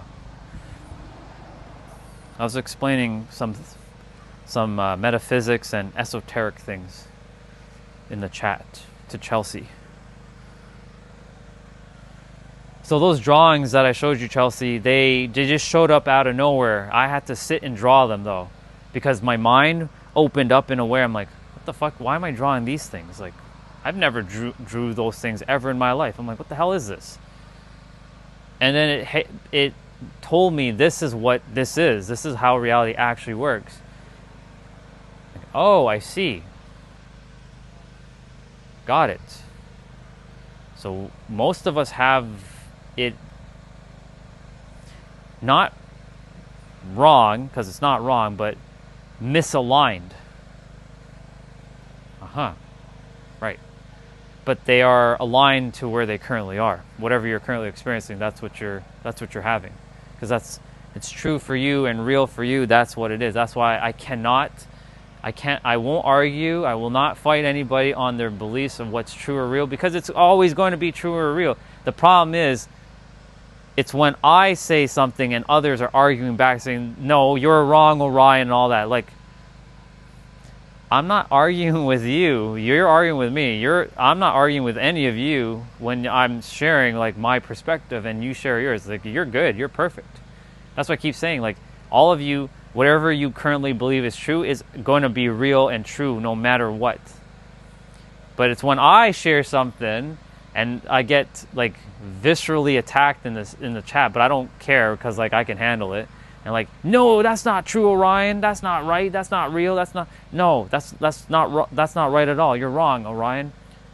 That right there, that moment right there, is when the mind is creating a story to keep you bounded and not just, say, you know what? I may not agree with what you said, but I can at least respect what you said. The mind is always seeking to be right. I know, because my mind used to do the same shit too. And I have to tell the mind, shh, quiet.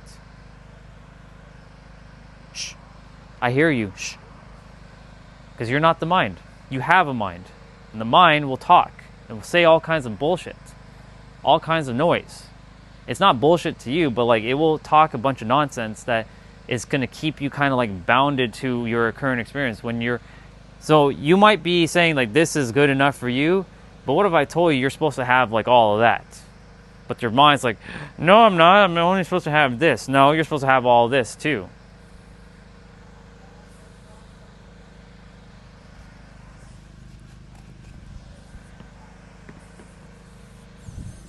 Squats.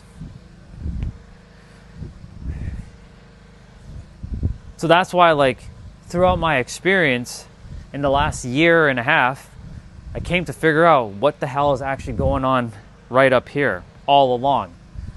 All the stories that I've told myself about the world was a story, nothing more, with just a bunch of made up words that we made up so that we can navigate the world. Words are important, but we can also change the meaning of our words in any present moment.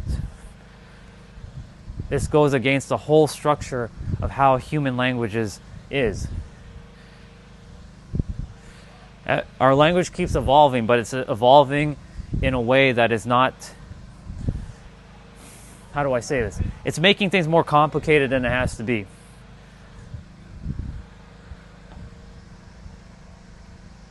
Yeah, I'm still doing my thing. I'm still doing my thing.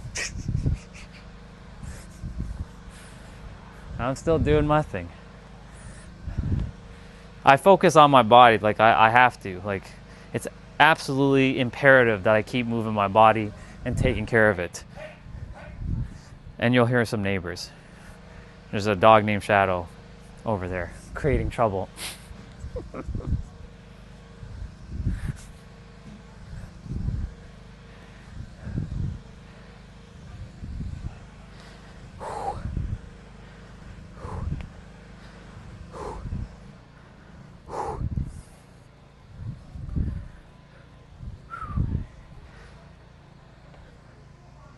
Just seeing if there was anything else in the chat. Yep. Always working out. Always moving that body.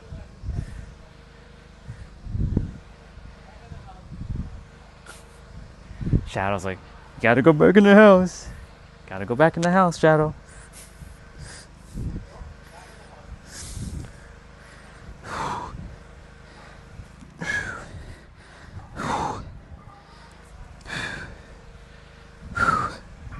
I wasn't going to stream all this, but I figured since you all are on, and I was doing my 1 hour jump rope, I figured I'd just stream until I'm done all this stuff before I head out to the showers and call it a wrap.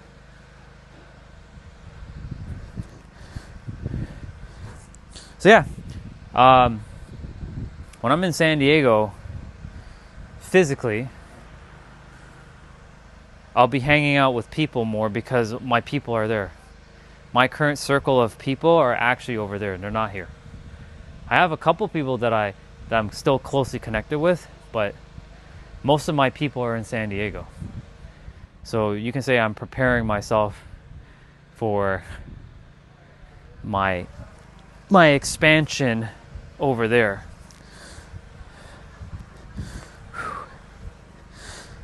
But for the time being, I have to be here because there's been some people clearly that needed to hear what I had to say.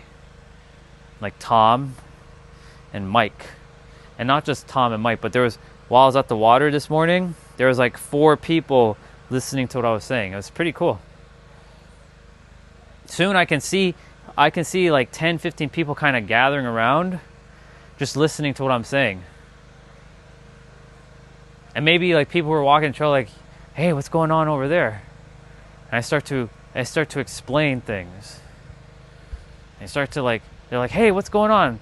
Oh, I'm helping people to unblock their mind so that they can transcend beyond their current limitations that they impose on themselves. That's just another way of saying, helping people blast past their mind. That's a synonym. Or another way of saying, I help people to unblock themselves so they can live their best life. Same thing, different words. And that's what happened in the past when people were attempting to explain the truth. And I do air quotes because, right now the truth is very subjective. But really everything just is. But every one of them was attempting to say the same thing, but they used different words. And when that person said it that way and that person said it that way, one person said this is the right way and that person is the wrong way, but they were both saying the same thing, just using different words. That is why we are where we are in today's day and age with the problems of the planet. Problems. Because when I'm watching the earth, like I'm literally just like, what the hell is going on? Like I'm just looking at everybody just kind of like fighting each other for no reason. That's why I came here to be not just me, but there's others who figured it out too. Me and them we're doing our part to sort of kind of help the rest to kind of like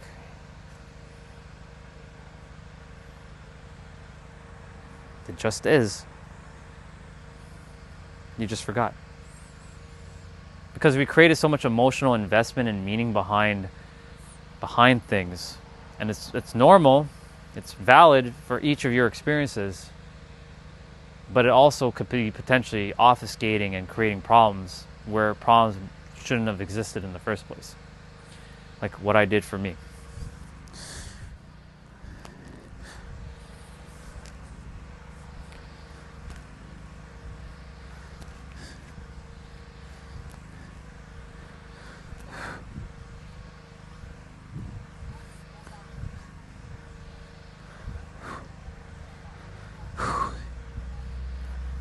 Couple more.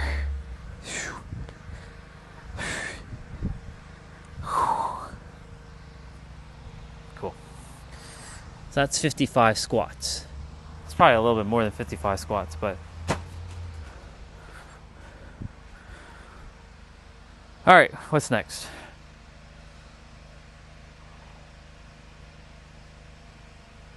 Well, we got mobility training now. It is 5:38. Yeah. So I don't know if you're still there, Chelsea, but yeah, I trust that some of the things that I shared, it might start to help clear some things that may be potentially creating some confusion, if you have any confusion. But if you're good, you're good. If you're good, you're good.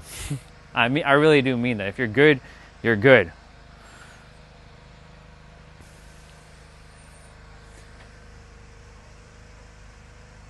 Got it.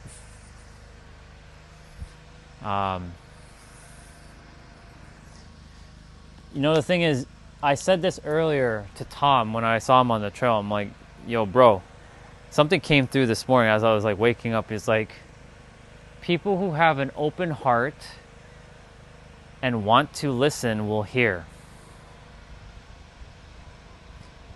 Those who have a closed heart and don't want to listen will not hear.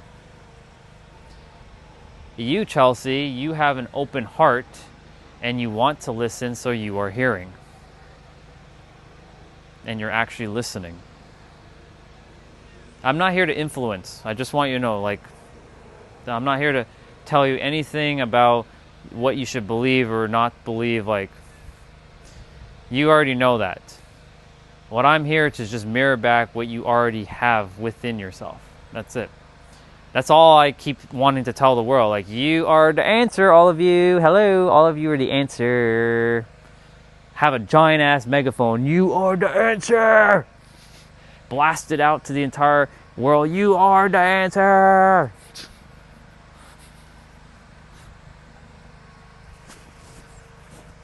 But the mind in each person, some are very, very loud and will not hear that, and others are very, very quiet and can hear it, or will allow you to hear it properly.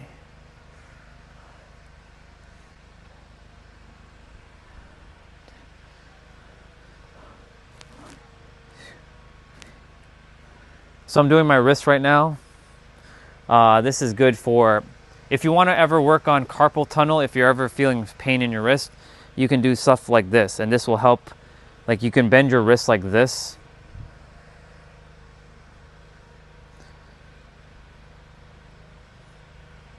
Go slower, and you'll see, you'll start to feel this tension. There's a couple other wrist exercises. Like, there's one where you put your fist together like this, and you lock your fist together, and you bring your arms like this. But you got to keep your fist together. And you'll see, and you have to straighten your arms, and you'll feel the tension here, and you'll feel it like somewhere here. And then there's one where you're balancing, like I did this one yesterday, where I'm sure you've seen this. Oops, there we go. This one's also really good for your wrist, but I don't recommend this one to anyone who hasn't done anything with their wrist. And then when you're done, you just grab your wrist and then you just do this. This is how I prevent injury, by the way. That's why, like, I won't ever get injured again unless something comes barreling at me, like a car or something. But from like falling down, like let's say I like landed in a weird like or whatever, like I won't be hurt because I've made my body resilient enough to take a fall in a weird way, because life is gonna throw you that curveball, and my body is ready to handle those curveballs, not only physically but also mentally. Those who come on and throw their little curveball, or they're like throwing trash at me or garbage or stone, like they're stoning me with their like, look at that Indian person or whatever they say, right? I don't take any offense. I used to take offense to that. I don't take offense. That's just their perception. People judge before they get to know. Know thyself. If you are judging, that simply is because you don't know thyself fully as yourself yet. And when someone is attacking someone else, they're basically attacking themselves. So every time they're like throwing poison at me or whatever, they're not really throwing it at me. They're actually doing it to themselves. They're self-inflicting themselves with pain. As much as I don't want them to do that to themselves, that's what they're doing. Sometimes I wonder why I was the one that had to remember these things. I'm not the only one. There's plenty of other people who actually remember their memories. Because a lot of people are starting to come, like a lot of kids are coming down already knowing who they are and what they came here to do. They have no like blocks in their mind. I'm not here to help them. They're already good. I always ask, like, why me? Hello, Orion, you're the one that chose this. I always had this like sense that I was supposed to do something epic in the world. I just didn't know what the fuck it was. I thought, is that like egotistical? Is that like, why? I don't care about people. That's what I thought. Why me? Why did you have to choose me? It was just been simpler if I just stayed IT and do my IT career. That was it. I was content. I was content with it. Even though I was overweight, overstressed, overworked. I was getting paid very good though, but the pay wasn't worth the amount of work I had to do, unfortunately. even if they paid me more, it's still, no. No. There was no amount of money they could pay me to work what they did to me, or what I did because I didn't know how reality worked back then, because I was really doing it to myself. It was self-inflicted, essentially.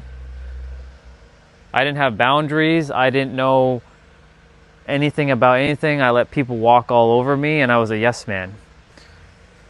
I was a people pleaser, and I was a yes man. I kept saying yes. That's why people used to call me, "You're a nice guy, Orion. Don't ever call me fucking nice. I'm not nice. I'm a kind guy, not a nice guy." Big difference between nice and kind. Of course, you can change your definitions of the word nice to mean kind, but for me right now, nice is different than kind. Nice for me is people pleaser. Yes man, always saying yes, yes, yes, yes to everybody, and never saying no, and locking into yourself and staying true to yourself.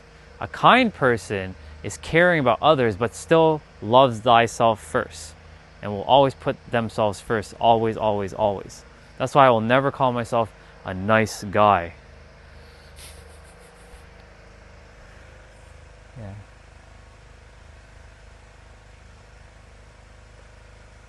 Yeah. Thank you for saying that, but no, the thing is, I'm not better.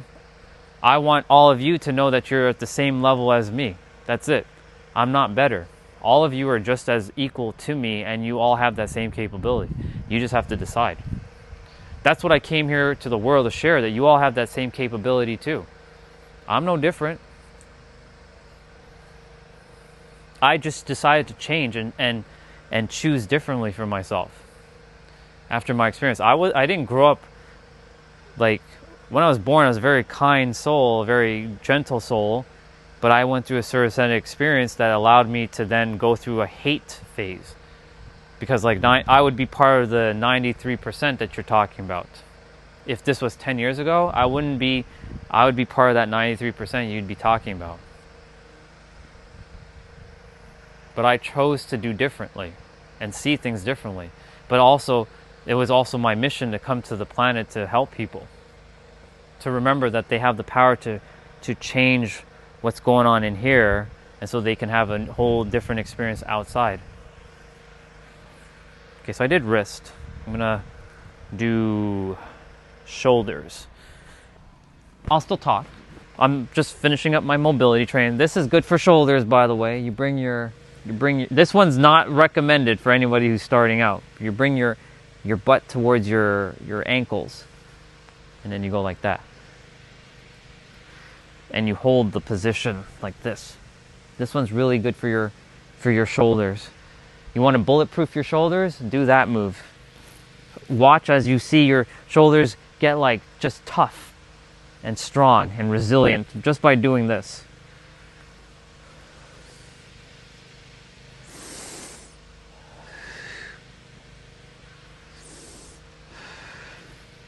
That's how I rebuilt my shoulder. It was like in pain.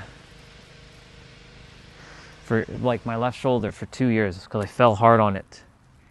Now I've healed it. There's still a little bit of impingement, but I mean, it's not that bad.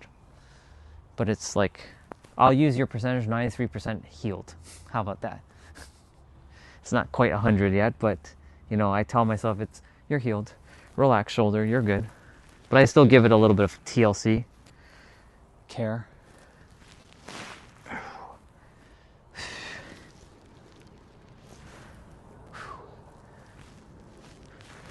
So I make sure I move my body in all kinds of non-linear ways, because non-linear is actually how reality works, in a non-linear fashion. Because life is going to throw you a curveball where you can't be fixed and limited and linear. You have to be agile, mobile, and open.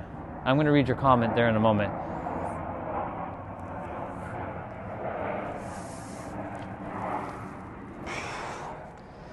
Shoulders are burning right now, but it's okay.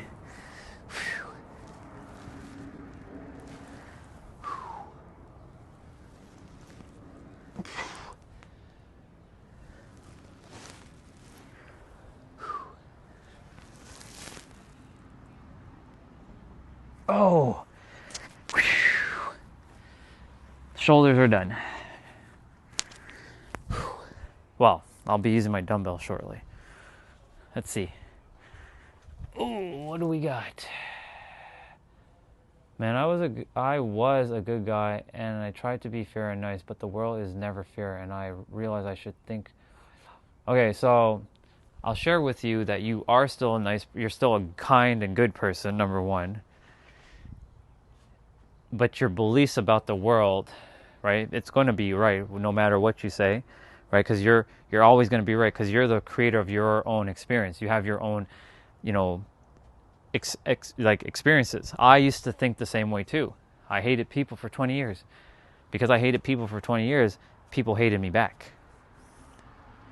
They mirrored back my confirmation bias. Our mind is a confirmation bias. Whatever you think is true, your reality is going to show you something that is true. It's a loop. You get stuck in a loop. And in order to break the loop, you have to change your ideologies or beliefs about the world. So if you start saying that, there are great people out there, you still will think about you have to put yourself first. That doesn't mean you're being selfish, like in the negative sense. That means you're actually honoring yourself, because the more you give to yourself, then you can give to others, right? Fill your cup first to the overflow, then you give from your overflow. My cup is think of it like this bottle. Right now, this bottle has a certain set of water in it, right? Now, if my bottle was empty and I'm attempting to give to you, I have nothing to give to you. There's nothing in this bottle, but let's just pretend that there's a lot of water overflowing right now. Like if I were to squeeze it, right, water will come out of it, right? Like as you can see, water has gone to the top now. So think of the overflow. I'm giving from my overflow because I have more than enough for myself. And because I have so much for myself, I have so much to give to all of you. And I don't run out because I have infinite energy to some extent. So for me, I have to change my beliefs about the world around me because I'm the lawmaker of my reality. I make my own rules and my own law within myself. That's what the universe wants each of you to know, that you make your own laws to what you can experience, right? 95% of the time, back 10 years ago, even though I was working in a very wonderful career, I saw everybody as awful and miserable and negative and basically. And not just where I was working, but around the world and in my current location. But that's not true at all. Because when I started to shift within, I know you're the first time being on my stream, but I usually walk the trail. And my trail walk is basically a mirror reflection of what I actually feel on the inside. Peace, enjoyment, fun, happiness, bliss, calmness. So if you come on my stream in the morning tomorrow and I start walking, you'll see a lot of people will be kind and just cool. But if this was 10 years ago, where I was the same spot, it would be more, I'd be like, who are you looking at, huh? Who the F are you looking, like I would be saying stuff like that, like who the F are you looking at? I'd always look like I want to fight somebody. Because the stories in the mind created unnecessary obfuscation and noise. So you have the power in every present moment to alter your story about the world and what you believe about the world. And once you start to shift in, it has to start here though. It can't start out there. It has to start here. But it's not going to be easy because you've given it so much emotional investment. And the universe uses emotion, not logic. We have logic, but we forget that emotion overrides logic all the time. So if you can give yourself an emotional experience where people are wonderful, people are awesome, people are amazing in your area, just do it for like 10 days. Just sit with yourself. Imagine people just being amazing. You'll start to see people will actually be quite amazing in your experience.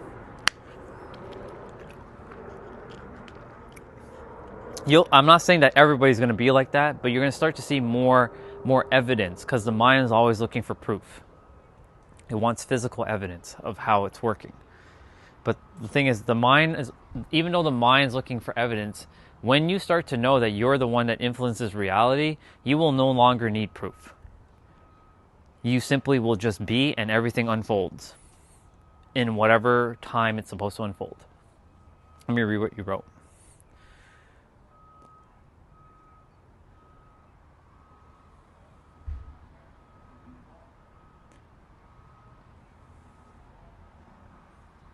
I'm a good person to people, and I see the first time, and the people who are good in general, not usually to jerks. The only thing I would say is that if you shift your perception a little bit about, you are a good person and you can see the good in others. But guess what? Others can see the good in you too. There could be a belief you're holding on to potentially, where you're emotionally tied to somebody not seeing you as a good person, or people take advantage of you. It's probably someone's taking advantage of you, or you give so much. There's people who like to give. I was a giver. I was a give. I work with clients, and I help them go past their subconscious blocks, and I get paid very, very well. And I used to give freely. Doesn't mean I hold back, but at the same time, like if I'm working with someone and I need to know specifics and they really want the help, then we work together and I get paid to do what I do. But the thing is, like, I used to give so much that I didn't know my own value, and people took advantage of me. And because people took advantage of me, they walked all over me because I didn't feel I was worthy, because I had to prove that I was a good person.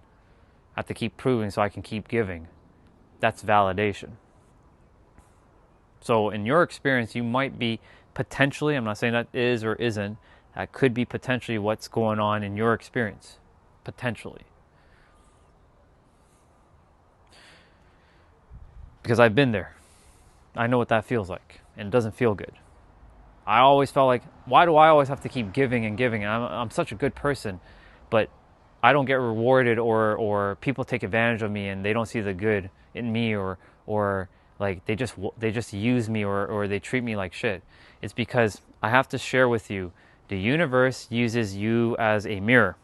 Whatever your internal world is, you're going to have a reflection of your outer world experience. Most humans, unfortunately, have the incorrect or misaligned way of living reality. They're living it basically backwards. They're looking on their outside, reflecting in, and then the in then reflects right back out, and it becomes a nasty loop. When in reality, you have to focus here and then create your new loop by changing what's here of the world, and then you'll see your new loop. So I had to start telling myself that there are great people. I don't take advantage. I'm not taking advantage anymore, and people value my time and value my space, but they also value my, if I say no and you need to work with me if something feels called to work with me one-on-one, and I'm not just going to give you like everything freely, right? It all depends, right? Basically what happens in that instance, like, they value my time, they value my attention, they pay their fee or whatever it is that they need to pay for me, and we work together and do the thing. But I don't give freely like I used to, but I still help. So I know my boundaries. I have boundaries in place for certain things. Well, I have boundaries in place for a lot of things, but here's the other thing about boundaries, just so you all know. Boundaries are your borders to what you're going to experience. So that's the other thing too. You got to be mindful of what boundaries you actually placed consciously or subconsciously, and subconsciously is an energetic field, not a logical field. Logical, you probably have a certain boundary, but energetically, you have another type of boundary that might be you're unaware of. And it's about finding where the trip up is in your experience by going within and knowing that you have the answer right here. You got to find that the answer is right here.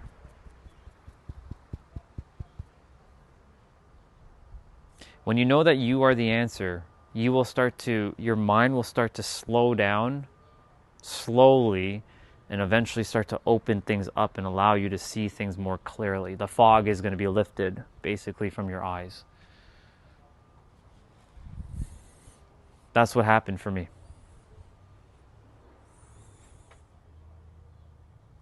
I got lesser because it's getting harder to wear the same mask. Exactly. And exactly, I could tell that you were wearing a mask. I didn't say mask, but I could feel that there was a mask that you're wearing, right? Speaking of mask, because I have one. I actually have a mask, but not a full mask. But this is a good segue right now. This is perfect.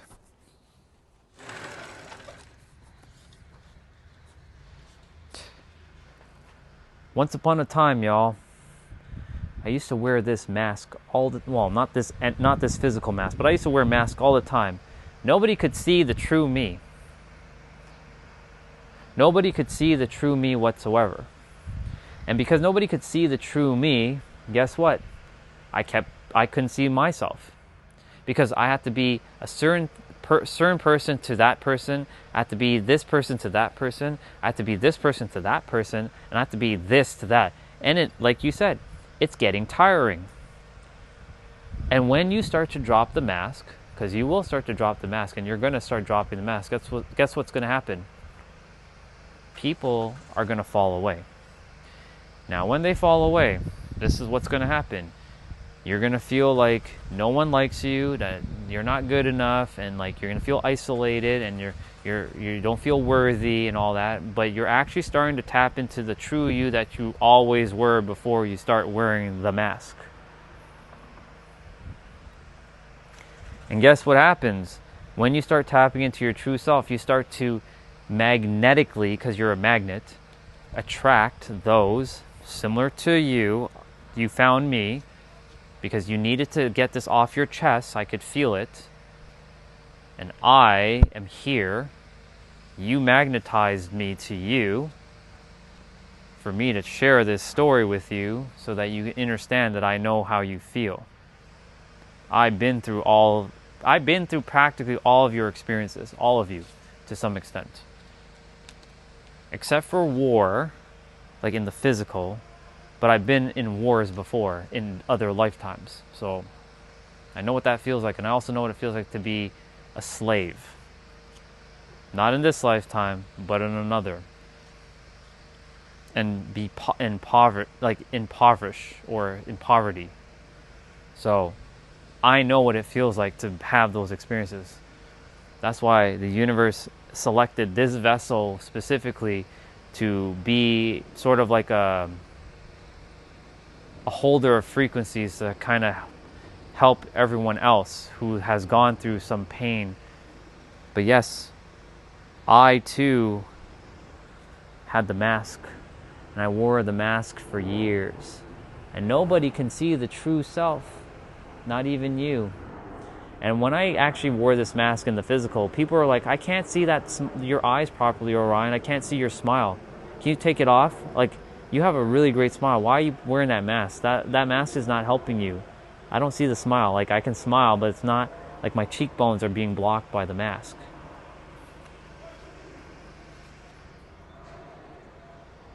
You can let go of your mask now. You have the permission to let go of it if you want.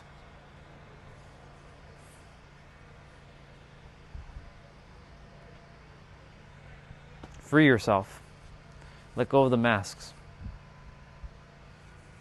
You have that choice.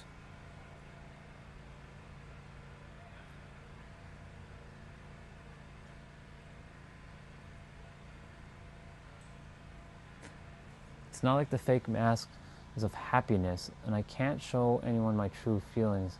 That's how deep I am, and there is no one for me, and I can't take it off. Well, you just shared it with me. I know I'm not there in the physical with you, but you just shared it with me. So that statement is not entirely true, now is it? Otherwise, you wouldn't have shared it. I completely get where you're coming from. I want you to know something. I'm going to put this mask away. I want you to know something though. No matter where you are in your life, you're always doing great. Even if it doesn't feel great right now, you are on the precipice of figuring it out and fully letting your feelings be known. I can already tell how you feel without even knowing too much about your story and what's really going on. I've been there.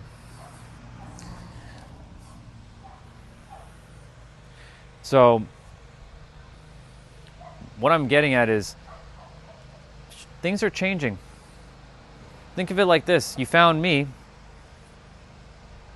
and your story is changing because your mind is wanting you to hold on to that story. So that, because here's the problem, here's what happens. When you hold on to your story becomes your identity. And because it's your current identity, the moment your identity is threatened, you don't know who you actually are. But you know exactly who you are deep down, because you even said it, that you actually know who you are deep down, because you know that you were wearing masks. So why not just be you? Basically, what I'm basically going to say to you is this. Just allow it to unfold. Like you can do this if you want, and just be you. The answer is you, by the way. If you're looking for anything in life, the answer is going to be you. It's right here. But you have to, whatever's going on in your life, you got to choose you, number one. Number two, screw everybody else at this point. You start to focus on you. It's your life. Do you want to live a life on someone else's terms, or do you want to live your life? Right? You already know the answer. I can tell that you're aware of about all these things. Otherwise, you wouldn't have shared the things you shared.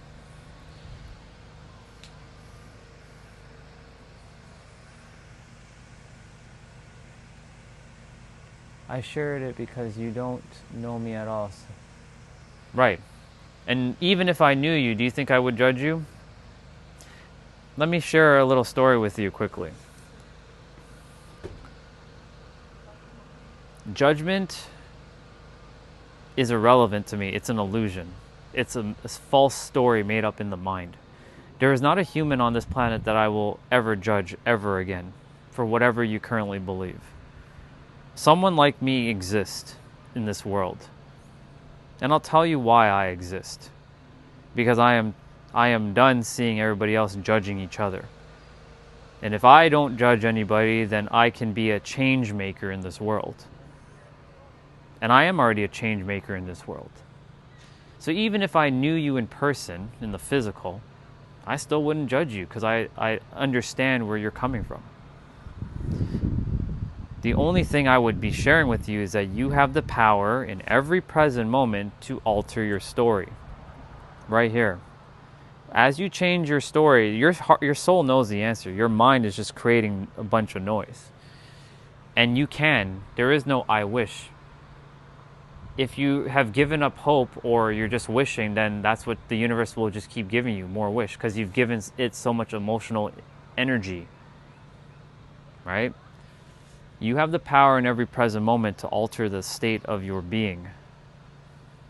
You might not be hearing my words properly, because the mind is potentially protecting you from hearing the real thing I'm actually saying.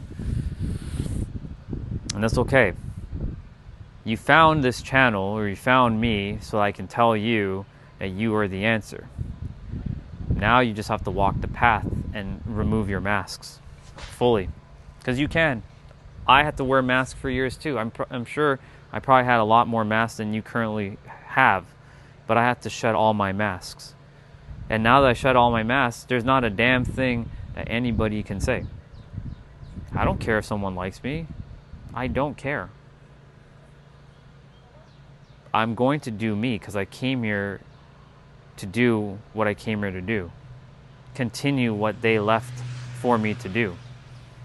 I can't tell you exactly who, but I came here to finish something. That's specifically for me because I want to get into all that.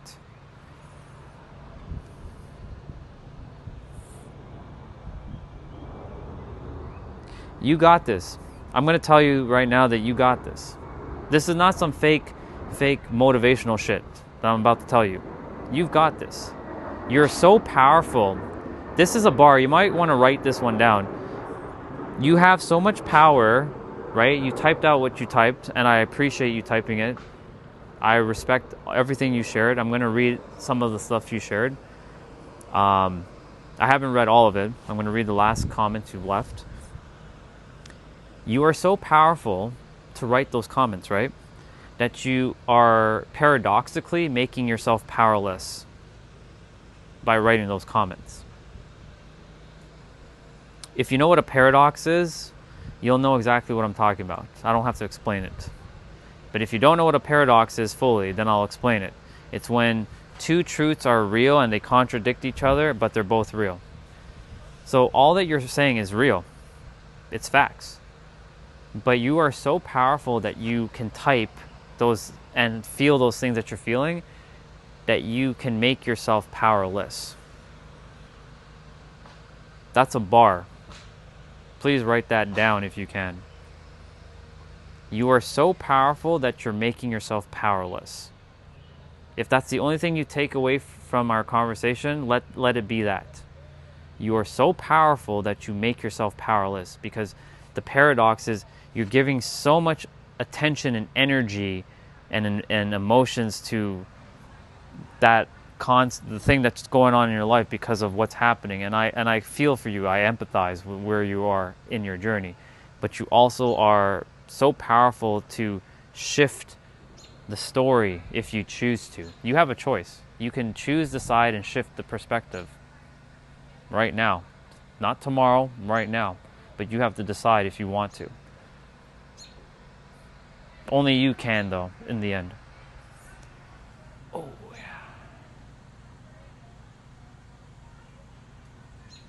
You can get out of it.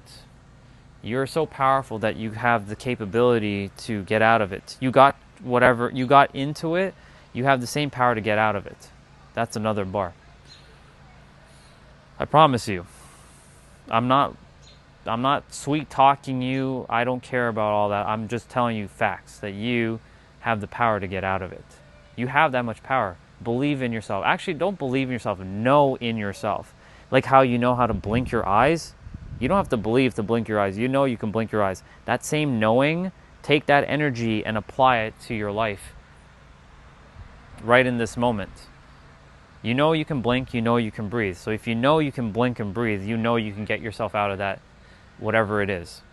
And that starts right here.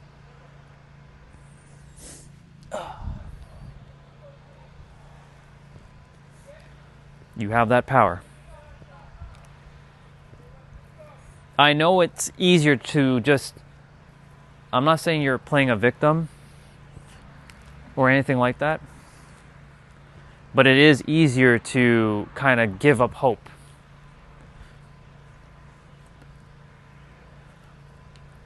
I've given up on hope many, many times. But how did I break through? I'll tell you. Because I knew there was something more for me, and there is something more for you too. Otherwise, you wouldn't have shared what you shared, and not because of no judgment, you still wouldn't have shared what you shared. But you shared what you had to share with me because you knew, your soul knew that I was the correct vessel to speak to about all these things. There's other people on the internet right now, but yet your soul chose my soul. Think about how magical that is. You found me in the sea of 8 million different streams going on simultaneously right now, or however many streams are going on in the world. There's plenty of people who are streaming. I'm but one of 8 million or even more. I don't know how many streams are going on presently on YouTube or even in general. But here you are, you found me. Think about that. Your soul chose to find me, for me to share what I'm sharing. Right now, I'm going to tell you right now, it's not going to land this moment. You can think of it as I planted a seed. And maybe a few years from now, potentially, that seed is going to sprout. And when that seed sprouts, and that's not through my words anymore, that's through your own conviction, you might hear someone else saying the same thing I just said to you, maybe down the road. And when they say what they say, it's going to click. I'm not worried about it, you not understanding. I'm just focusing on that you get the message and that you know that in the end, you have that power within yourself. Now you will see as things unfold. Trust and know that you have it. That's it.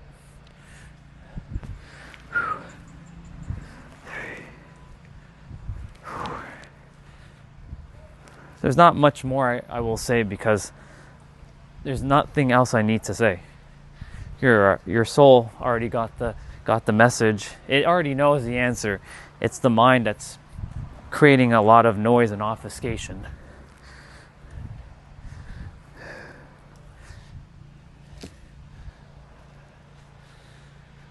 Man, I really just want to have that giant megaphone and just blast it and like stop all the stories of the mind on every human. But the stories are important too because it's who you are. It made you who you are.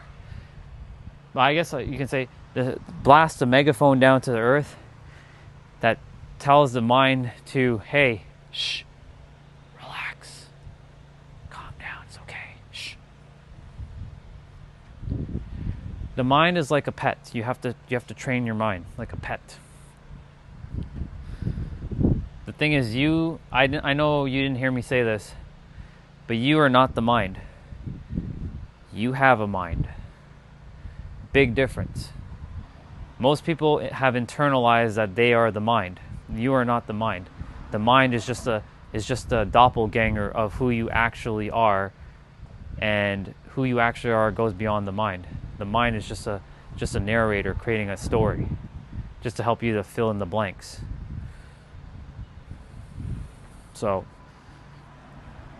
you might run into someone down the road, maybe 2 weeks from now, 10 days from now, a month from now, a year from now, who will say the exact same thing, and it'll finally potentially click and land. Potentially.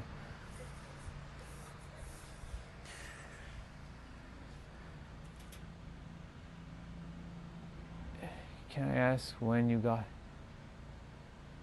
Yeah, you can ask me. I do apologize. I got into a flow there, but yes.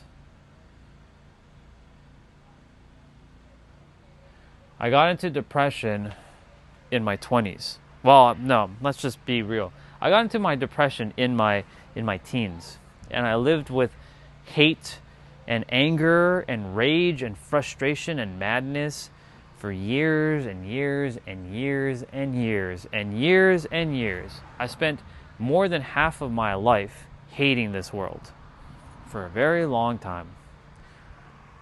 I'm a soul. I like how a lot of people ask me if I'm Indian. Why do you all ask questions like that? So funny. I am a soul. I need to put on my channel, do not ask if I'm Indian, I am a soul. I should put like a disclaimer, hashtag, I am a soul.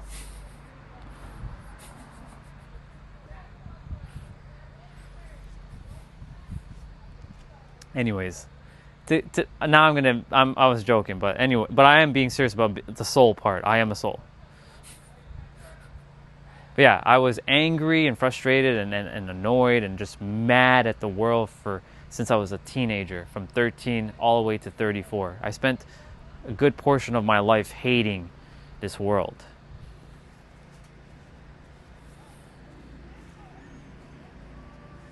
So, I've been through it all. That's why I said I've been through all of it.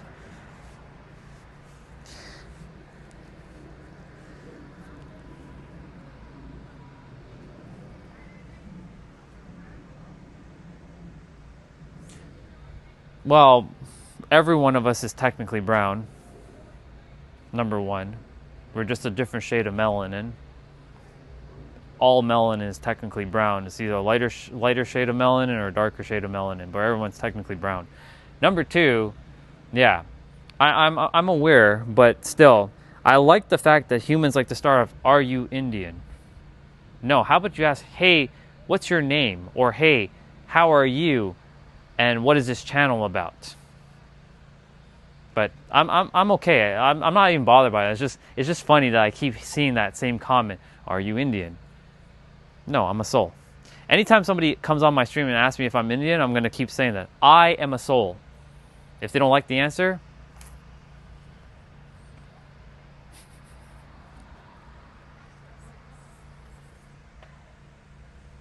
okay. What about brain fog? Well, I'm just going to let you know, I help as much as I can, but I do my best to set a boundary. So I won't be answering too many more things because I gave you more than enough because I told you the answer is right here. So this for brain fog. You have no brain fog.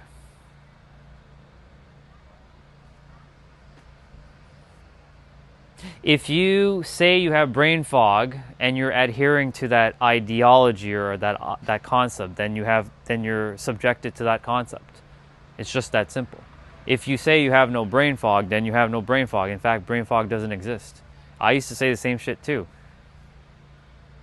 It's just that simple, but the mind can't understand what I just said there because the mind is, you're currently potentially still being encapsulated by the mind's ideologies. But the mind, you are beyond your mind when you fully grasp what I'm saying. That whatever you say, you become subjected to it.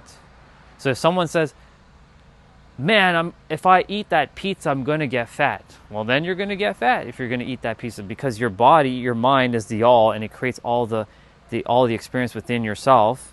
You're telling yourself you're going to get fat, and sure enough, you start to pack on the pounds. Or let's say somebody says, "Man, talking to that girl or that guy over there is going to be hard." Okay. Then it's going to be hard because you've made the rules.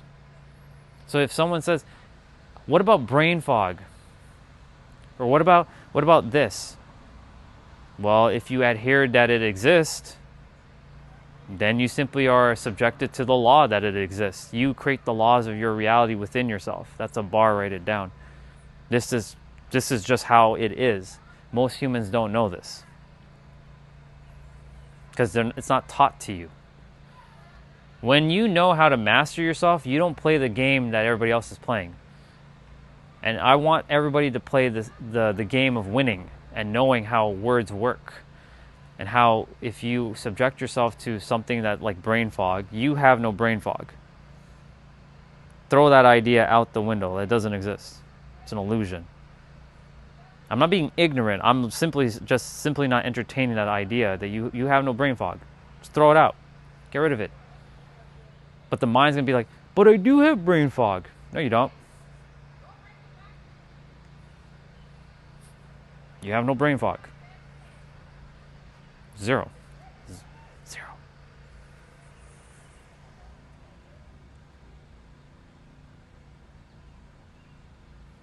When I'm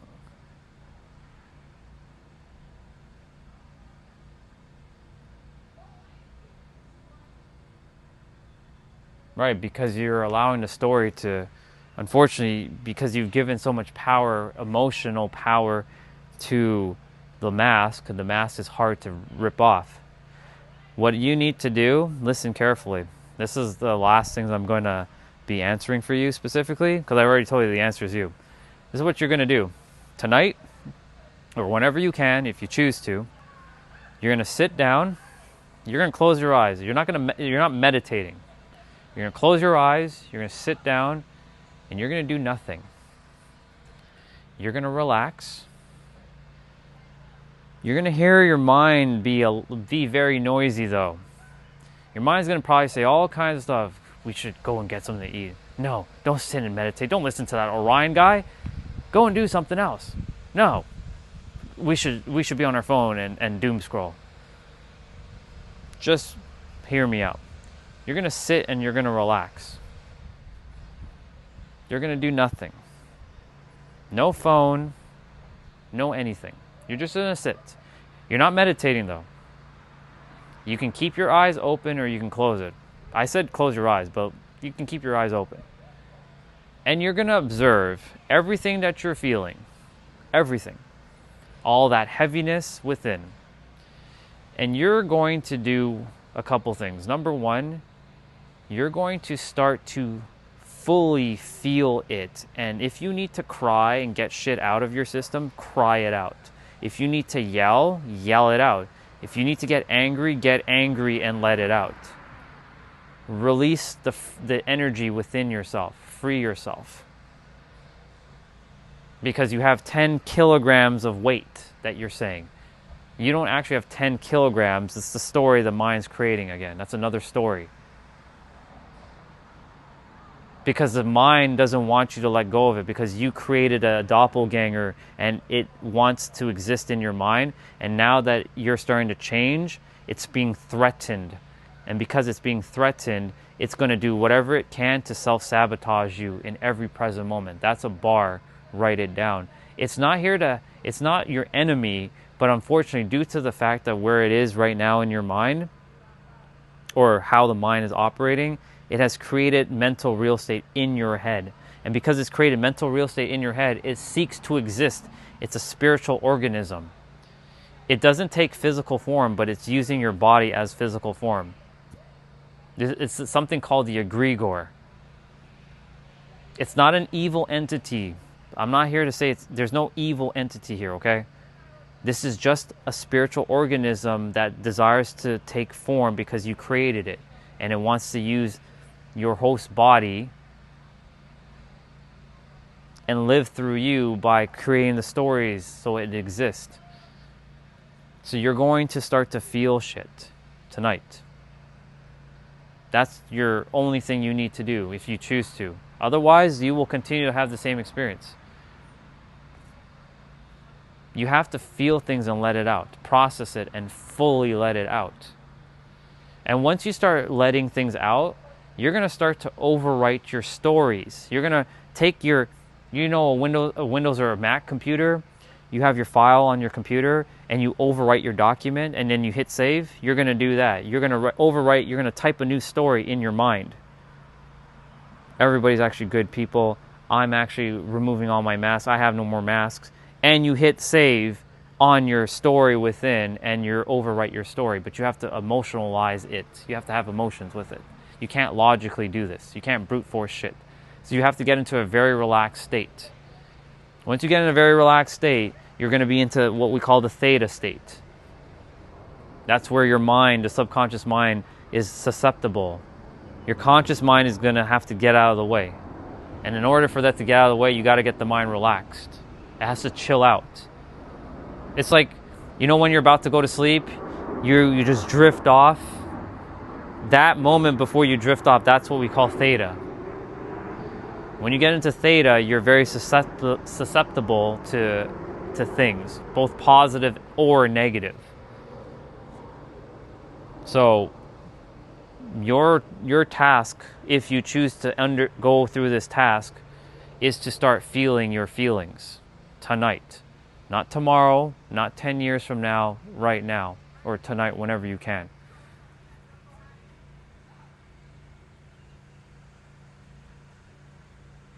You're welcome. And I am anything and nothing all at the same time. I don't actually am any ethnicity. I'm just with a body. I'm a soul. I just chose this body. That's why I don't limit myself. I'm everything. I've been everything before. I've been all different cultures, but I don't choose to be just one. I can be anything I choose to be. Most minds will not understand that though. That's why I don't say anything. Hello. So I hope that helped you. I hope that I know that helped. I don't hope. I know that helped you. See, caught my mind saying I hope. No. There's no hope. Hello, we don't do hope here. We do know. No hope. I'm talking to my mind right now. We don't do hope. Remember? Hello. I caught you. No. No hope. I know it helped you.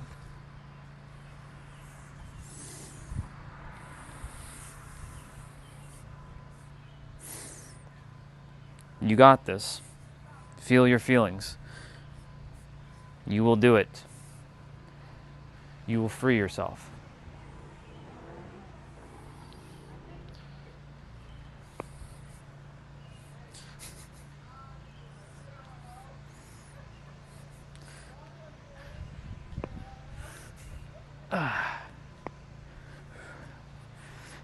Just finishing up my shoulder movements. Right shoulder. Wait, what's going on here? Okay. There was a little snapping going on with my right shoulder there for a moment. It's like, what are you doing?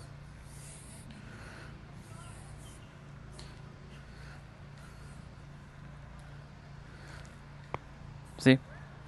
It's because I went beyond a certain... If I'm going too fast and I go too high, then it makes that noise. Okay.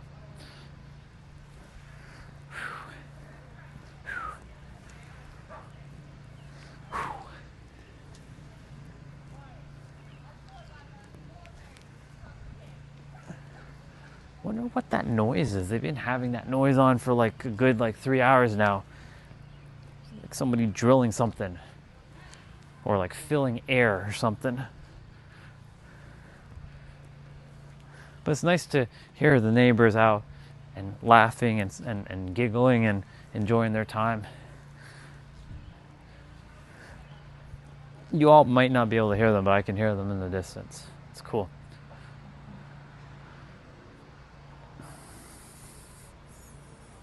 It should be past 6 o'clock. 6:32. Okay. Well, I'll just finish up my movement and then I'll call the stream a wrap. And then tomorrow I'll be back on. I'm going to be talking about conformity tomorrow. So the lesson is going to be on conforming. For those of you who are interested in hearing about why a lot of humans just conform because they want love. And you want the acceptance of others. So you conform to their limitations, and others conform to their other people's limitations. It becomes a loop and a cycle that ultimately you have to break if you want to break it. I used to conform a lot, but I'll save that for tomorrow.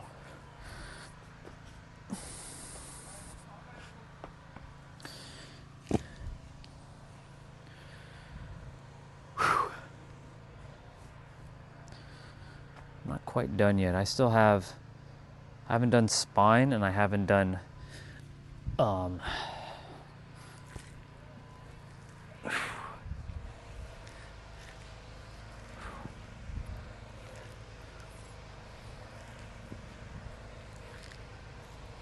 let's see.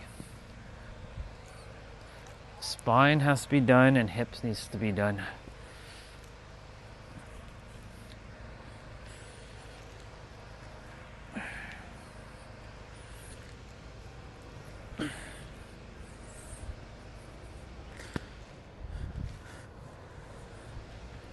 You can probably guess which is my throwing arm based on how I'm moving.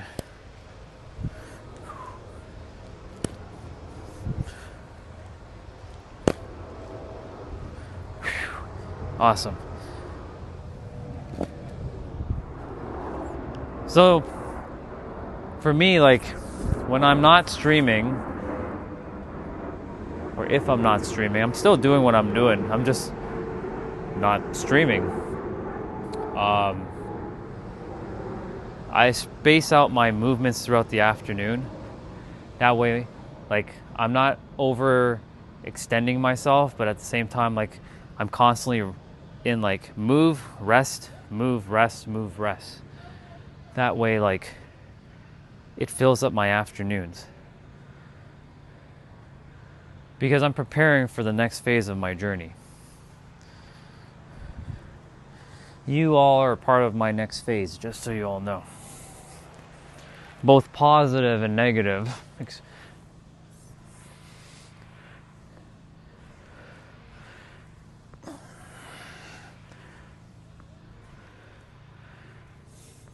I'm crystal clear and locked in. Now it's just a matter of taking more aligned action. This is good for your spine, by the way.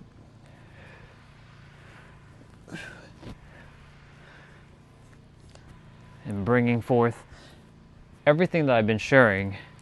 This is just like 0.001 of what is actually what I'm here to share. There's so much to share.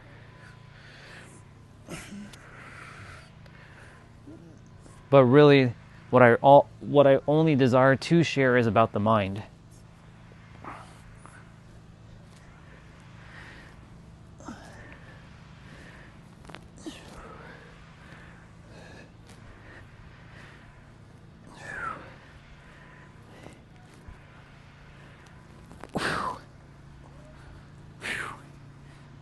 Fuck yeah. The sun is right here. Take a moment with it.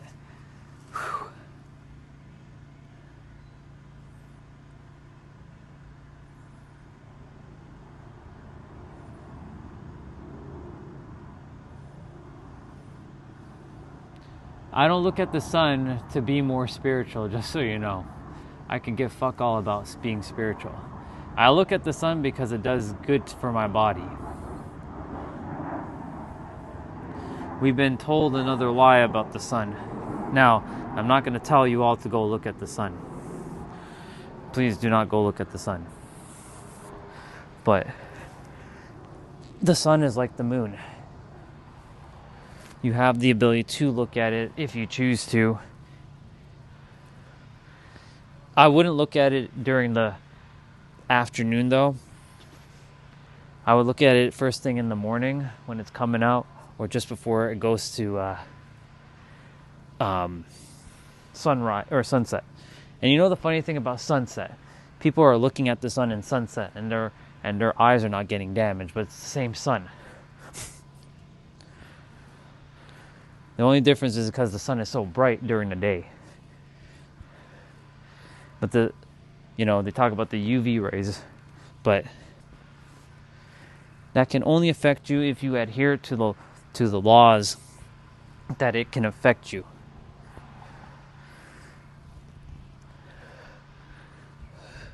But I'm not going to tell anybody to go look at the sun.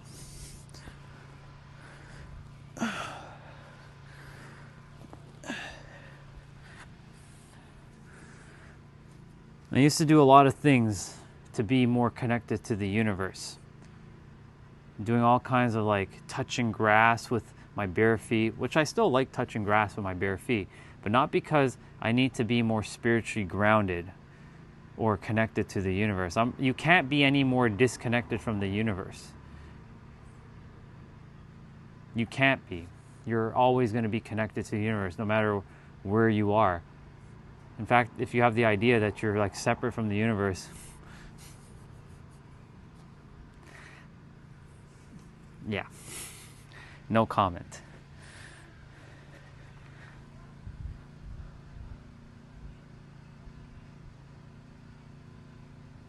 I definitely am.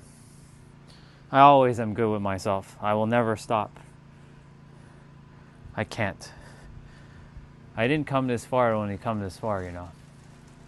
And so did you and everybody else. You didn't come this far to only come this far. That's a bar. Make sure you write that down. All of you.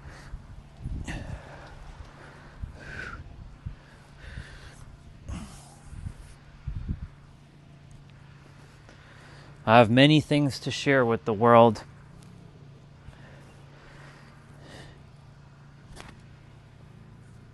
And I came here to I can't finish it because the universe will continue to exist and the earth will exist after I'm long gone. But I came here to sort of, not just me, but others. I'm doing this with others as well. We came here to bring massive change to the planet.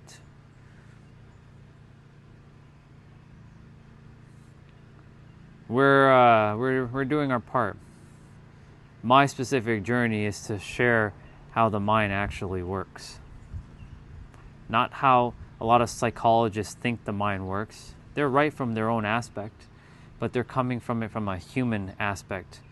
There is another level beyond the human aspect of the mind that most have not tapped into. And I can tell you that because I've read a lot of books on psychology. And none of them talk about what I already know about the mind. Not one of them. And I don't feel called to write a book because that's just another book. I don't care about writing a book. I'd rather just speak it and you hear it with words from my voice. With absolute conviction.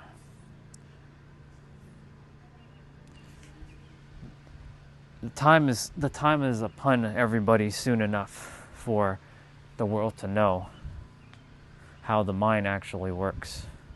Then you'll simply start changing your game and having a different game all unto itself. So spine is done, by the way. So this is just another move that's similar to the one I did earlier, but this one's good for basically your entire body. And I kind of like open the leg there and do that kind of stuff.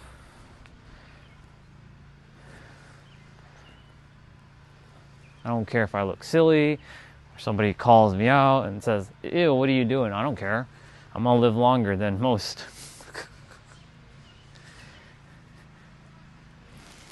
If you keep doing what 93%, we'll use your percentage. If you keep doing what 93% of people are doing, then you'll live like 93% of people, what they're doing. That's a bar, write it down. Even though it's actually, I would say it's 96%. There's 4% of the planet that actually knows what's going on and knows what's up. 4%. Pretty low amount. About 1 million-ish people, maybe a little bit more, over 1 million, but about 1 million people know what's going on. They know what's up. I'm not here to help those 1 million people. Those 1 million people are out in the world doing what they need to do to help the rest. So we're all kind of like collectively working together. They just have to remember who they are fully and not be fighting each other, because I see a couple of them fighting each other for no reason. Now, of course, some have obfuscated things, and I came here to sort of end the obfuscation. What is obfuscation? Making things more complicated than it has to be. Taking something that's super simple and making it complicated for no reason whatsoever. I see a lot of people doing that on the internet. You don't need to obfuscate shit. That's why when you were asking me if you're still here about brain fog, you have no brain fog. It's just that simple.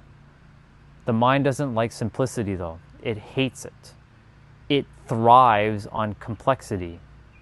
It does not want you to have a simple experience because it wants you to feel like you earn the right to say you can do certain things. Because if you don't, then you will not feel relatable to 96% of the planet. And then guess what? That feeling of not feeling relatable feels like exile, isolation, and death. It's hardwired into our system. But you can overwrite the biology at any time when you know how the mind works. That's why I said I came here to help everybody unlock their fullest potential of their mind for those who actually want to listen. Those who don't want to listen, that's your choice, but you will see you will live like 96% of the planet. I am now in the 4% of the planet. I can say that now. A year and a half ago, not so much. I was living like 96% of the planet. I was like 1 foot in and 1 foot out kind of thing. Like the door was open. I understood what needed to be done, but I was still living like 96% of the people on the planet.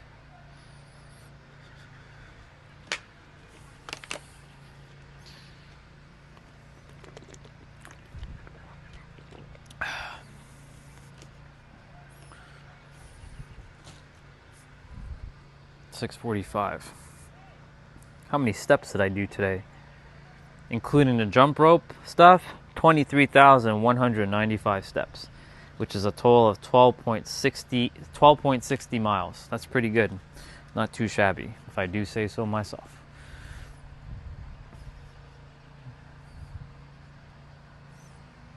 There's a robin in the field, just chirping away.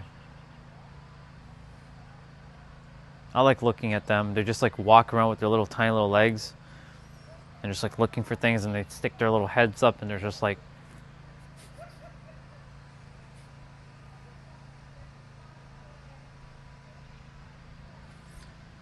life is meant to be simple, y'all. It's not meant to be overly complicated. Our mind makes it overly complicated because it doesn't like simplicity. That's another bar. Write that down. The mind just simply does not like simplicity. It hates it. It rejects simplicity. Because if it was so simple, then why isn't everybody else doing it, right? Because 99% of the planet doesn't know how the mind works. Even the 4%, still some of them, they know what's going on, but they don't know how the mind fully works. Probably like 0.2% of the planet understands how the mind works, truly, fully. At its deepest core, 0.2. Whatever that number is in like our physical, whatever 0.2 is of 8 billion, that's how many people know. I should do a calculation.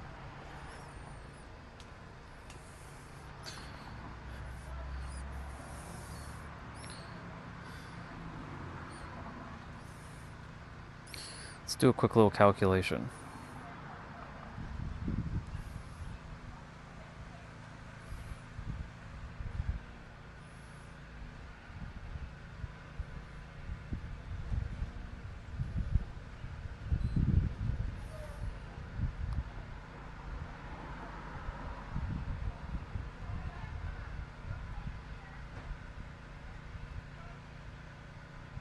Actually, nah, that's actually way higher than I would have said.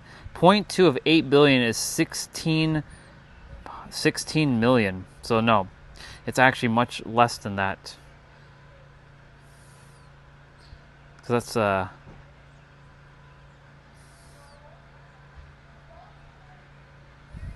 what about this number? Or this number?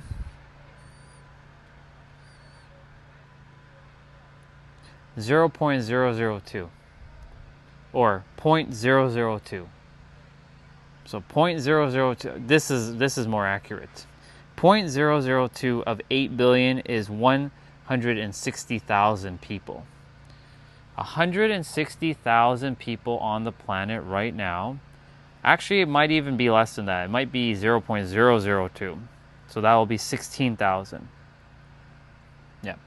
16,000, that looks even more realistic than I will say. 16,000 people actually know how the mind works as a paradox on the planet. Still a lot of people, but it's not, in the grand scheme of it, it's not at all. Only 16,000 people on the planet, give or take, know.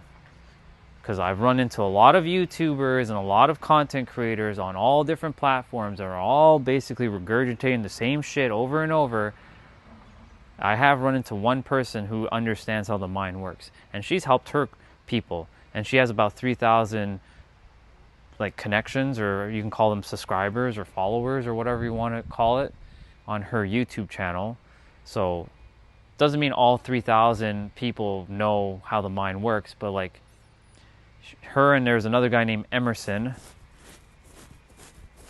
He's got about 200,000, but like again, you know, not everybody, when I look at his comments, are fully grasping what he's saying. Because really what you should be leaving in the comments section is blank, nothing.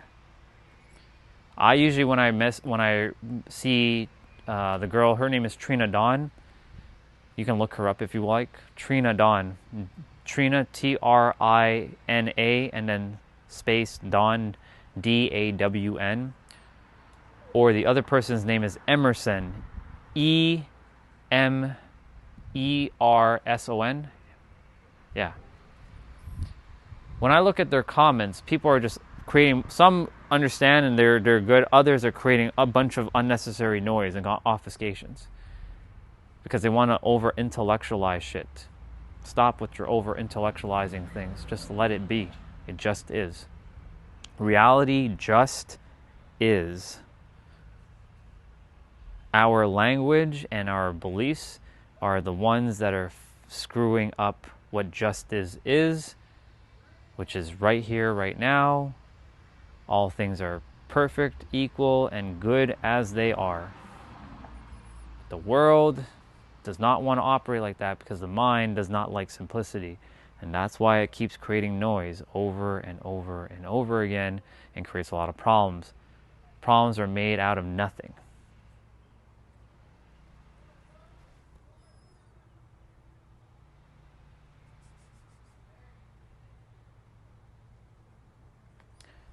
I can hold a plank for a fair bit. Not 10, but like 4 to maybe 5 minutes. I'm not quite there yet. I don't practice the plank as often as I should, but yeah. What's left? So I finished spine, wrist, and shoulders, so I have to do hips. What am I going to do for hips? Do I do 90-90 transitions or do I do Cossack squats? Probably Cossack. That's what I'll do.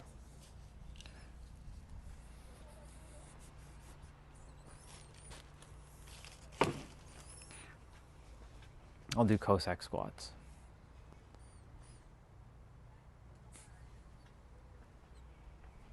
This would be a mind right here, the last person who messaged, who is part of the 99.9999 whatever percent of people who don't know how the mind actually works, unfortunately.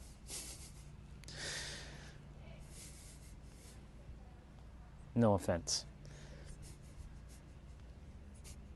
Have your fun though. Enjoy tug, row your boat, whatever the hell you're writing in the chat. Have fun. As long as you're having fun, I don't care. Enjoy your time.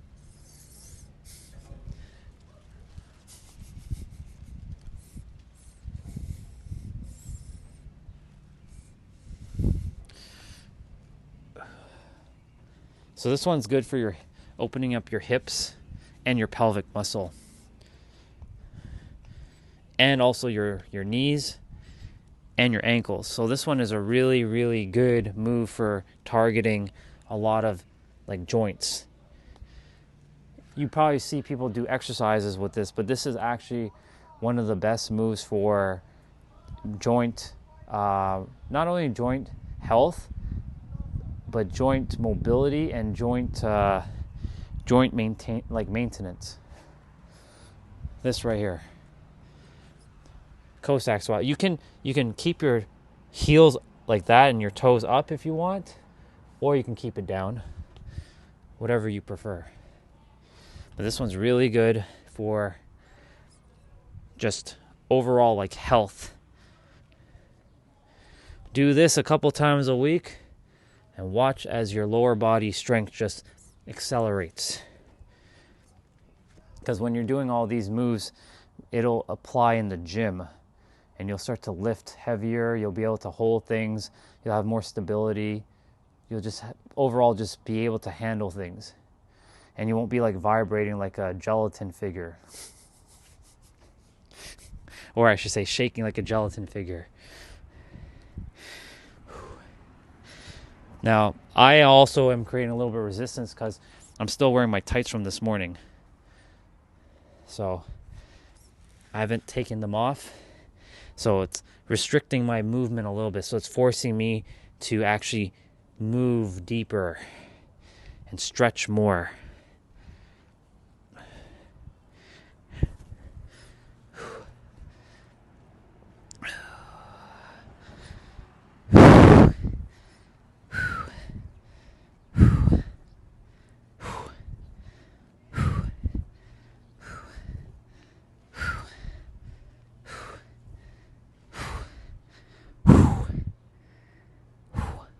Couple more.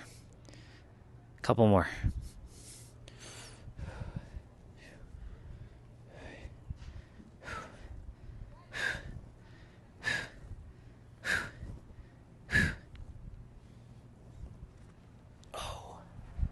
Ooh.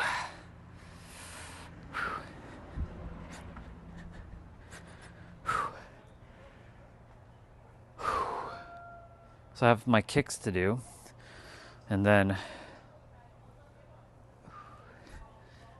I'm gonna quickly just do my neck.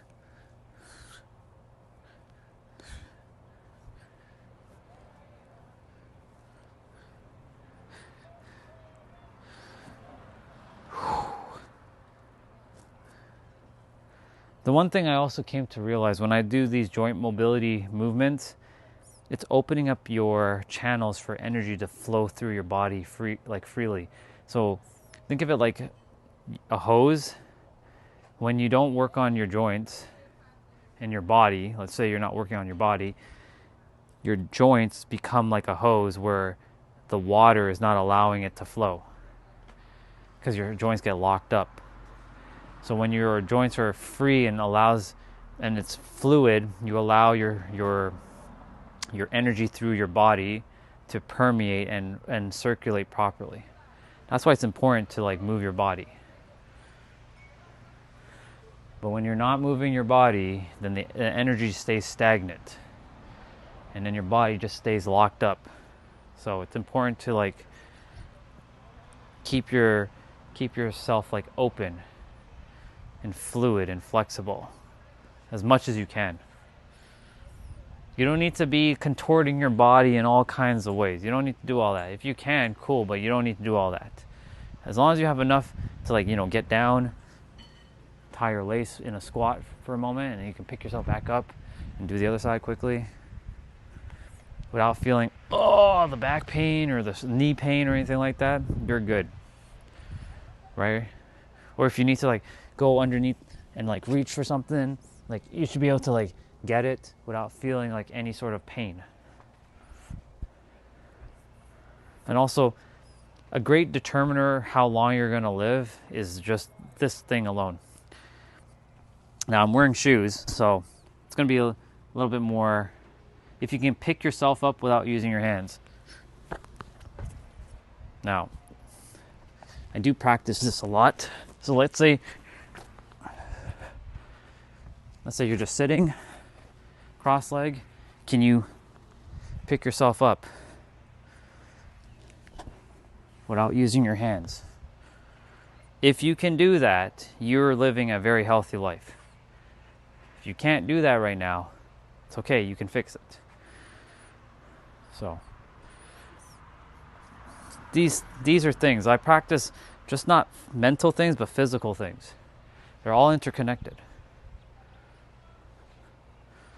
All right, kicks. So these kicks, they open up the hips. Now, I'm not kicking like some kung fu master aiming to be like, the best. I'm just kicking to the side so that I open up the hips more. Maintenance. This is all maintenance.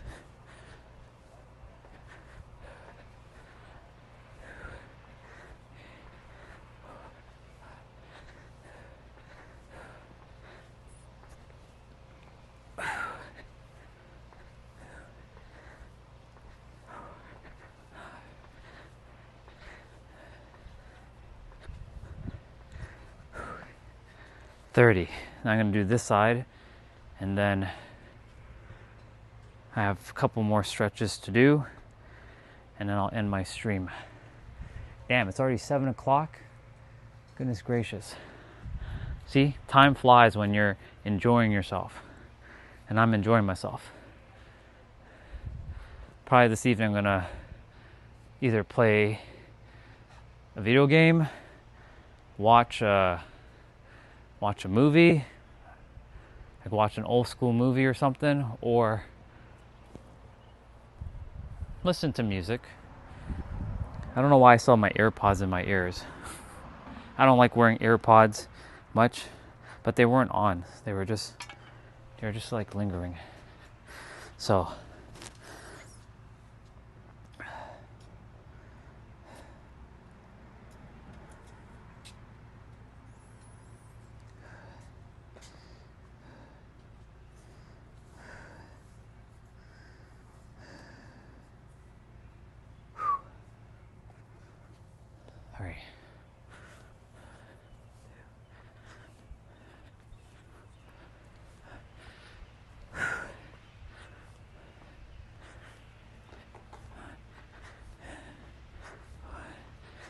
tomorrow. Once I'm done at the trail, I won't be streaming in the afternoon. Today I just wanted to stream the jump rope exercise.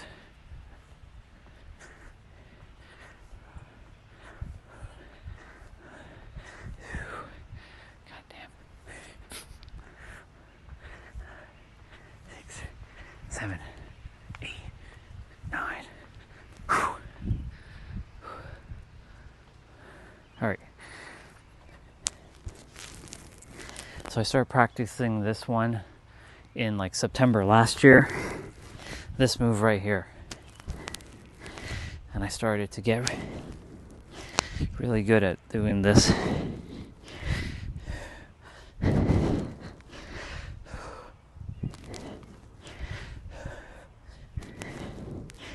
6. And like I said earlier, if the move feels safe for your nervous system, you will be able to do it. But in order to create safety, you have to practice it and remind your mind and your body that it is safe to do the move that you're about to do.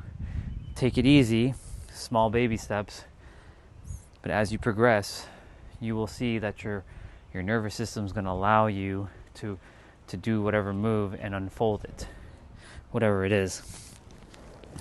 It all comes down to nervous system regulation.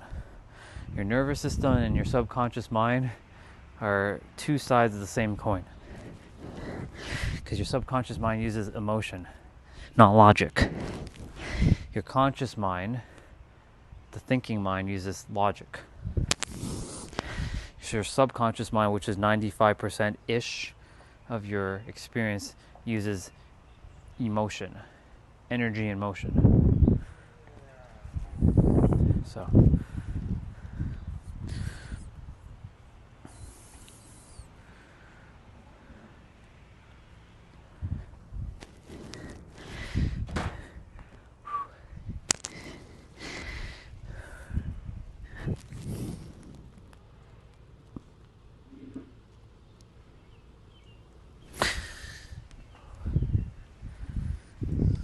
I'll be jumping off in a moment.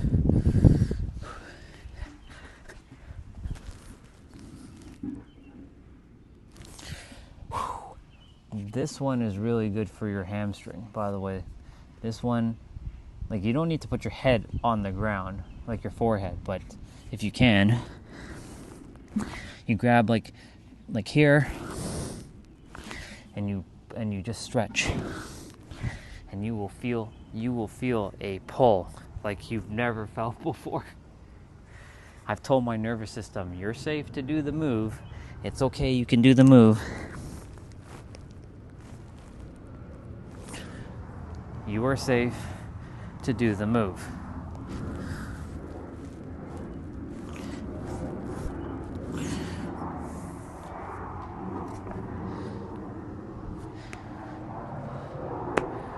And I grab the back.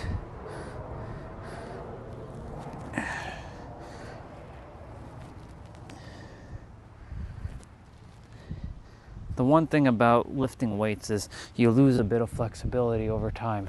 So it's important to keep your flexibility.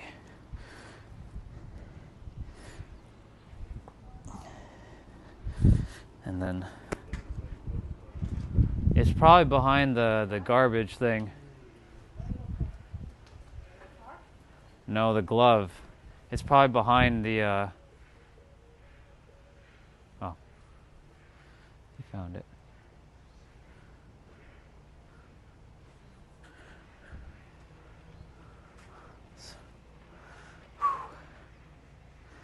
So this last move here, it's doing a prayer pose behind your back. If you can do this, you have really good flexibility. I couldn't do this a year ago. So a sister came on the stream. She asked, "Hey brother, can you do a prayer pose behind your back?" I'm like, "What do you mean?" She's like, "Yeah, I can do one. I can do it like this." She's like, "That's not what I'm talking about." I'm like, turn your wrist inside out like that and see if you can do it." I'm like, "Oh shit, I can't do that." Because I told my mind I couldn't do it. But then I'm like, you know what? I remember I can do it.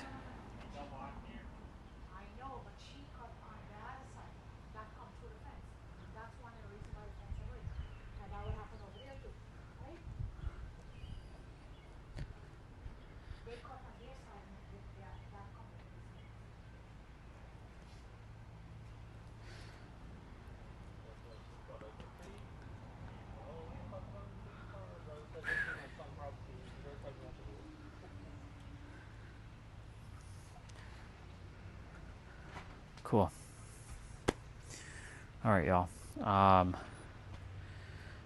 That's kind of a wrap for me.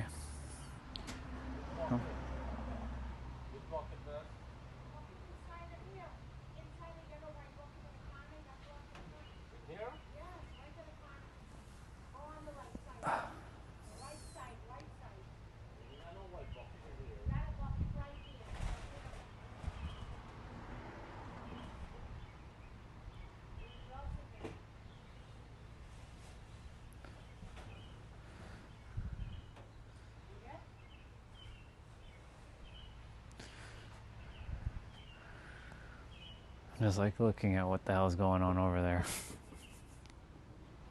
All right, y'all. Gloves off. I still have more things to do. I have like my evening routine to do. So there's a couple things I do for the night routine.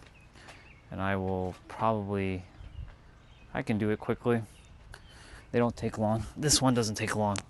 So I get down in this position and I just do this. This one's good for your spine.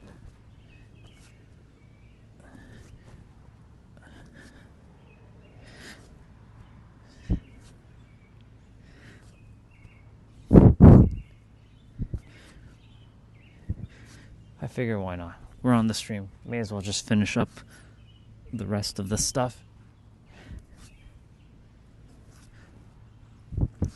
Cool. So there's that. And then there's this, where you sit in this position where you bring one leg forward, one leg like kind of back, and then you bring your forehead towards your leg. And you touch it with your, you touch it like this. And you don't use your hands.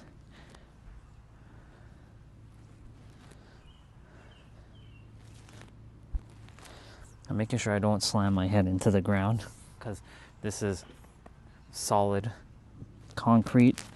If I'm inside, I have at least the carpet.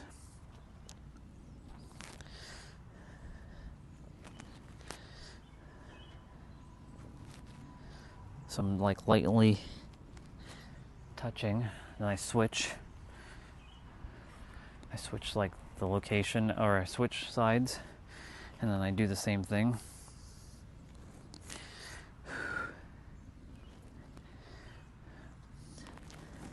Oops, there we go.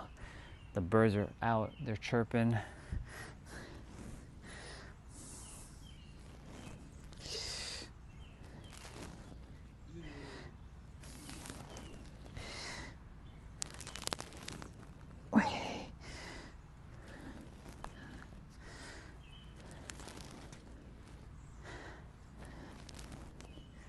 Perfect. And then the last move is called the 90-90. So my legs are like this. I twist, and then I twist. I do about 22, 11 per side.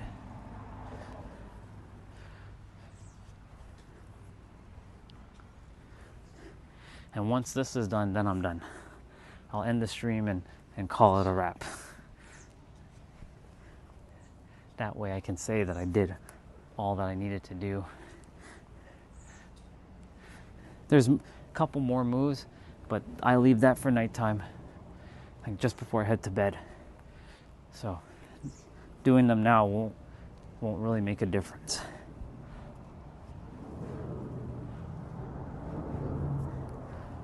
There's a big plane coming over this way.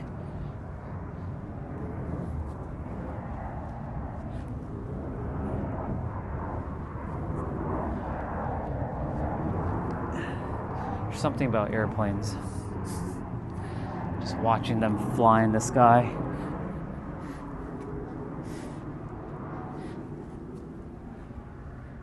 And 22. All right, y'all.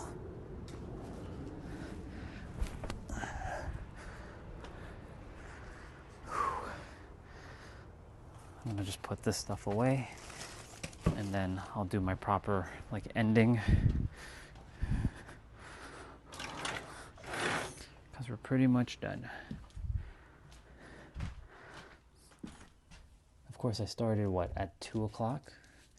And I took 5 hours, but I was helping in the process as well. Talking and sharing and helping. If I was just like locked in fully, this thing would have been done in like less than an hour.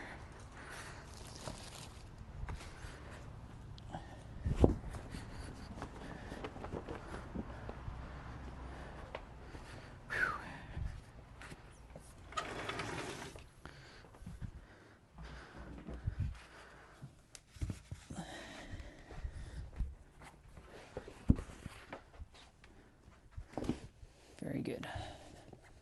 That's done.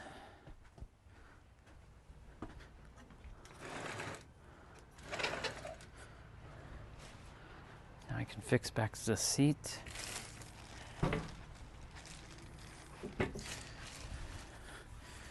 And I'll do my wrap up now. Okay, y'all. Well, it was good to have all of you on today. We're pretty much done. So thank you all for coming on. Tomorrow I'll be back on.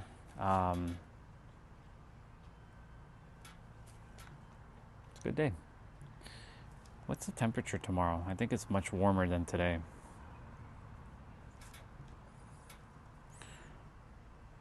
Oh yeah, tomorrow is a lot hotter.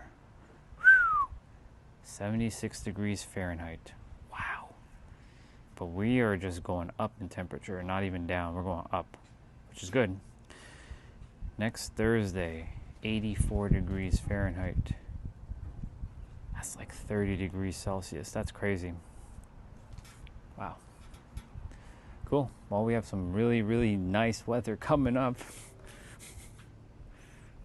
Friday next week is going to be like the only cloudy day, it seems. Crazy. All right. Well, y'all, thank you for coming on today. I really appreciate each of you. Thank you for sharing all that you shared. Have yourselves a wonderful rest of your day or night, wherever you are on our amazing planet, because it is amazing. You just have to see it that way. When I got to understand how the planet is actually amazing and got to see it for what it is, it really is amazing. It didn't feel like that for years though, but I got to change my perspective on how I see the world. And if I was able to do it, then all of you can do it too. So, all right, y'all. Remember that you have the answers right here. It's right here. Chelsea, if you're still here, have yourself a good one. I'll see you again soon. It was a pleasure to chat with you today. And everybody else, pleasure to chat with you, connect with you.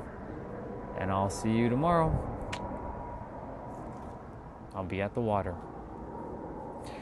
Later. Bye-bye.